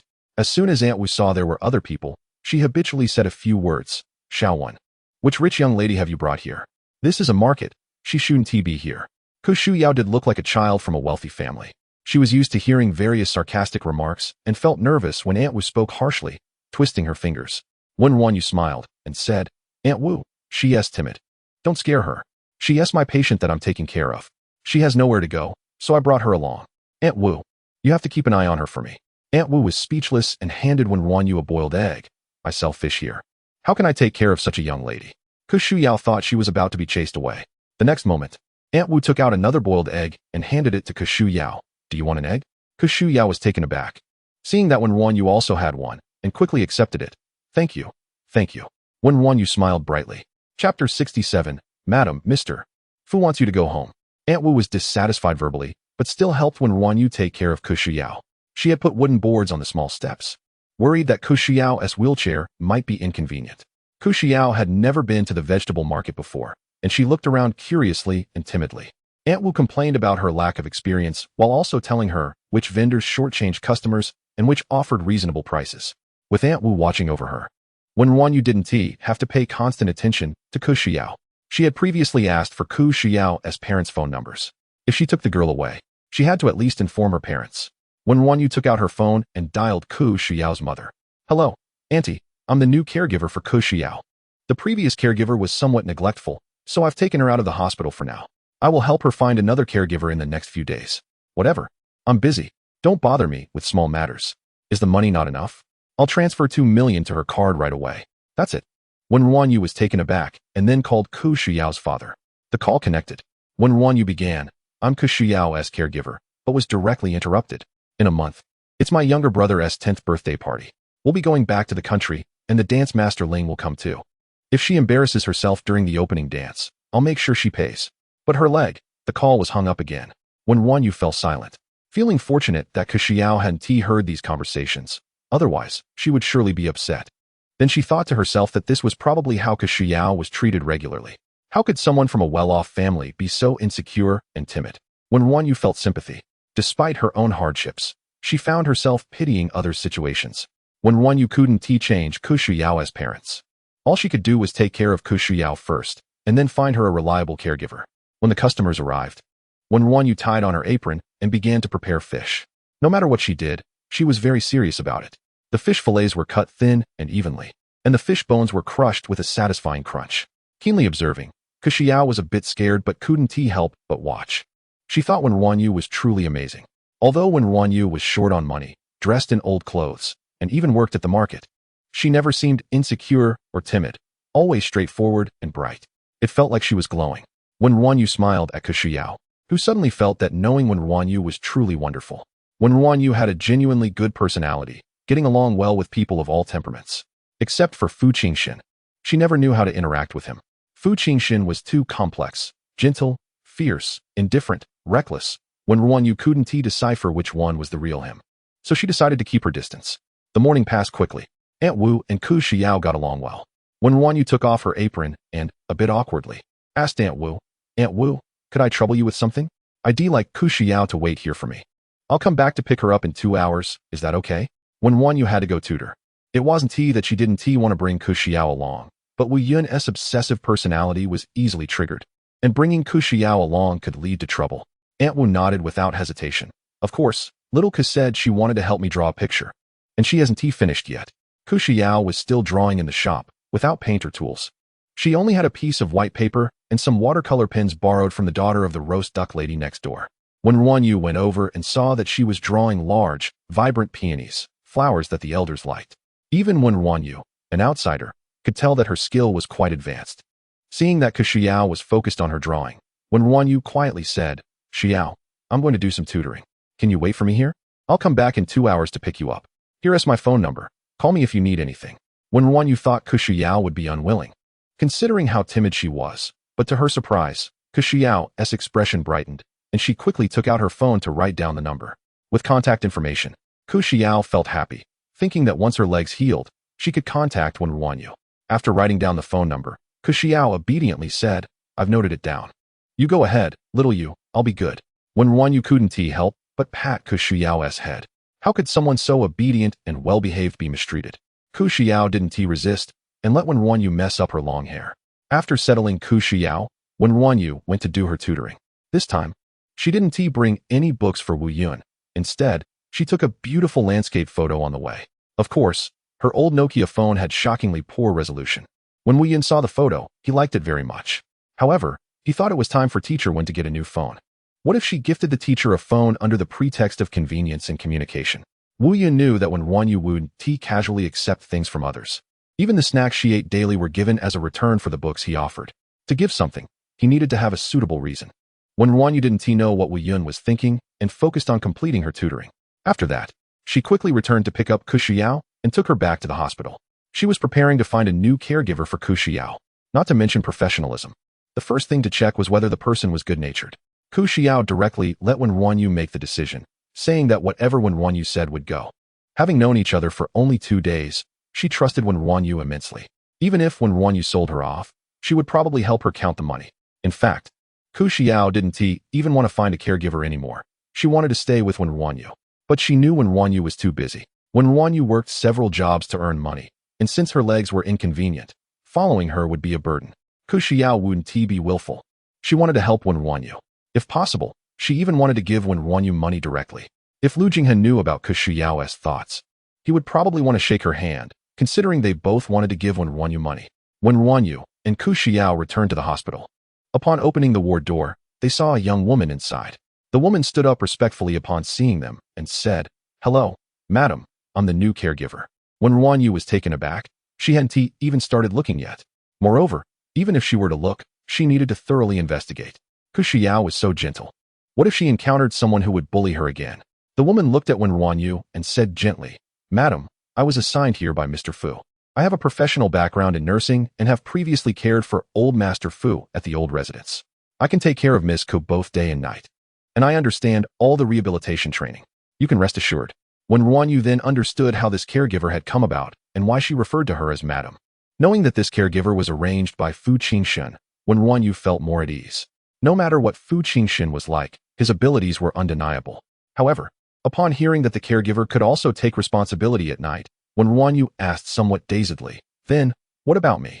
She had worked hard to find a job. The woman smiled and said, "Madam, Mr. Fu wants you to go home." Chapter 68. How to make money when Ryu's heart skipped a beat. Fu Jinshen wanted her to go home. Was he still living in the old house? Why was he asking her to go back? Was he no longer concerned about Tang Wanru?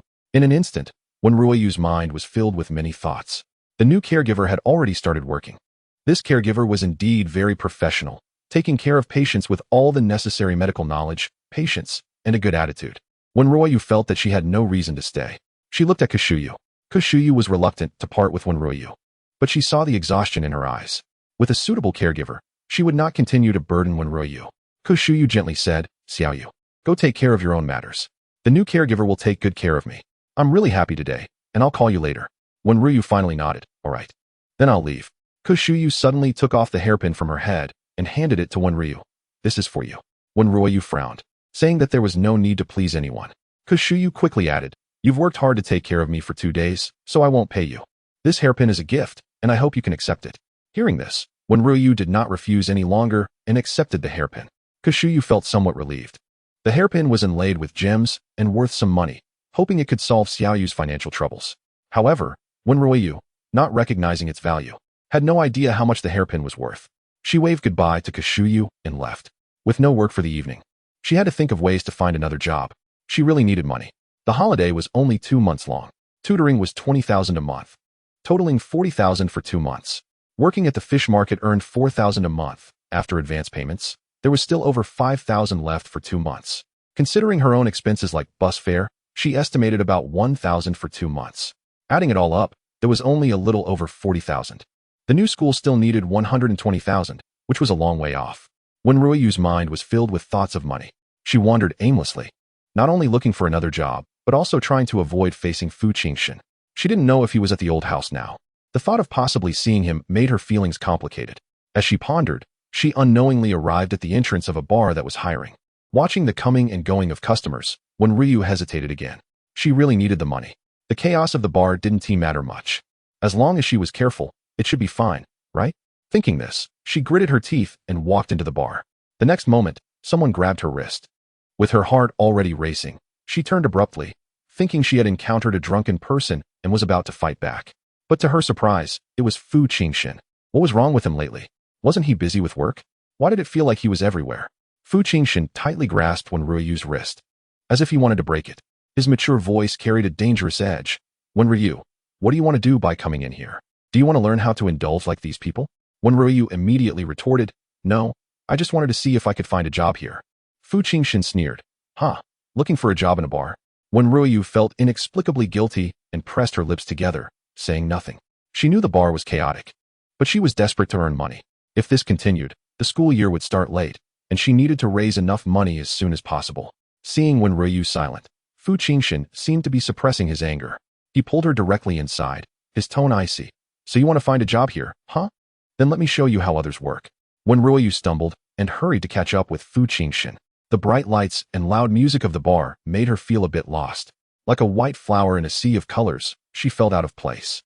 Wen RuanYu saw a waitress carrying a fruit platter being groped by a man without resistance. She saw men and women dancing closely, swaying freely. She even saw a girl on stage dressed provocatively dancing. Wen RuanYu's face turned pale. She had never been to a bar before. As someone from the mountains, she had never imagined that the nightlife in a big city was like this. Everything she saw was shocking her perception. But since Fu Jinshen had brought her in, it was definitely not just for this. Fu Jinshen led Wen RuanYu to a private room, casually kicking open the door. Inside, men and women were drinking, and a waitress in work attire was pouring drinks. As Fu Jinshen pushed the door open, everyone looked over. Someone in the room was about to curse, but was stopped by the person next to them. Clearly, someone recognized Fu Jinshen and nervously asked, "Young Master Fu, is there something you need?" In this circle in Kyoto, everyone who had a bit of a reputation recognized Fu Jinshen. Everyone knew he was a reckless overlord. As long as you didn't provoke him, everything would be fine. But if you did, you might as well dig your own grave. At this moment, when someone called out Young Master Fu, the lively atmosphere in the private room quieted down. Fu Jinshen casually replied, "You don't need to mind me. Continue having fun. I'm just bringing someone to see the world." Everyone naturally noticed that Fu Jinshen was still holding a woman.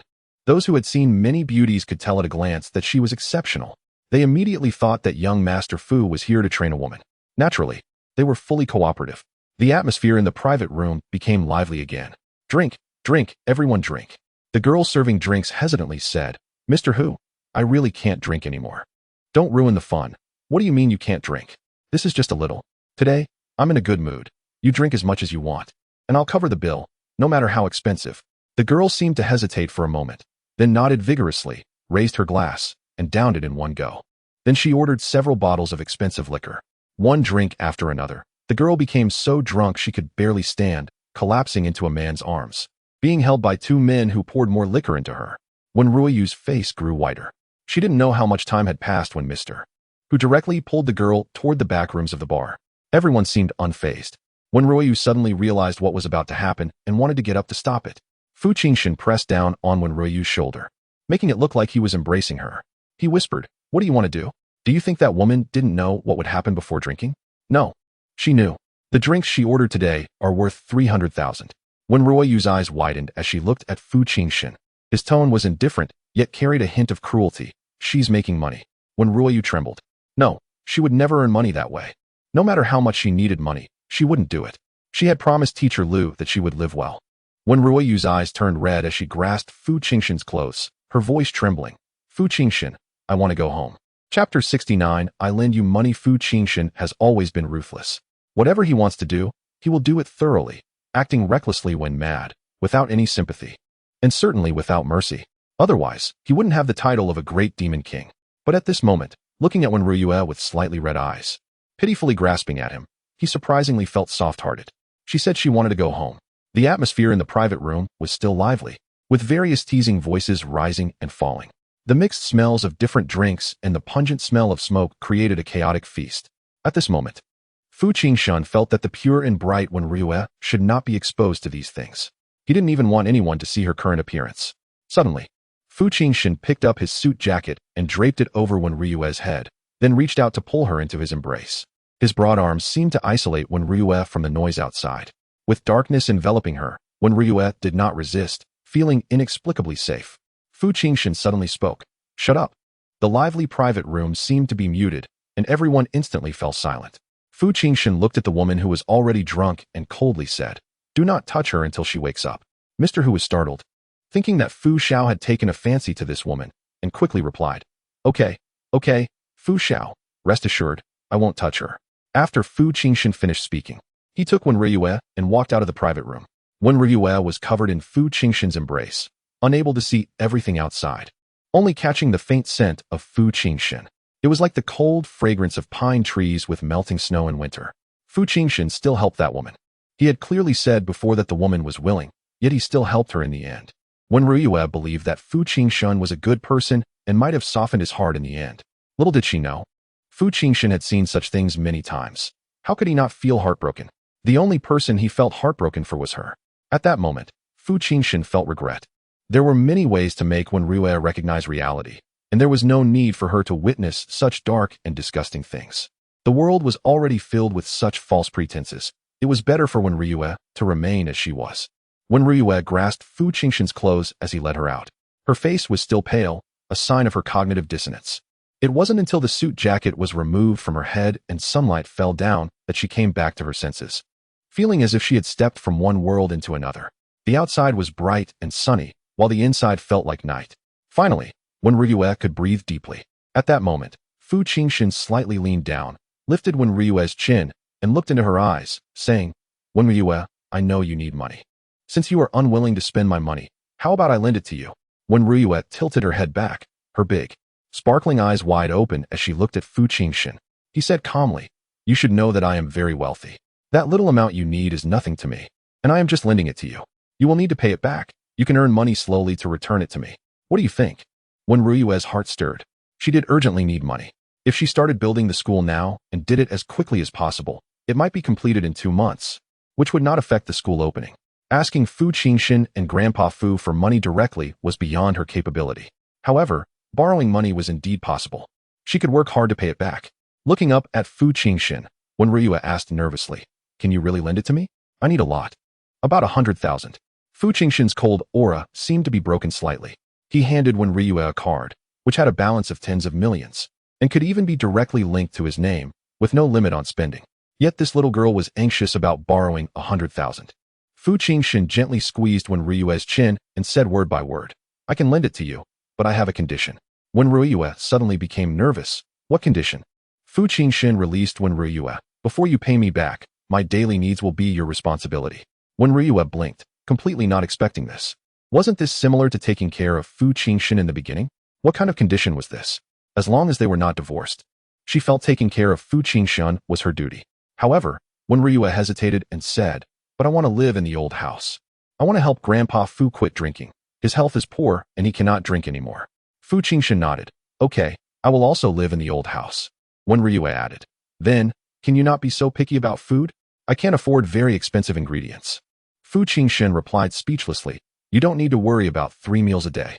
When I need you to cook, I will have the kitchen prepare the ingredients." Wen RuanYu immediately nodded. "That's fine." She felt that this was not difficult at all. It didn't even count as a condition. Fu Jinshen directly said, "Give me your phone." Wen RuanYu asked no questions and took out her Nokia phone from her pocket, handing it to Fu Jinshen. He looked at the old-fashioned button phone in front of him and fell into silence. He asked with some complexity, "So, you really don't have WeChat?" Wen RuanYu seriously nodded. "Of course it's true. I'm not lying." Fu Jinshen, once again, refreshed his understanding of Wen RuanYu's poverty in his heart. Fu Jinshen continued, "Give me your card number. I will transfer the money to you." Wen RuanYu quickly took out a piece of paper and a pen from her pocket, writing down the card number, name, and bank information swiftly. She had sent money to the school so many times that she had memorized the card number. Fu Jinshen took out his phone and quickly made the transfer. 2 minutes later, he put away his phone and said, "Done. Check if it has arrived." Wen RuanYu curiously asked, "Is it really here already? That's so convenient." Every time she needed to send money, she had to go to the bank with cash. Growing up in the mountains, everything in the big city was strange and unfamiliar to her. Wen RuanYu quickly took out her phone to call the old principal. As soon as the call connected, she spoke with a cheerful and excited tone. "Old principal, I just transferred 100,000 to your card. We can start preparing to build the elementary school now. I will slowly transfer the rest to you." There was a moment of silence on the other end of the line. Then the old principal said seriously, "Xiaoyu, what have you been doing? Where did you get so much money? We are short on funds, but every penny we have should be earned legitimately. We cannot do anything wrong for the sake of money. Do you understand? You have grown up under Teacher Lu's guidance. You must be worthy of Teacher Lu's teachings." Wen RuanYu's phone speaker was very loud. Even without speakerphone, Fu Jinshen could hear it clearly standing beside her. Wen RuanYu's smile stiffened as she realized that if she really worked in a bar, even if she earned money, the old principal would not accept it. Wen RuanYu was very grateful that Fu Jinshen came and pulled her out. Chapter 70. Tension doubled when RuanYu quickly collected her emotions and said, "Don't worry, headmaster. This money was lent to me by someone, and it's all legitimate and above board." The headmaster was still not at ease. "Who lent it to you? In a big city where you don't know anyone, who would lend you so much money all at once?" Fu Jinshen listened quietly, his expression not as cold as before. Many people only care about getting the money and wouldn't care where it came from. However, this headmaster kept asking about the source of the money because he was worried that Wen RuanYu might go astray or get taken advantage of. Wen RuanYu was unsure how to respond. She hadn't told anyone in the mountains about her marriage. Suddenly, she had a bright idea. "It was Grandpa Fu who lent it to me. The same Grandpa Fu who has been supporting the children in our mountains to go to school all these years. You can trust me." After saying this, Wen RuanYu blushed. She didn't like to lie, even if it was a white lie. If the headmaster were in front of her, he would definitely see through her. But over the phone, he couldn't discern anything, and the old man finally let out a sigh of relief. "Xiaoyu, he has already helped us a lot. This time, he even lent us money, and we will all pay it back together." Wen RuanYu hurriedly said, "No need, no need. The salary in Kyoto is very high. I can pay it back slowly. Xiaoyu, be obedient. By the way, I'll send you 2 silk quilts in a few days. The silk is from the silkworms we raised and handmade. You can use one and send one to Grandpa Fu. This year, the cowpeas have had a good harvest, and I've dried some to send you." Wen RuanYu's expression gradually softened. After a few more minutes, they finally hung up the phone. Wen RuanYu felt a bit embarrassed and said, "Fu Jinshen, I generally don't lie. Really, I just didn't want the headmaster to worry. That's why I said it was Grandpa Fu who lent it to me. You can use the silk quilt I have." Each quilt that Fu Jinshen had was quite valuable, yet he nodded and then asked, "Do you have any more calls to make?" Wen RuanYu shook her head, not understanding. Fu Jinshen said directly, "Give me your phone." Wen RuanYu foolishly handed her phone over to Fu Jinshen, who then put it straight into his pocket. Wen RuanYu looked at her phone disappearing into Fu Jinshen's pocket and felt like she wanted to ask for it back, but then thought that he probably wouldn't want her phone anyway, so she didn't say anything. What did Fu Jinshen need her phone for? Fu Jinshen said nothing and took Wen RuanYu back to the old house. Tonight, there was no need to go to the hospital for work, and Wen RuanYu suddenly felt free. The two of them returned to the old house together. When Old Master Fu saw them together, his eyebrows raised slightly. Wen RuanYu went straight to Old Master Fu as soon as she got home. Old Master Fu seemed to know what Wen RuanYu was going to ask and quickly said, "Xiaoyu, don't look at me. I haven't had a drink today. If you don't believe me, ask Wang San." Wang San nodded vigorously beside the old man, indicating that he had been keeping an eye on him. Only then did Wen RuanYu smile. "Then I'll go check on my wheat in the kitchen." The wheat that had soaked for a day was spread out and placed in a dark place to wait for natural germination, which might take 3 or 4 days. During this time, all she needed to do was spray some water, and once the malt grew out, she could make malt sugar. After checking the wheat, the old man and the young lady each took a slingshot and walked outside. Yes, Wen RuanYu was teaching Old Master Fu how to play with a slingshot. She had made the slingshot herself. Having run around in the mountains for years, she was very skilled with it and could hit anything, even birds in flight. She had made one for the old man before, and whenever they had free time, she would take him out to play with it and help him digest. Old Master Fu seemed to have given all his childhood joy to Wen RuanYu, and the two of them were shooting at leaves in the yard. Wang San watched from behind, a bit envious. He also wanted a slingshot. The two played for a while, and many leaves were knocked down. Wen RuanYu smiled brightly and said, "Grandpa Fu, how about it? After moving around, doesn't your neck and shoulders feel much more flexible? We can't just sit around all day. No matter how busy we are, we need to have some activity. I also learned a new set of shoulder and neck massage techniques. Do you want to try it?" Xiaoyu learned it, so of course I want to try it. Old Master Fu said. Wen RuanYu began to massage his shoulders. When the rest of the Fu family saw this, they didn't say anything on the surface but scoffed internally. Trying to please the old man like this, she must want a share of the family's wealth. Fu Yi even pinched her daughter. "See? Learn from her. Raising you all this time has been useless. You can't even please someone. This is your own grandpa, and he treats a stranger better than you." Fu Yi's daughter dared not speak back. They had failed to please him, and neither had Fu Yi's own daughter succeeded. Surely a granddaughter couldn't compare to a daughter. Fu Yi had no idea what her daughter was thinking. Seeing the warm interaction between Wen RuanYu and old Master Fu, Fu Yi was so angry she pinched her daughter again. Wen RuanYu had long known that the Fu family was not friendly toward her, but she didn't mind. She didn't care about anyone's gaze or what they thought. Old Master Fu was nice to her, and she just wanted to be nice to him. Wen RuanYu temporarily ignored Fu Jinshen, who had already gone upstairs. After all, that person was either sleeping or about to sleep.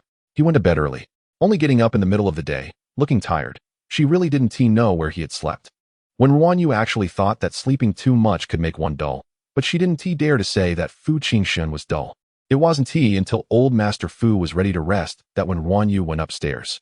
The short staircase felt like walking through a mountain of knives and a sea of flames. Every time she faced Fu Jinshen, she felt tense. Facing him at night, she felt doubly so. If she thought about it carefully, Fu Jinshen didn't seem to have done anything wrong to her. He had helped her, saved her, and now even lent her money. But each time he had to make a choice, he had chosen Tang Wanru. No matter how much Wen RuanYu tried to convince herself, she couldn't get over the fact that Tang Wanru had saved Fu Jinshen and was his benefactor. Having grown up alone, Wen RuanYu was afraid of being abandoned and left behind. If it weren't for Fu Jinshen having done those things in the past, if he weren't old Master Fu's grandson, when he first abandoned her, she would have left without looking back. Wen RuanYu reached the door and hesitated for a moment before pushing the door open and entering. As soon as she stepped in, Fu Jinshen glanced at her coolly. Wen RuanYu suddenly felt guilty. "Fu Jinshen, you're not resting yet?" Fu Jinshen replied with a brief without saying anything else. Wen RuanYu didn't know what to say to him, and quickly went into the bathroom to wash up. She took a shower, washed her hair, blew her hair dry, and even slowly trimmed her nails until she could no longer delay it. Only then did she gently open the bathroom door and step out. She thought that since so much time had passed, Fu Jinshen should have gone to sleep by now. But as soon as she stepped out of the bathroom, she caught a cold look from Fu Jinshen. That gaze was clear, as if he knew what Wen RuanYu was thinking. Wen RuanYu instantly felt her tension double. Chapter 71. Can I like you? Wen RuanYu, are you avoiding me? Fu Jinshen's mature and lazy voice echoed in the room. Wen RuanYu paused in her steps, tacitly acknowledging it. She could have made an excuse, but Wen RuanYu wasn't very good at lying. When lying in front of others, she could be seen through immediately, so she simply accepted it. "Why are you avoiding me?" Fu Jinshen asked. Wen RuanYu frowned. How was she supposed to explain this? To put it bluntly, Fu Jinshen's allure was too overwhelming for her. In Wen RuanYu's eyes, Fu Jinshen was a good person. Whether it was his occasional gentleness or the times he helped her, it was all a temptation for Wen RuanYu. Not to mention that Fu Jinshen was also good-looking. Several incidents with Tang Wanru had cooled the slight stirrings in Wen RuanYu's heart, making her think of Fu Jinshen only as a benefactor. But Fu Jinshen kept appearing, taking her out of the bar and lending her money. This made it impossible for Wen RuanYu to simply regard him as a benefactor. There was a Tang Wanru they could not approach, yet they could not distance themselves from because of old Master Fu. Wen RuanYu was afraid that if this continued, she would eventually fall for him, so she had to hide. Her feelings for Fu Jinshen were the most complicated feelings she had experienced in her 20 years of life. Wen RuanYu's silence made Fu Jinshen's expression somewhat unsightly. Suddenly, a ringtone broke the silence in the room. Fu Jinshen's phone was ringing in his coat. It was Wen RuanYu's phone ringtone. Earlier, Fu Jinshen had taken Wen RuanYu's phone, and she hadn't dared to ask for it back. At this moment, Wen RuanYu hurriedly said, I'll go answer the phone." She ran to search for the phone in Fu Jinshen's coat. Fu Jinshen watched Wen RuanYu rummaging through his coat, the corners of his eyes slightly raised. Wen RuanYu didn't dare to look at Fu Jinshen, and without glancing at the caller ID, she answered the call directly. A sharp and frenzied voice came from the phone. "Wen RuanYu, do you think you've won? Do you think that getting rid of me means Fu Jinshen is yours? Dream on." Wen RuanYu's expression turned cold. "Tang Wanru, what do you want to say?" Wen RuanYu never felt she owed Tang Wanru anything. Tang Wanru had troubled her multiple times, and she hadn't retaliated out of respect for Fu Jinshen. Hearing Wen RuanYu speak, Fu Jinshen frowned slightly. Why was Tang Wanru calling Wen RuanYu? Tang Wanru was extremely agitated on the line, her sharp voice breaking. I want to say, why don't you just die? You bitch. I even attempted suicide in front of Jinshen. I even cut my wrists. He forced me to go abroad. All because you were scheming behind my back, right? Wen RuanYu was taken aback. She truly didn't know that Tang Wanru had gone abroad. That night, Fu Jinshen, who was burning with fever, had left her to find Tang Wanru. The next day, old Master Fu fell ill, and Fu Jinshen couldn't rush back for a long time. At that time, Wen RuanYu felt resentful. She thought Fu Jinshen was with Tang Wanru and believed that Tang Wanru was more important to him than old Master Fu. She thought Fu Jinshen's previous claims that he loved no one were lies, and that he had a special connection with Tang Wanru. Little did she know that Fu Jinshen had sent Tang Wanru abroad under the circumstances of her attempting suicide. It seemed that Fu Jinshen really didn't like Tang Wanru. This thought suddenly filled Wen RuanYu's mind. The cursing continued on the phone, and Wen RuanYu directly interrupted. Tang Wanru, I don't care what you think. Any decisions Fu Jinshen makes have nothing to do with me, and also, I don't want to hear from you about how you're doing. What I care about is Fu Jinshen, not you. The other side seemed to be provoked. Bitch. You bitch. I won't let you have it easy. I definitely won't let you have it easy. Tang Wanru shouted like a madwoman. Wen RuanYu felt annoyed and wanted to hang up the phone. Suddenly, the phone in her hand was taken away. She instinctively turned around and saw Fu Jinshen standing behind her, taking the phone away. Fu Jinshen said nothing, listening to the curses coming from the phone. After the other side finished cursing, Fu Jinshen coldly said, Tang Wanru, are you challenging my bottom line? I told you not to touch Wen RuanYu. The other side fell silent instantly, as if even the sound of breathing had stopped. After a long while, the other side began to breathe heavily, the voice no longer harsh, but filled with sorrow. Jinshen, is Wen RuanYu your bottom line? What about me? What have I been for all these years? Fu Jinshen's tone was indifferent. If you know your place, your Tang family can still get enough benefits as before. If you don't know your place, Tang Wanru, every favor has a day of repayment. Once it's repaid, you'll be cast aside. Fu Jinshen was indeed such a cold-hearted and ruthless person. Tang Wanru understood, and she hastily hung up the phone. Due to gripping the phone too hard, the wound on her wrist started bleeding again. She went mad, blocking Wen RuanYu, blocking Fu Jinshen, blood smeared on the phone, looking tragic and messy. No, she couldn't end up like this. She needed to calm down. Fu Jinshen and Wen RuanYu were not suitable for each other. Even if they really ended up together, they would eventually part ways. She was the woman most suitable for Fu Jinshen.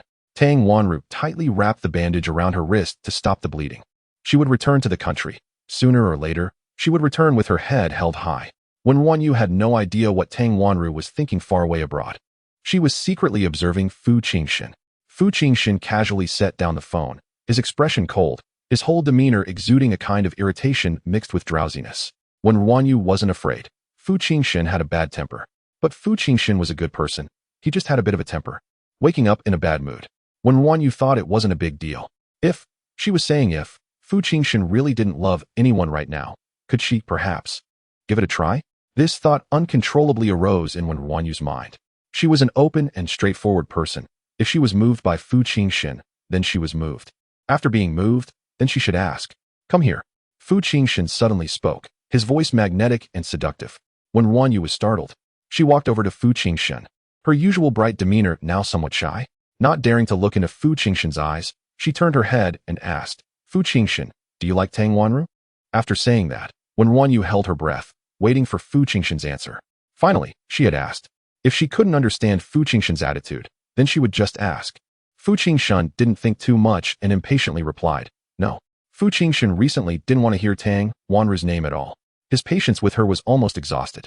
Wen RuanYu's eyes lit up upon hearing Fu Jinshen's answer, still not looking at him, and nervously said, Then do you have any other women you like? Fu Jinshen originally didn't want to respond, but Wen RuanYu was being too awkward at that moment. He paused and said, No. Wen RuanYu's eyes were about to shine. He really didn't like anyone. She received a clear answer. The pure Wen RuanYu believed others' words wholeheartedly. If Fu Jinshen said he didn't like her, then he definitely didn't. At this moment, her heart raced, and she pressed a hand to her chest. Finally mustering the courage to look at Fu Jinshen, her eyes bright, she said loudly, Then, can I like you? Chapter 72. At first, I was shallow when RuanYu's earth-shattering words made Fu Jinshen's previously tense aura dissipate significantly. He truly did not expect Wen RuanYu to suddenly say something like that. Can she like him? Would someone genuinely like him? Those women who claimed to like him were only interested in the money he had. Tang Wanru cried out that she liked him. But what she really wanted were the benefits. What kind of liking is that? All he saw in everyone's eyes was fear and jealousy. Fu Jinshen wanted to mock her. But when he looked at Wen RuanYu, he saw no ulterior motives, no fear. Her bright eyes were filled only with hope, like the moonlight reflecting on the water, shimmering with brightness. The sarcasm that was on the tip of his tongue was swallowed back down. He raised an eyebrow slightly and asked Wen RuanYu, "What do you want?" Wen RuanYu, taken aback, replied, "I didn't want anything. I was just asking if it's okay. Would it cause you any trouble if I liked you?" Without the influence of someone like Tang Wanru, Wen RuanYu's liking was straightforward and bright. She knew Fu Jinshen loved no one, and she didn't need him to like her. She just wanted a chance. If Fu Jinshen agreed, she would no longer hold back. Wen RuanYu thought of something and quickly added, "Don't worry, even if I like you, I'll still pay you back the money I owe. We country folks never take advantage of others." Fu Jinshen, known for being cold-blooded and ruthless, found himself somewhat speechless. "Wen RuanYu, didn't you say before that I'm not your type?" Wen RuanYu remembered how she felt when she first interacted with Fu Jinshen. Back then, he seemed cruel and arrogant, not gentle at all, and she thought she wouldn't like someone like him. Now, she directly admitted, "I was shallow back then. I've realized now that you are exactly my type." Fu Jinshen raised an eyebrow, a hint of a smile tugging at the corner of his mouth. He suddenly leaned closer to Wen RuanYu and said softly, "Okay, okay." Wen RuanYu was surprised. "You said you wanted to like me, and I agreed." Wen RuanYu's eyes lit up with joy. She was very happy but pretended to be reserved and did not laugh. The two exchanged gazes at close range, and this time, Wen RuanYu did not look away. In the past, she had not dared to stare at Fu Jinshen too intently, not out of fear of him, but because she was afraid of her own temptation. But now she was no longer afraid. Since she was already tempted, she looked into Fu Jinshen's eyes. Noticing the small mole at the corner of his eye that slightly raised, realizing he truly was a great devil who could captivate hearts. Ultimately, Wen RuanYu couldn't hold back and smiled brightly at Fu Jinshen, tilting her head back. Fu Jinshen stared at her blooming smile, somewhat dazed. For reasons unknown, he reminded Wen RuanYu, "I probably won't like you." Fu Jinshen did not realize he had used the word probably, lacking absolute certainty. Wen RuanYu nodded vigorously, understood. Fu Jinshen felt that Wen RuanYu did not truly understand. This woman was a bit naively foolish. However, unlike other women who had tried to get close to him, he neither threw her out nor mocked her coldly. There were those who used underhanded methods to get into his bed and ended up with broken legs and thrown into the streets. Others who publicly declared their love, leveraging his power for business deals, found themselves with their families ruined. Even Tang Wanru, who repeatedly professed her love for him, became increasingly irritating to Fu Jinshen, who eventually sent her abroad after her suicide attempt. But in the face of Wen RuanYu, he accepted it calmly, even with a hint of unrecognized pleasure. Fu Jinshen did not realize his special feelings for Wen RuanYu. She was his remedy for insomnia, and he had originally planned to keep her around. So this was just perfect. While Fu Jinshen was still lost in these thoughts, Wen RuanYu had already brought a blanket and stood in front of him, showing no signs of the previous hesitance. She said in a negotiating tone, "Fu Jinshen, this bed is so big, I think 2 people can fit. What do you think?" Fu Jinshen looked at Wen RuanYu with a complex expression. He had been trying to get this woman closer, wanting to confine the drowsiness she brought him. After all those efforts, Wen RuanYu had only grown more distant. Now, just by agreeing to her liking him, she was eagerly offering herself. Wen RuanYu was the kind of person who liked with single-minded devotion. She had never dated and didn't know how others did things. She simply followed her heart, wanting to get closer. As the saying goes, the one closest to the water gets the moon first. They were already registered as a couple and living together every day.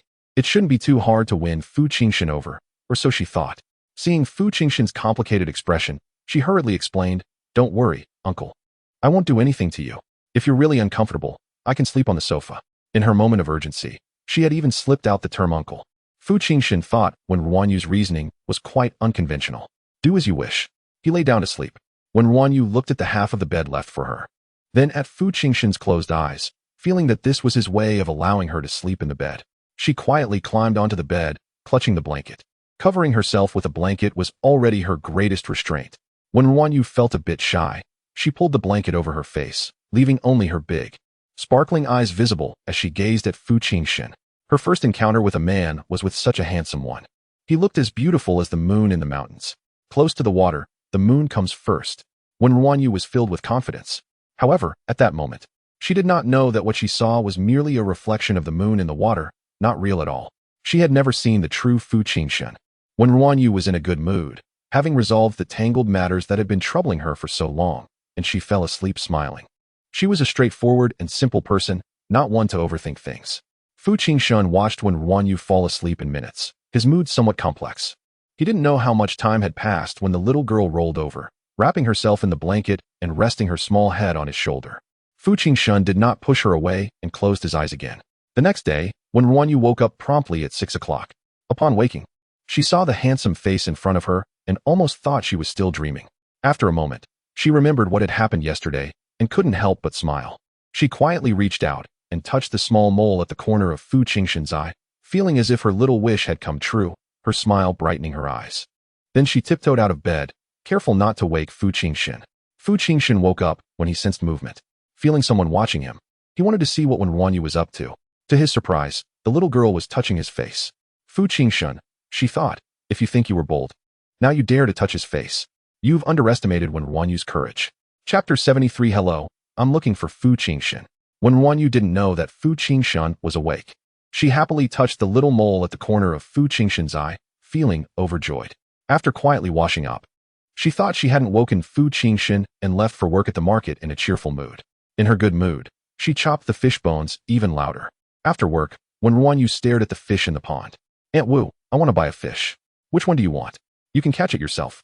With your frugal nature, how come you're willing to eat fish today? Wen RuanYu proudly replied, I'm going to cook it for someone I like. Aunt Wu became interested. Little one, do you have someone you like? What does he look like? What does he do? Is his family well off? Wen RuanYu introduced without hesitation.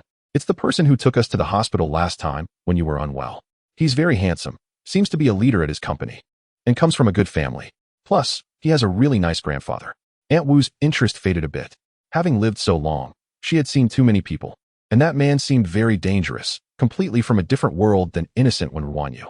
Aunt Wu gently said, Little one, didn't I hear you call him uncle last time? You two seem very different. That was a joke. He's several years older than me. He used to call me little ghost, so I called him uncle. It's indeed different. He's much more capable than me. Aunt Wu, I want this fish, 3.5 pounds. I'll leave the money in the basket, and I'm heading back now. Hey, little one. Aunt Wu wanted to say something else, but didn't know how to start. That man just standing there gave off an unapproachable feeling. Would silly little one end up suffering in the future? Wen RuanYu felt she wouldn't suffer. Fu Jinshen was so good-looking that any loss would feel like it was his. She took the fish back to the old house, but Fu Jinshen had already left. The others from the Fu family weren't home either. Only Grandpa Fu was asleep in a recliner with a book in hand. Wen RuanYu took a blanket and covered Grandpa Fu. Then she went to the kitchen to keep the fish alive until dinner time, so it would stay fresh. She also ate the lunch the chef had left for her in the kitchen. It was the weekend, and she didn't have to tutor in the afternoon or go to the hospital at night, so Wen RuanYu suddenly felt relaxed. When she came out after lunch, Grandpa Fu seemed to be sleeping a bit too hot. Wen RuanYu sat beside the recliner, fanning him gently. The weather in Kyoto fluctuated quite a bit. July was supposed to be hot summer, but it had rained and cooled down enough for sweaters, and she had even knit a scarf for Grandpa Fu. Recently, it had heated up again, and the weather seemed to be getting hotter, with the air feeling stuffy. Grandpa Fu didn't like the air conditioning, saying it gave him headaches. If he fell asleep without covering up, it wouldn't do. So Wen RuanYu sat beside him, gently fanning him. In the afternoon drowsiness, Wen RuanYu dozed off while fanning. She was suddenly awakened by a fit of coughing. Grandpa Fu covered his mouth and coughed incessantly, as if trying to cough out his lungs. Wen RuanYu hurried over to pat his back and help him breathe easier. Grandpa Fu, what's wrong? Breathe easy. After a while, the coughing finally stopped. Grandpa Fu discreetly covered the bloodstain on his sleeve and reassured her, it's fine, it's fine. Just choked a bit while sleeping. Wen RuanYu looked worried. Are you really okay? You coughed so badly. Shouldn't I accompany you to the hospital for a checkup? No need, just a few coughs. What's there to check? I'm healthy. Wen RuanYu could only give up reluctantly. Grandpa Fu's condition seemed less stable than expected. He had clearly lost weight during this time, and his appetite for meals had decreased. Although he was taking more medicine, Wen RuanYu had asked the doctor, who said the old issues were normal and to just take good care of him.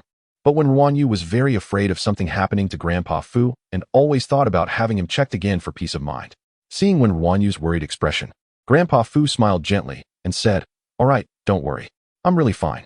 By the way, little you, how are things between you and Jinshen? Did you two stay together last night? Grandpa Fu knew that Jinshen was changing, having sent Tang Wanru abroad, and that Qingshin had moved back to the old house. He had proposed that Qingshin move back to the old house during the shareholder disputes a few years ago, offering half of his shares to Qingshin. But Qingshin had preferred to fight for them instead of moving back. Now he had returned for Little Yu. The grandson's attitude was changing.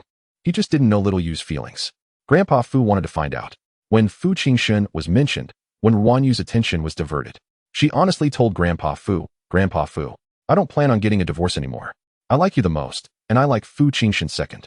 I want to live a stable life in the Fu family and have a good life with Fu Jinshen." Grandpa Fu was so surprised that his mustache twitched. "You, Little Yu, you like that kid?" Wen RuanYu looked serious. "Yes, I like him." "Are you serious?" "Of course I'm serious. Grandpa Fu, from today on, I officially want to pursue Fu Jinshen. It doesn't matter if he doesn't like me now. What if he likes me in the future?" "Little Yu, Jinshen. Well, he doesn't seem to have anything worth liking. Don't get too deep." Grandpa Fu's feelings were complicated. He was anxious when Little Yu didn't like Jinshen, but now that she was wholeheartedly into him, he was worried about her getting hurt. Wen RuanYu smiled innocently. "I think he's great. Don't worry, Grandpa Fu. I'm not sure I can even win him over." Grandpa Fu glanced at the bloodstain on his sleeve, wanting to say something but held back. After all, he secretly hoped that Little Yu and Qingshin could live together. Grandpa Fu patted Wen RuanYu on the shoulder. "I'm a bit sleepy. I'm going to go back to my room for a while. If that kid Qingshin does anything to wrong you, tell Grandpa, and I'll help you get even." "Okay. Grandpa Fu, go rest." Grandpa Fu went upstairs to his room. He turned over his sleeve and saw the bloodstain, his slightly cloudy eyes deepening. He took out a share transfer document, thought for a moment, and then took out another one.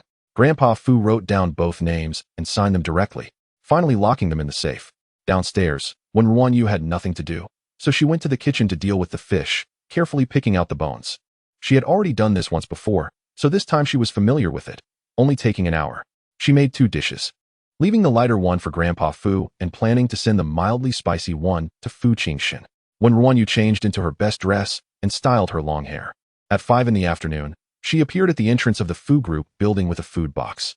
The unpleasant experience from the last time she delivered food made her take a deep breath. Now she didn't have to hide. Fu Jinshen didn't mind admitting their marriage, and he had agreed that she liked him. Wen RuanYu walked directly into the lobby. "Hello, I'm looking for Fu Jinshen. Which floor is he on?" Chapter 74. "What are you doing dressed like this?" The 2 receptionists, who looked almost identical, didn't react at first. They momentarily thought she was looking for someone from the Fu family. "This is the Fu group, so it's normal to have the surname Fu." "Sis, who is Fu Jinshen?" one asked. "That's the name of our executive president," the other replied. "Hiss, the president of the Fu group has always been Old Master Fu. A few years ago, the Fu family was in fierce competition, and Old Master Fu directly appointed Fu Jinshen as the executive president, essentially making him the direct heir. When Old Master Fu isn't in the company, Fu Jinshen is the highest authority, so it's rare for people to directly call him by that name. It's understandable that they momentarily forgot. When Ryu curiously looked at the 2 identical receptionists, the lively one seemed like the younger sister, while the steady one was the elder sister. The younger receptionist frowned slightly and asked, "Are you looking for our president, Fu?" Wen RuanYu nodded yes. "I'm looking for Fu Jinshen." Wen RuanYu knew Fu Jinshen was in management, but didn't know his specific title. Previously, she had heard people call him Young Master Fu or President Fu, so she assumed that must be it. Wen Ryu had dressed up deliberately today, wearing a dress with her high ponytail down, adorned with a hairpin given to her by Kashuyu. She wore a white cotton and linen long dress, decorated with a gemstone hairpin, making her look as fresh as a little white flower in the mountains. Every girl who has feelings wants to show her best side to the other person, even if she is as naive as Wen Ryu. If Wen Ryu had still been wearing her old school uniform, she might have been mistaken for a poor student and kicked out on the spot. At this moment, the elder receptionist politely asked, "Do you have an appointment?" Wen Ryu shook her head. "No? In that case, you can't go up. You can either register first or make an appointment yourself."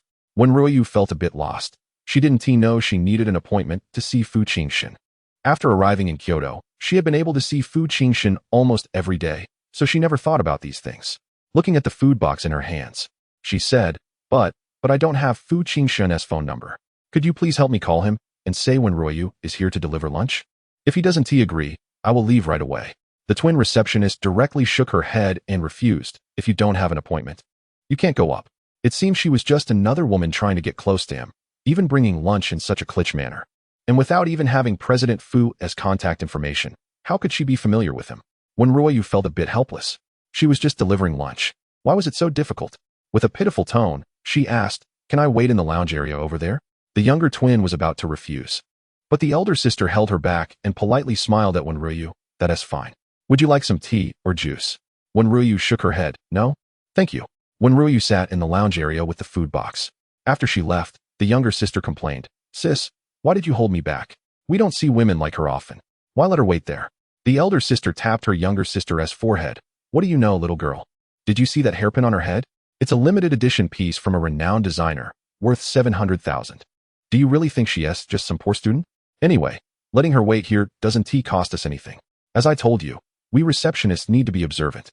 The two receptionists spoke quietly, and Wen RuanYu couldn't hear them. Wen RuanYu quickly adjusted her mindset. This time was much better than the last. Last time, she hadn't even entered the door and had only dared to hide outside. This time, at least she was sitting inside, waiting for Fu Jinshen. What Wen RuanYu didn't realize was that in this reality, without that hairpin on her head, she wouldn't even be able to sit there waiting. The seemingly ordinary hairpin gift was worth far more than the necklace Kashuyu had casually given her at first. The necklace was worth a few thousand, and Kashuyu had many of them, able to give them away easily. The hairpin was truly valuable, given to Wen RuanYu as a gift. Wen RuanYu waited for a long time, and the elder receptionist brought her a glass of juice, which was very delicious. Suddenly, the hall went unusually quiet. Wen RuanYu quickly looked up, her eyes brightening. Fu Jinshen had indeed arrived. She realized that every time Fu Jinshen appeared, everyone would become particularly quiet. Wen RuanYu stood up holding the food box and cheerfully called out, "Fu Jinshen." The hall was so quiet that her voice seemed to echo loudly, and everyone present heard it. Aside from Tang Wanru, which woman would dare to be so reckless? Who else would dare to approach young Master Fu? Would they see him treating another woman harshly again? Wen RuanYu ran directly towards Fu Jinshen. A bodyguard stepped forward to block her immediately. Wen RuanYu looked up, her big eyes innocently gazing at Fu Jinshen. Her best white dress was a bit old, the neckline slightly loose, and as she ran too fast holding the food box, the sleeves slipped down a little, exposing half of her snowy shoulder, and even her chest was slightly revealed. People present felt that this was the true essence of purity and desire, pure and transparent, completely unaware of the allure. Fu Jinshen looked at Wen RuanYu with a slightly dark expression. "Let her come over." The bodyguard quickly stepped aside. Wen RuanYu ran to Fu Jinshen's side, looked up at him, and with a bright smile said, "Fu Jinshen, I brought you dinner." Fu Jinshen looked at Wen RuanYu's dress and roughly pulled up the neckline for her, then took her hand and headed towards the private elevator. His assistant asked from behind, "President Fu, aren't you going to the dinner appointment with President Qi at 7? Postpone it to tomorrow." Fu Jinshen pulled Wen RuanYu into the elevator, watching it ascend. The whole hall erupted into chatter. Several receptionists were wide-eyed. Sis. President Fu took that woman upstairs." "Stop shouting, I saw it." Sis. President Fu pulled her dress and held her hand. He wouldn't even touch Tang Wanru. "Thank goodness we let her wait there." "Sis, you're my idol." The elder twin rolled her eyes. "I just said she looked familiar." I finally remembered the back view from that trending topic about President Fu's car accident. The girl who was holding on to President Fu's sleeve. That's her. I told you, as receptionists, we need to have good eyesight. Stop reading those unnutritious domineering CEO novels all day. Sis, I'll listen to you from now on. I'll remember this. Next time she comes, I'll take her straight to the top floor. I have to say, this scene shocked everyone present. After exiting the elevator, Wen RuanYu curiously observed Fu Jinshen's work environment. This floor seemed quite empty and spacious. Wen RuanYu followed Fu Jinshen into the office. He threw a jacket over her head, and Wen RuanYu shook her head, popping out from the jacket. Fu Jinshen, with a dark expression, asked, "What are you doing dressed like this?" Wen RuanYu raised the food box and handed it to Fu Jinshen, her eyes sparkling like stars. "I came to bring you dinner." Chapter 75. Can I hold your hand? Wen RuanYu had never liked a man before, let alone one as handsome as Fu Jinshen. This made her, who had always been carefree for 20 years, start to have thoughts about dressing up. She looked in the mirror and thought that she looked beautiful in this outfit. With no problem at all. Fu Jinshen frowned, completely unaware that he would feel unhappy seeing Wen RuanYu in slightly revealing clothes. It was like something of his own that he didn't want others to see. At this moment, Wen RuanYu only thought that Fu Jinshen didn't like her dress. She held up the lunchbox and, seeing that Fu Jinshen didn't take it, her lively big eyes showed a hint of hope as she said, "Fu Jinshen, the food I brought is really delicious. You will eat it, right?" Finally, Fu Jinshen reached out and took the lunchbox from Wen RuanYu. "I will eat." Wen RuanYu's eyes brightened instantly. It was as if Fu Jinshen agreeing to eat was enough to satisfy her. She happily said, "Then you eat well, I'll head back first." Fu Jinshen was taken aback. The food was delivered, and she was leaving? Wasn't she going to take the opportunity to show a bit more? Or seize the chance to be alone together? Women are inherently good at seizing opportunities. Wen RuanYu had already reached the door and opened it. Only then did Fu Jinshen say, "Come back." Wen RuanYu turned back in confusion. "Is there something else? Do you want me to wait a bit until you finish eating to take the lunchbox back?" Fu Jinshen replied coldly, "Wait a moment and go out with me." Wen RuanYu suddenly got excited. "Really? Just the two of us? Who else do you want?" No, I think it's great just the two of us going out." Wen RuanYu smiled brightly, her laughter like wind chimes in the park, ringing joyfully when the wind blows. She didn't even ask where they were going. Her happiness was simply about going out with Fu Jinshen. Her affection was expressed passionately and openly, without any reservation or concealment. Fu Jinshen felt overwhelmed by her fiery enthusiasm and couldn't meet Wen RuanYu's gaze. He had never encountered someone like her before. Most people wouldn't dare or have the chance to be like Wen RuanYu. Before Fu Jinshen, most people were dealt with before they even got close. Fu Jinshen fell into a moment of silence. Wen RuanYu cheerfully called out, "Fu Jinshen, what are you dawdling for? Hurry up and eat, and then we can go out together." Wen RuanYu kindly stepped forward to open the lunchbox and arrange the spoon for Fu Jinshen. There was rice, soup, and a 4-compartment box with cucumber salad, braised chicken with mushrooms, stir-fried meat with green peppers, and a portion of fish. Fu Jinshen didn't like fish, but he didn't say anything. He was used to being reckless, rarely considering the feelings of those around him. Wen RuanYu eagerly asked, "Fu Jinshen, is it delicious?" "Okay." Fu Jinshen wouldn't praise anyone. Saying okay was already a compliment. He had previously eaten all kinds of delicacies, using various high-end seasonings. The first time he ate Wen RuanYu's simple 3 dishes and a soup, he said even dogs wouldn't eat it. But after tasting her cooking, he took back his words. Her food had a kind of return-to-basics feeling. With minimal seasoning, the simple ingredients showcased their own flavors, unexpectedly aligning with Fu Jinshen's taste. Fu Jinshen had replied, but he could still feel Wen RuanYu's gaze. He looked up and realized that Wen RuanYu wasn't looking at him, but at the food. Wen RuanYu swallowed hard, suddenly remembering that she hadn't had dinner yet. The food had been delivered at 5, and she planned to eat after bringing it to Fu Jinshen. Who would have thought that after waiting for 2 hours, it was only delivered at 7? Now, watching Fu Jinshen eat, she felt her stomach and belatedly realized she was hungry. "Wen RuanYu, do you want to eat?" A little bit." Wen RuanYu said this with a bit of a blush, not wanting to answer. Who brings food to someone else while wanting to eat it themselves? But she was really hungry, and watching someone else eat made her even hungrier. Fu Jinshen divided half of the rice into the soup bowl and continued eating. Wen RuanYu understood Fu Jinshen's intention without him saying anything. She directly took the soup bowl and smiled brightly. "Thank you, Fu Jinshen. You're really nice." Fu Jinshen. The food was made by Wen RuanYu, and it was also delivered by her, sharing half with her. Is that really being nice? Fu Jinshen had never known this was called kindness. Throughout his life, some said he was vicious, others said he was cold-blooded. But no one had ever said he was nice. Wen RuanYu had said it many times. Wen RuanYu always ate very heartily. It made those eating with her feel their appetites increase. "Fu Jinshen, why don't you eat the fish? I've removed the bones." "There are no bones at all. You can eat it with peace of mind." "How long did it take you to remove the bones?" Not long. I'm very efficient and quick. Fu Jinshen, you should try it." Fu Jinshen wouldn't eat any fish with small bones. Even if a chef made it, he wouldn't eat it, because he didn't trust anyone. When he was a child, locked away in that dark place, starving for a long time, he felt he was about to starve to death. At that time, someone brought over a very fragrant fish. Almost starving to death, he would eat anything, let alone meat.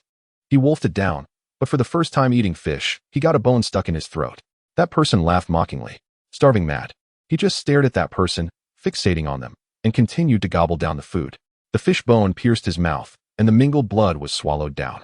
He didn't like eating fish. He didn't trust anyone. But he said okay, giving Wen RuanYu 5 points of trust. Wen RuanYu didn't know what Fu Jinshen was thinking. She looked at him with clear eyes, as if to say, "Really, there are no bones. It's very delicious." Fu Jinshen picked up a piece of fish and put it in his mouth. Wen RuanYu slightly tilted her head, her eyes curving with a smile. Even Fu Jinshen eating looked good. Out of a portion of fish, Fu Jinshen ate half, and Wen RuanYu, fearing waste, ate the remaining half. After finishing dinner, Fu Jinshen took Wen RuanYu out. After getting out of the car, Wen RuanYu followed Fu Jinshen along the clean street. She was now familiar with Kyoto, knowing that this pedestrian street was the most bustling place in the city. However, she usually wouldn't come here unless she had something to do. Many young men and women walked on the pedestrian street, with many linking arms and holding hands. When RuanYu glanced at Fu Jinshen walking in front of her, she jogged a couple of steps to catch up and walked alongside him. The two were very close. When RuanYu's hand swayed with Fu Jinshen's rhythm, occasionally brushing lightly against his, making her smile. Her heart raced a bit, and she turned to look at Fu Jinshen beside her. Fu Jinshen, can I hold your hand? Fu Jinshen. Chapter 76 New Phone Being with Wen RuanYu. Fu Jinshen's cold-blooded heart began to feel the sensation of being liked. Wen RuanYu could be shy and nervous, but no matter how bashful she was, she always expressed her thoughts candidly. For instance, right now, she wanted to hold Fu Jinshen's hand. Of course, if Fu Jinshen disagreed, that would be it. Fu Jinshen remained silent. When RuanYu quietly asked again, is it okay? Fu Jinshen still didn't respond. When RuanYu thought that Fu Jinshen's silence must mean he was agreeing. At another moment when their hands lightly touched, when RuanYu grasped Fu Jinshen's hand, she didn't look at him, her eyes fixed ahead. Her heart raced with excitement, but her face feigned calmness. She had held Fu Jinshen's hand. They were holding hands. When RuanYu was thrilled. The next moment, Fu Jinshen withdrew the hand when RuanYu was holding. When RuanYu was taken aback and felt a bit disappointed, thinking that Fu Jinshen didn't want her to hold his hand. But she didn't get discouraged. It was okay, she would take it slow. While when RuanYu was lost in her thoughts, Fu Jinshen's cold voice, as crisp as pine snow, broke the silence. Your palms are sweaty. When RuanYu's face flushed, and she quickly turned her hands behind her back to wipe her palms. She couldn't help but mentally scold herself. When RuanYu, what is wrong with you? Why are you so pathetic? Back then, when she didn't like him, cursing and hitting people was fine, but now, just holding hands made her so nervous that her palms were sweating. In the next moment, Fu Jinshen held the hand she had just wiped. When RuanYu's fingers slightly curled up, Fu Jinshen held when RuanYu's hand and even squeezed her palm, which was soft and small, without the rejection he had imagined.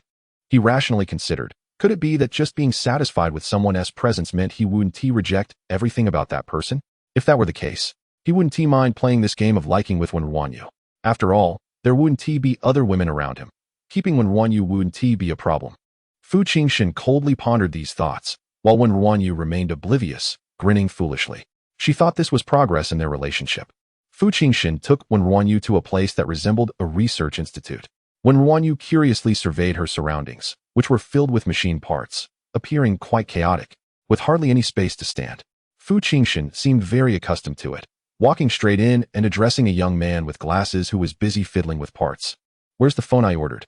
The young man, startled by the voice, quickly looked up and scratched his receding hairline. Young Master Fu, you came in person. The phone is ready. I was planning to deliver it today, but lost track of time. Fu Jinshen didn't mind. It was normal for people immersed in research to lose track of time, even forgetting to eat or sleep. The young man quickly took out the phone, looking a bit nervous as he scratched his head again. When RuanYu noticed he had scratched out a few hairs and wanted to remind him that if he kept scratching, he might end up bald. Fu Jinshen took Wen RuanYu's old phone and handed it to the young man, switched the card over. Wen RuanYu, seeing this, seemed to understand what was going on. She quickly said, Fu Jinshen, my phone is of good quality. It's not broken, it still works. The young man adjusted his glasses, looking curiously at Wen RuanYu. This phone was actually ordered by young Master Fu for this girl, and it was a 10-year-old button phone, which was nearly impossible to find on the market. He really didn't know where it came from. Did she want to use it until it was completely broken before switching? The young man couldn't help but say, little sister, the phones here are different from those outside. They have high-end chips, advanced technology, the best cameras, and most importantly, they are secure, with no risk of information leakage. When RuanYu still shook her head, I don't need it. That phone can make calls and receive messages. It's fine. I don't want to spend money on a new phone. The young man was taken aback. It was the first time someone had refused a private high-end custom phone from him. At this moment, Fu Jinshen took the new phone with the card switched over and handed it to Wen RuanYu, saying, your phone is inconvenient. What is inconvenient about it? I think it's quite convenient. Wen RuanYu replied, there are many free shared bikes in Kyoto. If you have WeChat, you can scan and ride for free. Wen RuanYu hesitated at this point. If she could ride a bike, she could save on bus fare every month. Then Fu Jinshen added, also, you can link a bank card. When your salary comes in, you can transfer it to your old principal in 2 minutes. When RuanYu's eyes lit up. This time she was genuinely hesitant. She had seen Fu Jinshen transfer money before. It arrived in minutes, convenient and fast. even while studying. She could transfer money to her old principal anytime. The young man was dumbfounded. What kind of convenience was this? Isn't it something any phone on the market can do? It would be strange to convince someone with that. The next moment, however, the girl nervously asked, "How much is this phone? I'll buy it." The young man was stunned. She actually said yes. Fu Jinshen, hearing Wen RuanYu's question, replied indifferently, "It's not worth much. It's assembled by this guy. You owe me a lot anyway. I'll cover it for you, and you can pay me back later." When RuanYu examined the phone closely, it was black and didn't look like the beautiful phone she had seen before from Lu Jing and Yuan. She sighed in relief. Okay, no problem. Fu Jinshen was such a good person, he definitely wouldn't cheat her. The young man was speechless. Not worth much? Scanning shared bikes? Transferring money via phone? This was one of the fewer than 50 phones in the world. Fu Jinshen applied for WeChat for Wen RuanYu and added himself. Then he taught her how to save phone numbers, saving his own number as well. Now, she wouldn't have to awkwardly ask for contact information. The young man stared in disbelief at the person who showed no signs of impatience. Was this really the Fu Jinshen he knew? Had some spirit taken over him? In the young man's astonishment, Fu Jinshen took Wen RuanYu and left. Once they were outside, Fu Jinshen took Wen RuanYu to buy some clothes. Regardless of whether she wanted them or not, he didn't let her choose, directly picking them out and paying. Wen RuanYu didn't even know the prices. When she received the items and wanted to check the tags, she found there were no prices on them. She now owed Fu Jinshen another sum. She thought Fu Jinshen was truly a good person. On the way back, Wen RuanYu was studying her new phone. Unsure how she accidentally opened the camera, she was pleasantly surprised by the clarity. She immediately looked at Fu Jinshen and secretly took a picture. Fu Jinshen glanced over. Wen RuanYu quickly put her phone away, acting as if nothing had happened. Chapter 77. Is she not good enough for him? The first day of the weekend was quite enjoyable. Wen RuanYu felt a little flutter of excitement inside her. For the first time, she liked someone, and he occupied her thoughts completely. It didn't matter if Fu Jinshen didn't respond to her. Even a small reaction from him could make her happy for half a day.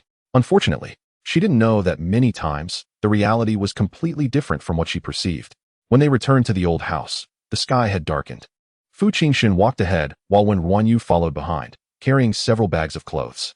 Old Master Fu raised his eyebrows slightly at this scene. Could it be that these two went shopping together? Did that kid suddenly get a clue? Wen RuanYu looked around and saw that the living room only had Old Master Fu and no one else. The Fu family members were all busy. Her second uncle and aunt were occupied with work. Her little aunt was busy shopping and doing beauty treatments, and her uncle rarely came over. Among the younger generation, two of her cousins were busy, one working at the Fu group and the other still in 6th grade. The 4 daughters of her little aunt were all in various dance and piano training classes during the summer vacation. So most of the time, the old house was very quiet, with only Old Master Fu around. Suddenly, Wen RuanYu felt that Old Master Fu was too lonely by himself. She enthusiastically greeted him. "Grandpa Fu, I'm back." The silence was broken. Old Master Fu, with a rarely relaxed tone, said sternly, "Fu Jinshen, how can you let a lady carry bags? Is that very gentlemanly of you?" Fu Jinshen paused on the stairs. Wen RuanYu quickly said, "Grandpa Fu, I wanted to carry them myself. I'm strong enough. I could even carry Fu Jinshen if I wanted to." Old Master Fu couldn't help but chuckle. Wen RuanYu realized she had misspoken and quickly changed the topic. "Oh, I think the malt in my kitchen is ready. I need to go check on it." She dropped the bags and rushed to the kitchen. The malt she was growing was indeed ready, and she could make maltose tomorrow. Wen RuanYu immediately washed her hands and took glutinous rice and cornmeal from the pantry to soak. After soaking for 5 to 6 hours, she would steam it in the morning. The process of making maltose was indeed quite complicated and time-consuming. After soaking the glutinous rice, she came out of the kitchen, and Fu Jinshen had already gone upstairs while Old Master Fu was back to reading. Old Master Fu often spent his time alone, busy when there was work, but mostly reading when he was idle, which was quite lonely. Wen RuanYu walked over, directly snatching the book from Old Master Fu's hands with a bright spirit. "Grandpa Fu, reading too much is bad for your eyes. Come on, let's go to the yard and take a look. The little cabbages I planted have sprouted. What vegetables do you like to eat? We can buy some seeds and plant them in the yard." Without giving him a chance to refuse, she pulled Old Master Fu toward the yard. With permission, Wen RuanYu had obtained the right to use the yard of the Fu family's old house. She had planted some vegetables there. She was someone who always seemed full of energy. Even when she was busy and had little sleep, she remembered to water her plants every day.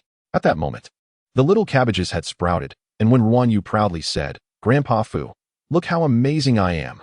I was planting vegetables at 5 years old, and later, the uncles and aunts in the mountains said my vegetables were big and good." "Yes, very good. Old Master Fu felt a bit heartbroken. Wen RuanYu had a hard childhood, but she never seemed to mind sharing her struggles. She always appeared so full of life. Wen RuanYu instructed, Grandpa Fu, you pull the weeds from this small patch of land, and I'll loosen the soil. Since it's empty anyway, how about we plant some tomatoes and chili peppers? Old Master Fu didn't expect to have to work. For decades, no one had dared to instruct him to do anything. Wen RuanYu blinked her big eyes, Grandpa Fu, you don't know how to do it? Do you want me to teach you? Old Master Fu squatted down and started pulling weeds. I know. Wen RuanYu didn't genuinely want him to do anything. She just felt that it was too lonely for him to sit there quietly. A kind of lifeless solitude that came with age. She hoped that he could live a more vibrant and happy life. The old man and the young girl worked side by side. Old Master Fu's mood seemed to brighten considerably as he leaned in and quietly asked, Xiaoyu, how are things going between you and Jinshen? Have you caught up to him? At the mention of Fu Jinshen, Wen RuanYu's eyes sparkled with joy as she whispered back, not yet, but I feel hopeful. He ate the food I sent him and even bought me clothes and a phone. But he is so wealthy, Grandpa Fu. Do you think I might not be good enough for him? You're more than enough. If you need money, Grandpa has it. I'll give it all to you. I don't want that. That's not what I mean. After I graduate, I'll work hard to earn money. Oh no. Grandpa Fu, you pulled out my little cabbage seedlings. Those aren't weeds. I didn't see. Not far away, Wang Sen watched enviously, wanting to join in. Last time, he wasn't invited to play with the slingshot, and this time he wasn't included in the planting either. He had been seriously helping the young mistress watch over old Master Fu, making sure he didn't drink. Still, feeling resentful, Wang San was suddenly pulled away by Butler Wang. Old Master Fu was rarely this happy, and they shouldn't let this foolish kid disturb him. The once quiet old house came alive again after Wen RuanYu's return. The old man and the young girl busied themselves for a while. Wen RuanYu escorted old Master Fu back to his room and prepared water for him to soak his feet. She exuded a kind of extreme warmth as she gently said, move around a bit, then soak your feet, and you'll sleep better tonight. Old Master Fu watched as Wen RuanYu dipped her hand to check the water temperature. She continued, Grandpa Fu, don't worry too much about things in a day. Let the young ones handle it. The doctor said you need to take good care of your health. Wen RuanYu chatted on and on. In her heart, old Master Fu was the most important person.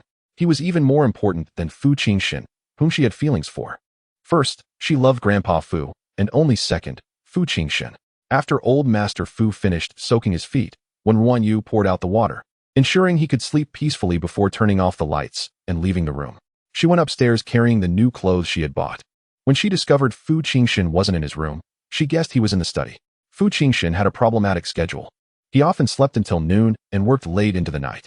In the past few days, she had been going to the hospital to care for Kashuyu every night at 9, and Fu Jinshen had never returned before 9. Today, because of her, he returned early, but he might still have things to take care of. Wen RuanYu planned to hang the new clothes in the wardrobe. As she entered the closet and opened the cabinet, she was momentarily stunned. Since Fu Jinshen moved back, the entire wardrobe was almost filled with his things. Her clothes were few, hanging in a corner. At that moment, Wen RuanYu didn't know what she was thinking, blinking her bright eyes with a slight blush on her face. The next moment, she hung her clothes next to Fu Jinshen's. His were on the left, and hers were on the right. Chapter 78. She was unprepared when RuanYu was unwilling to get close. She would maintain her distance. She had previously lived a clear-cut life with Fu Jinshen. Now, Wen RuanYu had hung her clothes next to Fu Jinshen's. After washing up, her towel and cup were placed beside Fu Jinshen. With a little excitement, she wanted to gradually integrate into Fu Jinshen's life. Wen RuanYu initially wanted to wait for Fu Jinshen to sleep together.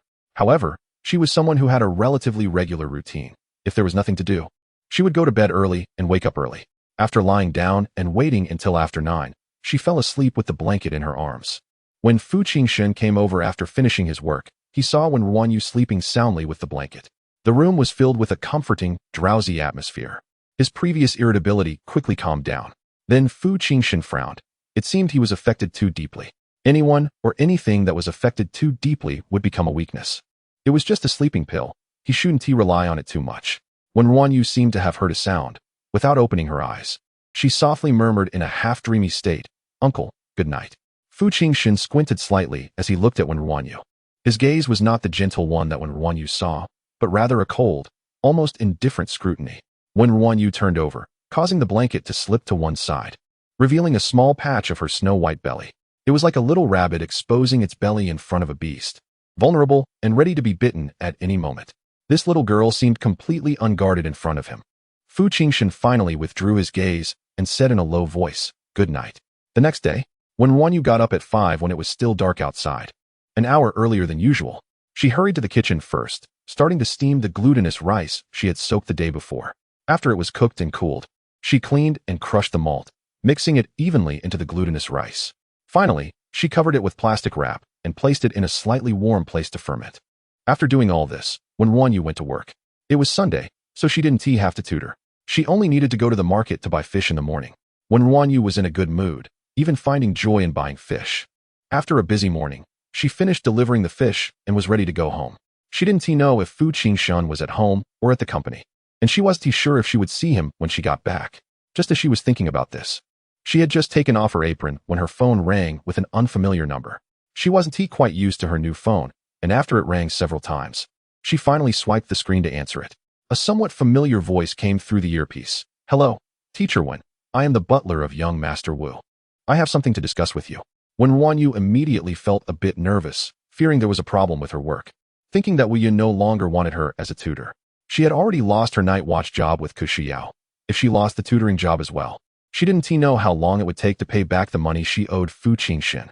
The children in the mountains still needed new books and stationery. She asked anxiously, "What is it?" The butler, usually formal, lowered his tone a bit. Young master said he doesn't want to rest on the weekends and would like to arrange tutoring time. "Of course, I know this request might be a bit unreasonable, but we will double the tutoring fees for the weekend, and I hope Teacher Wen can consider it."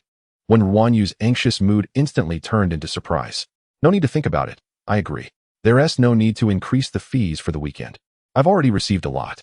Not resting on the weekend wasn't unreasonable. It was simply a good thing." Wen RuanYu was eager to earn money and couldn't wait to take on more work. The butler sighed with relief. "Then can Teacher Wen come over this afternoon?" Wen RuanYu readily agreed. "Sure. I'll come over shortly." After hanging up the phone, Wen RuanYu was all smiles. The butler over there also relaxed a little. He looked towards the room where there was a clatter of noise and took a deep breath before walking over. He gently knocked on the door. A stubborn young voice came from inside. "Get lost. Don't let anyone disturb me." "Young master."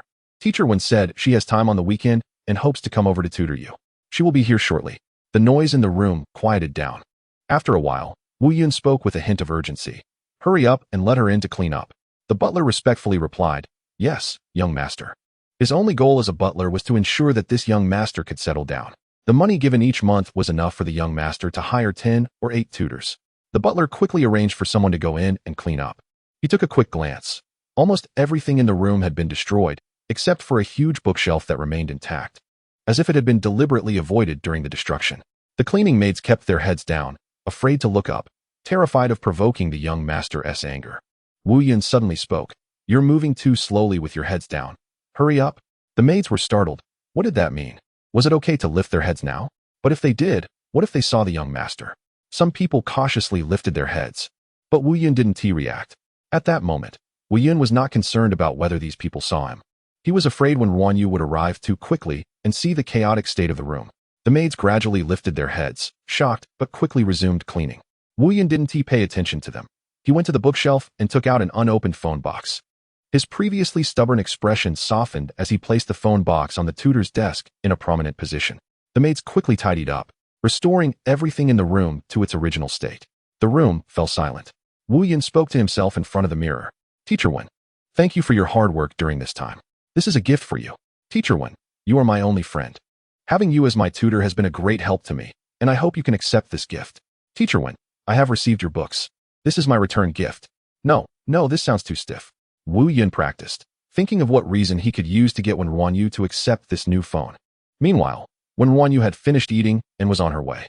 This time, she brought a bouquet of flowers for Wu Yun. They weren't bought. She had picked them from Grandpa Fu's garden.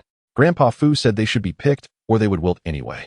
When Wen RuanYu arrived, the butler's official smile turned into a truly sincere one. Upon entering, she encountered 2 maids who looked at her with gratitude. Wen RuanYu was puzzled. Why were these people so enthusiastic? She walked into Wu Yun's room, which still looked the same, but it seemed there were even more books on the bookshelf. Wen RuanYu cheerfully said, "These are for you." Wu Yun took the flowers, seemingly very happy, to the point of being a bit at a loss. At that moment, Wen RuanYu took out her tutoring materials, notebooks, and pens, as well as her phone, placing them on the side table. The youth, who had been in a great mood, suddenly darkened his expression upon seeing the phone that Wen RuanYu had placed on the table. Chapter 79. Fu Jinshen is going to attend a social gathering. Wen RuanYu notices that the atmosphere is a bit off. She looks at Wu Yun and asks in confusion, "What's wrong? Weren't we just having a good time?" Wu Yun picks up a mobile phone box from the table and throws it directly into the trash can with a bang. Wen RuanYu is startled. Wu Yun looks at Wen RuanYu's phone and asks, "Teacher Wen, did you just get a new phone?" When Wen RuanYu thinks of the phone, she thinks of Fu Jinshen, her eyes bending into a smile. "Yes, this phone is convenient." Wu Yun sarcastically says, "I see this phone is quite valuable. Did someone give it to Teacher Wen?" Apart from Wen RuanYu, who doesn't know much about valuable items, most wealthy people in Kyoto are knowledgeable. Wen RuanYu laughs and says, "No, a friend took me to buy it." Wu Yun's attitude softens a bit. Wen RuanYu continues, "It's not that valuable. My friend said this phone costs 1,000 yuan. And he lent me the money. I'll pay him back later." Wu Yun's expression darkens again. 1,000 yuan? This phone probably wouldn't even be worth 100,000. Is he Teacher Wen's boyfriend? The question is quite bold, but Wu Yun has a strange personality, so Wen RuanYu doesn't think much of it. She feels a bit shy and thinks that she and Fu Jinshen shouldn't be considered as a couple yet, even though they have already gotten their marriage certificate. She shakes her head. "Not a boyfriend. I'm just unilaterally fond of him." Suddenly, Wen RuanYu remembers something and pulls out a photo from her phone to show Wu Yun. "Look, isn't he good looking? Coincidentally, he lives near you." When Wu Yun sees the person in the photo, her whole body stiffens, and for a moment, the madness in her eyes almost overflows. However, Wen RuanYu is focused on the photo and doesn't notice Wu Yun's loss of composure. When Wen RuanYu looks up, Wu Yun's nails have dug into her palm as she barely suppresses the madness within her. It's him. It's actually him. What a damn fate. He finally meets someone he cares about, and he actually likes that person. How can he like that person? Wen RuanYu has no idea what Wu Yun is thinking. With a gentle expression, she puts her phone away. "All right, let's start the lesson." Wu Yun sits quietly, as if she is attentively listening to the class, not speaking a word during the entire tutoring session. Wen RuanYu doesn't think much of it either. She just feels that Wu Yun is not in a good mood today. After the lesson, Wen RuanYu talks about the books she has been reading recently. Seeing that Wu Yun seems low-spirited today, she decides not to elaborate and gets up to say goodbye and leave. Just then, Wu Yun suddenly speaks up, "Teacher Wen, I heard from someone I know that Miss Jean is holding a large social gathering tonight. Many people in the circle know that Miss Jean is interested in Fu Jinshen. Because of the cooperation between the Fu family and the Jean family, Fu Jinshen will also attend. Does Teacher Wen want to go?" Wen RuanYu is taken aback. Just as Tang Wanru left, now there's Miss Jean. A large social gathering. Is it a matchmaking event? Wen RuanYu is conflicted and doesn't he even think about how Wu Yun knows this. She doesn't think much about Wu Yun knowing Fu Jinshen either. The old house is not far ahead, so it's normal for her to know him. At this moment, Wu Yun continues, "If Teacher Wen wants to go, I can get you an invitation." Wu Yun hides her malice behind a calm facade. When RuanYu initially doesn't want to go, she dislikes gatherings and mingling, feeling she doesn't belong to the world of Kyoto's young elites. But since Fu Jinshen will be there, and Miss Jean is interested in him, she wants to go. When RuanYu hesitates and says, "If I go, will it have a bad influence?" Wu Yun replies lightly, "Of course not. For a large social gathering like this, many people can attend. Teacher Wen is just going to have a look. It won't have any impact." When RuanYu thinks about it and agrees, she is not doing anything, just looking, so she nods and says, "Then please get me an invitation." When RuanYu still wants to go, even if she doesn't go with Fu Jinshen, it's fine to sneak a look by herself. When RuanYu takes the invitation and says goodbye to Wu Yun before leaving, she walks back to the old house. Grandpa Fu might be taking a nap. The hall is quiet. When RuanYu puts away the invitation and goes to the kitchen, the glutinous rice and malt have fermented enough. She finds a clean piece of cheesecloth, filters out the moisture, and starts cooking with the liquid. Holding a spatula, she stirs continuously for about an hour until the soup becomes thicker before turning off the heat. She sprinkles some powdered sugar on the countertop, and, when the syrup cools slightly, pulls it into long strips and cuts them into small pieces. After many days of effort, she finally makes 2 small boxes. When RuanYu tries one and finds it tastes good, Grandpa Fu hasn't come downstairs yet. When RuanYu goes upstairs to check and sees Grandpa Fu busy in his study, so she doesn't disturb him. When RuanYu goes downstairs and calls for Wang San. Since when RuanYu instructed him last time, Wang San has been keeping an eye on the old man. After all, as a bodyguard, protecting anyone is still protecting. Hearing when RuanYu call him, Wang San feels quite resentful. He never gets included in the fun, and he wonders what she wants to do now. When RuanYu smiles and says, "This is malt candy I made. Keep it with you. When Grandpa Fu wants to drink, give him one. His blood sugar isn't high, but he's old. so he shouldn't eat too much sugar and needs to control the amount. Oh, there's a small box here for you as well. I didn't make much this time. So try it, and next time I'll make more for you. All right, I'll take good care of the old man. Wang San is instantly happy. He has eaten malt candy before, but this one is different. Today he gets one piece of candy, and tomorrow he might get to play slingshot. After finishing these, Wen RuanYu checks the time and goes upstairs to change her clothes. She puts on the black sleeveless dress that Fu Jinshen had bought for her before, lets her hair down, and since she had it tied up in a bun during the day, it now falls down in big waves. Wen RuanYu thinks for a moment, goes to the makeup area to apply some lipstick, then goes to the accessory area to grab a pair of sunglasses to wear. They cover her overly lively eyes, giving her a cold and glamorous appearance. When RuanYu barely recognizes herself, Fu Jinshen definitely wouldn't recognize her either. After getting ready, Wen RuanYu takes the invitation and heads to the destination. She really just wants to take a look. She is actually curious and finds it hard to understand. Someone like Fu Jinshen, who is not threatened and would not compromise, why would he attend a social gathering? Is he just bored and going to have fun? Or is he interested in that Miss Jean? Wen RuanYu doesn't want her one-sided crush to end before it even begins, so she wants to go see.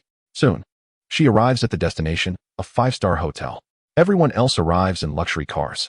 Wen RuanYu takes the bus. It's inconvenient to ride a bike wearing a dress. So she walks to the entrance and hands in her invitation to go inside. Originally afraid of being noticed, Wen RuanYu suddenly feels relaxed. There are too many people. Once inside, she sees young men and women everywhere, and no one pays attention to her. Wen RuanYu looks around but doesn't see Fu Jinshen. Could Wu Yun be lying to her? It seems unlikely. Wen RuanYu finds a corner to sit down. Chapter 80. Can I invite you to dance? Wearing sunglasses indoors was too eye-catching. After Wen RuanYu sat down in the corner, she took off her sunglasses. She waited for 20 minutes, but didn't see Fu Jinshen. The banquet hall had a lot of buffet options, and Wen RuanYu hadn't had dinner, so she felt a bit hungry. Holding a small plate, she took a large plate of food and a small bowl of fried rice, then sat in the corner to eat. She was focused on her meal when she suddenly heard a mocking voice. What are you doing here? Are you here to join the social event? Have you never eaten before? Coming to a banquet to eat fried rice? Wen RuanYu looked up and saw someone she hadn't seen in a long time, Li Xiao. The last time she had taught him a lesson by pinning him down in the swimming pool, and it was Li Xiao who had helped her find a tutor.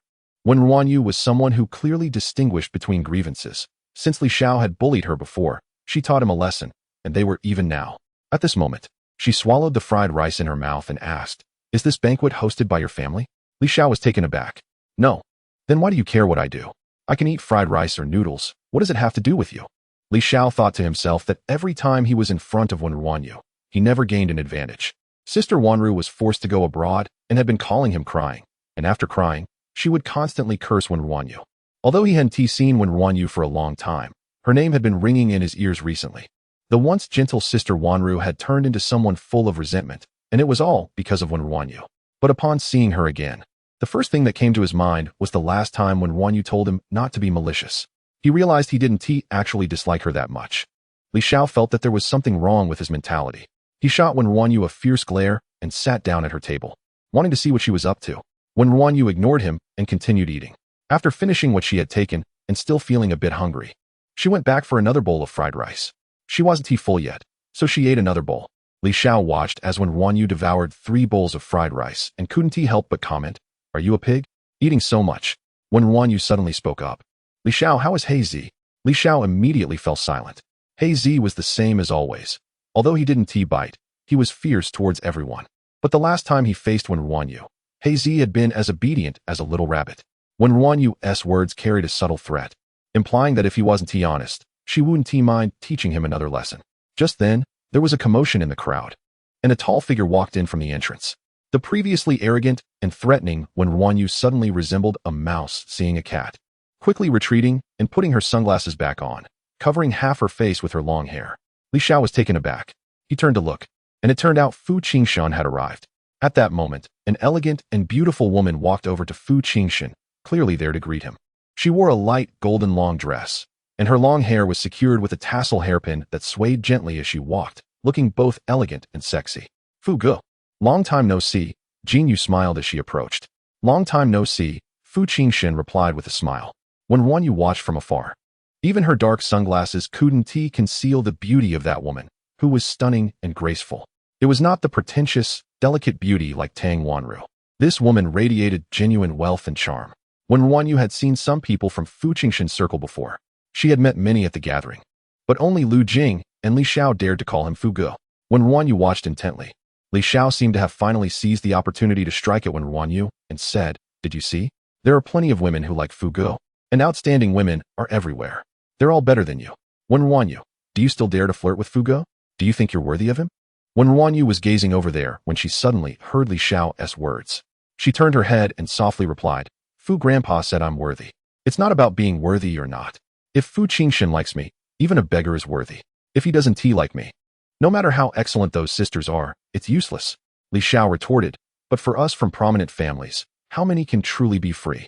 Marriage often considers interests and the benefits to the family." Wen RuanYu pouted, "That's you people, not Fu Jinshen." Li Xiao was speechless.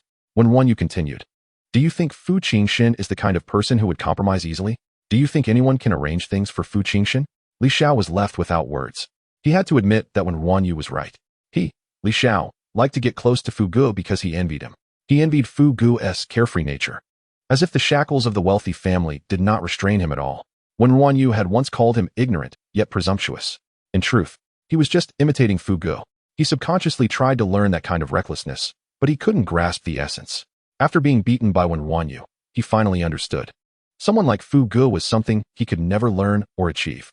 At this moment, Wen RuanYu ignored Li Xiao and eagerly watched Fu Jinshen. This was a social event. Men and women around were chatting with each other, and outstanding men and women often had several people interested in them, asking for contact information. Even Miss Jean had several people muster the courage to try their luck. Only Fu Jinshen seemed to have a barrier around him. Everyone stole glances. But no one dared to approach. Jinyu stayed close to Fu Jinshen, occasionally chatting with him. When she leaned closer, Fu Jinshen showed no signs of disdain. According to tradition, there would be an opening dance. At this moment, the banquet host took the microphone and spoke in an announcer-esque tone. Today's banquet attendees are the most outstanding young people in Kyoto. It's rare for young Master Fu to grace us with his presence. I wonder who will have the honor of dancing the opening dance with him. Most people looked towards Jinyu. It had to be said that she was the only one who could barely stand next to Fu Jinshen. Even if Jinyu weren't there, no one would dare to invite Fu Jinshen to dance. Jinyu also looked at Fu Jinshen. She wanted to wait a moment, as Fu Jinshen's presence represented an attitude towards interacting with the Jin family. She indeed liked Fu Jinshen, but being proud by nature, she wouldn't compromise even if she liked him. The so-called Tang Wanru, with her calculating and petty demeanor, was someone she didn't regard at all. At this moment, Jinyu thought to wait a bit longer. If Fu Jinshen didn't invite her after a minute, she would put aside her pride and invite him herself. Her pride could be slightly lowered for this man. Just then, Wen RuanYu suddenly took off her sunglasses and walked towards Fu Jinshen.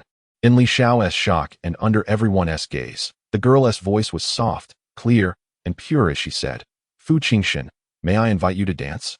Chapter 81. I came for you. Li Xiao was stunned. Was Wen RuanYu really that brave? With so many people around, how did she dare?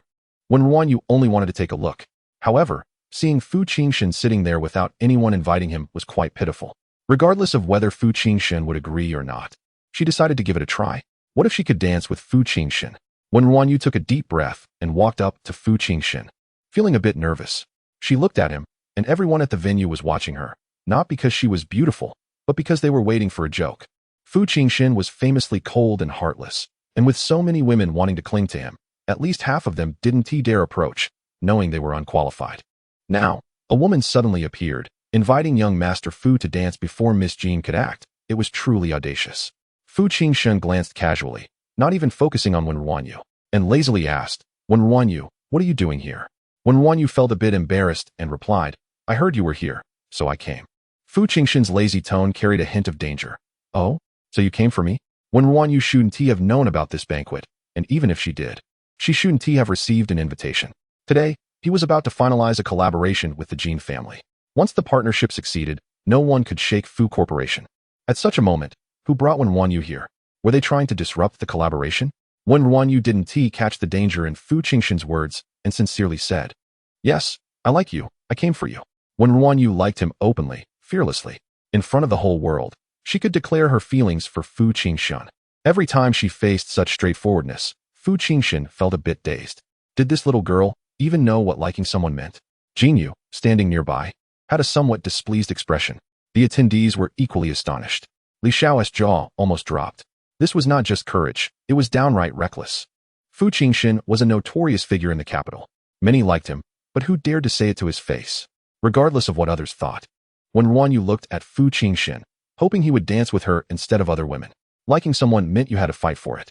Fu Jinshen, at the moment, loved no one. Perhaps no one had ever pursued him resolutely. Since she had decided to like Fu Jinshen, she had to seize every opportunity. Wen RuanYu continued to promote herself. Fu Jinshen, I can dance. I learned from a TV show during a school performance. At that moment, Jinyu took a couple of steps forward, saying nothing, her attitude crystal clear. Let us see who Fu Jinshen would choose. Wen RuanYu felt a bit nervous, facing another choice. In the past, she had always been the one left behind. Everyone thought Fu Jinshen would choose Jinyu. Jinyu was also very confident because Fu Jinshen rarely attended these banquets, and he was only here today because of the Jin family. There were whispers about the collaboration between the Fu and Jin families. Fu Jinshen stood up. By all rational standards, he should dance the opening dance with Jinyu. But he noticed Wen RuanYu's nervousness and the fear in her bright eyes of being abandoned. It reminded him of that time when he saved Tang Wanru first and saw her disappointment afterward. Suddenly, Fu Jinshen reached out and pulled Wen RuanYu in. His large hand gently rested on her waist. He didn't even know what he was doing at that moment. He clearly knew the little girl's motives for being here were not pure, yet he didn't want to disappoint her again. Wen RuanYu's face turned slightly red as she immediately placed her hand on Fu Jinshen's shoulder. Jinyu frowned slightly. What did Fu Jinshen mean by this? This opening dance was meant for the two of them, so why did he change his mind for this suddenly appeared woman? The sound engineer on the side didn't dare to play music. Fu Jinshen cast a cold glance at the sound engineer, and the music started immediately. Wen RuanYu stepped forward but accidentally stepped on Fu Jinshen's foot. Blushing, she said, I'm sorry, I'm really nervous. Fu Jinshen didn't speak. After a while, Wen RuanYu stepped on his foot again. Almost in tears, she said, Fu Jinshen, you have to believe me, I really learned this. I was the best dancer in our mountain village. Fu Jinshen gently twirled Wen RuanYu, his mature and cold voice ringing in her ear. Wen RuanYu, be a bit smarter in the future, don't listen to what others say. Wen RuanYu didn't quite understand what Fu Jinshen meant, but she nodded obediently. Okay. As the song ended, Fu Jinshen released Wen RuanYu and said lightly, go back and sit down. I have some matters to discuss. Wen RuanYu obediently returned to her previous seat. This time she didn't wear sunglasses since Fu Jinshen already knew she was there. She picked up her juice that she hadn't finished earlier and continued to drink. Li Xiao finally couldn't help but whisper, Wen RuanYu, how dare you openly say you like Fu Jinshen? Wen RuanYu was puzzled. Why not? Can't I like Fu Jinshen?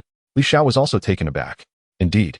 It seemed no one said one couldn't like Fu Jinshen. However, after witnessing Fu Jinshen's methods, aside from Wanru, no one in the capital had dared to openly declare their feelings for him. Even Wanru had always been very indirect about it, only admitting her feelings recently when things got heated. Wen RuanYu thought these people had a problem with their mindset. If you liked someone, you should go after them. Even if you didn't succeed, trying left no regrets. Not daring to say anything at all. What was that about? People from her mountain village were straightforward and never beat around the bush. Ignoring Li Xiao, she watched Fu Jinshen and Miss Jean walk to the side to talk. Standing together, Fu Jinshen and Jinyu were two powerful figures who seemed perfectly matched. Jinyu had regained her composure. Fu Jinshen, with you acting like this today, my father might change his decision. You know he values face. We had agreed that regardless of whether we could be together, we had to make outsiders believe our relationship was good. Fu Jinshen, who usually acted recklessly, rarely apologized. Sorry, this was unexpected today. As for the collaboration, if the Jin family is willing to continue, I will give an additional discount. Fu Jinshen had no ill feelings toward Jinyu. In fact, he appreciated her. Today he had lost face, so naturally, he had to offer compensation. Jinyu raised an eyebrow. In the business world, Fu Jinshen was known for being ruthless and never retreating. Obtaining benefits from him was harder than climbing to the sky. Yet, he was now actively offering a discount. It was known that for such a large collaboration, a 1% discount could amount to at least 500 million. Jinyu glanced at Wen RuanYu before asking, Fu Jinshen, is that suddenly appearing little sister someone you like? Fu Jinshen replied indifferently, no, she is just a bit special. Oh, just special? For this dance, he was willing to lose at least 500 million. Wen RuanYu was unaware of the trouble her appearance had caused Fu Jinshen. Chapter 82. Uncle, can I kiss you? No one dared to eavesdrop on the conversation between Fu Jinshen and Jinyu, nor did anyone dare to take a second look. Most of the people at the venue were watching Wen RuanYu. To openly say she liked young Master Fu and even managed to dance with him while pushing aside Miss Jean. What made her so special? Looking around. Aside from being pretty, it seemed she could eat a lot too, as Wen RuanYu had consumed quite a bit of food. Li Xiao felt embarrassed to sit at the same table as Wen RuanYu and thought it was shameful. However, Wen RuanYu didn't care about Li Xiao and kept her eyes on Fu Jinshen. When it seemed their conversation had ended and Fu Jinshen's gaze turned towards her, she quickly averted her eyes and picked up her juice to disguise her peeking. Fu Jinshen walked over with Jinyu. He directly instructed, Li Xiao, you take her home. Li Xiao was taken aback. He had a grudge with Wen RuanYu and didn't want to take her home at all. However, since Fu Gu had arranged it, he didn't dare refuse and could only helplessly say, all right. After Fu Jinshen finished speaking, he left with Jinyu. Wen RuanYu hurriedly asked, Fu Jinshen, where are you going? Without turning his head, Fu Jinshen replied, I have something to do. Jinyu, however, turned around to look at Wen RuanYu.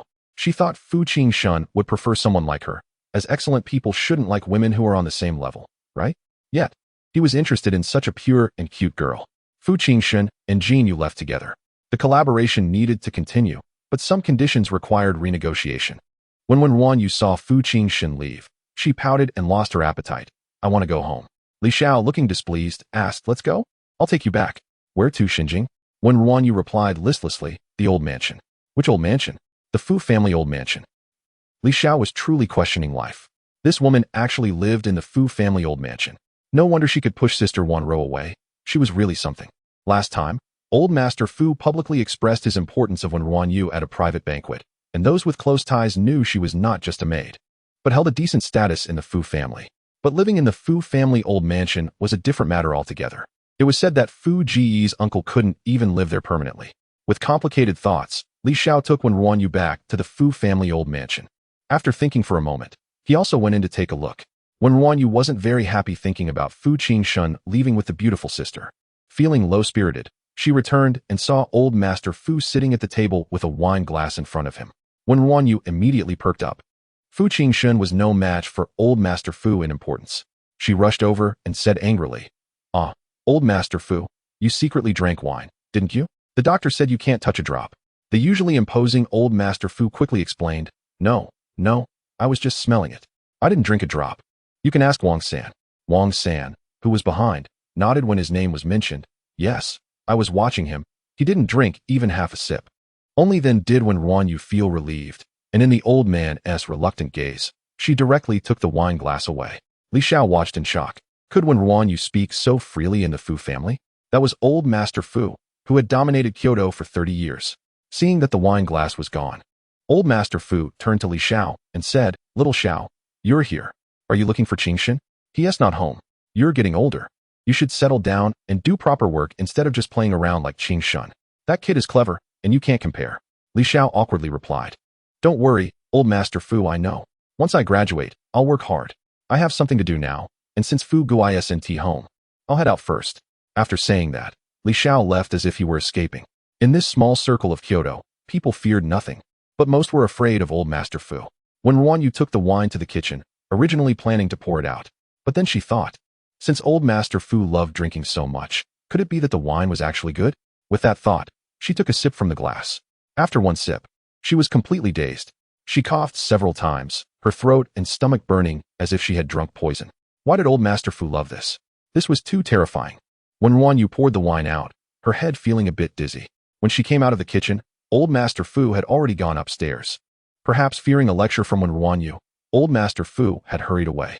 Dizzy, Wen RuanYu wanted to go to the yard to water the seedlings. The cold wind seemed to make her even dizzier. She felt she needed to rest early and wobbled upstairs. Once upstairs, she went to the bathroom to take a shower, hoping to clear her head. But the hot steam only made her feel more dizzy, and everything in the room started to sway.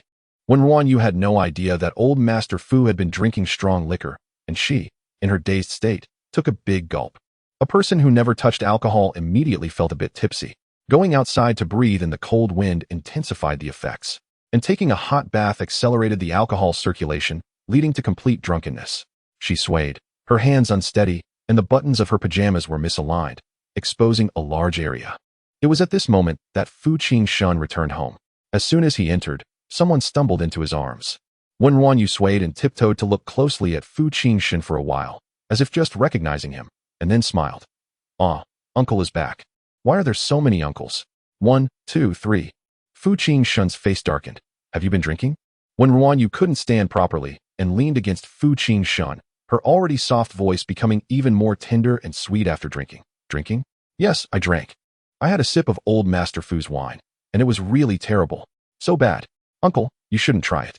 Wen RuanYu had just taken a shower, and she was still enveloped in steam. Her originally tightly buttoned pajamas had their collar misaligned, exposing a large area due to her good figure. She had just showered and was preparing to rest, without wearing a bra, her outfit half exposed. Fu Jinshen was a cold-blooded and indifferent person. Even if a woman lay naked on his bed, he wouldn't spare her a glance. But at this moment, with Wen RuanYu so close to him, he surprisingly felt a bit of heat. Meanwhile, Wen RuanYu noticed nothing. She tilted her head, her eyes sparkling with moisture as she looked at Fu Jinshen, staring blankly, and suddenly spoke. Uncle, can I kiss you? Fu Jinshen's eyes flickered. Not hearing an answer, Wen RuanYu took it as a tacit agreement and, emboldened by the alcohol, cupped Fu Jinshen's face and, on tiptoes, gave him a peck on the cheek. The always indifferent Fu Jinshen finally gritted his teeth and said, Wen RuanYu. Hey, I'm here. Wen RuanYu replied. And then she collapsed into Fu Jinshen's arms, falling completely unconscious. Chapter 83 Self-disgust. Fu Jinshen caught Wen RuanYu. For the first time, he felt a bit helpless towards a woman. He held the drunken girl and bent down to place her on the bed. Wen RuanYu, unconscious, grabbed Fu Jinshen's collar and murmured with her eyes closed, Uncle. Fu Jinshen's gaze deepened as he gradually leaned closer. Just as he was about to touch Wen RuanYu's lips, he suddenly stopped. He abruptly retreated, his expression extremely ugly. For Fu Jinshen, he had always regarded Wen RuanYu as just a pet, feeling that having her around was no big deal. However, the uncontrollable emotions at that moment darkened his face. Reflecting on the events at the banquet today, he realized that he had changed because of Wen RuanYu. He didn't know when this little girl had such a significant impact on him. He didn't like this influence. A person like him shouldn't be affected by anyone and shouldn't have any weaknesses. Fu Jinshen no longer looked at Wen RuanYu, his eyes returning to their cold, calm state. After taking a shower and lying down, he pinched Wen RuanYu's chin, staring at her as if he were competing with himself. As if to say it was nothing and wouldn't affect him. Wen RuanYu, being pinched on the chin, felt uncomfortable in her sleep, pushed Fu Jinshen's hand away with her small hand, and then turned over, rolling into Fu Jinshen's arms. The buttons on her collar misaligned, exposing a large area. Fu Jinshen, who had been cold-faced, narrowed his eyes slightly and suddenly, with a fierce expression, captured Wen RuanYu's lips. What was said to be a kiss resembled more of a beast's bite. The next moment, he forcefully pushed Wen RuanYu away and got up to leave. Wen RuanYu was his sleeping pill, but at that moment, he felt unable to sleep. In the bar, Lu Jinghe helplessly said, Brother Fu, did you call me here in such a hurry just to watch you drink? Less nonsense, are you drinking or not? I will drink, but Brother Fu, what is the matter? You have to tell me. It's not about the little sister-in-law again, is it? Fu Jinshen took a sip of his drink. His eyes slightly narrowed, carrying a hint of hostility. She has too much influence on me. Lu Jinghe breathed a sigh of relief, thinking something serious had happened. He had noticed last time that Brother Fu seemed to like the little sister-in-law. Of course, the influence would be significant. I will definitely keep my distance from her. Fu Jinshen added. Lu Jinghe was taken aback, quickly saying, Brother Fu, don't. You and the little sister-in-law are a couple. Her influence on you is just because you have some feelings for each other, which is a good thing. There's no need to distance yourself. Fu Jinshen suddenly raised his gaze, the dark red light in the bar reflecting in his eyes, making it seem as if they were stained with blood. Lu Jinghe, do you think I'm suitable for relationships? If she gets close to me, won't she meet a bad end? Lu Jinghe suddenly shivered. Fu Jinshen's smile was cold. A person like me has no feelings. Lu Jinghe fell silent, no longer speaking. The next day, when Wen RuanYu woke up, she was the only one in the room. Shaking her head, flashes of last night's events invaded her mind. Wen RuanYu was completely stunned. Ah, my God, Wen RuanYu, what have you done? You really have guts. You actually dared to kiss Fu Jinshen. As she recalled the scenes from last night, she felt completely foolish. How did she dare to do that? Fu Jinshen wasn't home. He must have been angered by her. Wen RuanYu felt utterly deflated. Fu Jinshen must be mad. Feeling down, Wen RuanYu got ready to leave. In the morning, when she went to the market to buy fish, she had no spirit. In the afternoon, when she went to her tutoring session, she also lacked energy. Nice to see you, Wen RuanYu, Wu Yun said, his expression somewhat suppressed and malicious. How was yesterday's banquet? Wen RuanYu flipped through her textbook, saying, Not much. I ate a lot of delicious food, then danced with Fu Jinshen, and finally went home. Wu Yun's lips curved into a faint, elusive smile. You danced. It seems that person values Teacher Wen more than expected. Did the disruption succeed? The cooperation between him and the Jin family probably won't go smoothly now. At that moment, Wen RuanYu remembered something and suddenly took out a box from her bag, handing it to Wu Yun. By the way, this is a telescope I bought for you. You don't like going out, but the scenery outside is beautiful. This telescope is very professional. You can go to the attic upstairs and see far. Wu Yun's hidden smile froze, making his entire face look somewhat strange. Wen RuanYu didn't notice and took out her phone to ask, Wu Yun, do you have WeChat? I want to add you. Wu Yun, lost in thought, took out his phone. Wen RuanYu's movements were a bit slow as she scanned and added him as a friend. Then Wu Yun's phone began to ping continuously. Wu Yun's gaze, which had been on the telescope, shifted to his phone. In the WeChat chat window, photos popped up one after another. There were lively fish from the market, blue skies and white clouds, and blooming flowers by the roadside. Wen RuanYu continued to send photos while gently saying, in the future, even if you don't go out, you can still see the outside world. I have your WeChat, and whenever I see something interesting or beautiful, I'll take a picture and send it to you. I'll take you to see this world. Of course, I might not have seen much. Can't see too far or too much, but it's okay. I'll show you everything I see. Wu Yun's eyes gradually widened, as if something had choked him inside. He suddenly stood up, his youthful voice hoarse and suppressed. Teacher Wen, you should go home first. I'm not feeling well and want to rest. Wen RuanYu, who was still sending photos, quickly looked up at Wu Yun, concerned. What's wrong? Where do you feel unwell? Do you need to see a doctor? Wu Yun lowered his head, not looking at Wen RuanYu, suppressing. It's nothing. I'll call a doctor to take a look after I rest. Teacher Wen, please leave first. Although Wen RuanYu felt regretful about missing a day of tutoring, she was more concerned about Wu Yun's health. Seeing that Wu Yun didn't seem to be faking, she hurriedly stood up to say goodbye. Then you rest. I'll leave first. I'll tell the housekeeper to call a doctor for you. Okay. Wen RuanYu left, closing the door behind her. The moment she stepped out, Wu Yun picked up the fruit knife on the table and directly cut into his arm. At that moment, he was crazily wanting to self-harm. He was just a disgusting monster. Teacher Wen was good to him. But what about him? Using and calculating. One cut after another, his hands covered in blood. Frantic and terrifying. More insane than the Wu Yun Wen RuanYu had met on the first day. Blood accidentally splattered onto the telescope. Wu Yun immediately dropped the knife, frantically grabbing a towel to wipe it. But with blood all over his hands, the more he wiped, the dirtier it got. He stumbled back a few steps, as if afraid to approach anything related to Wen RuanYu, as if his dirtiness didn't deserve to come near something so clean. Wu Yun squatted down, holding his head, overwhelmed with self-disgust. Chapter 84. Unable to contact Fu Jinshen when RuanYu came out from Wu Yun's place. Without any tutoring jobs, she didn't have much to do. She thought about going to Fu's to see Fu Jinshen and bring him lunch. However, recalling what happened last night, she felt a bit hesitant. Though she was straightforward and honest, she could also be shy. With nothing else to occupy her time, when RuanYu decided to visit Kashuyu at the hospital, she bought some fruits and rode her bike to the hospital. Knocking on the door and entering the room, she saw Kashuyu drinking porridge. Upon seeing Wen RuanYu, Kashuyu's eyes lit up with joy. Xiaoyu, what brings you here? Have you eaten? How have you been lately? She was so excited that she stuttered a bit. Wen RuanYu chuckled and replied, I've eaten already. I just came to see you. Wen RuanYu observed the room. It was clean and well ventilated, and Kashuyu looked well groomed.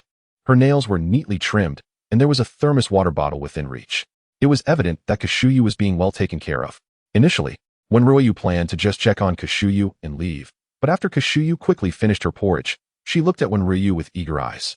Wen RuanYu tentatively asked, How about I take you out for a walk? Kashuyu immediately nodded. A smiling nurse pushed a wheelchair over, and Wen RuanYu helped Kashuyu out of the hospital. Seeing Kashuyu's excited expression, Wen RuanYu couldn't help but ask, Does this nurse not take you out for fresh air regularly? She does. I go out every day, Kashuyu promptly replied. Wen RuanYu wanted to say, Then why do you look like you haven't been outside in ages?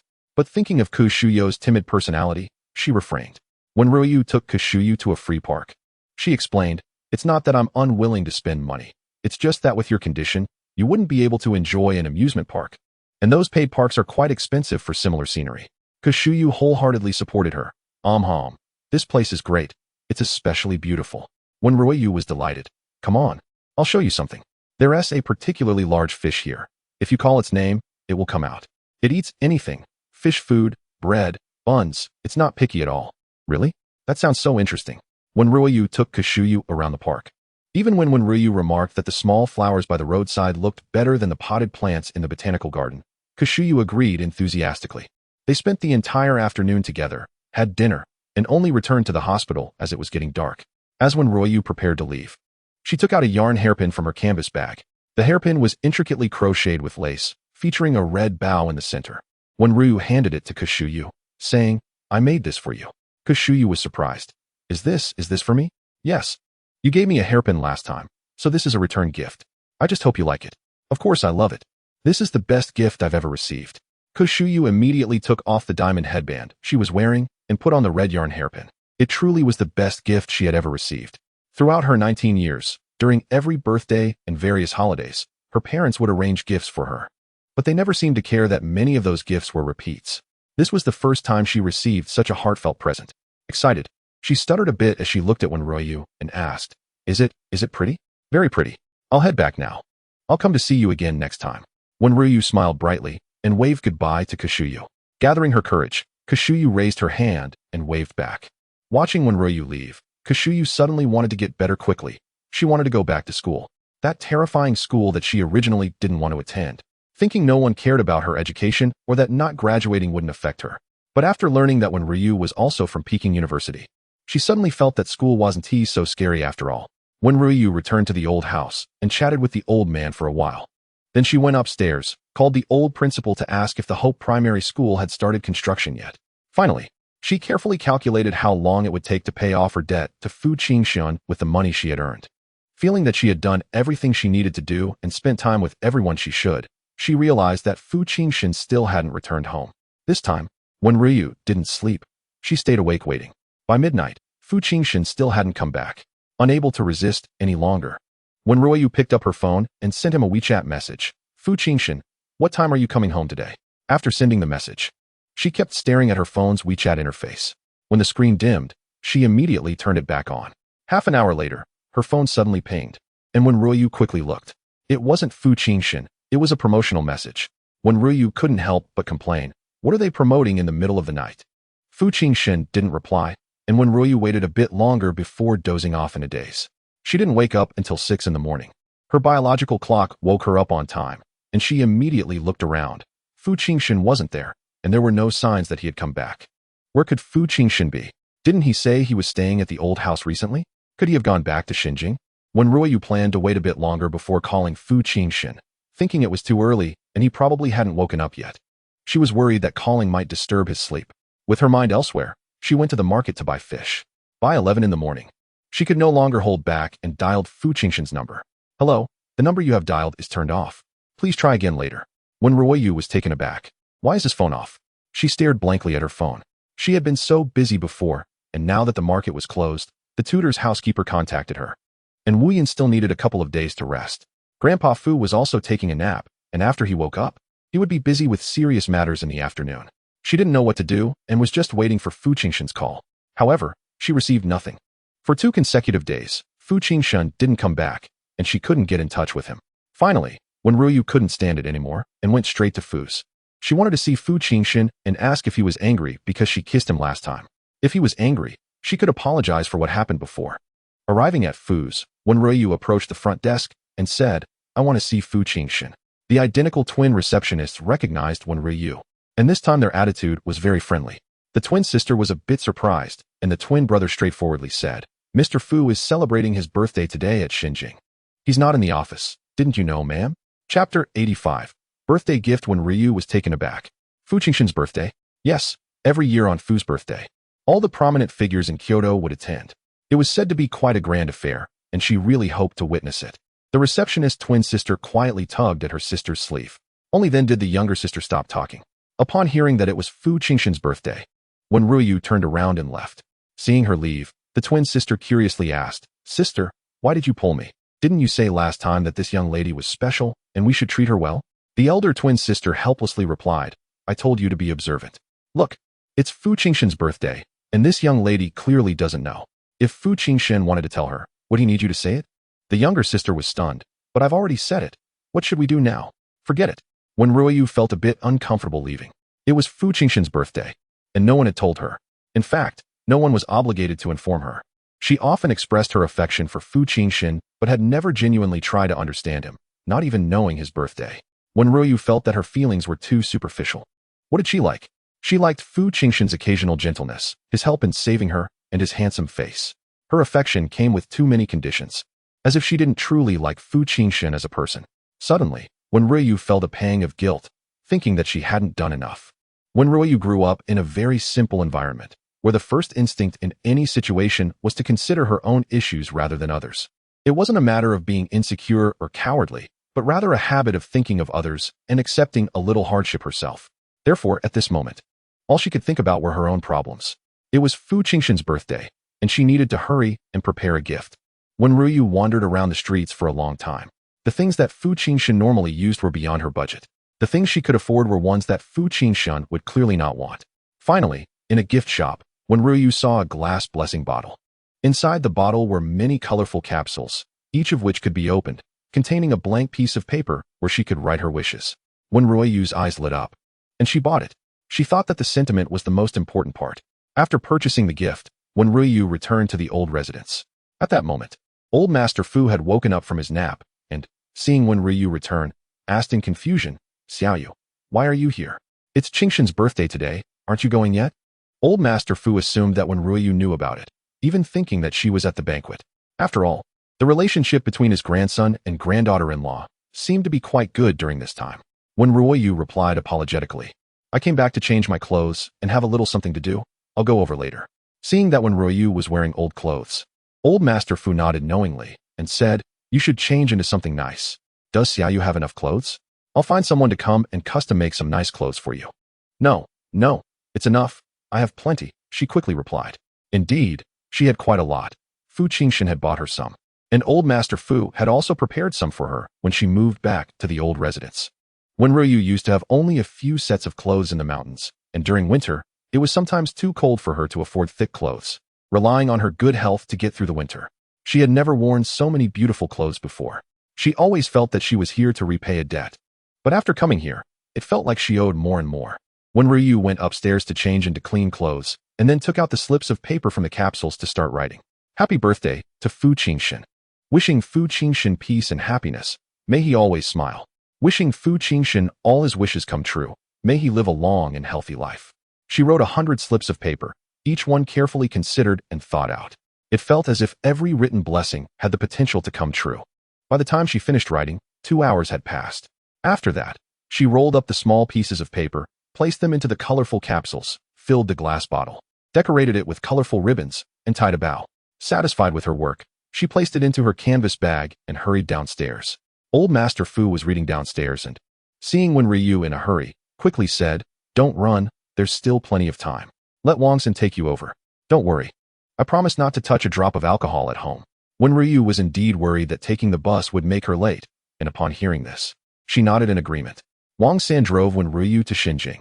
Wen RuanYu went to the market in Xinjing every day, but it had been a long time since she visited the area where Fu Jinshen was. The main gate of the courtyard was open, likely because of the birthday banquet. With many guests coming and going, Wen RuanYu got out of the car, nervously adjusted her dress, and then walked inside. Wangsen parked the car and followed her. As soon as Wen RuanYu appeared, many people noticed her. After all, she was the only woman who openly declared her feelings for young Master Fu, and luckily, her arms and legs were fine. It was said that she had been to the Fu group and attended private banquets, and old Master Fu liked her very much. While young Master Fu seemed to have a special regard for her, the circle of wealthy people was not large, and little things spread quickly. Such a woman. It was hard for everyone not to know about her. However, once they understood Wen RuanYu's background, everyone felt that she was simply overestimating herself. Wen RuanYu's background was never a secret. It was too easy to find out. In Kyoto, these wealthy families could easily uncover her history with a little money. She was just a poor student from a big mountain. Even her tuition was funded by old Master Fu. So how could she dare to like young Master Fu? At that moment, as Wen RuanYu entered, a young man with green-dyed hair sarcastically said, "Little third party, you shameless woman trying to seduce someone else's man." His voice was loud, and everyone nearby heard it. Faces changed one by one.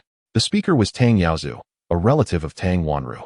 Many present knew that Tang Wanru had been sent abroad, likely because of this Wen RuanYu. Wen RuanYu didn't hear the commotion and was focused on the small cabbages in the courtyard. It had been a long time since she returned, and the small cabbages she had planted had grown into big cabbages. Wen RuanYu looked at them and felt inexplicably happy. She ignored the others and walked directly toward the small building, wanting to find Fu Jinshen first. Many people outside were curious and followed her inside. Wang San, who was following behind, glanced at Tang Yaozu. At this moment, many people in the hall were giving gifts, and Lu Jinghe was responsible for collecting them.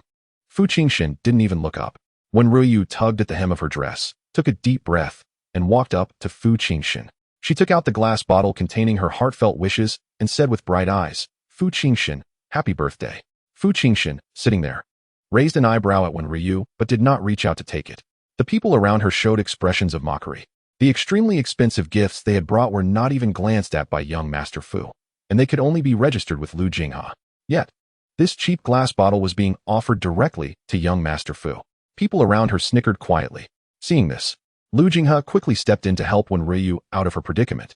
"Xiaowen, let me help you collect the gift for Brother Fu first." He felt it was difficult to address her as young sister-in-law and thought Xiao Ruyu was too timid. As he reached for the gift, Wen RuanYu wanted to give it to Fu Jinshen herself. The two of them tugged at the bottle, and it fell to the ground with a crash. The glass bottle shattered. Lu Jinghe's expression changed. 100 capsules containing the slips of paper rolled across the floor. Someone curiously picked one up, opened it, and read it aloud softly. "Wishing you clothes to wear when it's cold, food to eat when you're hungry, and a place to sleep when you're tired." Ha ha. What kind of ridiculous blessing is this? Who gets hungry without food? Is this wishing for young Master Fu to go bankrupt? Ha ha ha, how laughable. Chapter 86. Throwing it away like trash, someone continued to open the capsules and read them in a strange tone. Everyone truly laughed. There were mockery, teasing, and all sorts of laughter. To them, Wen RuanYu's sincere blessings were so amusing.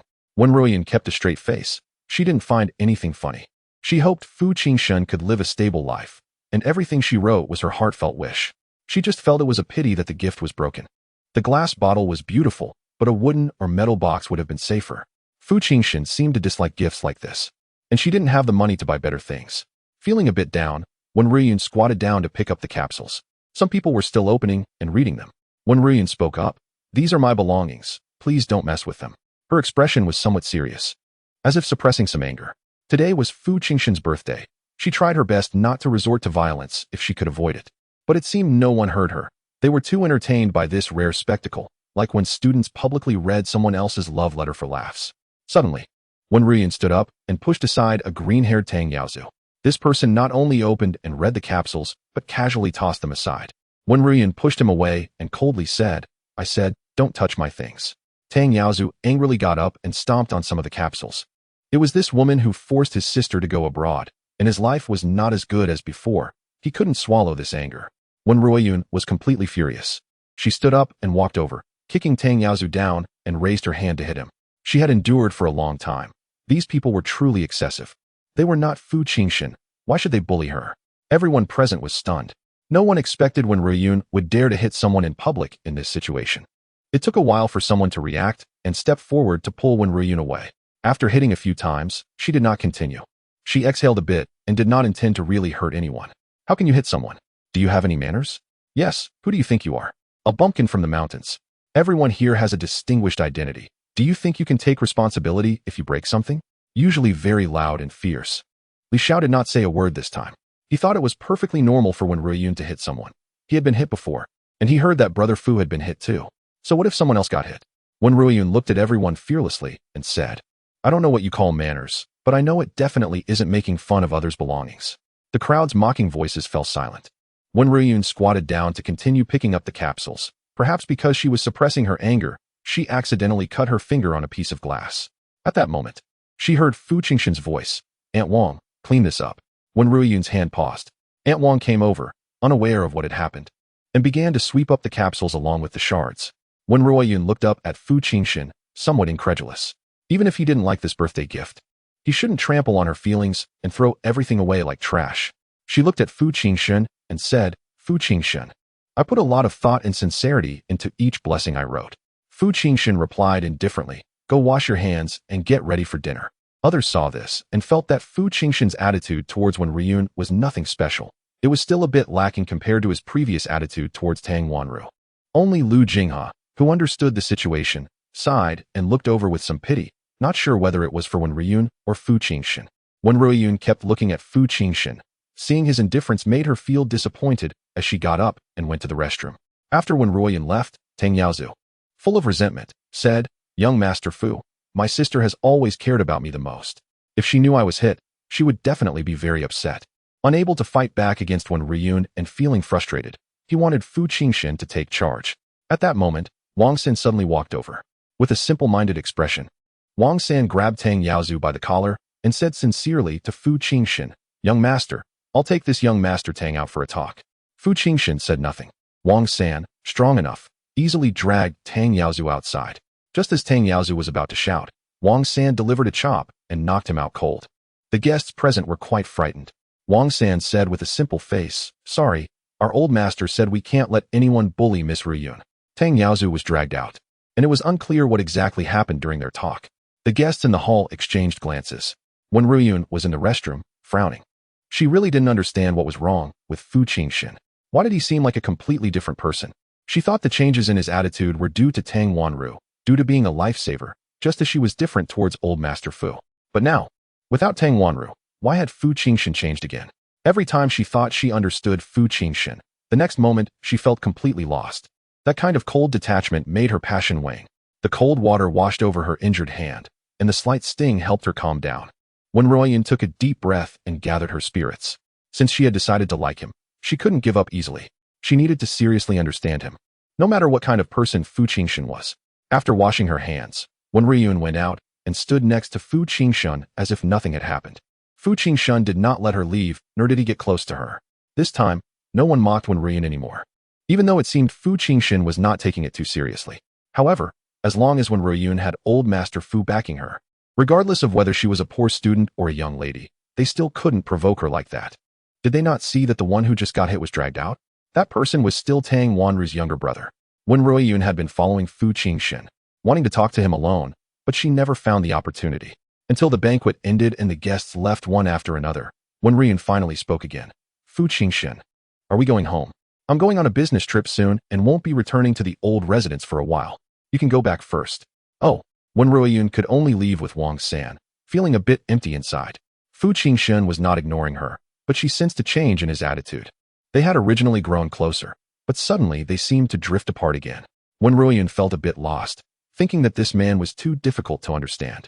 Wang San thought about telling the old master about today's events. These people bullied others right in front of the young mistress of the Fu family. The young master was useless. He couldn't even protect his own wife. At this moment, the hall quieted down. Lu Jinghe and the others had been driven away. Fu Jinshen walked over to the trash can, looking at the colorful capsules inside. He suddenly squatted down and picked one up, opening it. Then he picked up a second one. Chapter 87. She is easy to soothe. Fu Jinshen was rummaging through the shards of glass looking for colorful capsules, opening them one by one, reading the blessings written by Wen RuanYu. He looked at Wen RuanYu's serious and earnest handwriting. His fingers had already been pricked, but he seemed oblivious to the pain, continuing to read. The blood stained the notes with blessings, and the colorful capsules were tinged with blood, presenting a kind of decadent beauty. Fu Jinshen opened all the capsules, and after reading them all, he put them away. He felt that he must be going crazy. He couldn't help but care about this cheap affection. He intended to maintain a certain distance, but couldn't help but be concerned. Throughout his life, Fu Jinshen had never experienced such emotions. In the past, he could only uncontrollably harbor malice. But when RuanYu seemed too special, her scent was special, her personality was special, and even her looks and figure were special in Fu Jinshen's eyes. All of this made it impossible for Fu Jinshen to treat her merely as a sleeping pill. So, Lu Jinghe, who had just left, was called back by Fu Jinshen before he even reached home. Lu Jinghe was helpless. "Brother Fu, come on, it's late at night. Can you not make a fuss?" Fu Jinshen, with his hands covered in dried blood, suddenly looked at Lu Jinghe and said, "I want her to truly stay by my side." Lu Jinghe was momentarily speechless, realizing that Brother Fu was talking about Wen RuanYu. "Brother Fu, is this appropriate? Little sister-in-law is too innocent. Actually, it's not very suitable." Lu Jinghe felt conflicted. He had previously hoped that Brother Fu and little RuanYu could have a good life together. If she were just a sleeping pill, she could still be free in the future. But once Brother Fu truly fell in love, it would be a matter of life and death. Once little RuanYu became Brother Fu's weakness, she would also become the target of malicious attacks against him. Little RuanYu was too innocent. Being pulled into this abyss would mean she could never escape. Fu Jinshen also knew it wasn't suitable. with his rotten life. He was destined to meet a bad end, and those around him would eventually not have a good outcome either. But he was inherently selfish. Being able to keep a distance for a few days was already the greatest kindness he could show Wen RuanYu. I originally wanted to let her go, but now, I've changed my mind. Wen RuanYu returned to the old house. It was already 11 at night. The old house was quiet. Everyone was resting. Wen RuanYu had been upset at the birthday party and hadn't eaten much, so she went to the kitchen to cook herself a large bowl of noodles. Yes, she used a bowl, transforming her anger into food. Once she was full, everything would be fine. So what if the person she liked didn't like her back? What is the big deal? Fu Jinshen was too changeable. It felt like his mood changed faster than the weather in June. Wen RuanYu was holding the bowl as big as her head, and just as she was about to shove a big mouthful of noodles into her mouth, she saw Fu Jinshen walking in through the front door. Didn't Fu Jinshen say he wouldn't come back? Why did he suddenly return? Wen RuanYu didn't even care about eating anymore. She put down her chopsticks and hurriedly said, Fu Jinshen, I want to talk to you. She had wanted to speak to Fu Jinshen alone for a long time, but had never had the chance. Fu Jinshen walked over and sat down opposite Wen RuanYu, casually saying, I'm a bit hungry. Can you share half of your noodles with me? Wen RuanYu looked at the bowl in front of her, then at Fu Jinshen, feeling a bit embarrassed in such a serious moment. What kind of lady would eat such a large bowl of noodles? Wen RuanYu found 2 bowls, divided the noodles into 2 portions, and handed one to Fu Jinshen. Fu Jinshen, let us talk after we finish eating. The noodles are getting mushy. What she wanted to say got stuck in her throat, and she thought about it. The two of them began to focus on eating the noodles. Wen RuanYu ate quickly, even faster than Fu Jinshen. She finished her noodles in big bites, sitting up straight with a serious expression as she looked at Fu Jinshen. When Fu Jinshen finished eating, Wen RuanYu said seriously, Fu Jinshen, don't you think your emotions are too changeable? If there is something to discuss, we can talk face to face. There is no need to keep a distance that makes people uncomfortable. Yes, Fu Jinshen gave Wen RuanYu the feeling of being distant. She liked him. He could refuse or agree, but one moment he was close, and the next he was cold and distant, making her feel very uncomfortable. Very few people dare to say that Fu Jinshen was wrong. But Wen RuanYu felt that something was off about Fu Jinshen, so she spoke up. Fu Jinshen raised his eyes, his deep, cold gaze now lazily looking at Wen RuanYu. Wen RuanYu coughed twice, lowering her voice slightly as she continued. If you mind that I got drunk and kissed you that day, I can promise I won't be so frivolous with you again. Fu Jinshen suddenly stood up, leaning over the dining table towards Wen RuanYu, the corners of his eyes slightly raised as he said, I don't mind. What? Wen RuanYu asked, confused. In the future, I want to keep my distance from you. Is that okay? Huh? What? Wen RuanYu, will you continue to like me? Yes. Wen RuanYu was stunned. Fu Jinshen was never this easy to talk to. She had prepared a lot to say, but none of it came out. At that moment, Wen RuanYu heard Fu Jinshen's voice, deep and soft, saying, since you said you will continue to like me, then you can't go back on your word. If you don't mean what you say, there will be consequences. Fu Jinshen's tone at that moment was like a devil tempting people into hell, carrying an inexplicable eeriness. Wen RuanYu's instinctive sense of danger was slightly triggered, and she subconsciously wanted to step back. Just then, Fu Jinshen's hand, clenched into a fist, reached out in front of Wen RuanYu. He opened his palm, revealing a handful of colorful capsules, and Fu Jinshen smiled slightly. I picked these all up. I've looked at each one. Fu Jinshen smiled gently, making Wen RuanYu think that the earlier danger was just an illusion. She looked at the colorful capsules, which she thought had been discarded as garbage. Now that she saw Fu Jinshen had picked them up, her eyes brightened, showing obvious joy for a moment. Wen RuanYu was indeed easy to soothe. Fu Jinshen had done so many things to make her sad, yet she seemed to have always forgiven him. Fu Jinshen was good to her, helped her, saved her, and she even humorously found herself liking Fu Jinshen, which seemed weak and incompetent to outsiders. But no one thought about it. A child who grew up alone at the age of 5 saw the warmth and coldness of human relationships, felt hunger and hardship, and no one loved her. Her heart was desolate and lonely, until the young Wen RuanYu met Teacher Lu, treating her as a lifeline. Later, when Teacher Lu passed away, she returned to solitude. She tried hard to become the person Teacher Lu hoped she would be: strong, resilient, lively, studious, kind, and sincere. All of this was the image Teacher Lu hoped she would become. Later, when she met Grandpa Fu, her heart found another anchor. So she worked hard to be good to Grandpa Fu. In truth, it was more about her needing Grandpa Fu than just repaying kindness. At her core, Wen RuanYu was just a poor little girl lacking love and feeling lonely. She always tried to forget the bad things others had done to her. This was a habit formed since childhood. Because she had encountered too many bad things when she was young, if If she kept thinking about them, she might not have survived. Conversely, any little kindness shown to her would be remembered. Therefore, as long as what Fu Jinshen did not cross her bottom line, she could easily forgive him. A smart person like Fu Jinshen naturally understood Wen RuanYu's nature and could easily grasp it. But Fu Jinshen did not know where Wen RuanYu's bottom line was. Wen RuanYu had never truly known the real Fu Jinshen. Chapter 88, Is He Her Good Man? At this moment, Wen RuanYu's mood improved. She glanced at the time. It was 11:59. She quickly turned to Fu Jinshen and said, Fu Jinshen, happy birthday. Although I'm not the first person to say happy birthday to you, I am definitely the last one today. You just ate noodles, which can be considered longevity noodles, so you will live a long life. Her voice was soft, with a prolonged tone that carried a delightful charm. Fu Jinshen looked at Wen RuanYu in front of him, his expression calm and gentle, but inside, the devil was running wild. Being alone was too lonely, and it was rare to find something interesting, so he decided to seize it, even if it meant going to hell together.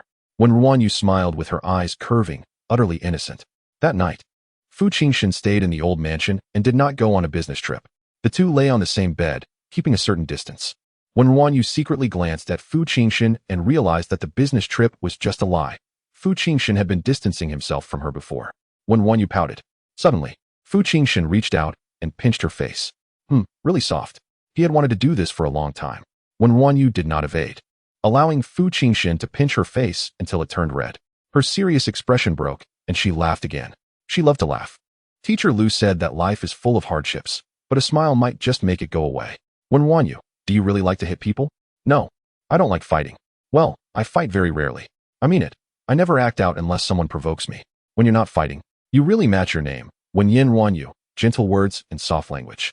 Wen RuanYu was still smiling, but gradually, that smile turned bitter. She didn't remember much before she was 5, but she deeply remembered that her mother was a very gentle person. Before her mother passed away, she always said, I hope my darling will always be gentle and soft-spoken, find a good man, and never have to argue or be in distress. Her mother's life was unhappy due to poor choices in relationships. Wen RuanYu looked at Fu Jinshen with her bright eyes. A good man. She regarded Fu Jinshen as the moon. Was he her good man? Feeling a bit drowsy, she didn't know when she fell asleep, unconsciously drawing closer. Like a moth in the cold darkness, it approached a bit of warmth, unaware that it was a dangerous flame that could burn it to death. A dreamless night. Fu Jinshen seemed to be normal again. Recently, when RuanYu had some free time, her tutoring had been paused for a few days, and she only had things to do in the mornings. She began to seriously learn about Fu Jinshen.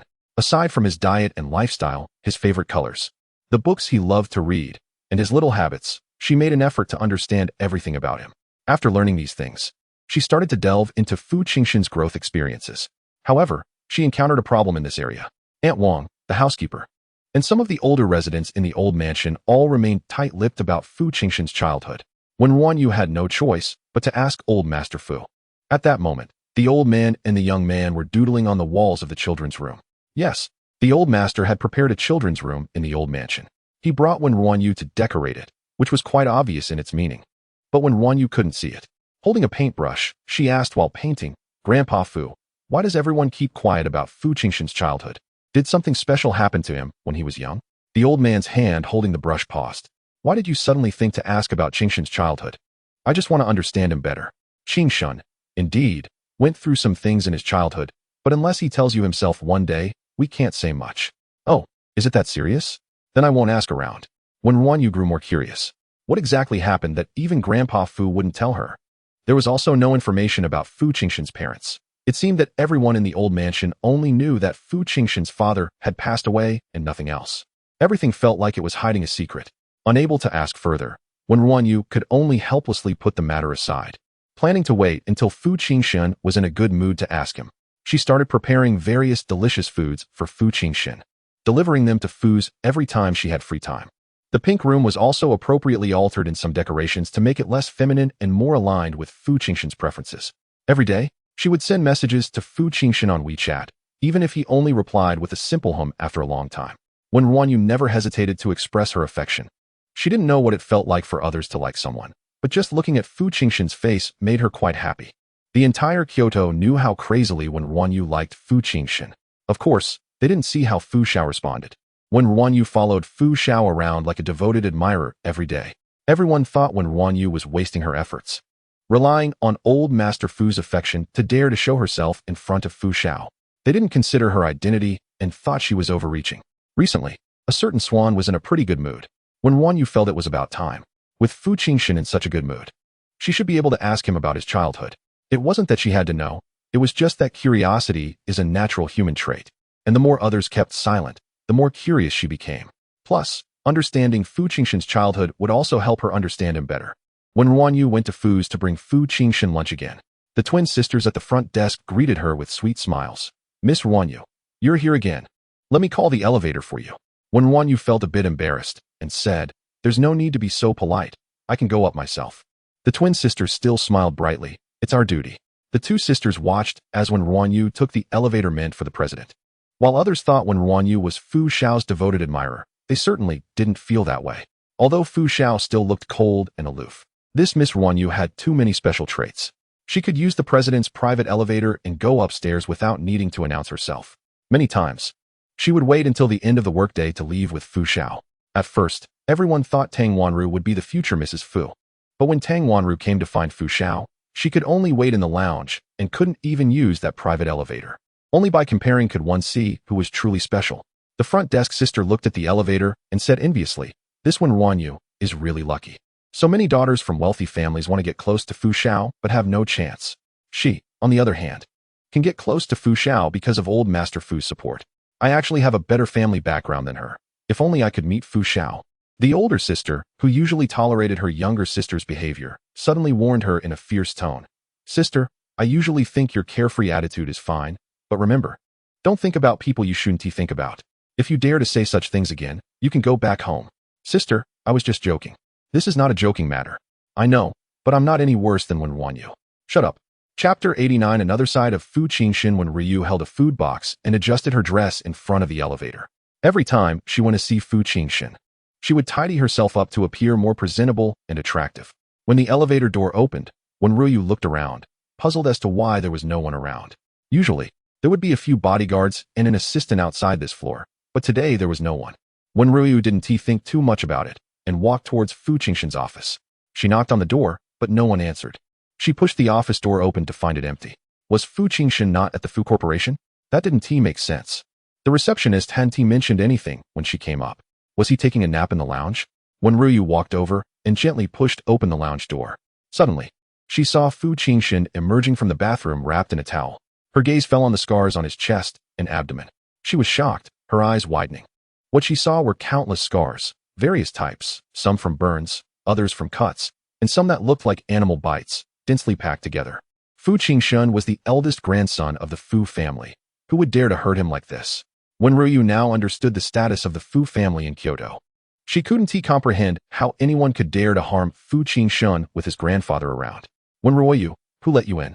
What are you looking at?" Fu Jinshen's voice was filled with a bloodthirsty rage, like an angry beast, as he walked step by step towards Wen Ryu. That dangerous aura made her body tense up. In that chilling danger, Wen Ryu gritted her teeth and asked, "Fu Jinshen, who hurt you?" In the next moment, Fu Jinshen suddenly reached out and grabbed Wen Ryu's neck.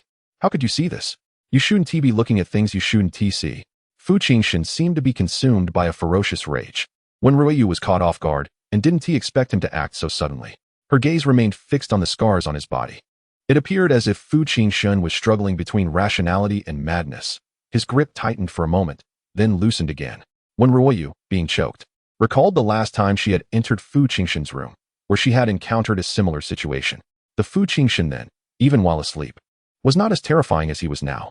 She sensed Fu Jinshen's inner struggle, as if he were trying to break free from an emotion that was trapping him. This time, Wen Ryu did not retaliate. She simply reached out and gently touched the scars on his abdomen, struggling to say, "Uncle, does it hurt?"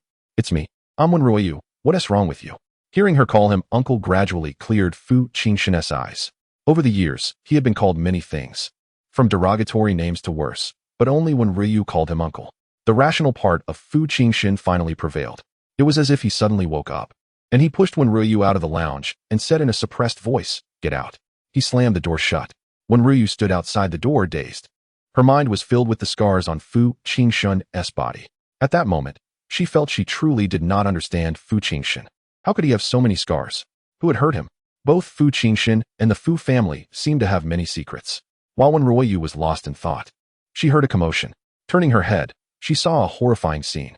In the reception room, a bloodied person was crawling out, leaving a long trail of blood on the floor, only to be dragged back by a bodyguard.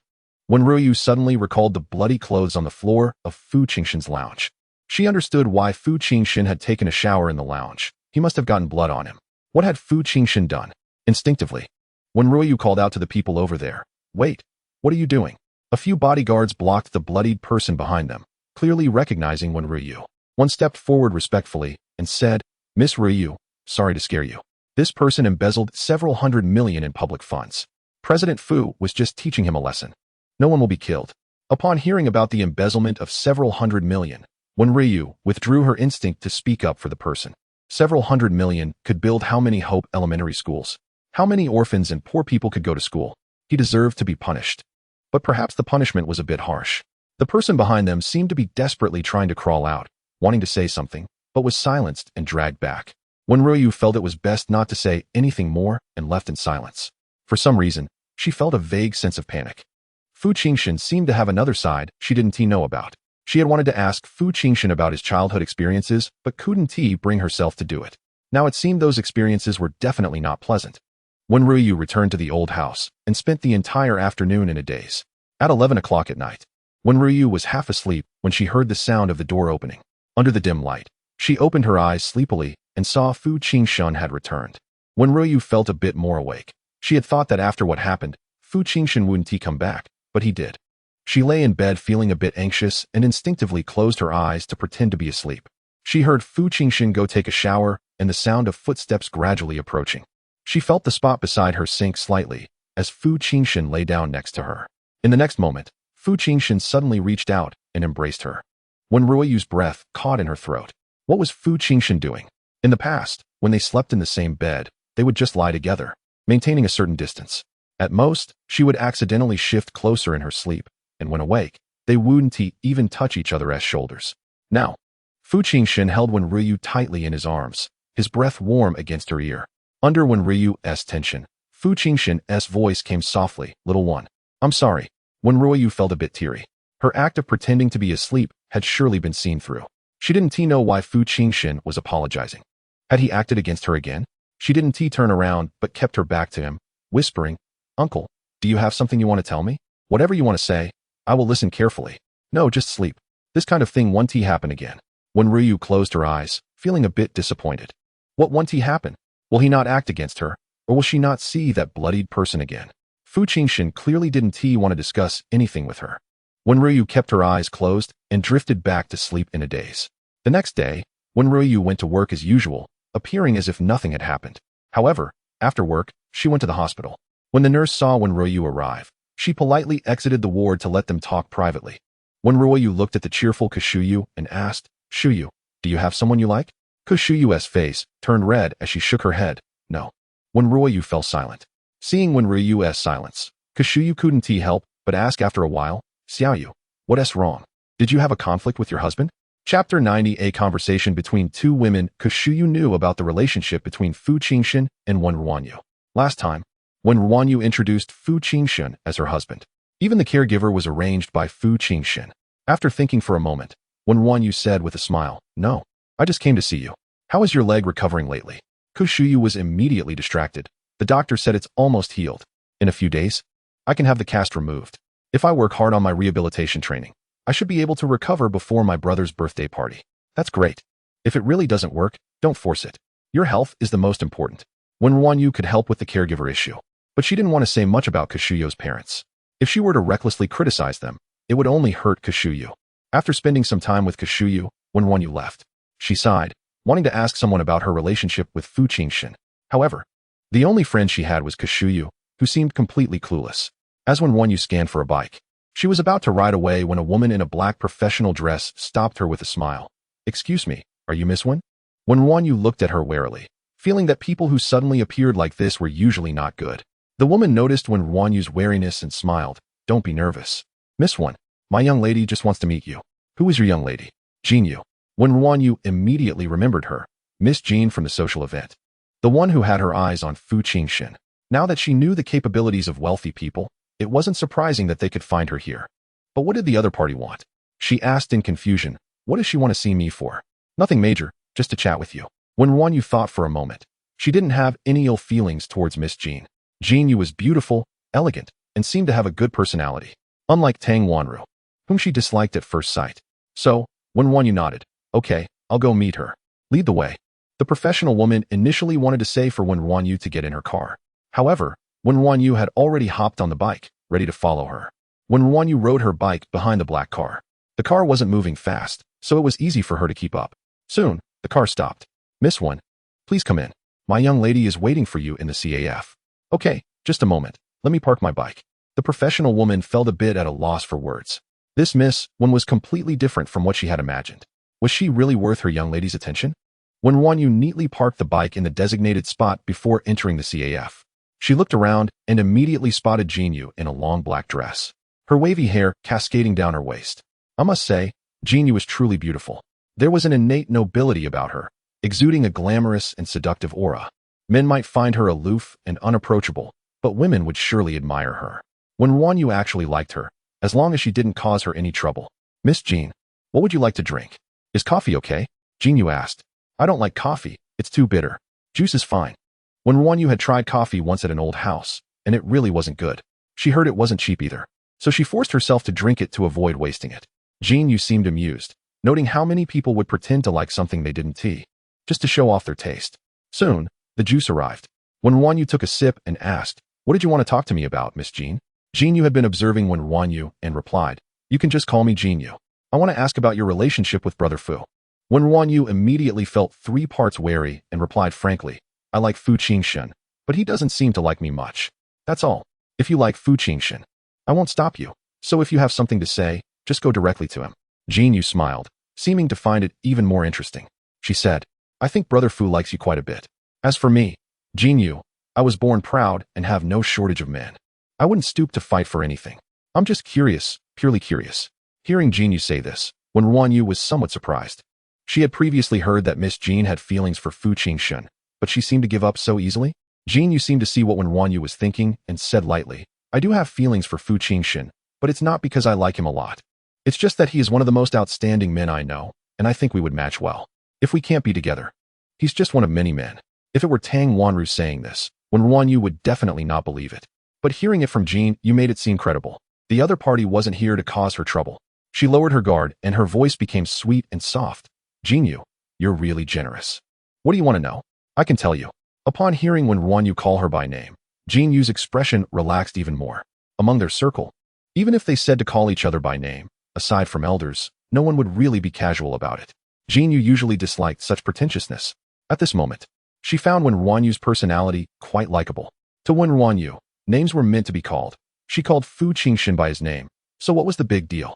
Wen RuanYu, I'm just quite curious about what you did to make Brother Fu, who seems so indifferent, develop feelings. Jean Yu now casually addressed her as Miss Wen. Develop feelings? I don't think he has feelings for me. It's just my one-sided affection. You're young, you don't understand. I know men like Brother Fu very well. He treats you differently. Really? I don't think I did anything special. At first, he really disliked me because I accidentally hit his face and broke the orchids in his garden. I couldn't even fill the bathtub with hot water. He always wanted to kick me out. That's quite interesting. Wen RuanYu, you're really bold. Wen RuanYu was sincere and didn't have many ulterior motives. But she wouldn't just say anything to anyone. However, she often sensed others' goodwill or malice towards her. In front of her was Jean Yu, and she could feel that the other party had no ill intentions. So she spoke honestly.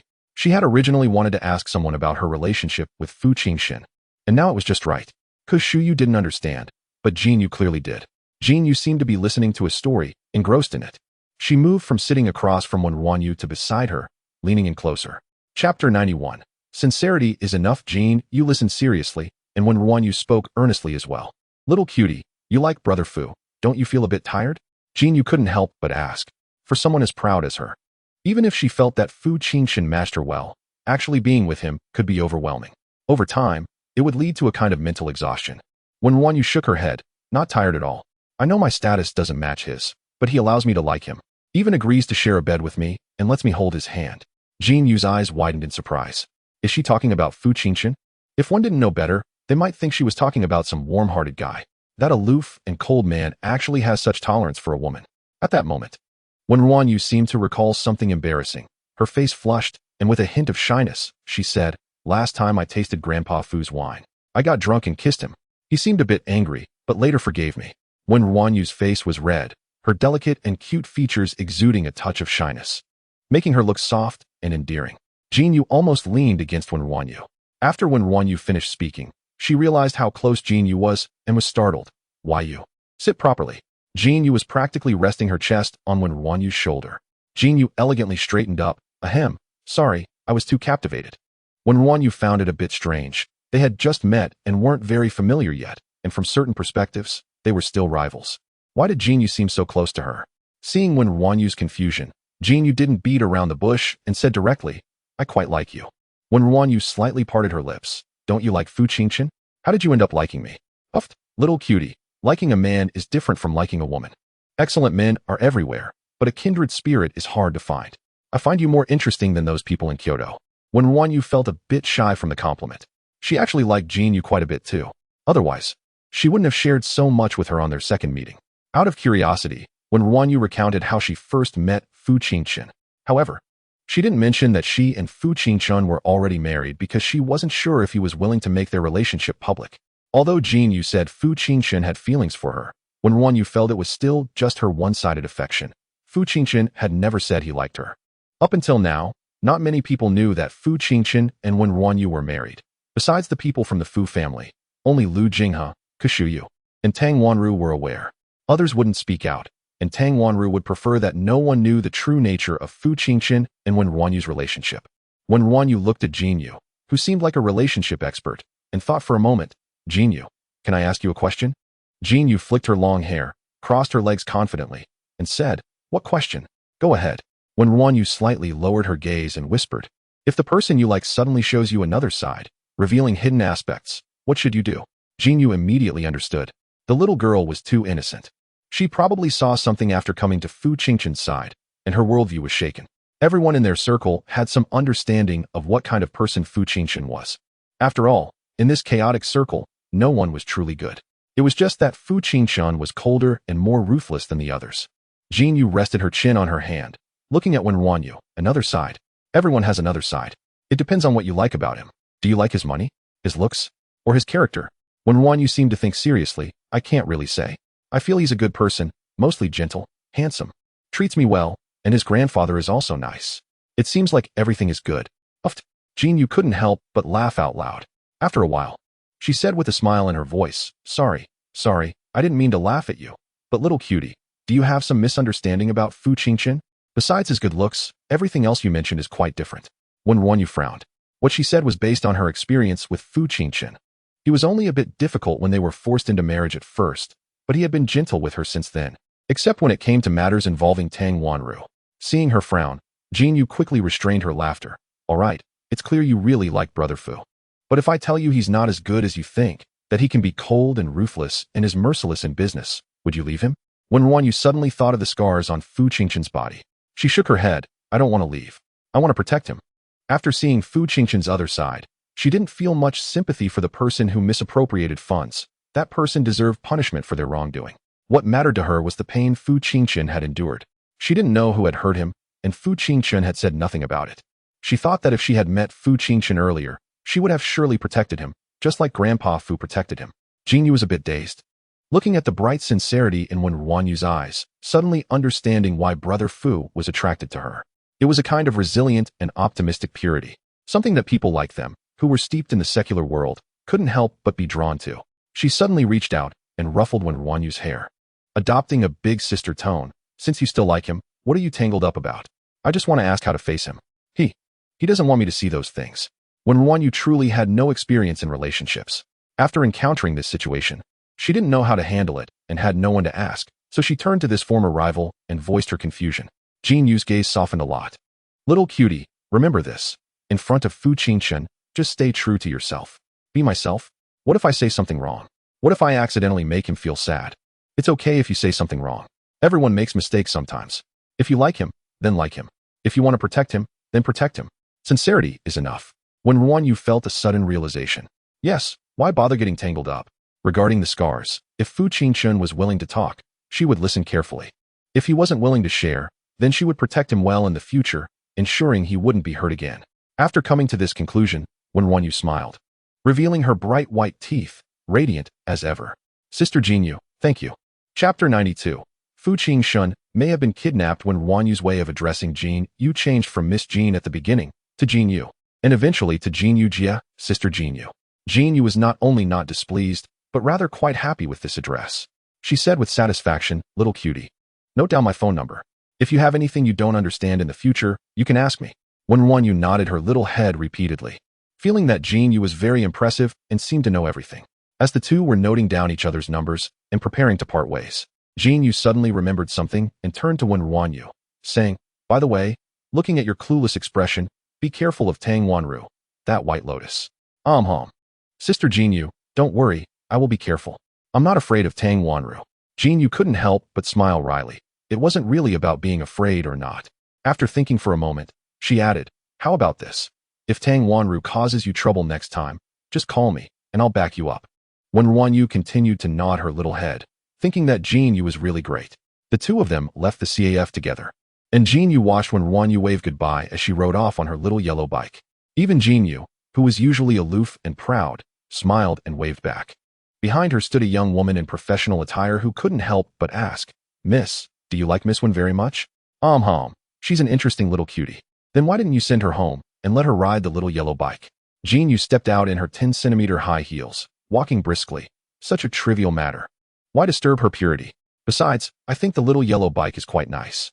Suddenly, RuanYu took off her high heels and tossed them to her assistant behind her. Then she scanned for a little yellow bike, lifted her skirt, and hopped on the bicycle, pedaling barefoot and setting off. Her noble voice came from afar. "Assistant Son, I'm going back by myself today. You don't need to worry about me." As Assistant Son watched in disbelief, RuanYu rode off on the bicycle barefoot. In that moment, Wen RuanYu's status in Assistant Son's eyes soared immensely. Who could make their lady wear a skirt and ride a bicycle barefoot? Surely, they were not an ordinary person. Wen RuanYu rode her bike with a light heart. After figuring out how to face Fu Jinshen, everything seemed to be manageable. She suddenly stopped her little yellow bike and took out her phone to call Fu Jinshen. She wanted to ask where he was because she wanted to see him, but the call went to voicemail.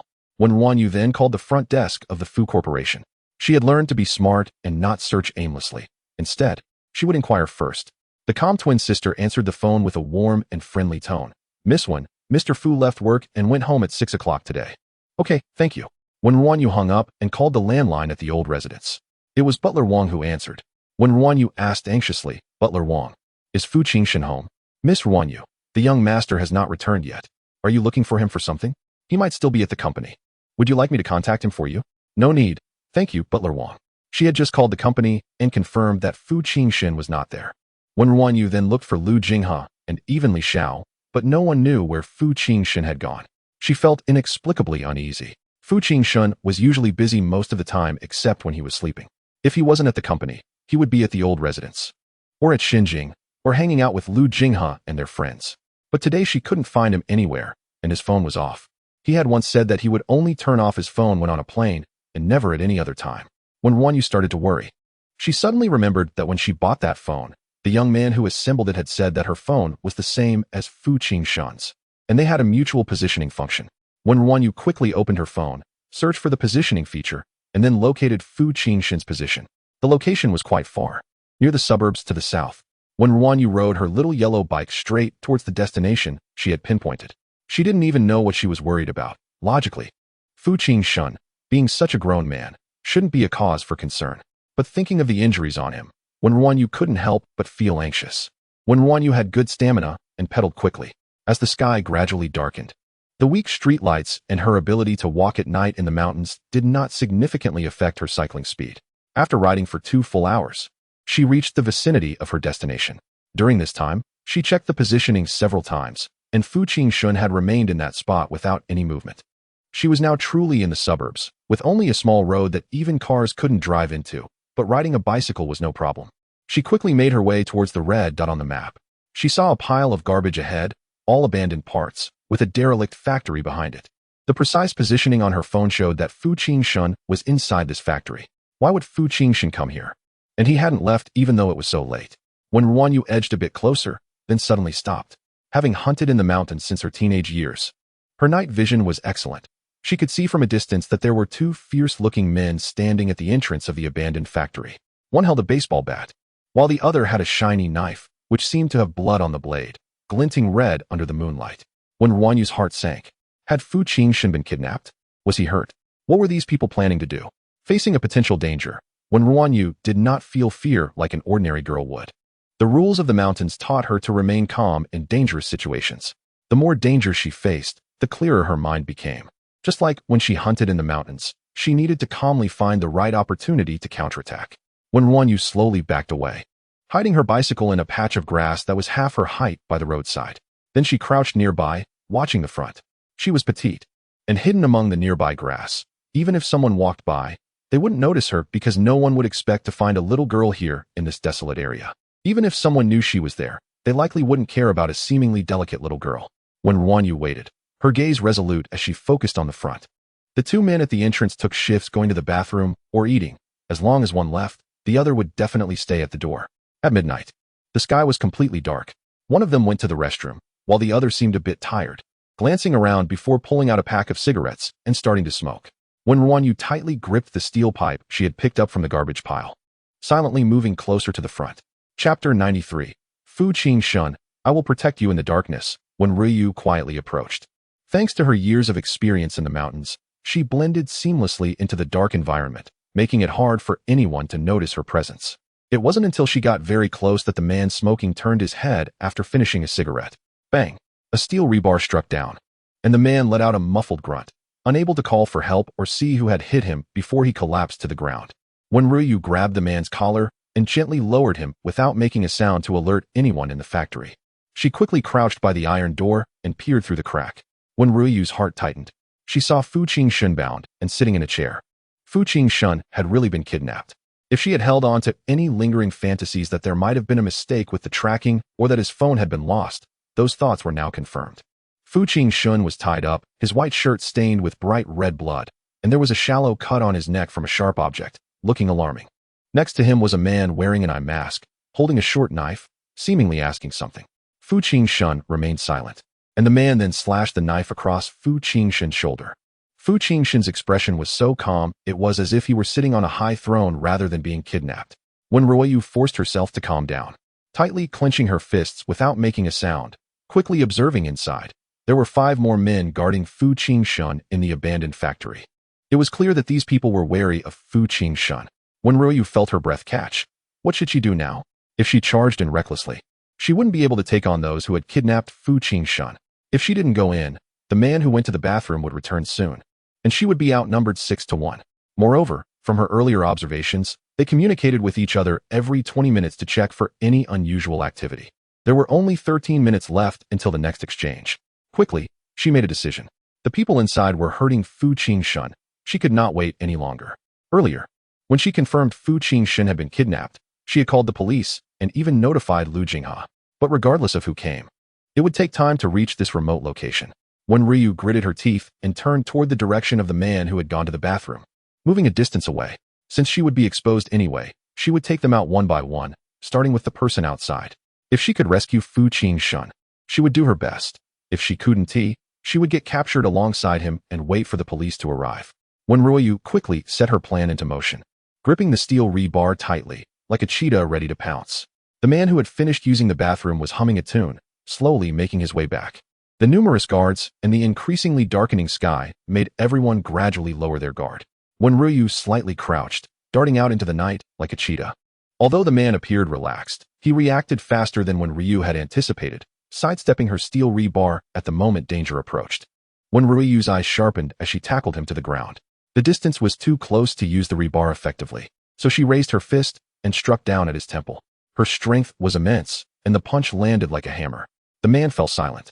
Wen RuanYu let out a long breath, confirming he was completely unconscious before quickly heading back toward the abandoned factory. 8 minutes left. In 8 minutes, the people inside would come into contact with those outside. Wen RuanYu quickly adjusted her previously tensed muscles, trying to relax as much as possible. Complete relaxation would allow her to unleash more powerful force in the upcoming fight. She didn't dare to steal another glance inside the factory. She feared that seeing someone harm Fu Jinshen would make it impossible for her to endure those 8 minutes. 5 minutes. 3 minutes. 1 minute. Suddenly, someone inside knocked on the iron door and asked, "Is there any movement outside?" The 2 guards outside had been dealt with by Wen RuanYu, so naturally, there was no response. The person inside impatiently said, "Where are they? Where did they go? Those 2 must not be slacking off again, right?" At this moment, Wen RuanYu heard a chilling voice from inside. "Don't be careless, Xiaozhong, go check it out." As the words were spoken, the iron door was opened from the inside. This was the opportunity Wen RuanYu had been waiting for during those 8 long minutes. She almost instantly charged out. She kicked toward the man's knee with all her might, and the sound of a bone cracking echoed along with a scream. The man who had come out to check was knocked down to the ground. In the next moment, Wen RuanYu's steel rebar was pressed against his neck, and she pulled back on both ends. Then she looked at the other 4 men in the room. Wen RuanYu lowered her voice and said sternly, "Release Fu Jinshen, and I'll let your man go." The 4 men in the abandoned factory were momentarily stunned by this sudden turn of events. Fu Jinshen, tied to the chair, also slightly squinted his eyes. How did Wen RuanYu get here? He had imagined every possible scenario, every unexpected event, but never had he thought Wen RuanYu would appear in this situation. Wen RuanYu looked at Fu Jinshen and said, "Fu Jinshen, I will protect you." Fu Jinshen's fingertips curled slightly, his tone cold. "What are you doing here? Get lost." Wen RuanYu was scolded, but didn't he think of leaving? She continued to stare resolutely at the few men in front of her. After a while, the man wearing an eye mask let out a cold laugh with a sinister voice. "Where did this little girl come from? Looking for death, huh? Grab her." Wen RuanYu was clearly still too naive. She wanted to test whether they would exchange hostages with her. But those who dared to kidnap Fu Jinshen were desperate criminals. Even in their hearts, their lives were not as important as Fu Jinshen's. Wen RuanYu watched as the men completely disregarded their companion and charged at her. She used the steel rebar to swiftly knock out the man she had captured. The small Wen RuanYu seemed fearless as she charged at the group with the steel rebar in hand. Everyone thought that such a petite and weak girl must have gotten lucky in her initial success. They believed they could easily capture this fragile little rabbit in their next encounter. However, in the next encounter, Wen RuanYu's steel rebar collided with a baseball bat held by one of the men, sending the bat flying. Seizing the opportunity, Wen RuanYu grabbed the man's arm, forcefully dislocating it, then executed a shoulder throw, slamming him into another person. While performing these movements, her feet didn't stop. She kicked at another man rushing toward her. And as he bent over in pain, she turned her head and slammed her forehead into his. The impact was fierce, causing her forehead to split open and blood to flow down, while the man was knocked unconscious. In just one encounter, Wen RuanYu had taken down 2 more men. Chapter 94. Why she is not afraid. The person who was thrown out had his arm broken and suffered a serious injury to his waist.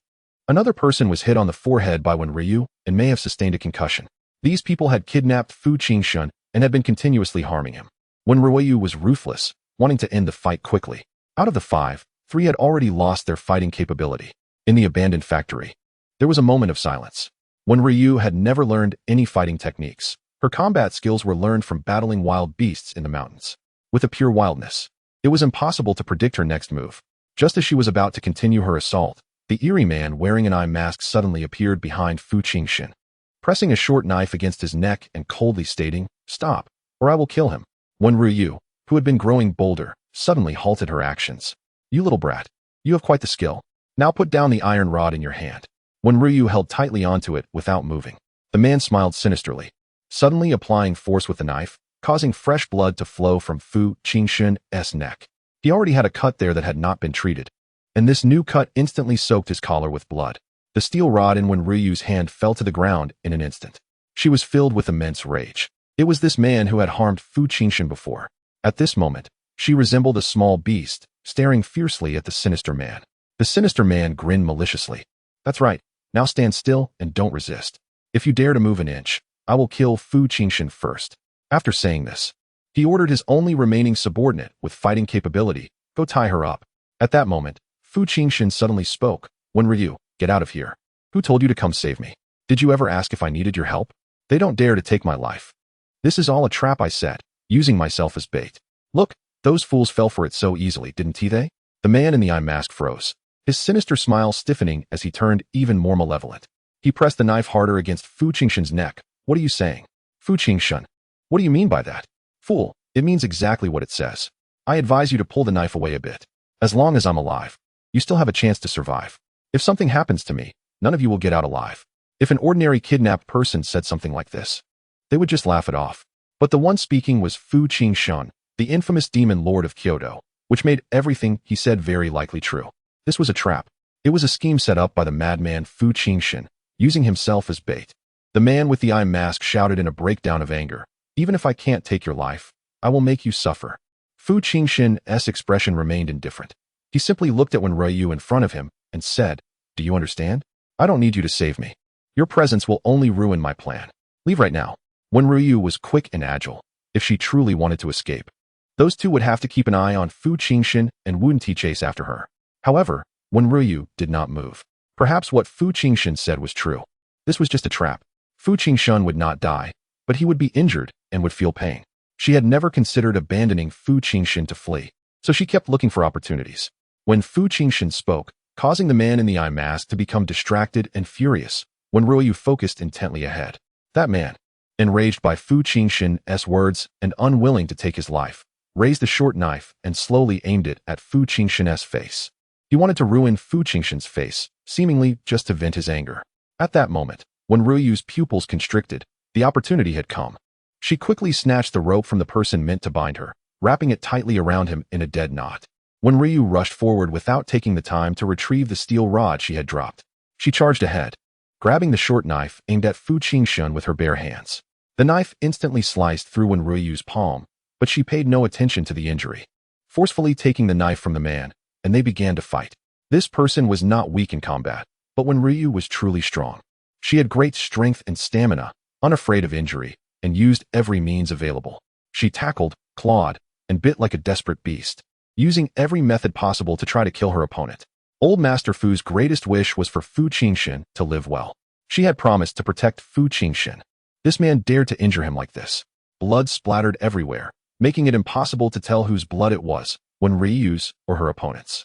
All the while, Fu Jinshen, who had been relaxed, felt his back tense up at some unknown point. He was exerting effort against the ropes binding him, which were digging into his skin, causing veins to bulge on his hands. He couldn't understand. Was this little girl insane?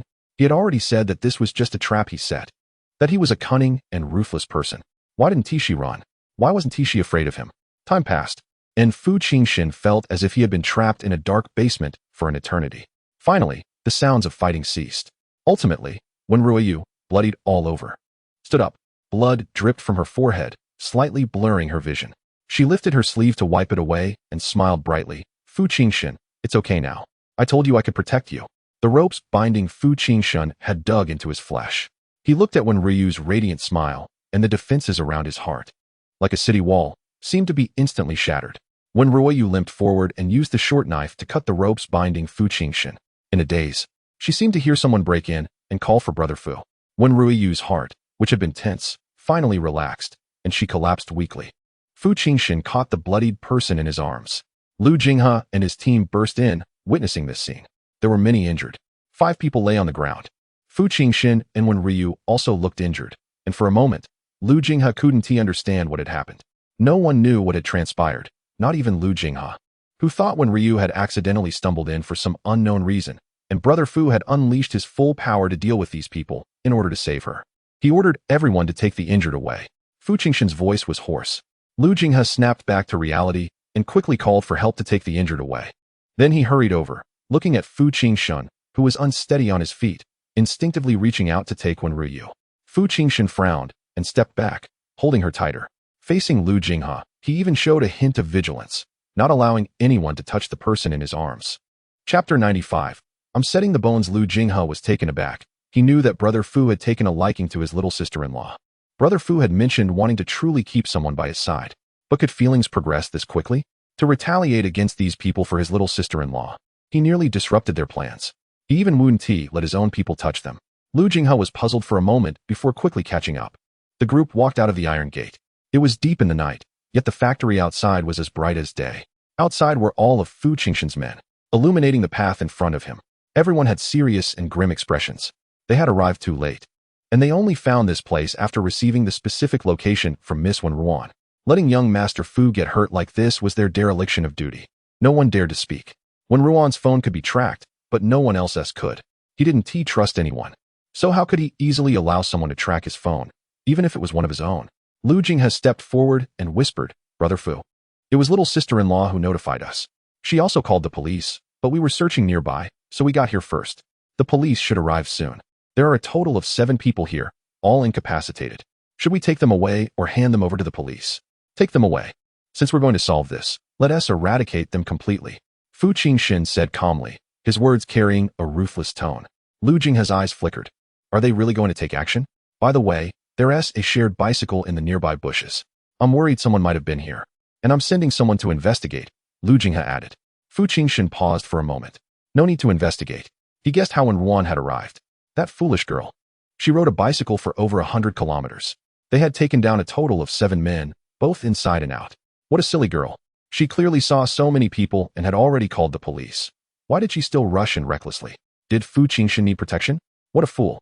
As Fu Jinshen cursed in his heart, he didn't realize his eyes had turned red. After walking out of the small path, their car was parked outside. Fu Jinshen carried Wen Ruan into the car, and after hesitating, Lu Jinghe followed suit. Feeling Fu Jinshen's vigilant and dangerous gaze, Lu Jinghe steeled himself and said, "Brother Fu, let me help with little sister-in-law's injuries." Only then did Fu Jinshen retract his gaze. He slightly lowered his head to look at Wen Ruan, who resembled a rag doll in his arms. His voice trembled uncontrollably. "Look at her. Is she all right?" Lu Jinghe quickly checked, mainly looking for fractures. He didn't dare to remove her clothes to inspect for internal injuries, which would require x-rays at the hospital. After a quick examination, Lu Jinghe couldn't help but twitch his eyelids. Her right elbow was dislocated, her left palm was lacerated, her index finger was fractured, and her forehead had been violently struck. How could she be so badly injured? Lu Jinghe felt something was off. This didn't seem like ordinary abuse. It was like she had gone through a battle. And this was just the surface. He couldn't assess the internal injuries for now. Fu Jinshen trembled all over. Those people, she took them all down. She said she wanted to protect me. When Fu Jinshen said this, his voice was thick with suppressed emotions. What? How is that possible? Lu Jinghe exclaimed. This was the pitiful girl who had been bullied by Brother Fu, the obedient and naive little girl. How could she possibly take on those men? But at this moment, it seemed to be the truth. Lu Jinghe suddenly understood why Brother Fu's attitude had changed so dramatically. Little sister-in-law could now completely influence Fu Jinshen's emotions. The car fell silent. Lu Jinghe provided basic treatment for Wen Ruan. Fu Jinshen held her without moving. Drops of blood fell onto the car floor, mingling together as if they had become one. They didn't return to the main city, heading directly to the nearest hospital instead.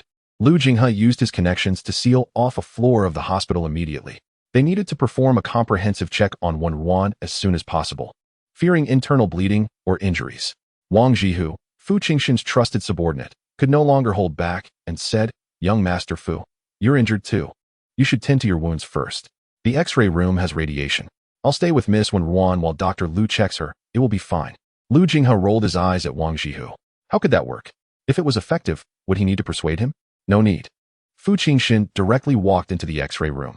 Wang Jihu wanted to say more, but Lu Jinghe couldn't help but interject. "Wang, if you want young Master Fu to get treated, the best way is to quickly check on little Ruan. Don't complicate matters." Lu Jinghe quickly followed into the X-ray room and closed the door. During the examination, Wen Ruan remained unconscious. Fu Jinshen cooperated and followed Lu Jinghe's instructions to check on Wen Ruan. While waiting for the results, he felt nervous for the first time. Getting injured was too normal for him. He always thought that as long as he didn't die, everything else was trivial. But now he was anxious, afraid that the examination would reveal something serious. He was afraid Wen Ruan had suffered too much. After a while, Lu Jinghe rushed over, somewhat astonished as he said to Fu Jinshen, "Brother Fu, little sister-in-law is fine. The worst is a fracture. Everything else is just superficial injuries. She'll need a few stitches for her palm, and she might feel dizzy for a few days from the head trauma, but it's not serious. Her body is too resilient." Fu Jinshen's tense heart finally relaxed. Wen Ruan was carried back to the ward. Lu Jinghe was cleaning up Wen Ruan's gruesome left hand, which had severe lacerations and a fractured index finger. Fu Jinshen looked on with deep eyes. That short knife had originally been aimed at his face, and it was Wen Ruan who recklessly used her hand to catch it. The wound was deep, flesh torn. Later, during the struggle with the leader, the opponent targeted her weaknesses, brutally breaking her left index finger. Fu Jinshen watched as the wounds were cleaned, as the anesthetic was administered, and as the surgical needle stitched up Wen Ruan's palm. His murderous intent grew heavier. At that moment, Wen Ruan opened her eyes. She was allergic to the anesthetic. Or rather, it just had no effect on her. She woke up from the pain. Seeing Fu Jinshen and Lu Jinghe there, she knew everything was all right. She felt quite good, having successfully saved Fu Jinshen.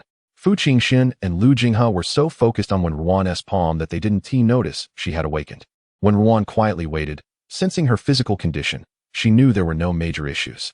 It was just a bit inconvenient with her right arm being dislocated. After her palm was stitched up, Wen RuanYu pulled back her left hand and grabbed her right arm, forcibly popping her dislocated joint back into place with a crack. Wen RuanYu let out a muffled groan. Lu Jinghe didn't react in time. Fu Jinshen wanted to stop her, but didn't have the chance. His anger hadn't even subsided. Wen RuanYu, what are you doing? Wen RuanYu was startled, thinking she had done something wrong. She looked at him wide-eyed and said, I'm setting the bones. It's just a dislocation. It's not a big deal. I've done this many times before. I'm quite skilled at it. Chapter 96. The Demon King guards his angel. Fu Jinshen was filled with a heavy, fierce killing intent that he couldn't suppress. He could only force his voice to lower and say, I'm not blaming you. I just have a better way that won't hurt this much. Wen RuanYu shook her head and said, It's okay. I'm not afraid of pain. Anyway, anesthetics don't work on me. Better short pain than long pain. What? Anesthetics don't work. Lu Jinghe exclaimed. Yes, when I rolled down the mountain before, I endured it all myself. Anesthetics don't work on me unless the dosage is enough to be fatal. Both Fu Jinshen and Lu Jinghe lost their composure. Wen RuanYu smiled faintly and said, It's fine. I'm used to it. I'm really not afraid of pain. She tried to soothe the two with a smile, but the blood covering her face couldn't hide her brilliance. Lu Jinghe stared at Wen RuanYu in a daze. She must be the sun. He quickly averted his gaze and said, I'll go get the splint for your bones. After finishing, he quickly ran out of the ward. At the door, Lu Jinghe took a deep breath and pinched his thigh to wake himself up. That was Brother Fu's woman. Inside the ward, Wen RuanYu blinked her big eyes at Fu Jinshen, who stood by the bed, his breath unstable. She nervously called out, Fu Jinshen. Fu Jinshen seemed not to hear, lost in a bloodthirsty killing intent, wanting to crush anyone who harmed Wen RuanYu into ashes. Seeing that Fu Jinshen didn't look well, like he was trapped in a nightmare, Wen RuanYu stretched out her recently healed arm and gently grabbed the corner of his shirt, softly calling out, Uncle. Fu Jinshen finally broke free from that killing intent. Wen RuanYu's small hand was covered in dry blood, looking messy and dirty. However, Fu Jinshen did not push her hand away. Instead, he moved closer. He reached out to wipe the blood from the corner of Wen RuanYu's eye, but couldn't remove it. Wen RuanYu said, Uncle, I'm fine. You should take care of yourself. The injuries on Fu Jinshen's body were not visible, but his white shirt looked like it had been dyed red in patches. However, the most frightening was the wound on his neck. It wasn't deep, and there was no blood now, but the location of the injury looked terrifying. Fu Jinshen didn't respond. He took a towel, wrung it out with warm water, and gently wiped the blood off Wen RuanYu's face. Earlier, Wen RuanYu had knocked someone out with her forehead, and her own forehead had also been injured, blood running all over her face, even staining her eyelashes, making her look rather disheveled. He was very close to her, his usually indifferent gaze carrying all his tenderness as he seriously looked at Wen RuanYu. She had never seen this side of Fu Jinshen before. In this situation, where her whole body hurt, she couldn't help but feel embarrassed. Uncle, I can do it myself, Wen RuanYu said. Fu Jinshen suddenly spoke softly. Be good, little one. Don't move. Wen RuanYu was truly shy now, but fortunately, her face was smeared with blood, so it wasn't noticeable. Fu Jinshen cleaned the blood off her face, making the scar on her forehead look more pronounced. Lu Jinghe returned again and fixed Wen RuanYu's fractured finger with a splint. Throughout the process, Wen RuanYu didn't cry out in pain, just a little fine sweat on her forehead. Fu Jinshen stood by, feeling anxious and helpless, not knowing what to do or how to help Wen RuanYu.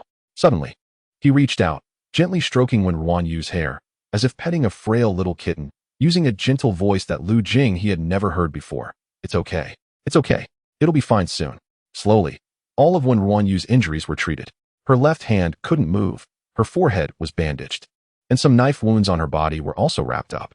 With her clean face, she looked pale and fragile, lacking the rosy color she usually had, making her appear even softer and more delicate.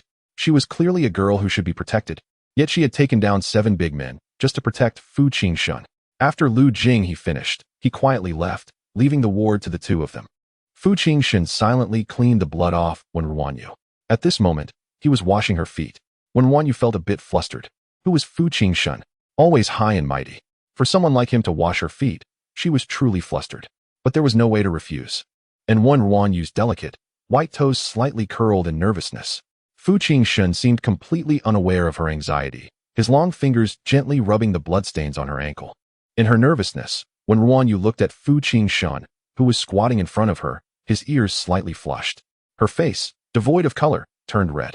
Fu Jinshen dried her feet, took a new set of hospital clothes, and directly reached for Wen RuanYu's clothing. Finally, Wen RuanYu reacted, "Stop. Uncle, stop. Men and women shouldn't be too close. I can change by myself." Fu Jinshen raised his eyes to look at Wen RuanYu. "We are husband and wife." Wen RuanYu's face flushed. But, I can still change by myself. It's okay to let the nurse come help." She stammered, firmly refusing. Even though she liked Fu Jinshen, he didn't like her yet. They weren't truly husband and wife. How could he help her change clothes? Fu Jinshen frowned, worried that Wen RuanYu would hurt her wound while resisting, and ultimately agreed to let the nurse come in to help. Wen RuanYu changed into clean clothes, and all her wounds were treated. Perhaps due to excessive blood loss or hitting her head, after everything was tidied up, she uncontrollably closed her eyes and fell asleep. Fu Jinshen sat by the bed. He was still covered in blood, with too many injuries, his expression too indifferent. And even the corners of his eyes had traces of blood, giving him an otherworldly aura. Meanwhile, Wen RuanYu, lying on the hospital bed, looked as pure as an angel. The Demon King guarded his angel. At this time, in the city of Kyoto, there was unusual commotion at the old residence. The usually absent people were all present, including Fu Jinshen's cousin, Fu Jun, who was also there today. Like Fu Jinshen, Fu Jun worked at the Fu family company. However, both in ability and methods, he fell short compared to Fu Jinshen. At this moment, Fu Jun angrily said to old Master Fu, "Grandpa, my cousin has been making things difficult for me because you supported me a while ago. Now he is ignoring the company's major clients worth billions, and doesn't he know where he has gone?" Fu Rongfeng echoed, "Dad, I know you favor Fu Jinshen after my brother's death, but Jun is also your grandson. Thanks to Jun's efforts, we managed to save the client this time. Otherwise, the Fu family would suffer significant losses." Old Master Fu frowned. "Where's Jinshen? He wouldn't just disappear without reason." Fu Jun sneered. "Does Grandpa not know my cousin's temperament? He is someone who disregards everything and acts recklessly.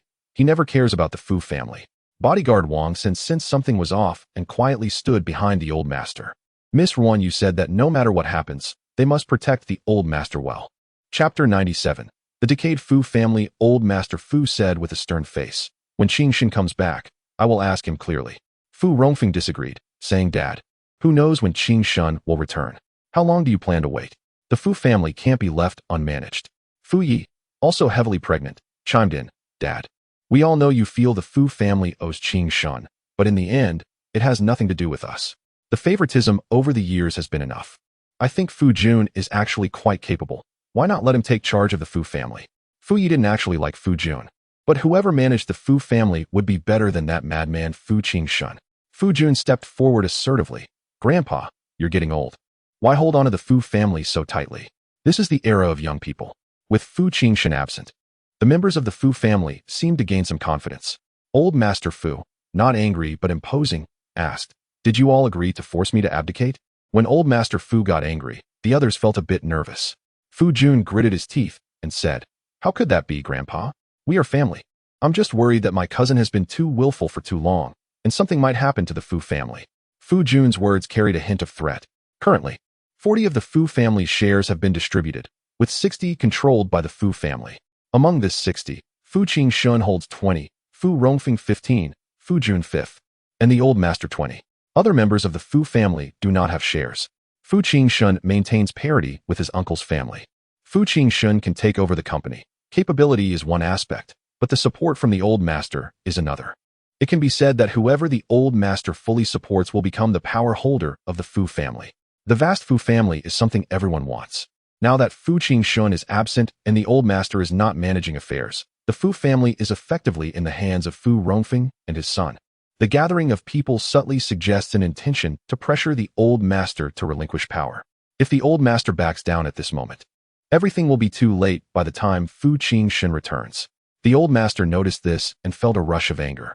Seeing this, Wang San directly moved from behind the Old Master to stand in front of him, blocking everyone. The members of the Fu family looked coldly at Wang San. Wang San, with a simple expression, seemed oblivious to the murderous gazes. He seriously turned to Old Master Fu and said, "Old Master, you should go to bed. Miss Ruan said you can't stay up so late. She will definitely be angry when she comes back. Old Master Fu let out a long sigh. Feeling some of his pinned-up frustration dissipate, he firmly said, I know what you all are thinking, but I'm not dead yet, so keep your thoughts in check. If Jinshen really isn't suitable to manage the Fu family, I will handle it myself without your input. The old master's attitude was resolute. Fu Jun dared not say anything harsh anymore and smiled like a grandson. Grandpa, don't be angry. I will take good care of the Fu family and hope my cousin returns soon. Old Master Fu went upstairs to rest. After closing the door, his expression was extremely grim. He knew that Fu Jinshen was indeed reckless, but normally he wouldn't leave the company so casually. Had he encountered some trouble, or was something wrong? He couldn't find him, and his calls went unanswered. The old master felt a bit worried. At that moment, the old master received a call from an unknown number. City Suburb Hospital. After a long time of sleeping, Fu Jinshen finally calmed down. This time he had only intended to play a game, using himself as bait to fish, which was quite amusing. But now he didn't want to play anymore. His phone was turned off, and those who had kidnapped him were also controlled, preventing any messages from being sent out. The other party would only think he was still bound. At this time, Fu Jinshen used another phone to contact the old master. Hey, old man, it's me. Upon hearing Fu Jinshen's voice, Old Master Fu breathed a sigh of relief. He couldn't help but curse. Where the hell have you been? Do you know you've messed things up? Come back immediately. Old man, I need to tell you something. You need to listen calmly. Or I'm afraid I won't finish before you get mad. What the hell do you want to say? I was kidnapped. Unless I'm mistaken. It's either my uncle or Fu Jun who did it, probably to get the shares from you. Old Master Fu suddenly fell silent, not making a sound. But Fu Jinshen knew he was listening and continued. Out of respect for you, I haven't acted against them, as you probably know, but now I plan to retaliate. Old Master Fu finally spoke, asking, Jinshen, are you hurt? Are you out of danger? Fu Jinshen's anger slightly subsided. Not dead, but next time might be different. Old Master Fu was silent for a long time before saying, What do you want me to do? You don't need to do anything, just don't get involved. Of course, you can inform Fu Rongfeng and the others about this call. Fu Jinshen still had some feelings for Old Master Fu. This call was a warning. He didn't want to hurt the old master. If Old Master Fu informed Fu Rongfeng about his escape, Fu Jinshen might even feel happy. That way, he could completely sever ties with the Fu family and no longer have to consider anything. After hanging up the phone, Fu Jinshen began his retaliation. With just one call, some people in the Fu group had already started to move. Fu Jinshen had controlled the Fu group for 5 years. It wasn't something that could easily change hands. Even if the old master personally intervened now, he might not be able to take control. Fu Jinshen made a series of arrangements, whispering coldly, Uncle, since you want the Fu family, then be prepared. I hope you won't be crushed by this big hole. Old Master Fu sat silently in his room. The Fu family had long since decayed, exuding a foul stench. It seemed that no matter how he supported it, he could only maintain a superficial gloss. Family members killed each other. Family members protected and framed one another. Family members were truly disgusting. Perhaps the Fu family should have never existed. On one side was the second uncle's family, and on the other was the grandson who owed so much. Who should he help? After dawn, Old Master Fu opened the door. He almost bumped into Wang San, who was guarding the door. Wang San rubbed his eyes and hurriedly moved the recliner from the doorway, worried about the old master. He had directly carried a recliner to the old master's door and slept there. After moving the recliner, Wang San was taken aback. How could it be just one night? And the old master seemed to have aged a lot? Wang San didn't know what to do.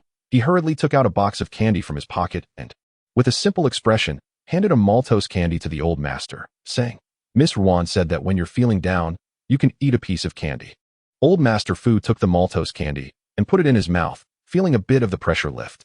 Since he had already decided whom to help, there was no need to hesitate any longer. If the Fu family were to disappear, then so be it. Chapter 98. Do you want to know? Far away at the suburban hospital, Fu Jinshen, after arranging everything, no longer cared about anything, keeping watch over Wen RuanYu under the night sky. The next day, at 6 o'clock, her strong biological clock made Wen RuanYu wake up on time despite her injuries. Upon waking, she instinctively wanted to go to work, momentarily not realizing where she was sleeping. Don't move. A hoarse yet somewhat sexy low voice rang in her ear. Wen RuanYu immediately stopped her movements, remembering her situation. Yesterday, she had found the kidnapped Fu Jinshen and desperately saved him. Now, it seemed she was in a hospital. Once she realized this, she felt pain all over her body. The anesthetic had no effect on her. Now her arms, legs, hands, and forehead all hurt. But as Wen RuanYu said, she wasn't afraid of pain, so her expression didn't change much. Fu Jinshen suddenly gently picked up Wen RuanYu and placed her on his lap, putting socks on her. Wen RuanYu was so stunned that she almost forgot the pain. Was Fu Jinshen really this casual about holding her? This casually, she would get shy? She held back her embarrassment and slightly raised her head to look at Fu Jinshen. Fu Jinshen had already treated his injuries, changed into a clean robe, and the white bandage around his neck, along with his slightly pale complexion, transformed him from being charming to strikingly heartfelt. As Wen RuanYu looked up, Fu Jinshen lowered his head. The bandage around his neck brushed against Wen RuanYu's face. Unable to help herself, she swallowed hard, almost afraid to continue looking, and quickly lowered her head. Her unusual thought process led her to ask in a flustered manner, "Why aren't you wearing a hospital gown?" Everyone else was in hospital gowns, but Fu Jinshen was in a beautiful white robe. Who was he trying to entice? Fu Jinshen was momentarily taken aback before replying. "The hospital gown is too small. I can't wear it." Wen RuanYu glanced at her short legs and then at Fu Jinshen's long ones, and instantly fell silent. Is being 1.9 meters tall impressive? It seemed it really was quite impressive. Fu Jinshen chuckled lightly. "If you don't want to wear a hospital gown, you don't have to." Wen RuanYu quickly shook her head. No, Fu Jinshen, you don't have to hold me like this. My feet aren't injured. I can walk. Actually, the other injuries are not a big deal. They're just superficial wounds. I have medicine, and there are doctors looking after me. I really don't need to endure this." She wanted to say that there was no need for this. Being held like this, her young heart couldn't take it. The first time she kissed Fu Jinshen was when she was drunk, mustering the courage from the alcohol. Afterward, she didn't know how much psychological preparation she had done for herself. Fu Jinshen ignored her protests and directly carried Wen RuanYu to the bathroom, where he twisted warm water for her to wash her face, speaking in a calm tone. "You have an injury on your forehead. It's inconvenient for you to wash up." After washing her face and brushing her teeth, she was carried back. Once back, Fu Jinshen really took a small-sized version of the same robe and, with a hint of pampering, draped it over Wen RuanYu. Throughout the process, Wen RuanYu was dazed. In her life, she had never been cared for like this. Fu Jinshen's gaze made her really a bit flustered. His subordinates also felt quite flustered. And Lu Jinghe was also uneasy. The great demon king Fu Jinshen, looking like a warm man, was quite terrifying. Who would have thought that Fu Jinshen would wash a woman's face, dress her, and feed her medicine? Facing such a Fu Jinshen, Wen RuanYu felt embarrassed to eat too much, resulting in her not being full. Her big eyes blinked as she said eagerly, "Fu Jinshen, I think I don't need to stay in the hospital. How long until we go back? I still need to ask for leave from work. And my little yellow bike? It was scanned with my WeChat, and it's still charging." The bodyguard at the door couldn't help but roll his eyes.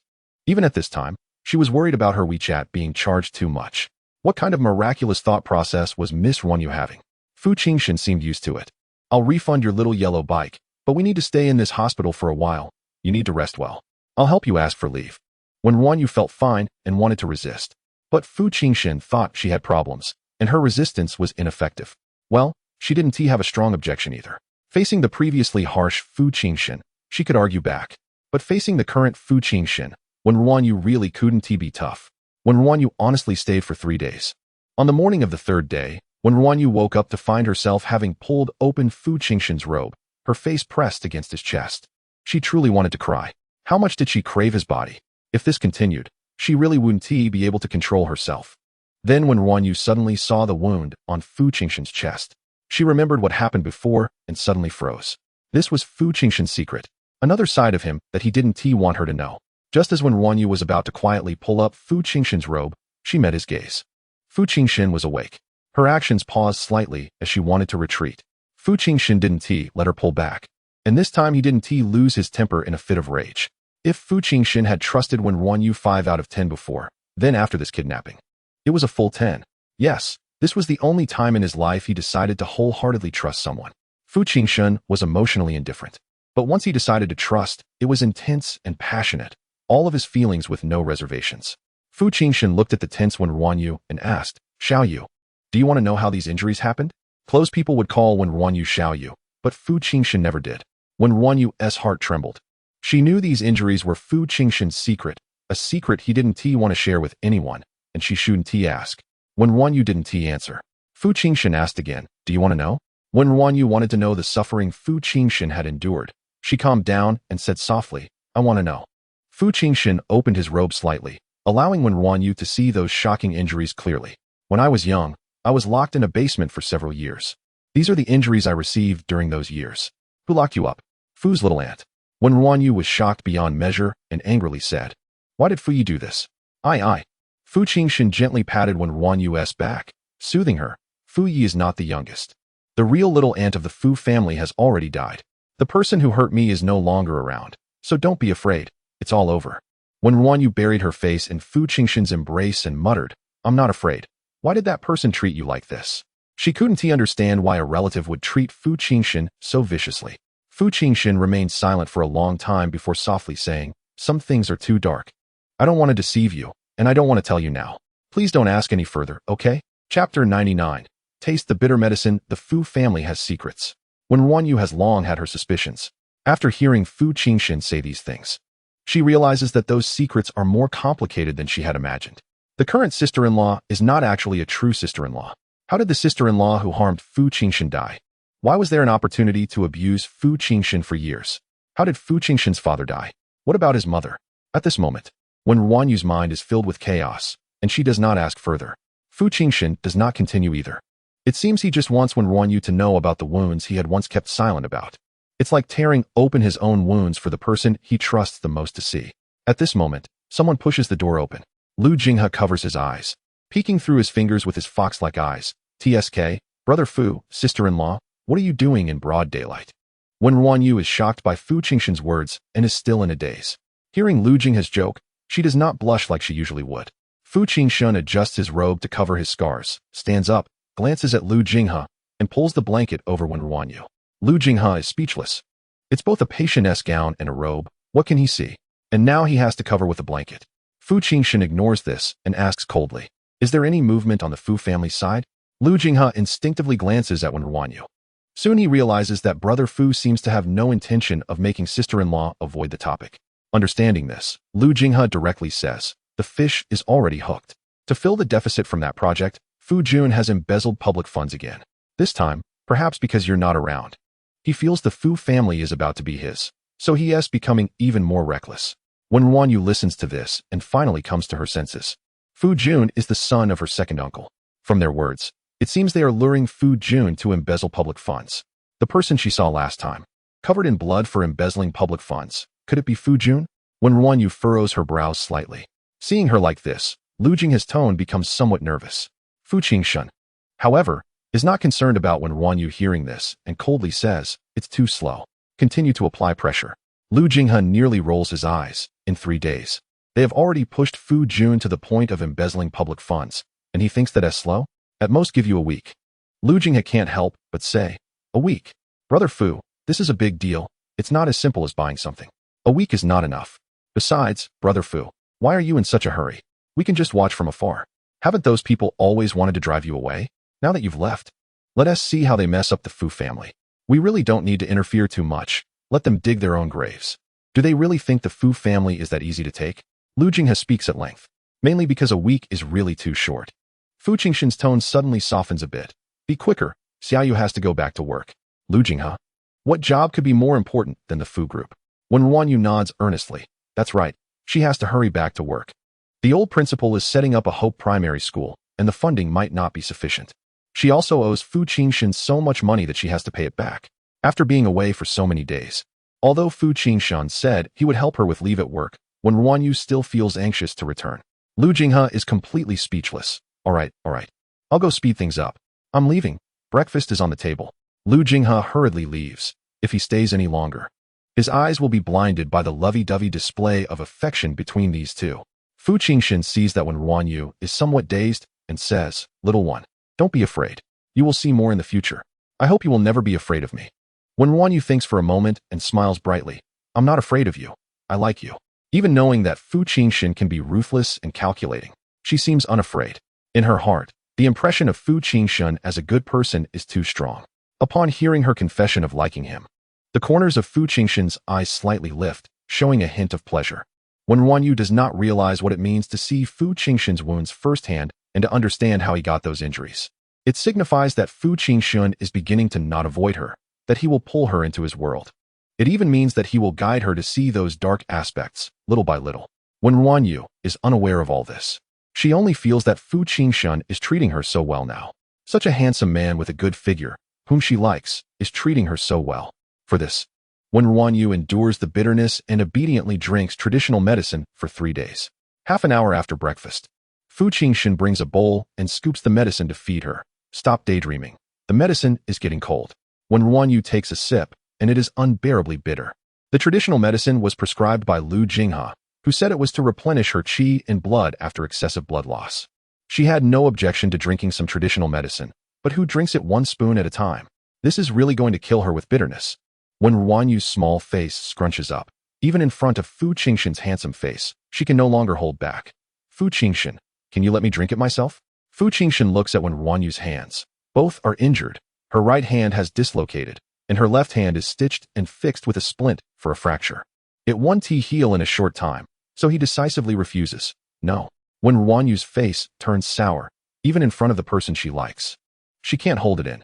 Uncle, killing a person is just a light matter.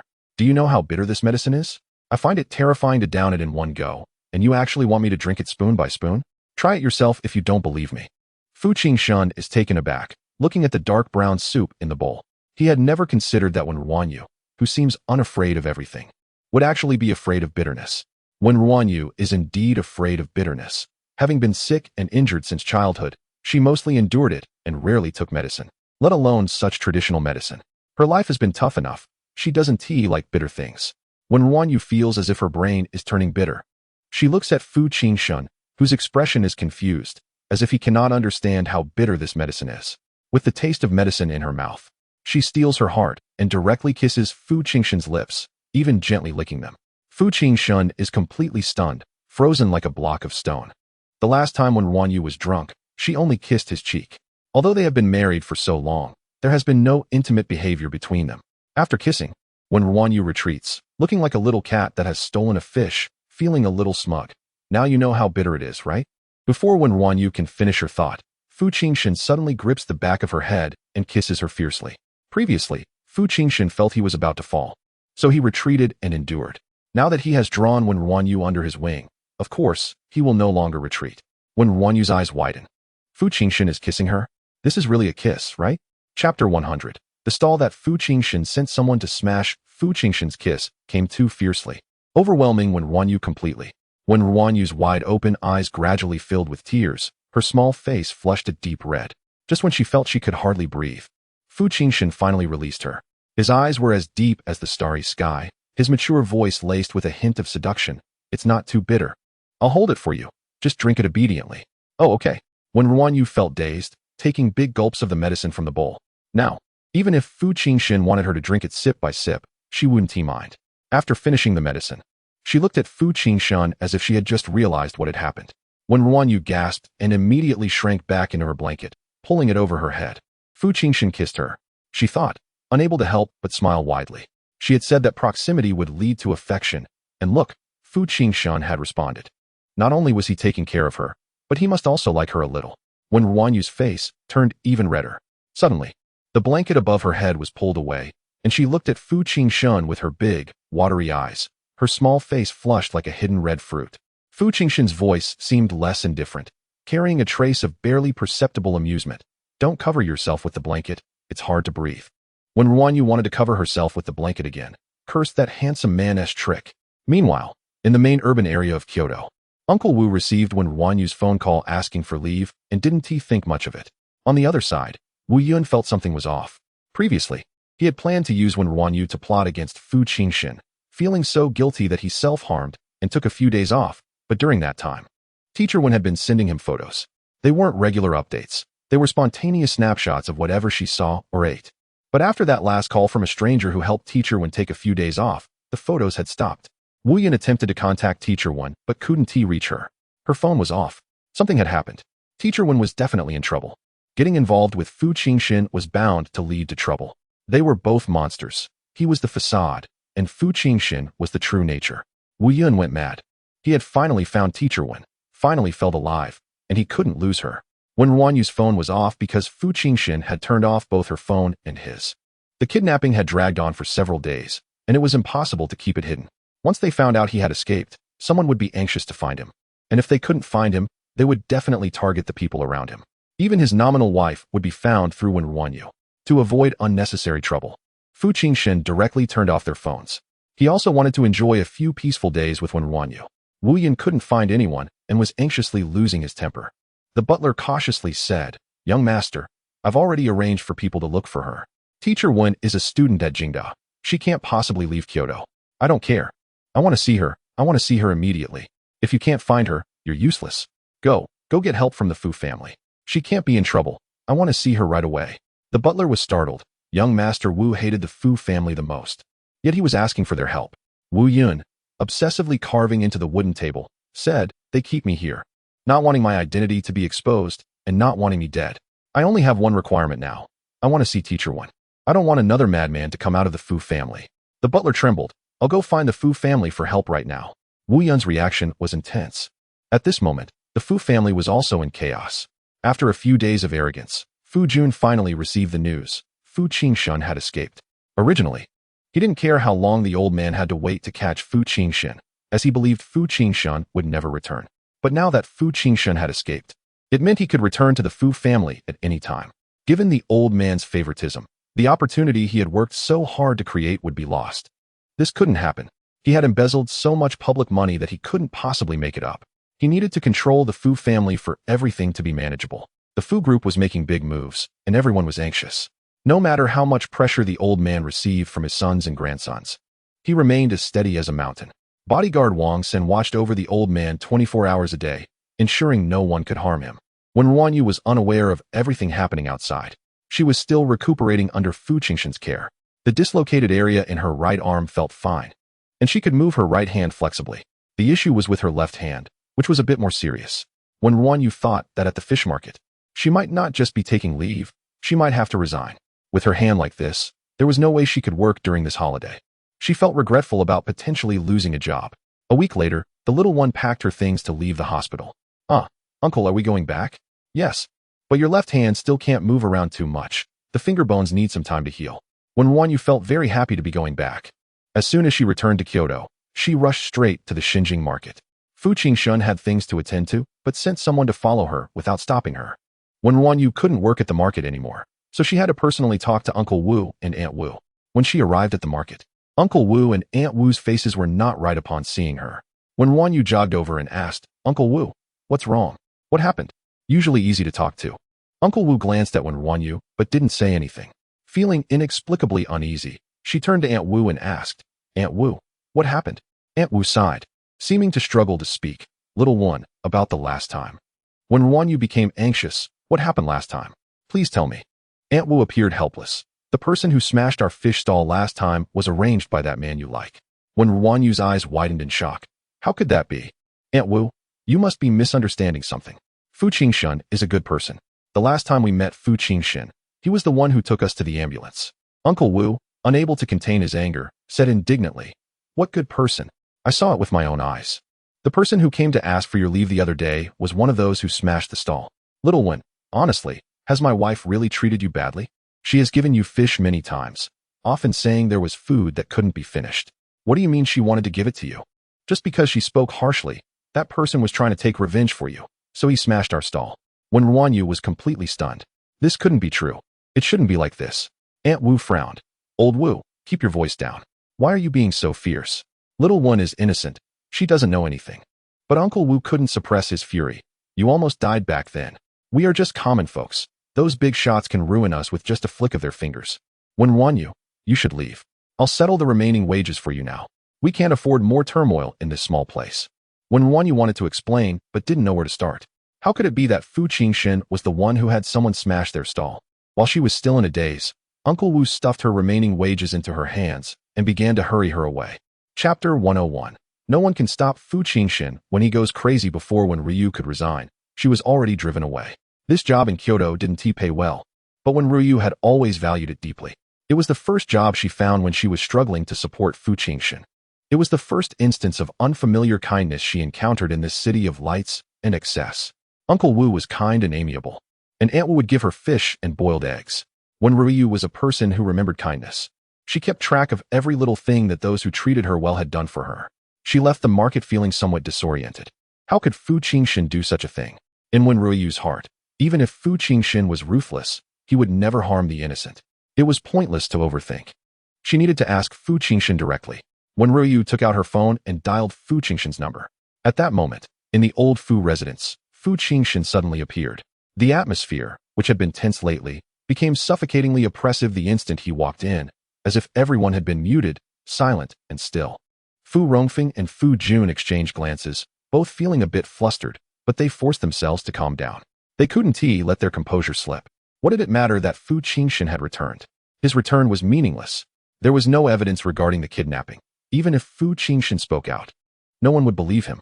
Fu Yi was eating grapes, and, upon seeing Fu Jinshen return, spat out a grape seed in displeasure. No one was looking forward to Fu Jinshen's return. Only the old master let out a long sigh of relief. As long as he was back, everything was fine. Although Fu Jinshen had notified the old master in advance, the old master still couldn't help but worry. Seeing Fu Jinshen safe in front of him truly put him at ease. Fu Jinshen looked at everyone with a cold, wicked smile. Why was everyone silent? He walked towards Fu Rongfeng. It's been a few days. How have you been, second uncle? Fu Rongfeng's serious expression faltered slightly, and he darkened his face, saying, Fu Jinshen, the Fu family is not just yours. Are you trying to destroy the Fu family with your recent actions? Fu Rongfeng had been learning from the old master for decades. However, while the old master was genuinely serious and dignified, Fu Rongfeng's demeanor was merely an act, full of scheming.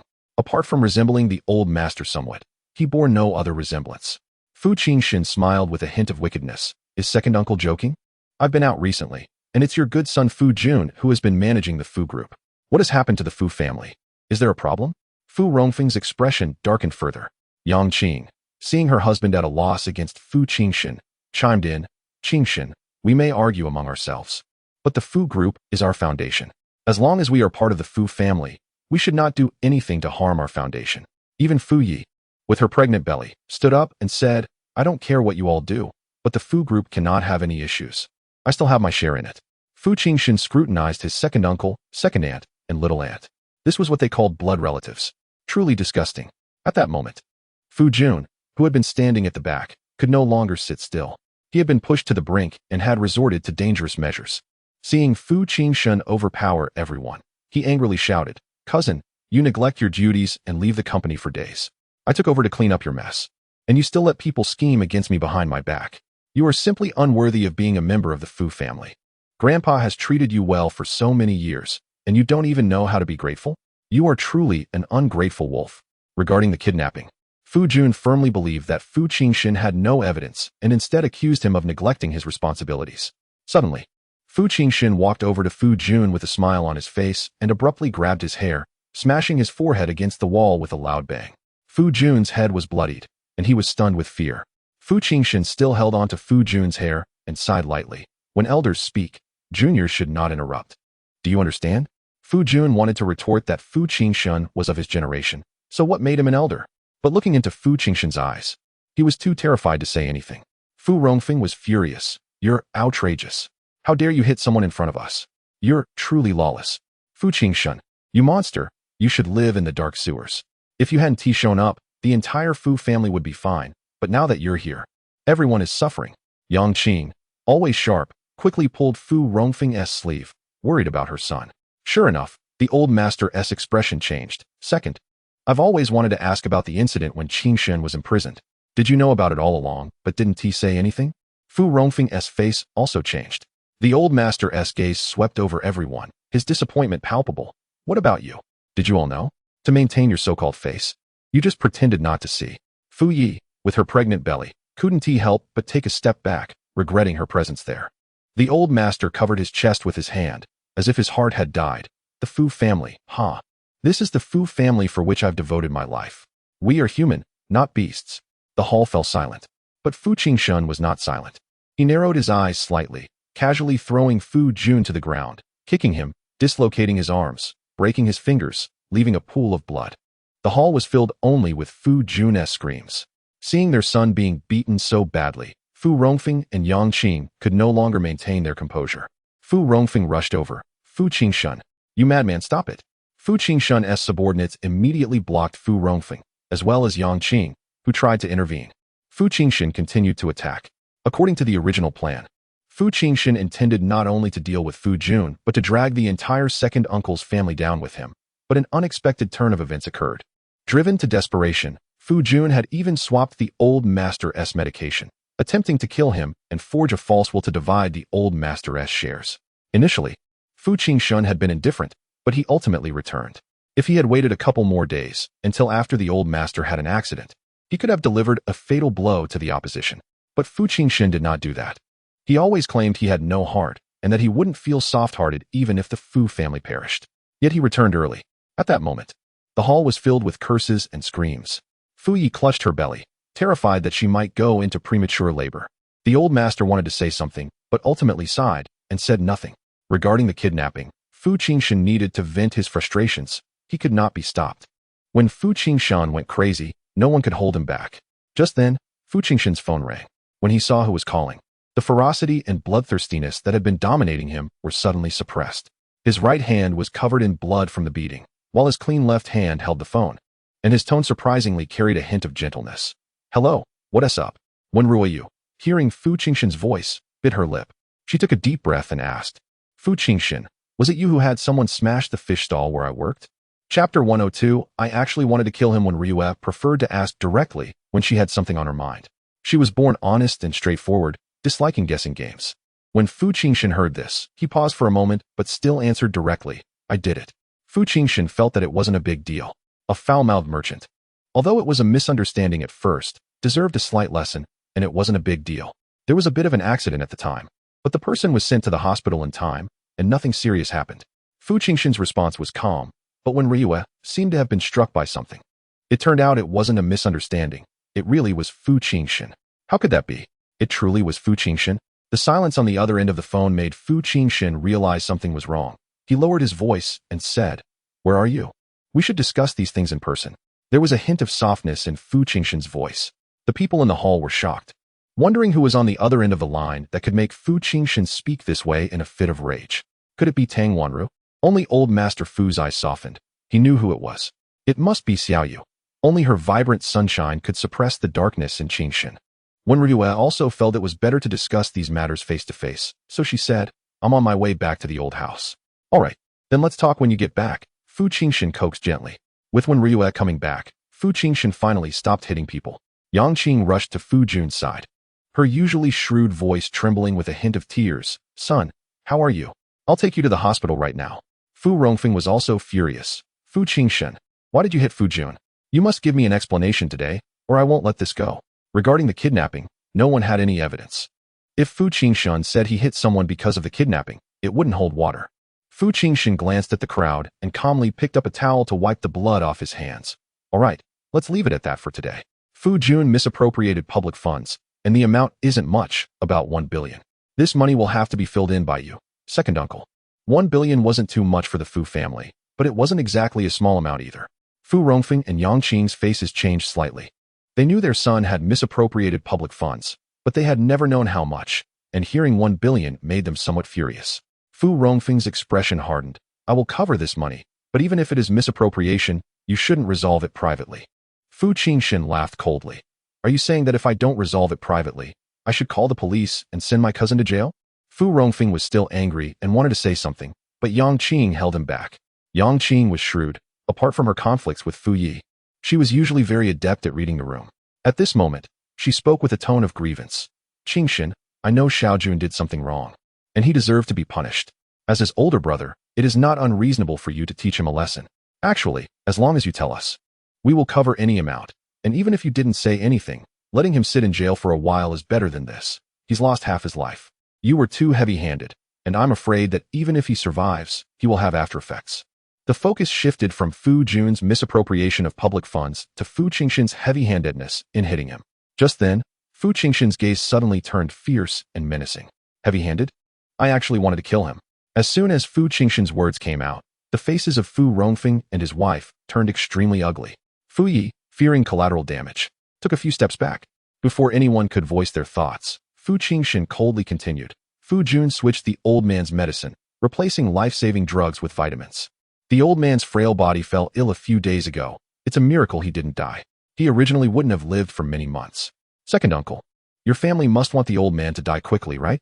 Once the old man is gone, those shares will be divided, and you too can take control of the Fu family. When Fu Jinshen said this, everyone was taken aback. They had been scheming and calculating against each other. But no one had ever thought of taking a life. Even this time, when they kidnapped Fu Jinshen, they hadn't considered killing anyone, much less the old master.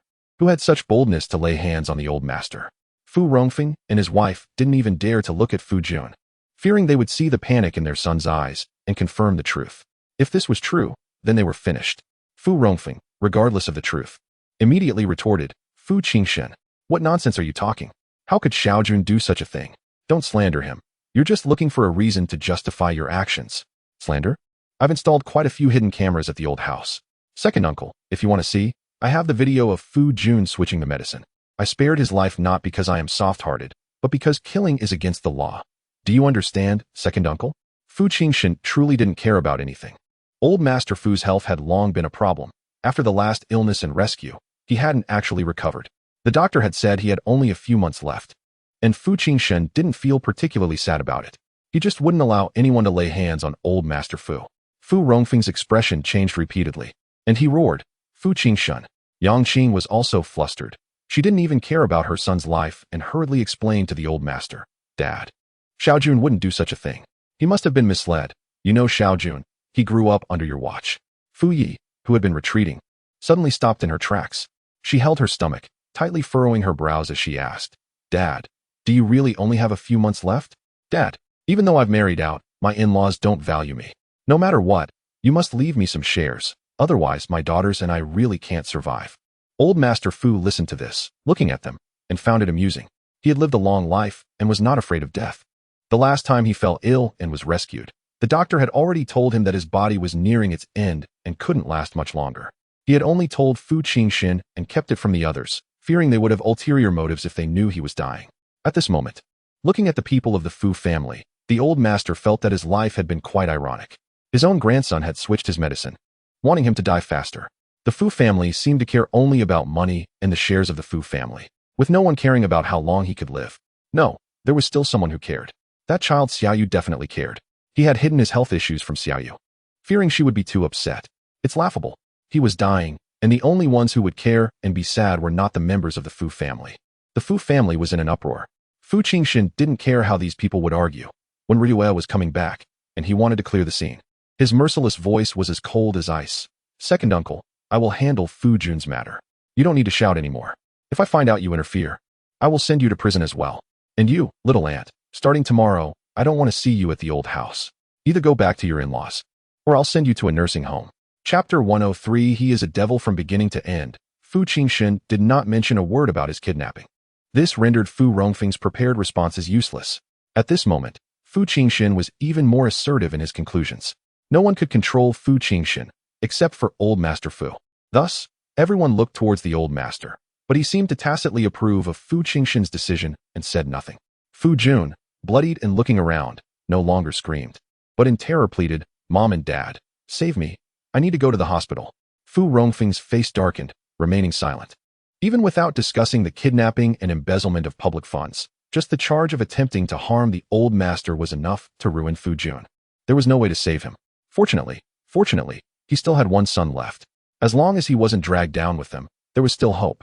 Yang Qing also slumped down, silently crying, turning her head away from her eldest son. Fu Jun finally realized he had been abandoned, howling in despair. And the next moment was knocked unconscious by Fu Jinshen's bodyguard with a swift move that startled everyone present. After dealing with Fu Jun, Fu Jinshen coldly said, All right, second uncle and second aunt, please move out. I have a bad temper, so I hope you will try not to appear in front of me in the future. Fu Rongfeng and Yang Qing both knew that there was no possibility of counterattacking today, because the old master was on Fu Jinshen's side. If they continued to make a fuss and angered the old master, he might directly give all his shares to Fu Jinshen, and then they would truly be finished. Yang Qing wiped her tears, hiding the hatred in her eyes, and looked at Fu Jinshen, saying, Jinshen, we will move out for the wrongs we have done. But your younger brother is innocent. He went to tutoring classes and knows nothing. Dad's health is getting worse. I hope you won't stop him from coming back to visit the old man in the future. Fu Jinshen glanced at the old master and nodded slightly. He didn't like any of these people, but he wouldn't stop the old master from seeing his descendants. Fu Jinshen's cold gaze turned to Fu Yi. Where's the little aunt? Are you leaving on your own, or should I have someone escort you out? Every time Fu Jinshen called her little aunt, Fu Yi felt a chilling sensation. Although Fu Yi was somewhat afraid, she retorted, Fu Jinshen, this is my home. How can you drive me away? Dad's health is poor. If you drive us all away, what do you want to do? Do you want to monopolize the Fu family? Fu Jinshen was too impatient to say more and directly ordered, Wang Jihu, take her to the nursing home. Fu Jinshen had two capable bodyguards, Wang Zhilong and Wang Jihu, both sons of butler Wang and older brothers of Wang San. Wang Zhilong was smart, while Wang Jihu was steady. Wang Jihu, upon receiving the order, walked directly towards Fu Yi. Fu Yi immediately screamed, don't touch me. If anything happens to my son in my belly, you can't afford to pay. Fu Yi struggled violently. And Wang Jihu really didn't dare to be too forceful. A 7-month pregnant woman could indeed suffer serious consequences with even the slightest mishap. Fu Yi, relying on her big belly, gained confidence and began to cause a scene. At that moment, Wen RuanYu returned. Wen RuanYu called Fu Jinshen. She was already on her way back. Therefore, she returned even faster than Fu Jinshen had anticipated. Hearing the commotion outside, Fu Jinshen's expression changed slightly. Although he didn't mind Wen RuanYu knowing about his darkness, he didn't want her to witness this bloody scene firsthand. Wen RuanYu burst in upon hearing the screams. Wang San couldn't stop her. Wang Zhilong and Wang Jihu both shot a glare at their foolish younger brother. Wang San was also helpless. The young mistress's combat power was such that not even his older brothers could likely stop her. Upon entering, Wen RuanYu saw the chaotic scene, blood everywhere. A pitiful Fu Jun and a screaming Fu Yi. What happened? Wen RuanYu's gaze quickly scanned the room and landed on old Master Fu. She rushed to his side and reached out to support him. After a few days apart, old Master Fu seemed to have aged a little. Wen RuanYu didn't care about anything else and asked with concern, Grandpa Fu, are you all right? Facing the chaotic and bloody scene, Wen RuanYu's primary concern was still old Master Fu. The old Master's gaze softened slightly, just about to respond when Fu Ye's loud shout interrupted him. Fu Jinshen, I didn't change the old master's life-saving medicine. I didn't do anything. So why are you driving me away? I know what you mean. You dealt with Fu Jun, drove away second brother, and now you want to kick me out too, so you can have the Fu family all to yourself. You want to keep an eye on the old master and monopolize the Fu family after he dies, right? Dream on. If you have the guts, come at me. It's better to die together. Fu Yi was desperate. She was pregnant, and she didn't believe old Master Fu would truly abandon her. She just wanted some benefits. She hadn't done anything heinous. Fu Jinshen dared to try and take action against her. Fu Jinshen indeed did not take action, but not for the reasons Fu Yi thought. It was simply because Wen RuanYu had returned, the usually cold and ruthless Fu Jinshen had learned to care. Old Master Fu didn't want Wen RuanYu, this innocent child, to see such disgusting things and instinctively shielded her behind him. However, Wen RuanYu hurriedly tugged at old Master Fu's sleeve, asking, Grandpa Fu, what do you mean by changing medicine? Who changed your medicine? What exactly happened? Old Master Fu remained silent. Fu Jinshen also dared not answer. Fu Jinshen didn't care about life and death, but Wen RuanYu did. If he told Wen RuanYu that the old master wouldn't live for many more months, could she accept it? With no one answering, Wen RuanYu's eyes turned red with panic. She didn't care about the Fu family's squabbles. She married Fu Jinshen not for the Fu family's money. But old Master Fu couldn't have an accident. The doctor said that old Master Fu's medication couldn't be interrupted, and his health had to be well taken care of without any mistakes. Seeing that Wen RuanYu was about to cry from anxiety, old Master Fu quickly reassured her. Don't be nervous, Xiaoyu. Thanks to you arranging for Wang San to guard me, the matter of changing medicine was discovered in time by Wang San, and no one could change my medicine. Wen RuanYu's eyes widened, still a bit panicked as she looked at the old master. Old Master Fu nodded firmly. The medicine change had indeed failed, but even if he took his medicine on time, it would only be a delay in the end. There was no need to tell Xiaoyu about these matters for now. When Wen RuanYu heard that old Master Fu was fine, her anxious heart finally relaxed, and she clung to old Master Fu in fear. While Fu Yi was still struggling, she suddenly noticed something. Everyone knew that the old master treated Wen RuanYu very well. However, Fu Jinshen looked overly tense, as if he cared a lot about Wen RuanYu. Thinking back to how Fu Jinshen had admitted his marriage in front of Tang Wanru, and how he had returned to the old residence after a year and a half of not living there, Fu Yi felt she had discovered the key. Could it be that this madman Fu Jinshen had developed feelings for Wen RuanYu? Thinking of this, Fu Ye's eyes lit up, and she shouted, Wen RuanYu, do you know what kind of cruel person you're marrying? Look at Fu Jun over there. And then look at the blood on Fu Jinshen's hands that he can't wipe clean. Fu Jun is almost beaten to death by him, and they are blood relatives. Now Fu Jinshen even wants to lay hands on me, a pregnant woman. What kind of outstanding descendant of the Fu family is he? He is a devil. Chapter 104. Wen RuanYu's attitude, Fu Jinshen's expression changed. Wen RuanYu was a kind person. She was optimistic and cheerful, always giving the greatest goodwill to people and things. When Wen RuanYu said she liked him, she liked the facade he had put on. He was like a rat in the dark sewer, shamelessly trying to catch the sunlight. At that moment, what would Wen RuanYu's attitude be when Fu Yi said this? Fu Jinshen instinctively hid his blood-stained hand behind him. His innate dark and bloodthirsty nature only made him more excited and crazed by blood. This was the first time he had hidden his bloodied hand, afraid of being seen. Old Master Fu looked worriedly at Wen RuanYu beside him and shouted at Fu Yi, "Shut up." Fu Rongfeng and Yang Qing exchanged glances, also sensing a slight opportunity. Yang Qing, with red eyes from crying, softly said, "Jinshen, we will make up the public funds. You've already vented your anger. Why don't you let me take Fu Jun to the hospital? After all, we're all family, and we wouldn't want any fatalities, would we?" Even if their son couldn't return to the Fu family in the future, it was still a good thing to send him to the hospital for treatment now. Fu Jinshen pursed his lips and remained silent. Wen RuanYu stepped out from behind Old Master Fu and looked at Fu Jinshen, asking, "Fu Jinshen, did you hit him?" Fu Yi sneered and replied, "Isn't it obvious? Look at the blood on his hands. You can see Fu Jinshen's true colors now, can't you? If I were you, I'd advise him. After all, there are only so few people in the Fu family, and we're all relatives. Why do it so ruthlessly?" Fu Jinshen shot a sharp and dangerous glance at Fu Yi, who immediately shut his mouth in fear. Wen RuanYu ignored Fu Yi and continued to look at Fu Jinshen. Fu Jinshen's heart sank. The fish stall incident hadn't been resolved yet, and now Wen RuanYu was seeing his cruel side. Facing Wen RuanYu's sincere gaze, Fu Jinshen suppressed a reply. "It was me." Wen RuanYu asked again, "Was it because he wanted to change Old Master's medicine?" "Yes." Wen RuanYu didn't ask further and walked over to Fu Jun. Without anyone knowing what Wen RuanYu was going to do, she walked over and kicked Fu Jun in the ribs, making a cracking sound. The unconscious Fu Jun was jolted awake by the pain. Wen RuanYu then viciously seized Fu Jun and punched him in the face. The awakened Fu Jun didn't even react before he was knocked back, spitting out blood and 2 teeth along with it. Fu Yi was frozen in shock. Yang Qing stopped crying. They had intended to use Wen RuanYu to stop Fu Jinshen. But now, Wen RuanYu was just as ruthless as Fu Jinshen. After hitting him, Wen RuanYu looked at the Fu family members. Her delicate and adorable face, now carrying a coldness identical to Fu Jinshen's. She said word by word, "I think Fu Jinshen's punishment wasn't harsh enough. Daring to change Old Master Fu's medicine is simply unforgivable." What Wen RuanYu cared about most was Old Master Fu. More than she cared for Fu Jinshen. She merely liked Fu Jinshen. As for Old Master Fu, he was like her teacher Lu, a spiritual support for her.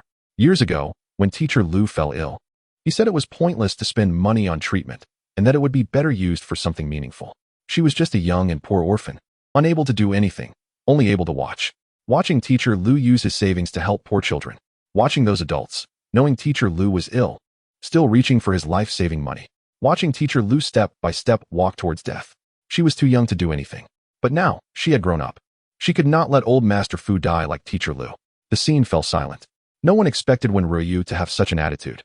Fu Jinshen felt a sense of relief inside. Wen RuanYu didn't mind his ruthlessness. As long as she didn't care, it was fine. After saying this, Wen RuanYu withdrew her gaze and looked at Old Master Fu, her cold eyes softening. "Grandpa Fu, let me accompany you to rest. These matters can be handled by Fu Jinshen." The actions of the descendants must be very distressing for Grandpa Fu, and Wen RuanYu felt heartbroken. Old Master Fu nodded. Wen RuanYu ignored everyone and helped Old Master Fu upstairs. Once upstairs, as usual, she drew water for Grandpa Fu to soak his feet. Old Master Fu kindly said, "Right. Xiaoyu, you should go rest too. I'm fine." Wen RuanYu felt a bit uneasy. She didn't want to leave, just wanted to stay by his side. Teacher Lu also always said he was fine, but in the end, it was still a problem. Old Master Fu noticed her nervousness and deliberately put on a stern face. "I'm going to sleep. I have a light sleep, and if you stand here, I won't be able to sleep." Wen RuanYu had no choice but to leave, unable to help but turn back and ask, "Grandpa Fu, you really are fine, right?" Old Master Fu nodded. "I'm fine."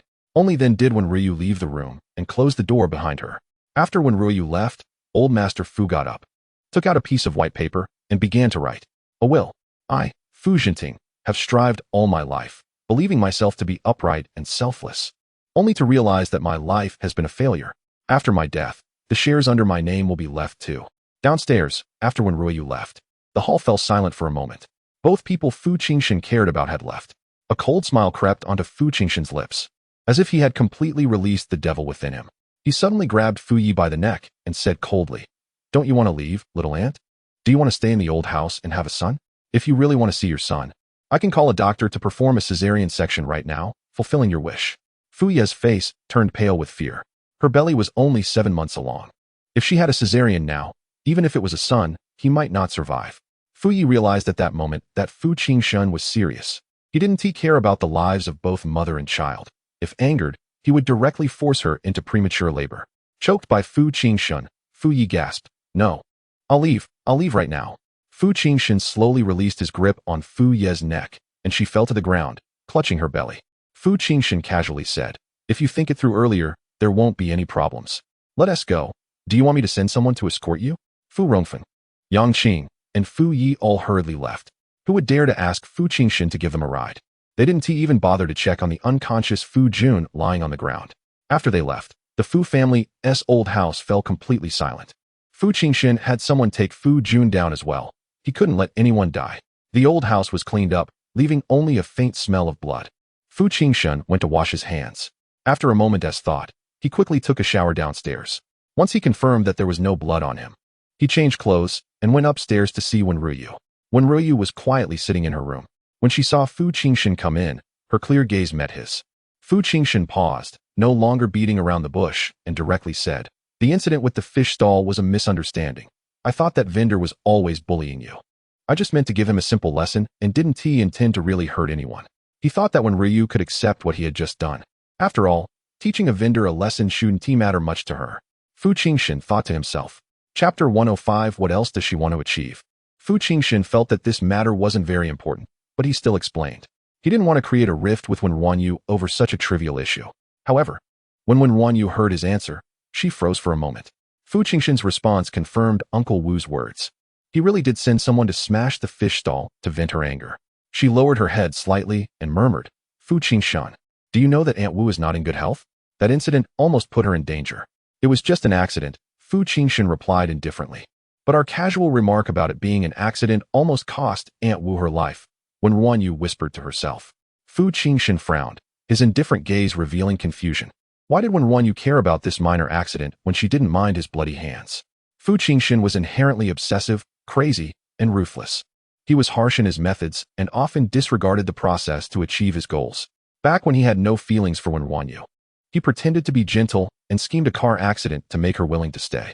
In Fu Jinshen's life, he encountered malice everywhere, so he treated the world with malice in return. He thought it was only natural. He didn't care about how others felt. But Wen RuanYu did care. When Aunt Wu almost had an accident, it was Fu Jinshen who took them to get the ambulance, and she had been grateful to him. Now she learned that the culprit behind this incident was actually Fu Jinshen. Looking at Fu Jinshen's overly calm expression, Wen RuanYu didn't know what to say for a moment. Fu Jinshen did this to vent her anger, and he also said he didn't intend to really hurt anyone. He, such a proud person, had already lowered himself to explain to her. What more did she want? Yet, Wen RuanYu felt a bit uncomfortable. Without waiting for Fu Jinshen to say anything more, she softly said, "I understand." Wen RuanYu didn't ask further and felt too dispirited to wash up. They had returned from the suburbs in the afternoon, and it was now 8 in the evening. Wen RuanYu was used to going to bed early, and after her injury, she slept even earlier.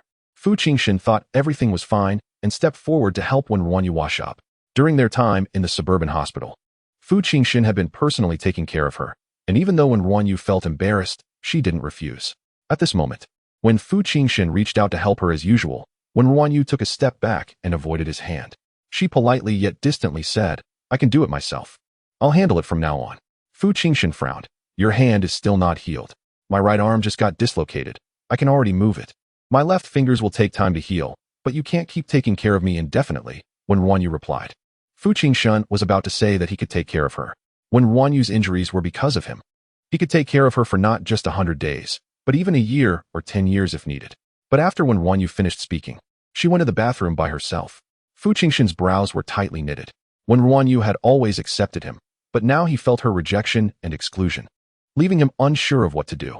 Fu Jinshen's feelings were intense and deep. When he didn't care, he wouldn't spare a glance even if someone died in front of him. But once he did care, he gave himself completely. Wen RuanYu had always accepted such strong feelings. But now it seemed she was retreating. She had witnessed bloodshed and darkness, but had never flinched. Why was she so affected by 2 insignificant vendors? Fu Jinshen couldn't understand. Shortly after, when RuanYu came out of the bathroom, looking like she didn't want to talk to Fu Jinshen, he hesitated as he went to the bathroom.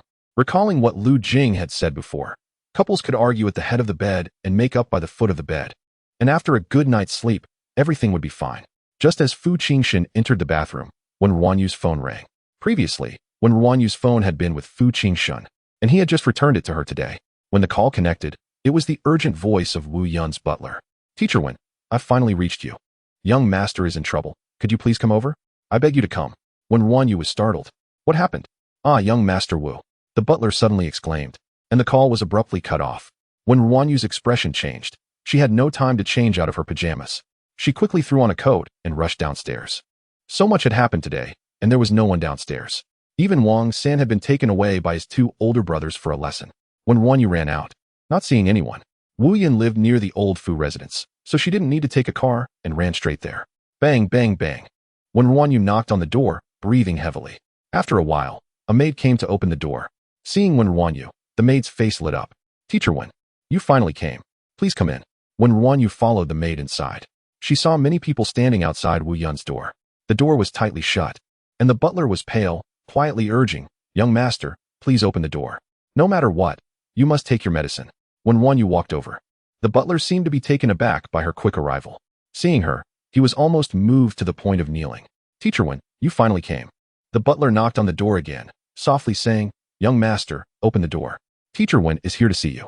In the quiet room, a loud thud was heard, like a chair falling over.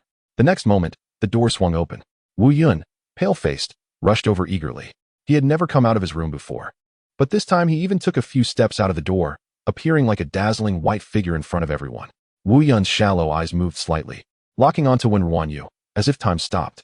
Wen RuanYu noticed that the surrounding maids were looking at Wu Yun, and she caught a glimpse of the disdain that slipped through their eyes. Her expression changed slightly, and she stepped forward to shield Wu Yun behind her, saying to the butler, what medication does he need? Give it to me. Wu Yun didn't go crazy. He gently tugged at the hem of Wen RuanYu's clothes. The sunlight and the people outside felt like monsters, but the teacher when in front of him seemed like a superhero who could defeat those monsters, making him feel less insecure and fearful. The butler seemed to finally realize, hurriedly saying, these are the medications. Wen RuanYu took Wu Yun's medicine and turned to lead him back into the room. Wu Yun lowered his head and remained silent. When RuanYu examined Wu Yun, his face was pale, his shallow eyes bloodshot, his white hair almost covering his brows, and he exuded a sense of despair, like a fallen angel. When RuanYu asked sternly, why aren't you taking your medicine? You know your body well. You should understand the consequences of not taking it. Wu Yun lowered his head even more. When RuanYu directly pushed aside the hair covering his eyes, urging him to lift his head. Their eyes met, and Wu Yun, with a hoarse voice, said, Teacher Wen, do you also despise me and no longer want to care for me? Chapter 106. The Wheel of Fortune turns faced with Wu Yun's questioning. When RuanYu shook her head.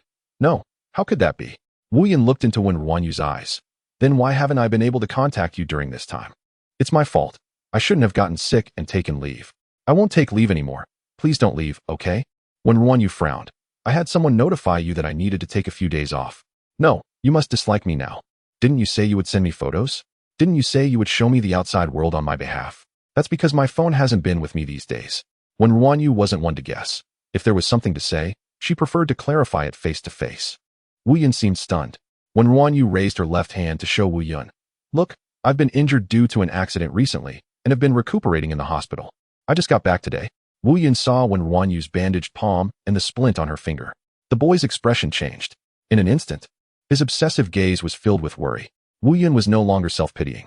His worried face turned serious, and his voice rose a few notches. Teacher Wen, what happened to you? How did you get injured? How could it be so serious? When RuanYu looked at the anxious boy and sighed. I'm fine now. The real issue is, why haven't you taken your medicine? Wu Yun lowered his head, displaying an honest expression of remorse. When RuanYu took out the medicine given by the butler and asked, how many of these should I take? And this one? Both are 2 tablets at a time.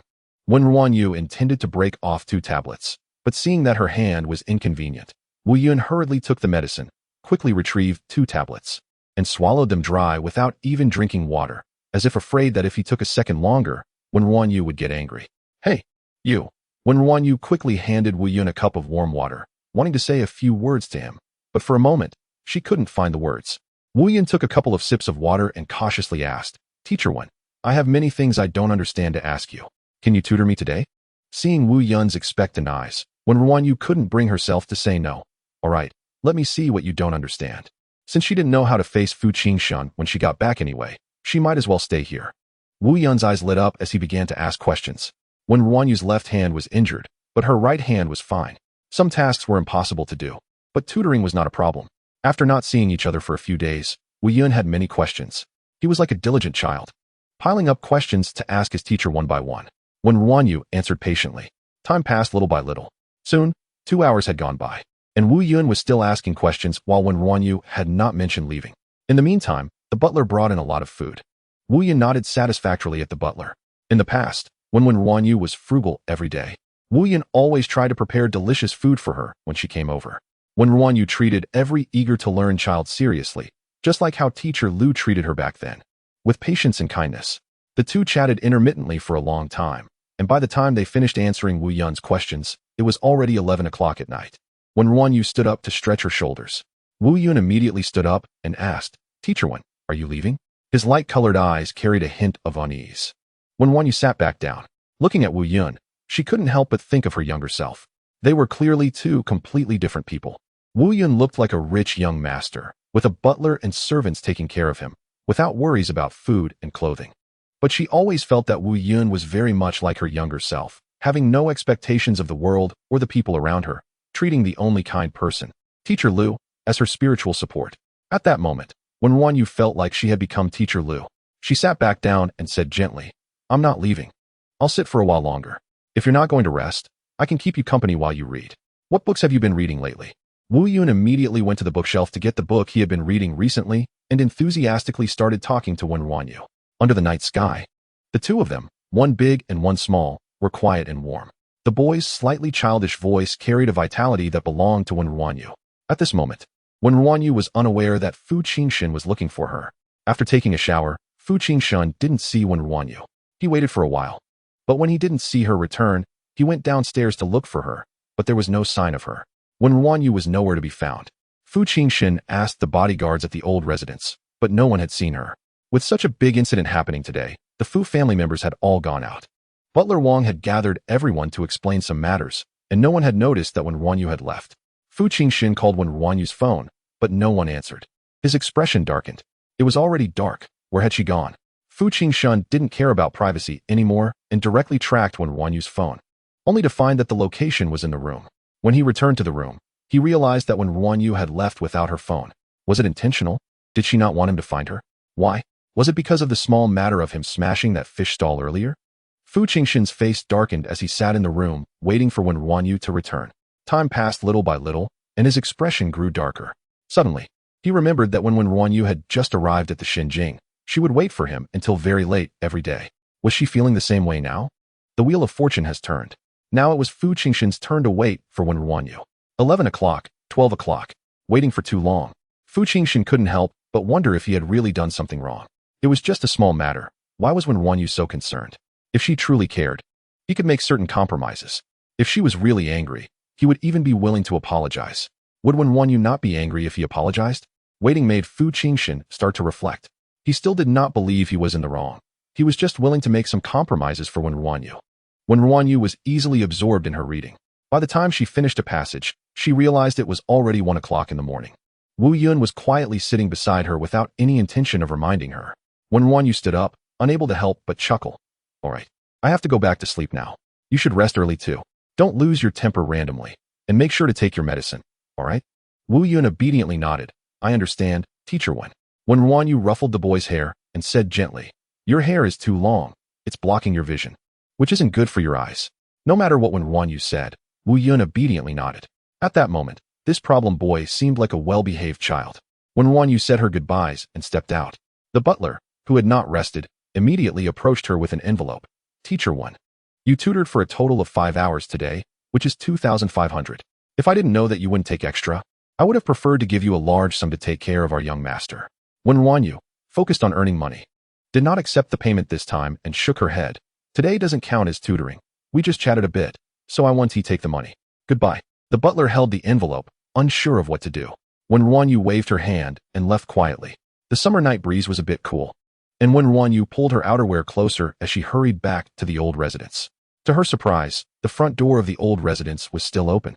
As she walked in, she saw a tall man sitting on a bench in the yard, his deep gaze directed towards the entrance. Wen RuanYu paused her steps. Why was Fu Jinshen still awake? Was he waiting for her? Chapter 107. The fiercest tone says the most cowardly words. Fu Jinshen's face was dark. He sat there like a great demon in a dim abyss, exuding a faint aura of hostility. Where did you go dressed like this? Fu Jinshen asked coldly. Wen RuanYu had rushed out too quickly after showering, not even having time to change out of her pajamas, just throwing on a coat. She casually replied, I want to see a friend. Wen RuanYu was sincere and didn't want to lie, but at that moment, she didn't want to tell Fu Jinshen about her tutoring situation. She was afraid that if something unexpected happened, Fu Jinshen would react the same way he did with Uncle Wu and Aunt Wu, doing something he shouldn't. Upon hearing Wen RuanYu's answer, Fu Jinshen's hostility seemed to intensify. Where could Wen RuanYu have gone dressed like that? Who did she meet? Wearing only pajamas after a shower was something only the closest people should see. Fu Jinshen used to not mind. To him, Wen RuanYu just needed to exist. But now, the thought of her meeting others in pajamas made him uncontrollably irritable. He stood up from the bench, radiating an overwhelming pressure as he walked step by step towards Wen RuanYu. As Fu Jinshen approached, Wen RuanYu took 2 steps back. Fu Jinshen's gaze deepened. Did she not want to get close to him? Or was she feeling guilty? He stepped closer, unable to suppress the fierceness in his heart, grabbing Wen RuanYu's wrist. What friend did you go to see? Male or female? Fu Jinshen was completely unaware that he was acting like a jealous man. Wen RuanYu frowned. You're hurting me. Fu Jinshen's body reacted faster than his thoughts, instinctively releasing his grip. In the past, when he was angry, he wouldn't let go even if he choked someone, let alone just hurting her wrist. Wen RuanYu moved her wrist, her tone cold. A friend you don't know. Wen RuanYu, we are husband and wife. You went out to see someone else at this late hour and didn't think you should explain to me? You went to see Tang Wanro last night and didn't come back until dawn. I never asked you to explain. Wen RuanYu had always been accommodating and tolerant towards Fu Jinshen. She had never been this strong before. Fu Jinshen noticed Wen RuanYu's attitude and narrowed his eyes slightly, exuding a dangerous aura. She knew Fu Jinshen was angry.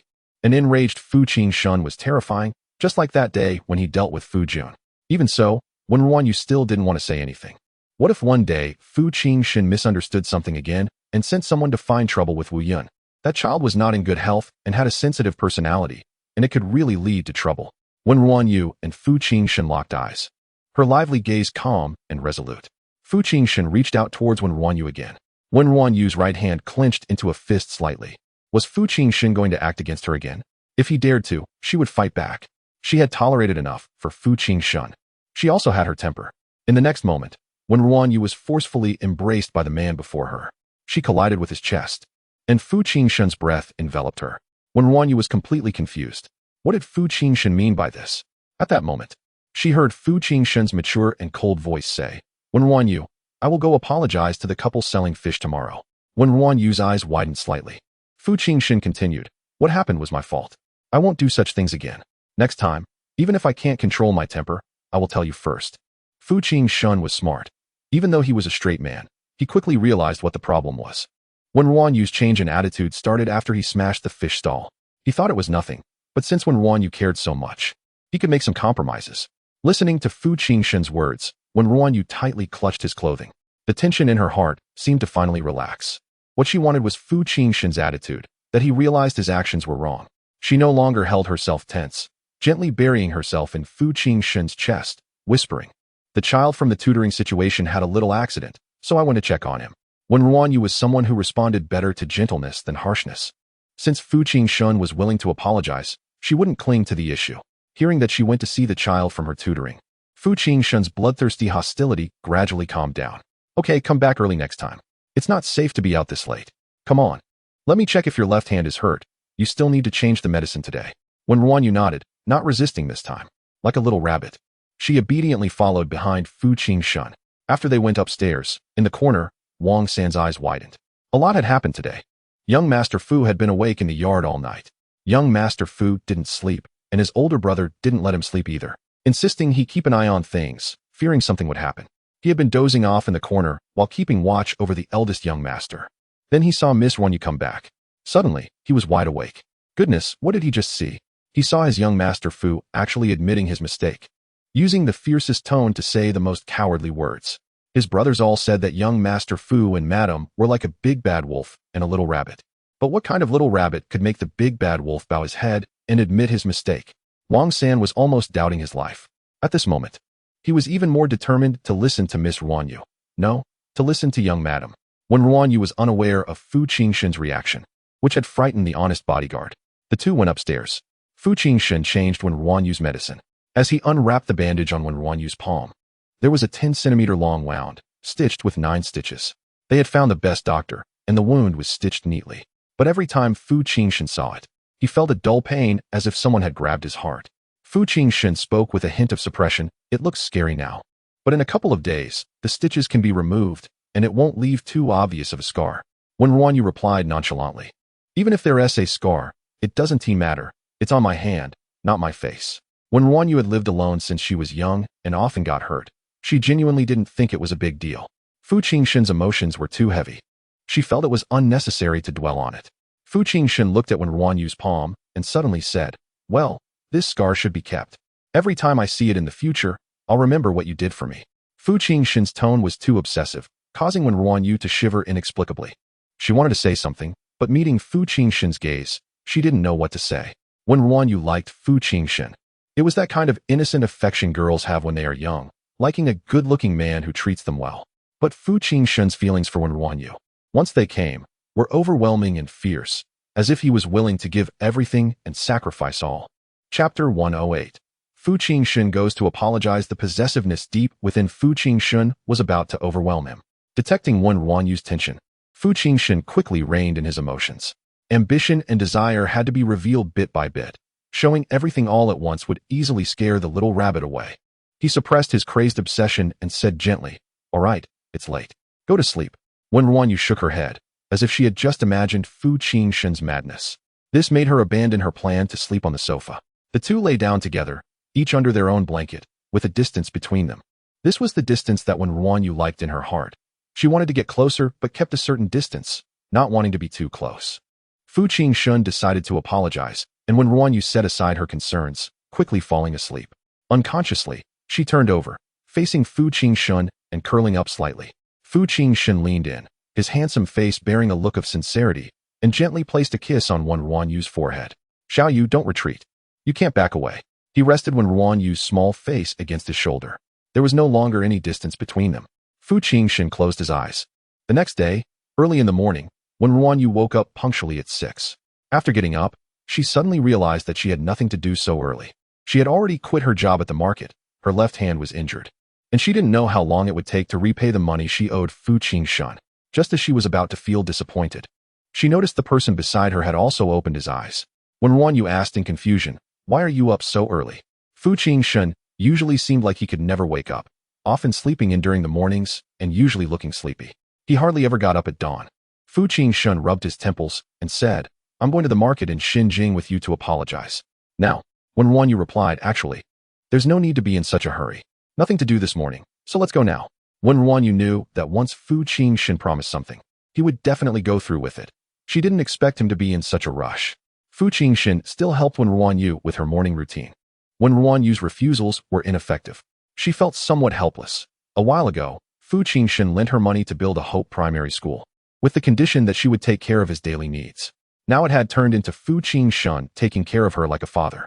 Even the clothes Wen RuanYu was to wear and how to match them were arranged by Fu Jinshen. The two went downstairs together, preparing to head to the market in Xinjiang. Neither of them planned to bring anyone along. Fu Jinshen was going to apologize, not to visit. So why bring bodyguards or assistants to just watch? However, Wang San, lacking awareness, followed along with a silly grin when he saw Wen RuanYu going out. Fu Jinshen casually said, "No need to follow." But Wang San didn't listen, confidently saying, "My second brother is back. He'll look after the old man. From now on, I need to protect the young lady." Wen RuanYu wanted to say it wasn't necessary and that she really didn't need protection. But Fu Jinshen, not knowing what he was thinking, suddenly agreed. "Then you can follow along."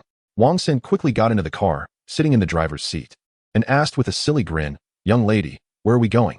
Wen RuanYu just realized that Wang San had changed how he addressed her and hurriedly said, "You don't have to call me young lady. Just call me by my name, or you can still call me Miss RuanYu like before. That's not acceptable. Young lady is young lady." Wang San was stubborn, Once he decided something, not even 10 oxen could pull him back. Fu Jinshen couldn't change it, and of course, Wen RuanYu couldn't either. Fu Jinshen seemed quite pleased with Wang San's repeated use of young lady, slightly curling his lips upwards. Wen RuanYu didn't notice Fu Jinshen's expression. She had no way to handle Wang San, and could only helplessly say, to the vegetable market in Xinjiang, "All right, young lady, sit tight, I'm driving." The car headed toward Xinjiang. It took half an hour to arrive, significantly faster than Wen RuanYu's usual bus or bike rides. When Fu Jinshen and Wen RuanYu arrived, it was still early. The fish stall had just opened, and the fish weren't out yet. Seeing Fu Jinshen, Uncle Wu's expression changed. It was as if he didn't even see Wen RuanYu, his gaze fixed intensely on Fu Jinshen. The next moment, Uncle Wu pushed Aunt Wu into the shop, ignoring her protests, and closed the rolling door. He faced Fu Jinshen alone and asked, "What are you here for? What do you want to do to us common folks?" Uncle Wu's reaction was very intense. When Aunt Wu fell ill, it was a near disaster. Uncle Wu was a good-natured person, rarely speaking harshly to anyone, but what he cared most about was Aunt Wu. When RuanYu nervously bit her lip and looked at Fu Jinshen, Fu Jinshen took a step forward, bowing to Uncle Wu under his vigilant gaze. "I'm here to apologize. I was wrong about what happened before. I'm sorry." Fu Jinshen's apology was more sincere than when RuanYu had imagined. Uncle Wu's anger faltered. How could the wealthy, high-status people ever apologize to common folks? Driving luxury cars and accompanied by bodyguards, they could solve everything with money. But Fu Jinshen remained bent over, not lifting his head. The rolling door was opened from the inside, and Aunt Wu, unwilling to let her husband face possible danger alone, came out. This time, Uncle Wu did not stop her. When Aunt Wu opened the rolling door, she saw Fu Jinshen bowing. Fu Jinshen said again, "I'm sorry. Because of my misunderstanding, I caused you losses and danger. I deeply regret this and am willing to make certain compensations." Aunt Wu, seeing the nervous Wen RuanYu beside her, quickly said, It's fine. It wasn't such a big deal. No need to go to such lengths." Aunt Wu genuinely liked Wen RuanYu and didn't want to put her in a difficult position. However, Uncle Wu couldn't get past his own feelings and said sternly, "What do you want to compensate? Just throw us a sum of money?" "Young man, not everything can be bought with money." When RuanYu became increasingly tense, Fu Jinshen had a bad temper, and she was afraid of any conflict between him and Uncle Wu. However, Fu Jinshen lifted his head, nodding with a kind expression. He agreed with that statement. Indeed, not everything could be bought with money. For instance, he once tried to use money to keep Wen RuanYu by his side for 3 years, and she had scolded him directly. So Fu Jinshen nodded and said, "You're right, not everything can be bought with money. I made a mistake and am willing to compensate. If you need me to do something, as long as the request isn't unreasonable, I will do my best to fulfill it." Fu Jinshen's apology was very sincere because Wen RuanYu needed him to be sincere.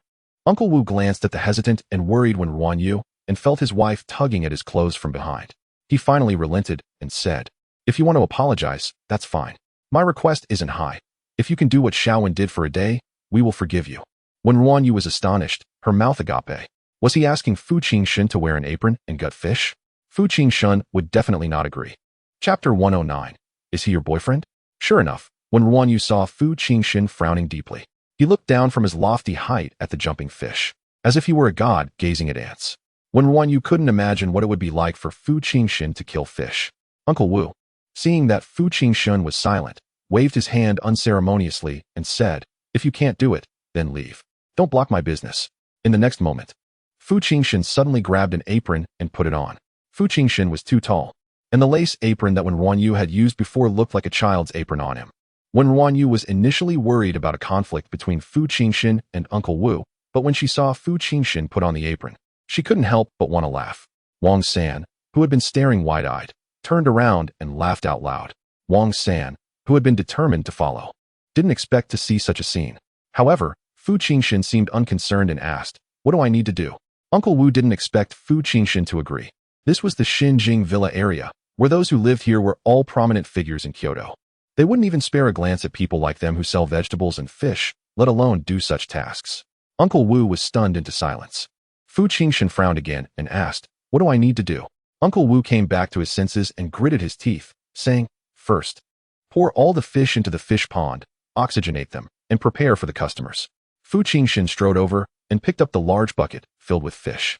When RuanYu couldn't help but run over, wanting to help, Fu Jinshen directly stopped her, saying firmly, "Your hand isn't healed yet. You can't lift heavy things." Wang San, stifling a laugh, came over and said, "I'll do it. I'll do it. Get lost, Fu Jinshen said as he lifted the bucket and poured the fish into the pond. Wang San rubbed his nose and stepped aside. It wasn't that he didn't want to help, but that young Master Fu wouldn't let him. Aunt Wu nervously tugged at Uncle Wu's clothes and whispered, "Old Wu, why don't we just let it go? I see he's sincerely apologizing. So let's not make it difficult for him." Uncle Wu still didn't relent, his face stern as he said, "What do you mean, let it go? If Xiaowen can do these things, why can't he?" Aunt Wu thought about it and didn't say anything further. Wen RuanYu also hesitated to speak. Fu Jinshen really agreed. He was dressed in a suit, looking dignified, and was going to kill fish. Just thinking about it felt surreal to Wen RuanYu. But at that moment, her gaze softened as she watched Fu Jinshen pour the fish into the pond. One fish jumped out due to the force, and Fu Jinshen frowned as he grabbed it back. Wen RuanYu had always thought of Fu Jinshen as the moon, beautiful and unreachable, like a layer of hazy, ethereal moonlight that made him feel unreal and hard to approach. But at this moment, she felt that the moon in her eyes became much more real. Fu Jinshen quickly poured all the fish into the pond, and Uncle Wu and Aunt Wu also tidied up their stall to prepare for business. Wen RuanYu thought for a moment and stood next to Fu Jinshen. The market gradually became lively. Early rising elderly people came to buy vegetables. This market was forcibly preserved by the elderly of Xinjiang. It was more about sentiment than necessity, as few residents of Xinjiang needed to buy their own groceries. "Give me a grass carp," an elderly person said to Fu Jinshen while holding vegetables. Fu Jinshen didn't move. Uncle Wu didn't step forward to help and coldly said, "If the customer wants to buy fish and you can't do it, then don't agree." Wen RuanYu also looked at Fu Jinshen. She believed that Fu Jinshen wasn't that kind of person. If he agreed, he would definitely do it. Fu Jinshen's expression was somewhat strange, as if he felt a little awkward. After the elderly person urged him again, he asked, his voice somewhat stifled, "Which one is the grass carp?" Wen RuanYu pointed to a fish swimming happily in the water and said, "This one is." Fu Jinshen expressionlessly grabbed the fish, stunned it, and began to kill it. His movements were unskilled. He couldn't even clean the scales properly, and when cutting it into pieces, he directly chopped it into chunks. Fortunately, the elderly person didn't mind. The elderly man wiped his reading glasses and took the fish, as if just seeing Fu Jinshen clearly, and smiled. "Young man, you're quite handsome. Are you Xiaowen's boyfriend?" Fu Jinshen nodded confidently, "Yes." The elderly man smiled even wider, "A match made in heaven." "Thank you," the elderly man said, joking a bit before leaving with the fish. Wen RuanYu, who was cheerful and had a good personality, had been working in the market for a while, and many vendors and elderly customers recognized her.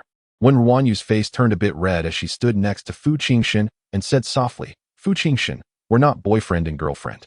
Fu Jinshen tilted his head slightly to look at her. "Didn't you say you liked me?" Wen RuanYu was stunned. "Yes." "Then I agreed." Wen RuanYu didn't react at first. By the time she realized what Fu Jinshen meant, he was already helping the next customer pick a fish. The sound of fish bones cracking came from over there, and Wen RuanYu finally understood Fu Jinshen's meaning. She liked him, and he agreed. They were indeed boyfriend and girlfriend now. She had a boyfriend. Well, she even had a husband. Aunt Wu had been sneaking glances over there. She genuinely cared about Wen RuanYu and liked her.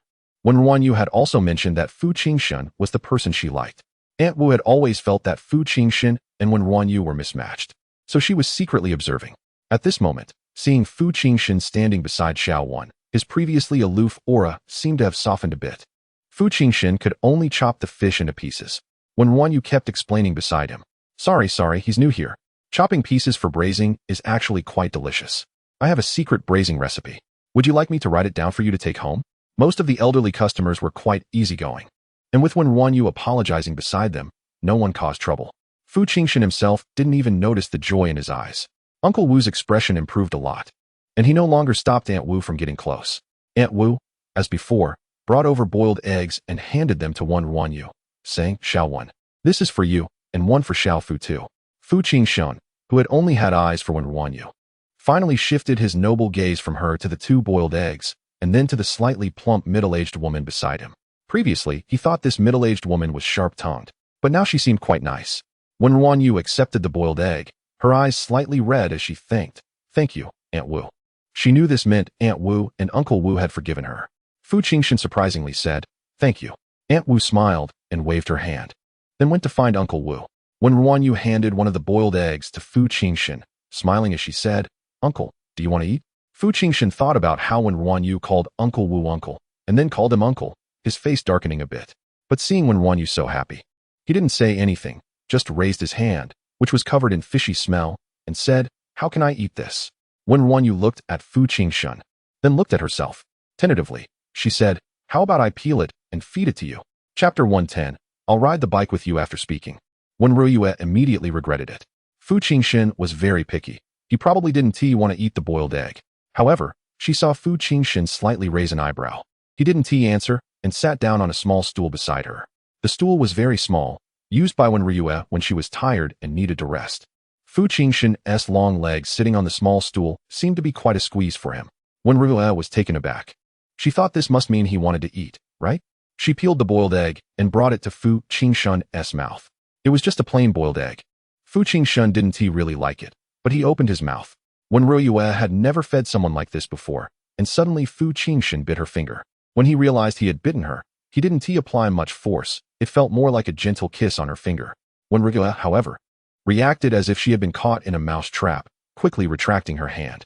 If it weren't for her unusual respect for food, she would have almost dropped the egg in shock. Fu Jinshen looked up, his gaze noble as he stared at Wen RuanYu. Her face turned red and she felt flustered. Not daring to feed him again, quickly saying, "Fu Jinshen, I remember you don't eat boiled eggs." She had taken care of Fu Jinshen before and remembered what he liked and didn't like. Little did she know, Fu Jinshen replied lightly, "I eat." Wen RuanYu could only muster the courage to feed Fu Jinshen the egg. The yolk was a bit stuck, so she thoughtfully poured him some warm water. The older sister selling roasted duck next door came over, munching on seeds, and smiled. "Oh, Xiaowen, your boyfriend is really handsome. More handsome than the stars my sister chases." Fu Jinshen stood up, like a nobleman, and politely said, "Thank you for the compliment." The roasted duck sister was quite familiar and continued to ask, "Where does the young man work?" Normally, no one would dare to ask Fu Jinshen this. It seemed Fu Jinshen was in a particularly good mood today and actually answered, "I work in management at a company." "That sounds pretty good. I've heard that big companies have good benefits." "Does the young man have a car?" "Just enough for commuting." "How about a house?" "Where's your hometown?" "The housing prices in Kyoto are too high. If you can't afford it, you can buy a house back home after making some money." "The old house is in the suburbs of Kyoto." Fu Jinshen wasn't lying. The Fu family's old residence had a very ecological environment, not in the urban area, and could technically be considered suburban. The roasted duck sister nodded. "That's fine. The suburbs aren't bad. Young people should work hard, and in the future, buying a 2-bedroom apartment in the city will be enough for you." "I see Xiaowen is also promising. She even got into Kyoto University. By the way, how old are you, young man?" 28. The roasted duck sister suddenly exclaimed, 28. That's 8 years older than Xiaowen. A bit old. She's still in college. The roasted duck sister was straightforward, having quarreled with Aunt Wu before. At this moment, Fu Jinshen's face darkened. Wen RuanYu occasionally called Fu Jinshen uncle. The reason was that Fu Jinshen initially called her little ghost. At first, Fu Jinshen disliked Wen RuanYu being a little ghost, but now, he was already sensitive about his age. Hearing the roasted duck sister's words, Fu Jinshen's face turned even darker. "It's just 8 years. Is it really that much older?" Wen RuanYu noticed this and quickly pulled Fu Jinshen, saying to the roasted duck sister, "Sister, it's okay, I don't mind." The roasted duck sister nodded. "That's true. Older men are more mature and know how to care for others." Fu Jinshen's face darkened further.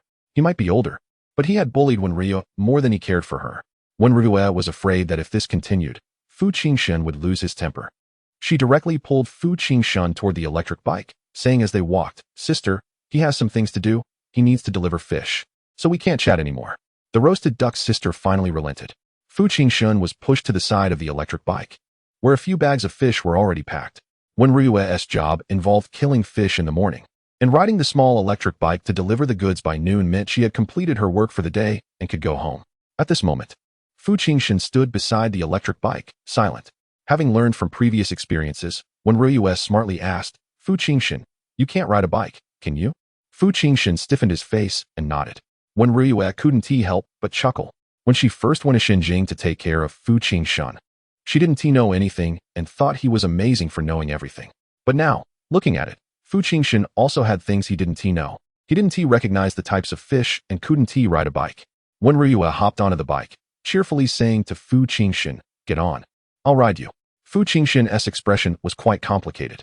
Wen RuanYu, looking eager to help, said, "Hurry up. What are you waiting for?" Fu Jinshen finally swung his long legs and sat behind Wen RuanYu after a while. Wen RuanYu reminded him, "Hold on to me. We're about to set off." Fu Jinshen's gaze flickered, and suddenly, one hand wrapped around Wen RuanYu's waist. Wen RuanYu didn't pay any attention. It was normal for the person sitting behind to hold on to the person in front while riding. Otherwise, they might fall backward due to inertia, which wouldn't be safe. The electric bike zoomed off, with Fu Jinshen holding Wen RuanYu with his left hand and carrying several bags of fish in his right hand, gaining a new experience in his life. The bright wind was no longer blocked by the car windows. It blew against his face, as if the irritability in his heart had dissipated a lot. Wen RuanYu asked while riding, Fu Jinshen, which district should we go to first? The third district. That day, the residents of Xinjiang were stunned. That young master from the Fu family, Fu Jinshen, the big boss of Kyoto, actually came to deliver fish to them. The market people didn't recognize Fu Jinshen, but the residents of Xinjiang all knew him. Was the sky falling, or was the earth sinking? How could such a thing happen? Was this a big shot experiencing life? Those who saw Fu Jinshen all doubted whether it was an illusion. Wasn't he that Fu Jinshen? Wasn't he that just someone who looked like Fu Jinshen? Wang Xin drove behind at a distance, his honest face unable to smile. He now doubted whether this Fu Xiao was a fake. Where did that Fu Xiao go who could kill him at any moment? After delivering the fish, Wen RuanYu took Fu Jinshen back to the market. Fu Jinshen walked in front of Uncle Wu and calmly said, I've completed the tasks you asked me to do. Uncle Wu looked at Fu Jinshen with a kinder expression. Then I'll keep my word. We'll let bygones be bygones. Xiao 1, if you want to continue working, I agree. Fu Jinshen directly said. No, she can't continue working here. Fu Jinshen was accustomed to speaking in a commanding tone. Wen RuanYu quickly pulled him away. Fu Jinshen's words easily offended people. Today was the third time Wen RuanYu had pulled Fu Jinshen away.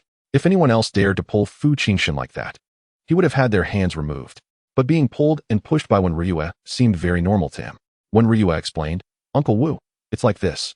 I injured my hand a bit and need some time to recover. I'll also be starting school soon, so I want to continue working here. I'm really grateful for your and Aunt Wu's care during this time. I'll come to visit you in the future. After speaking, Wen RuanYu bowed. Uncle Wu helped her up, patting her shoulder. I know you're a good child. Don't take the previous matters to heart. Just focus on your studies in the future. Wen RuanYu replied emphatically, her face breaking into a radiant smile. Fu Jinshen looked at Wen RuanYu beside him. He had apologized and received forgiveness. Would the little one not distance herself from him anymore?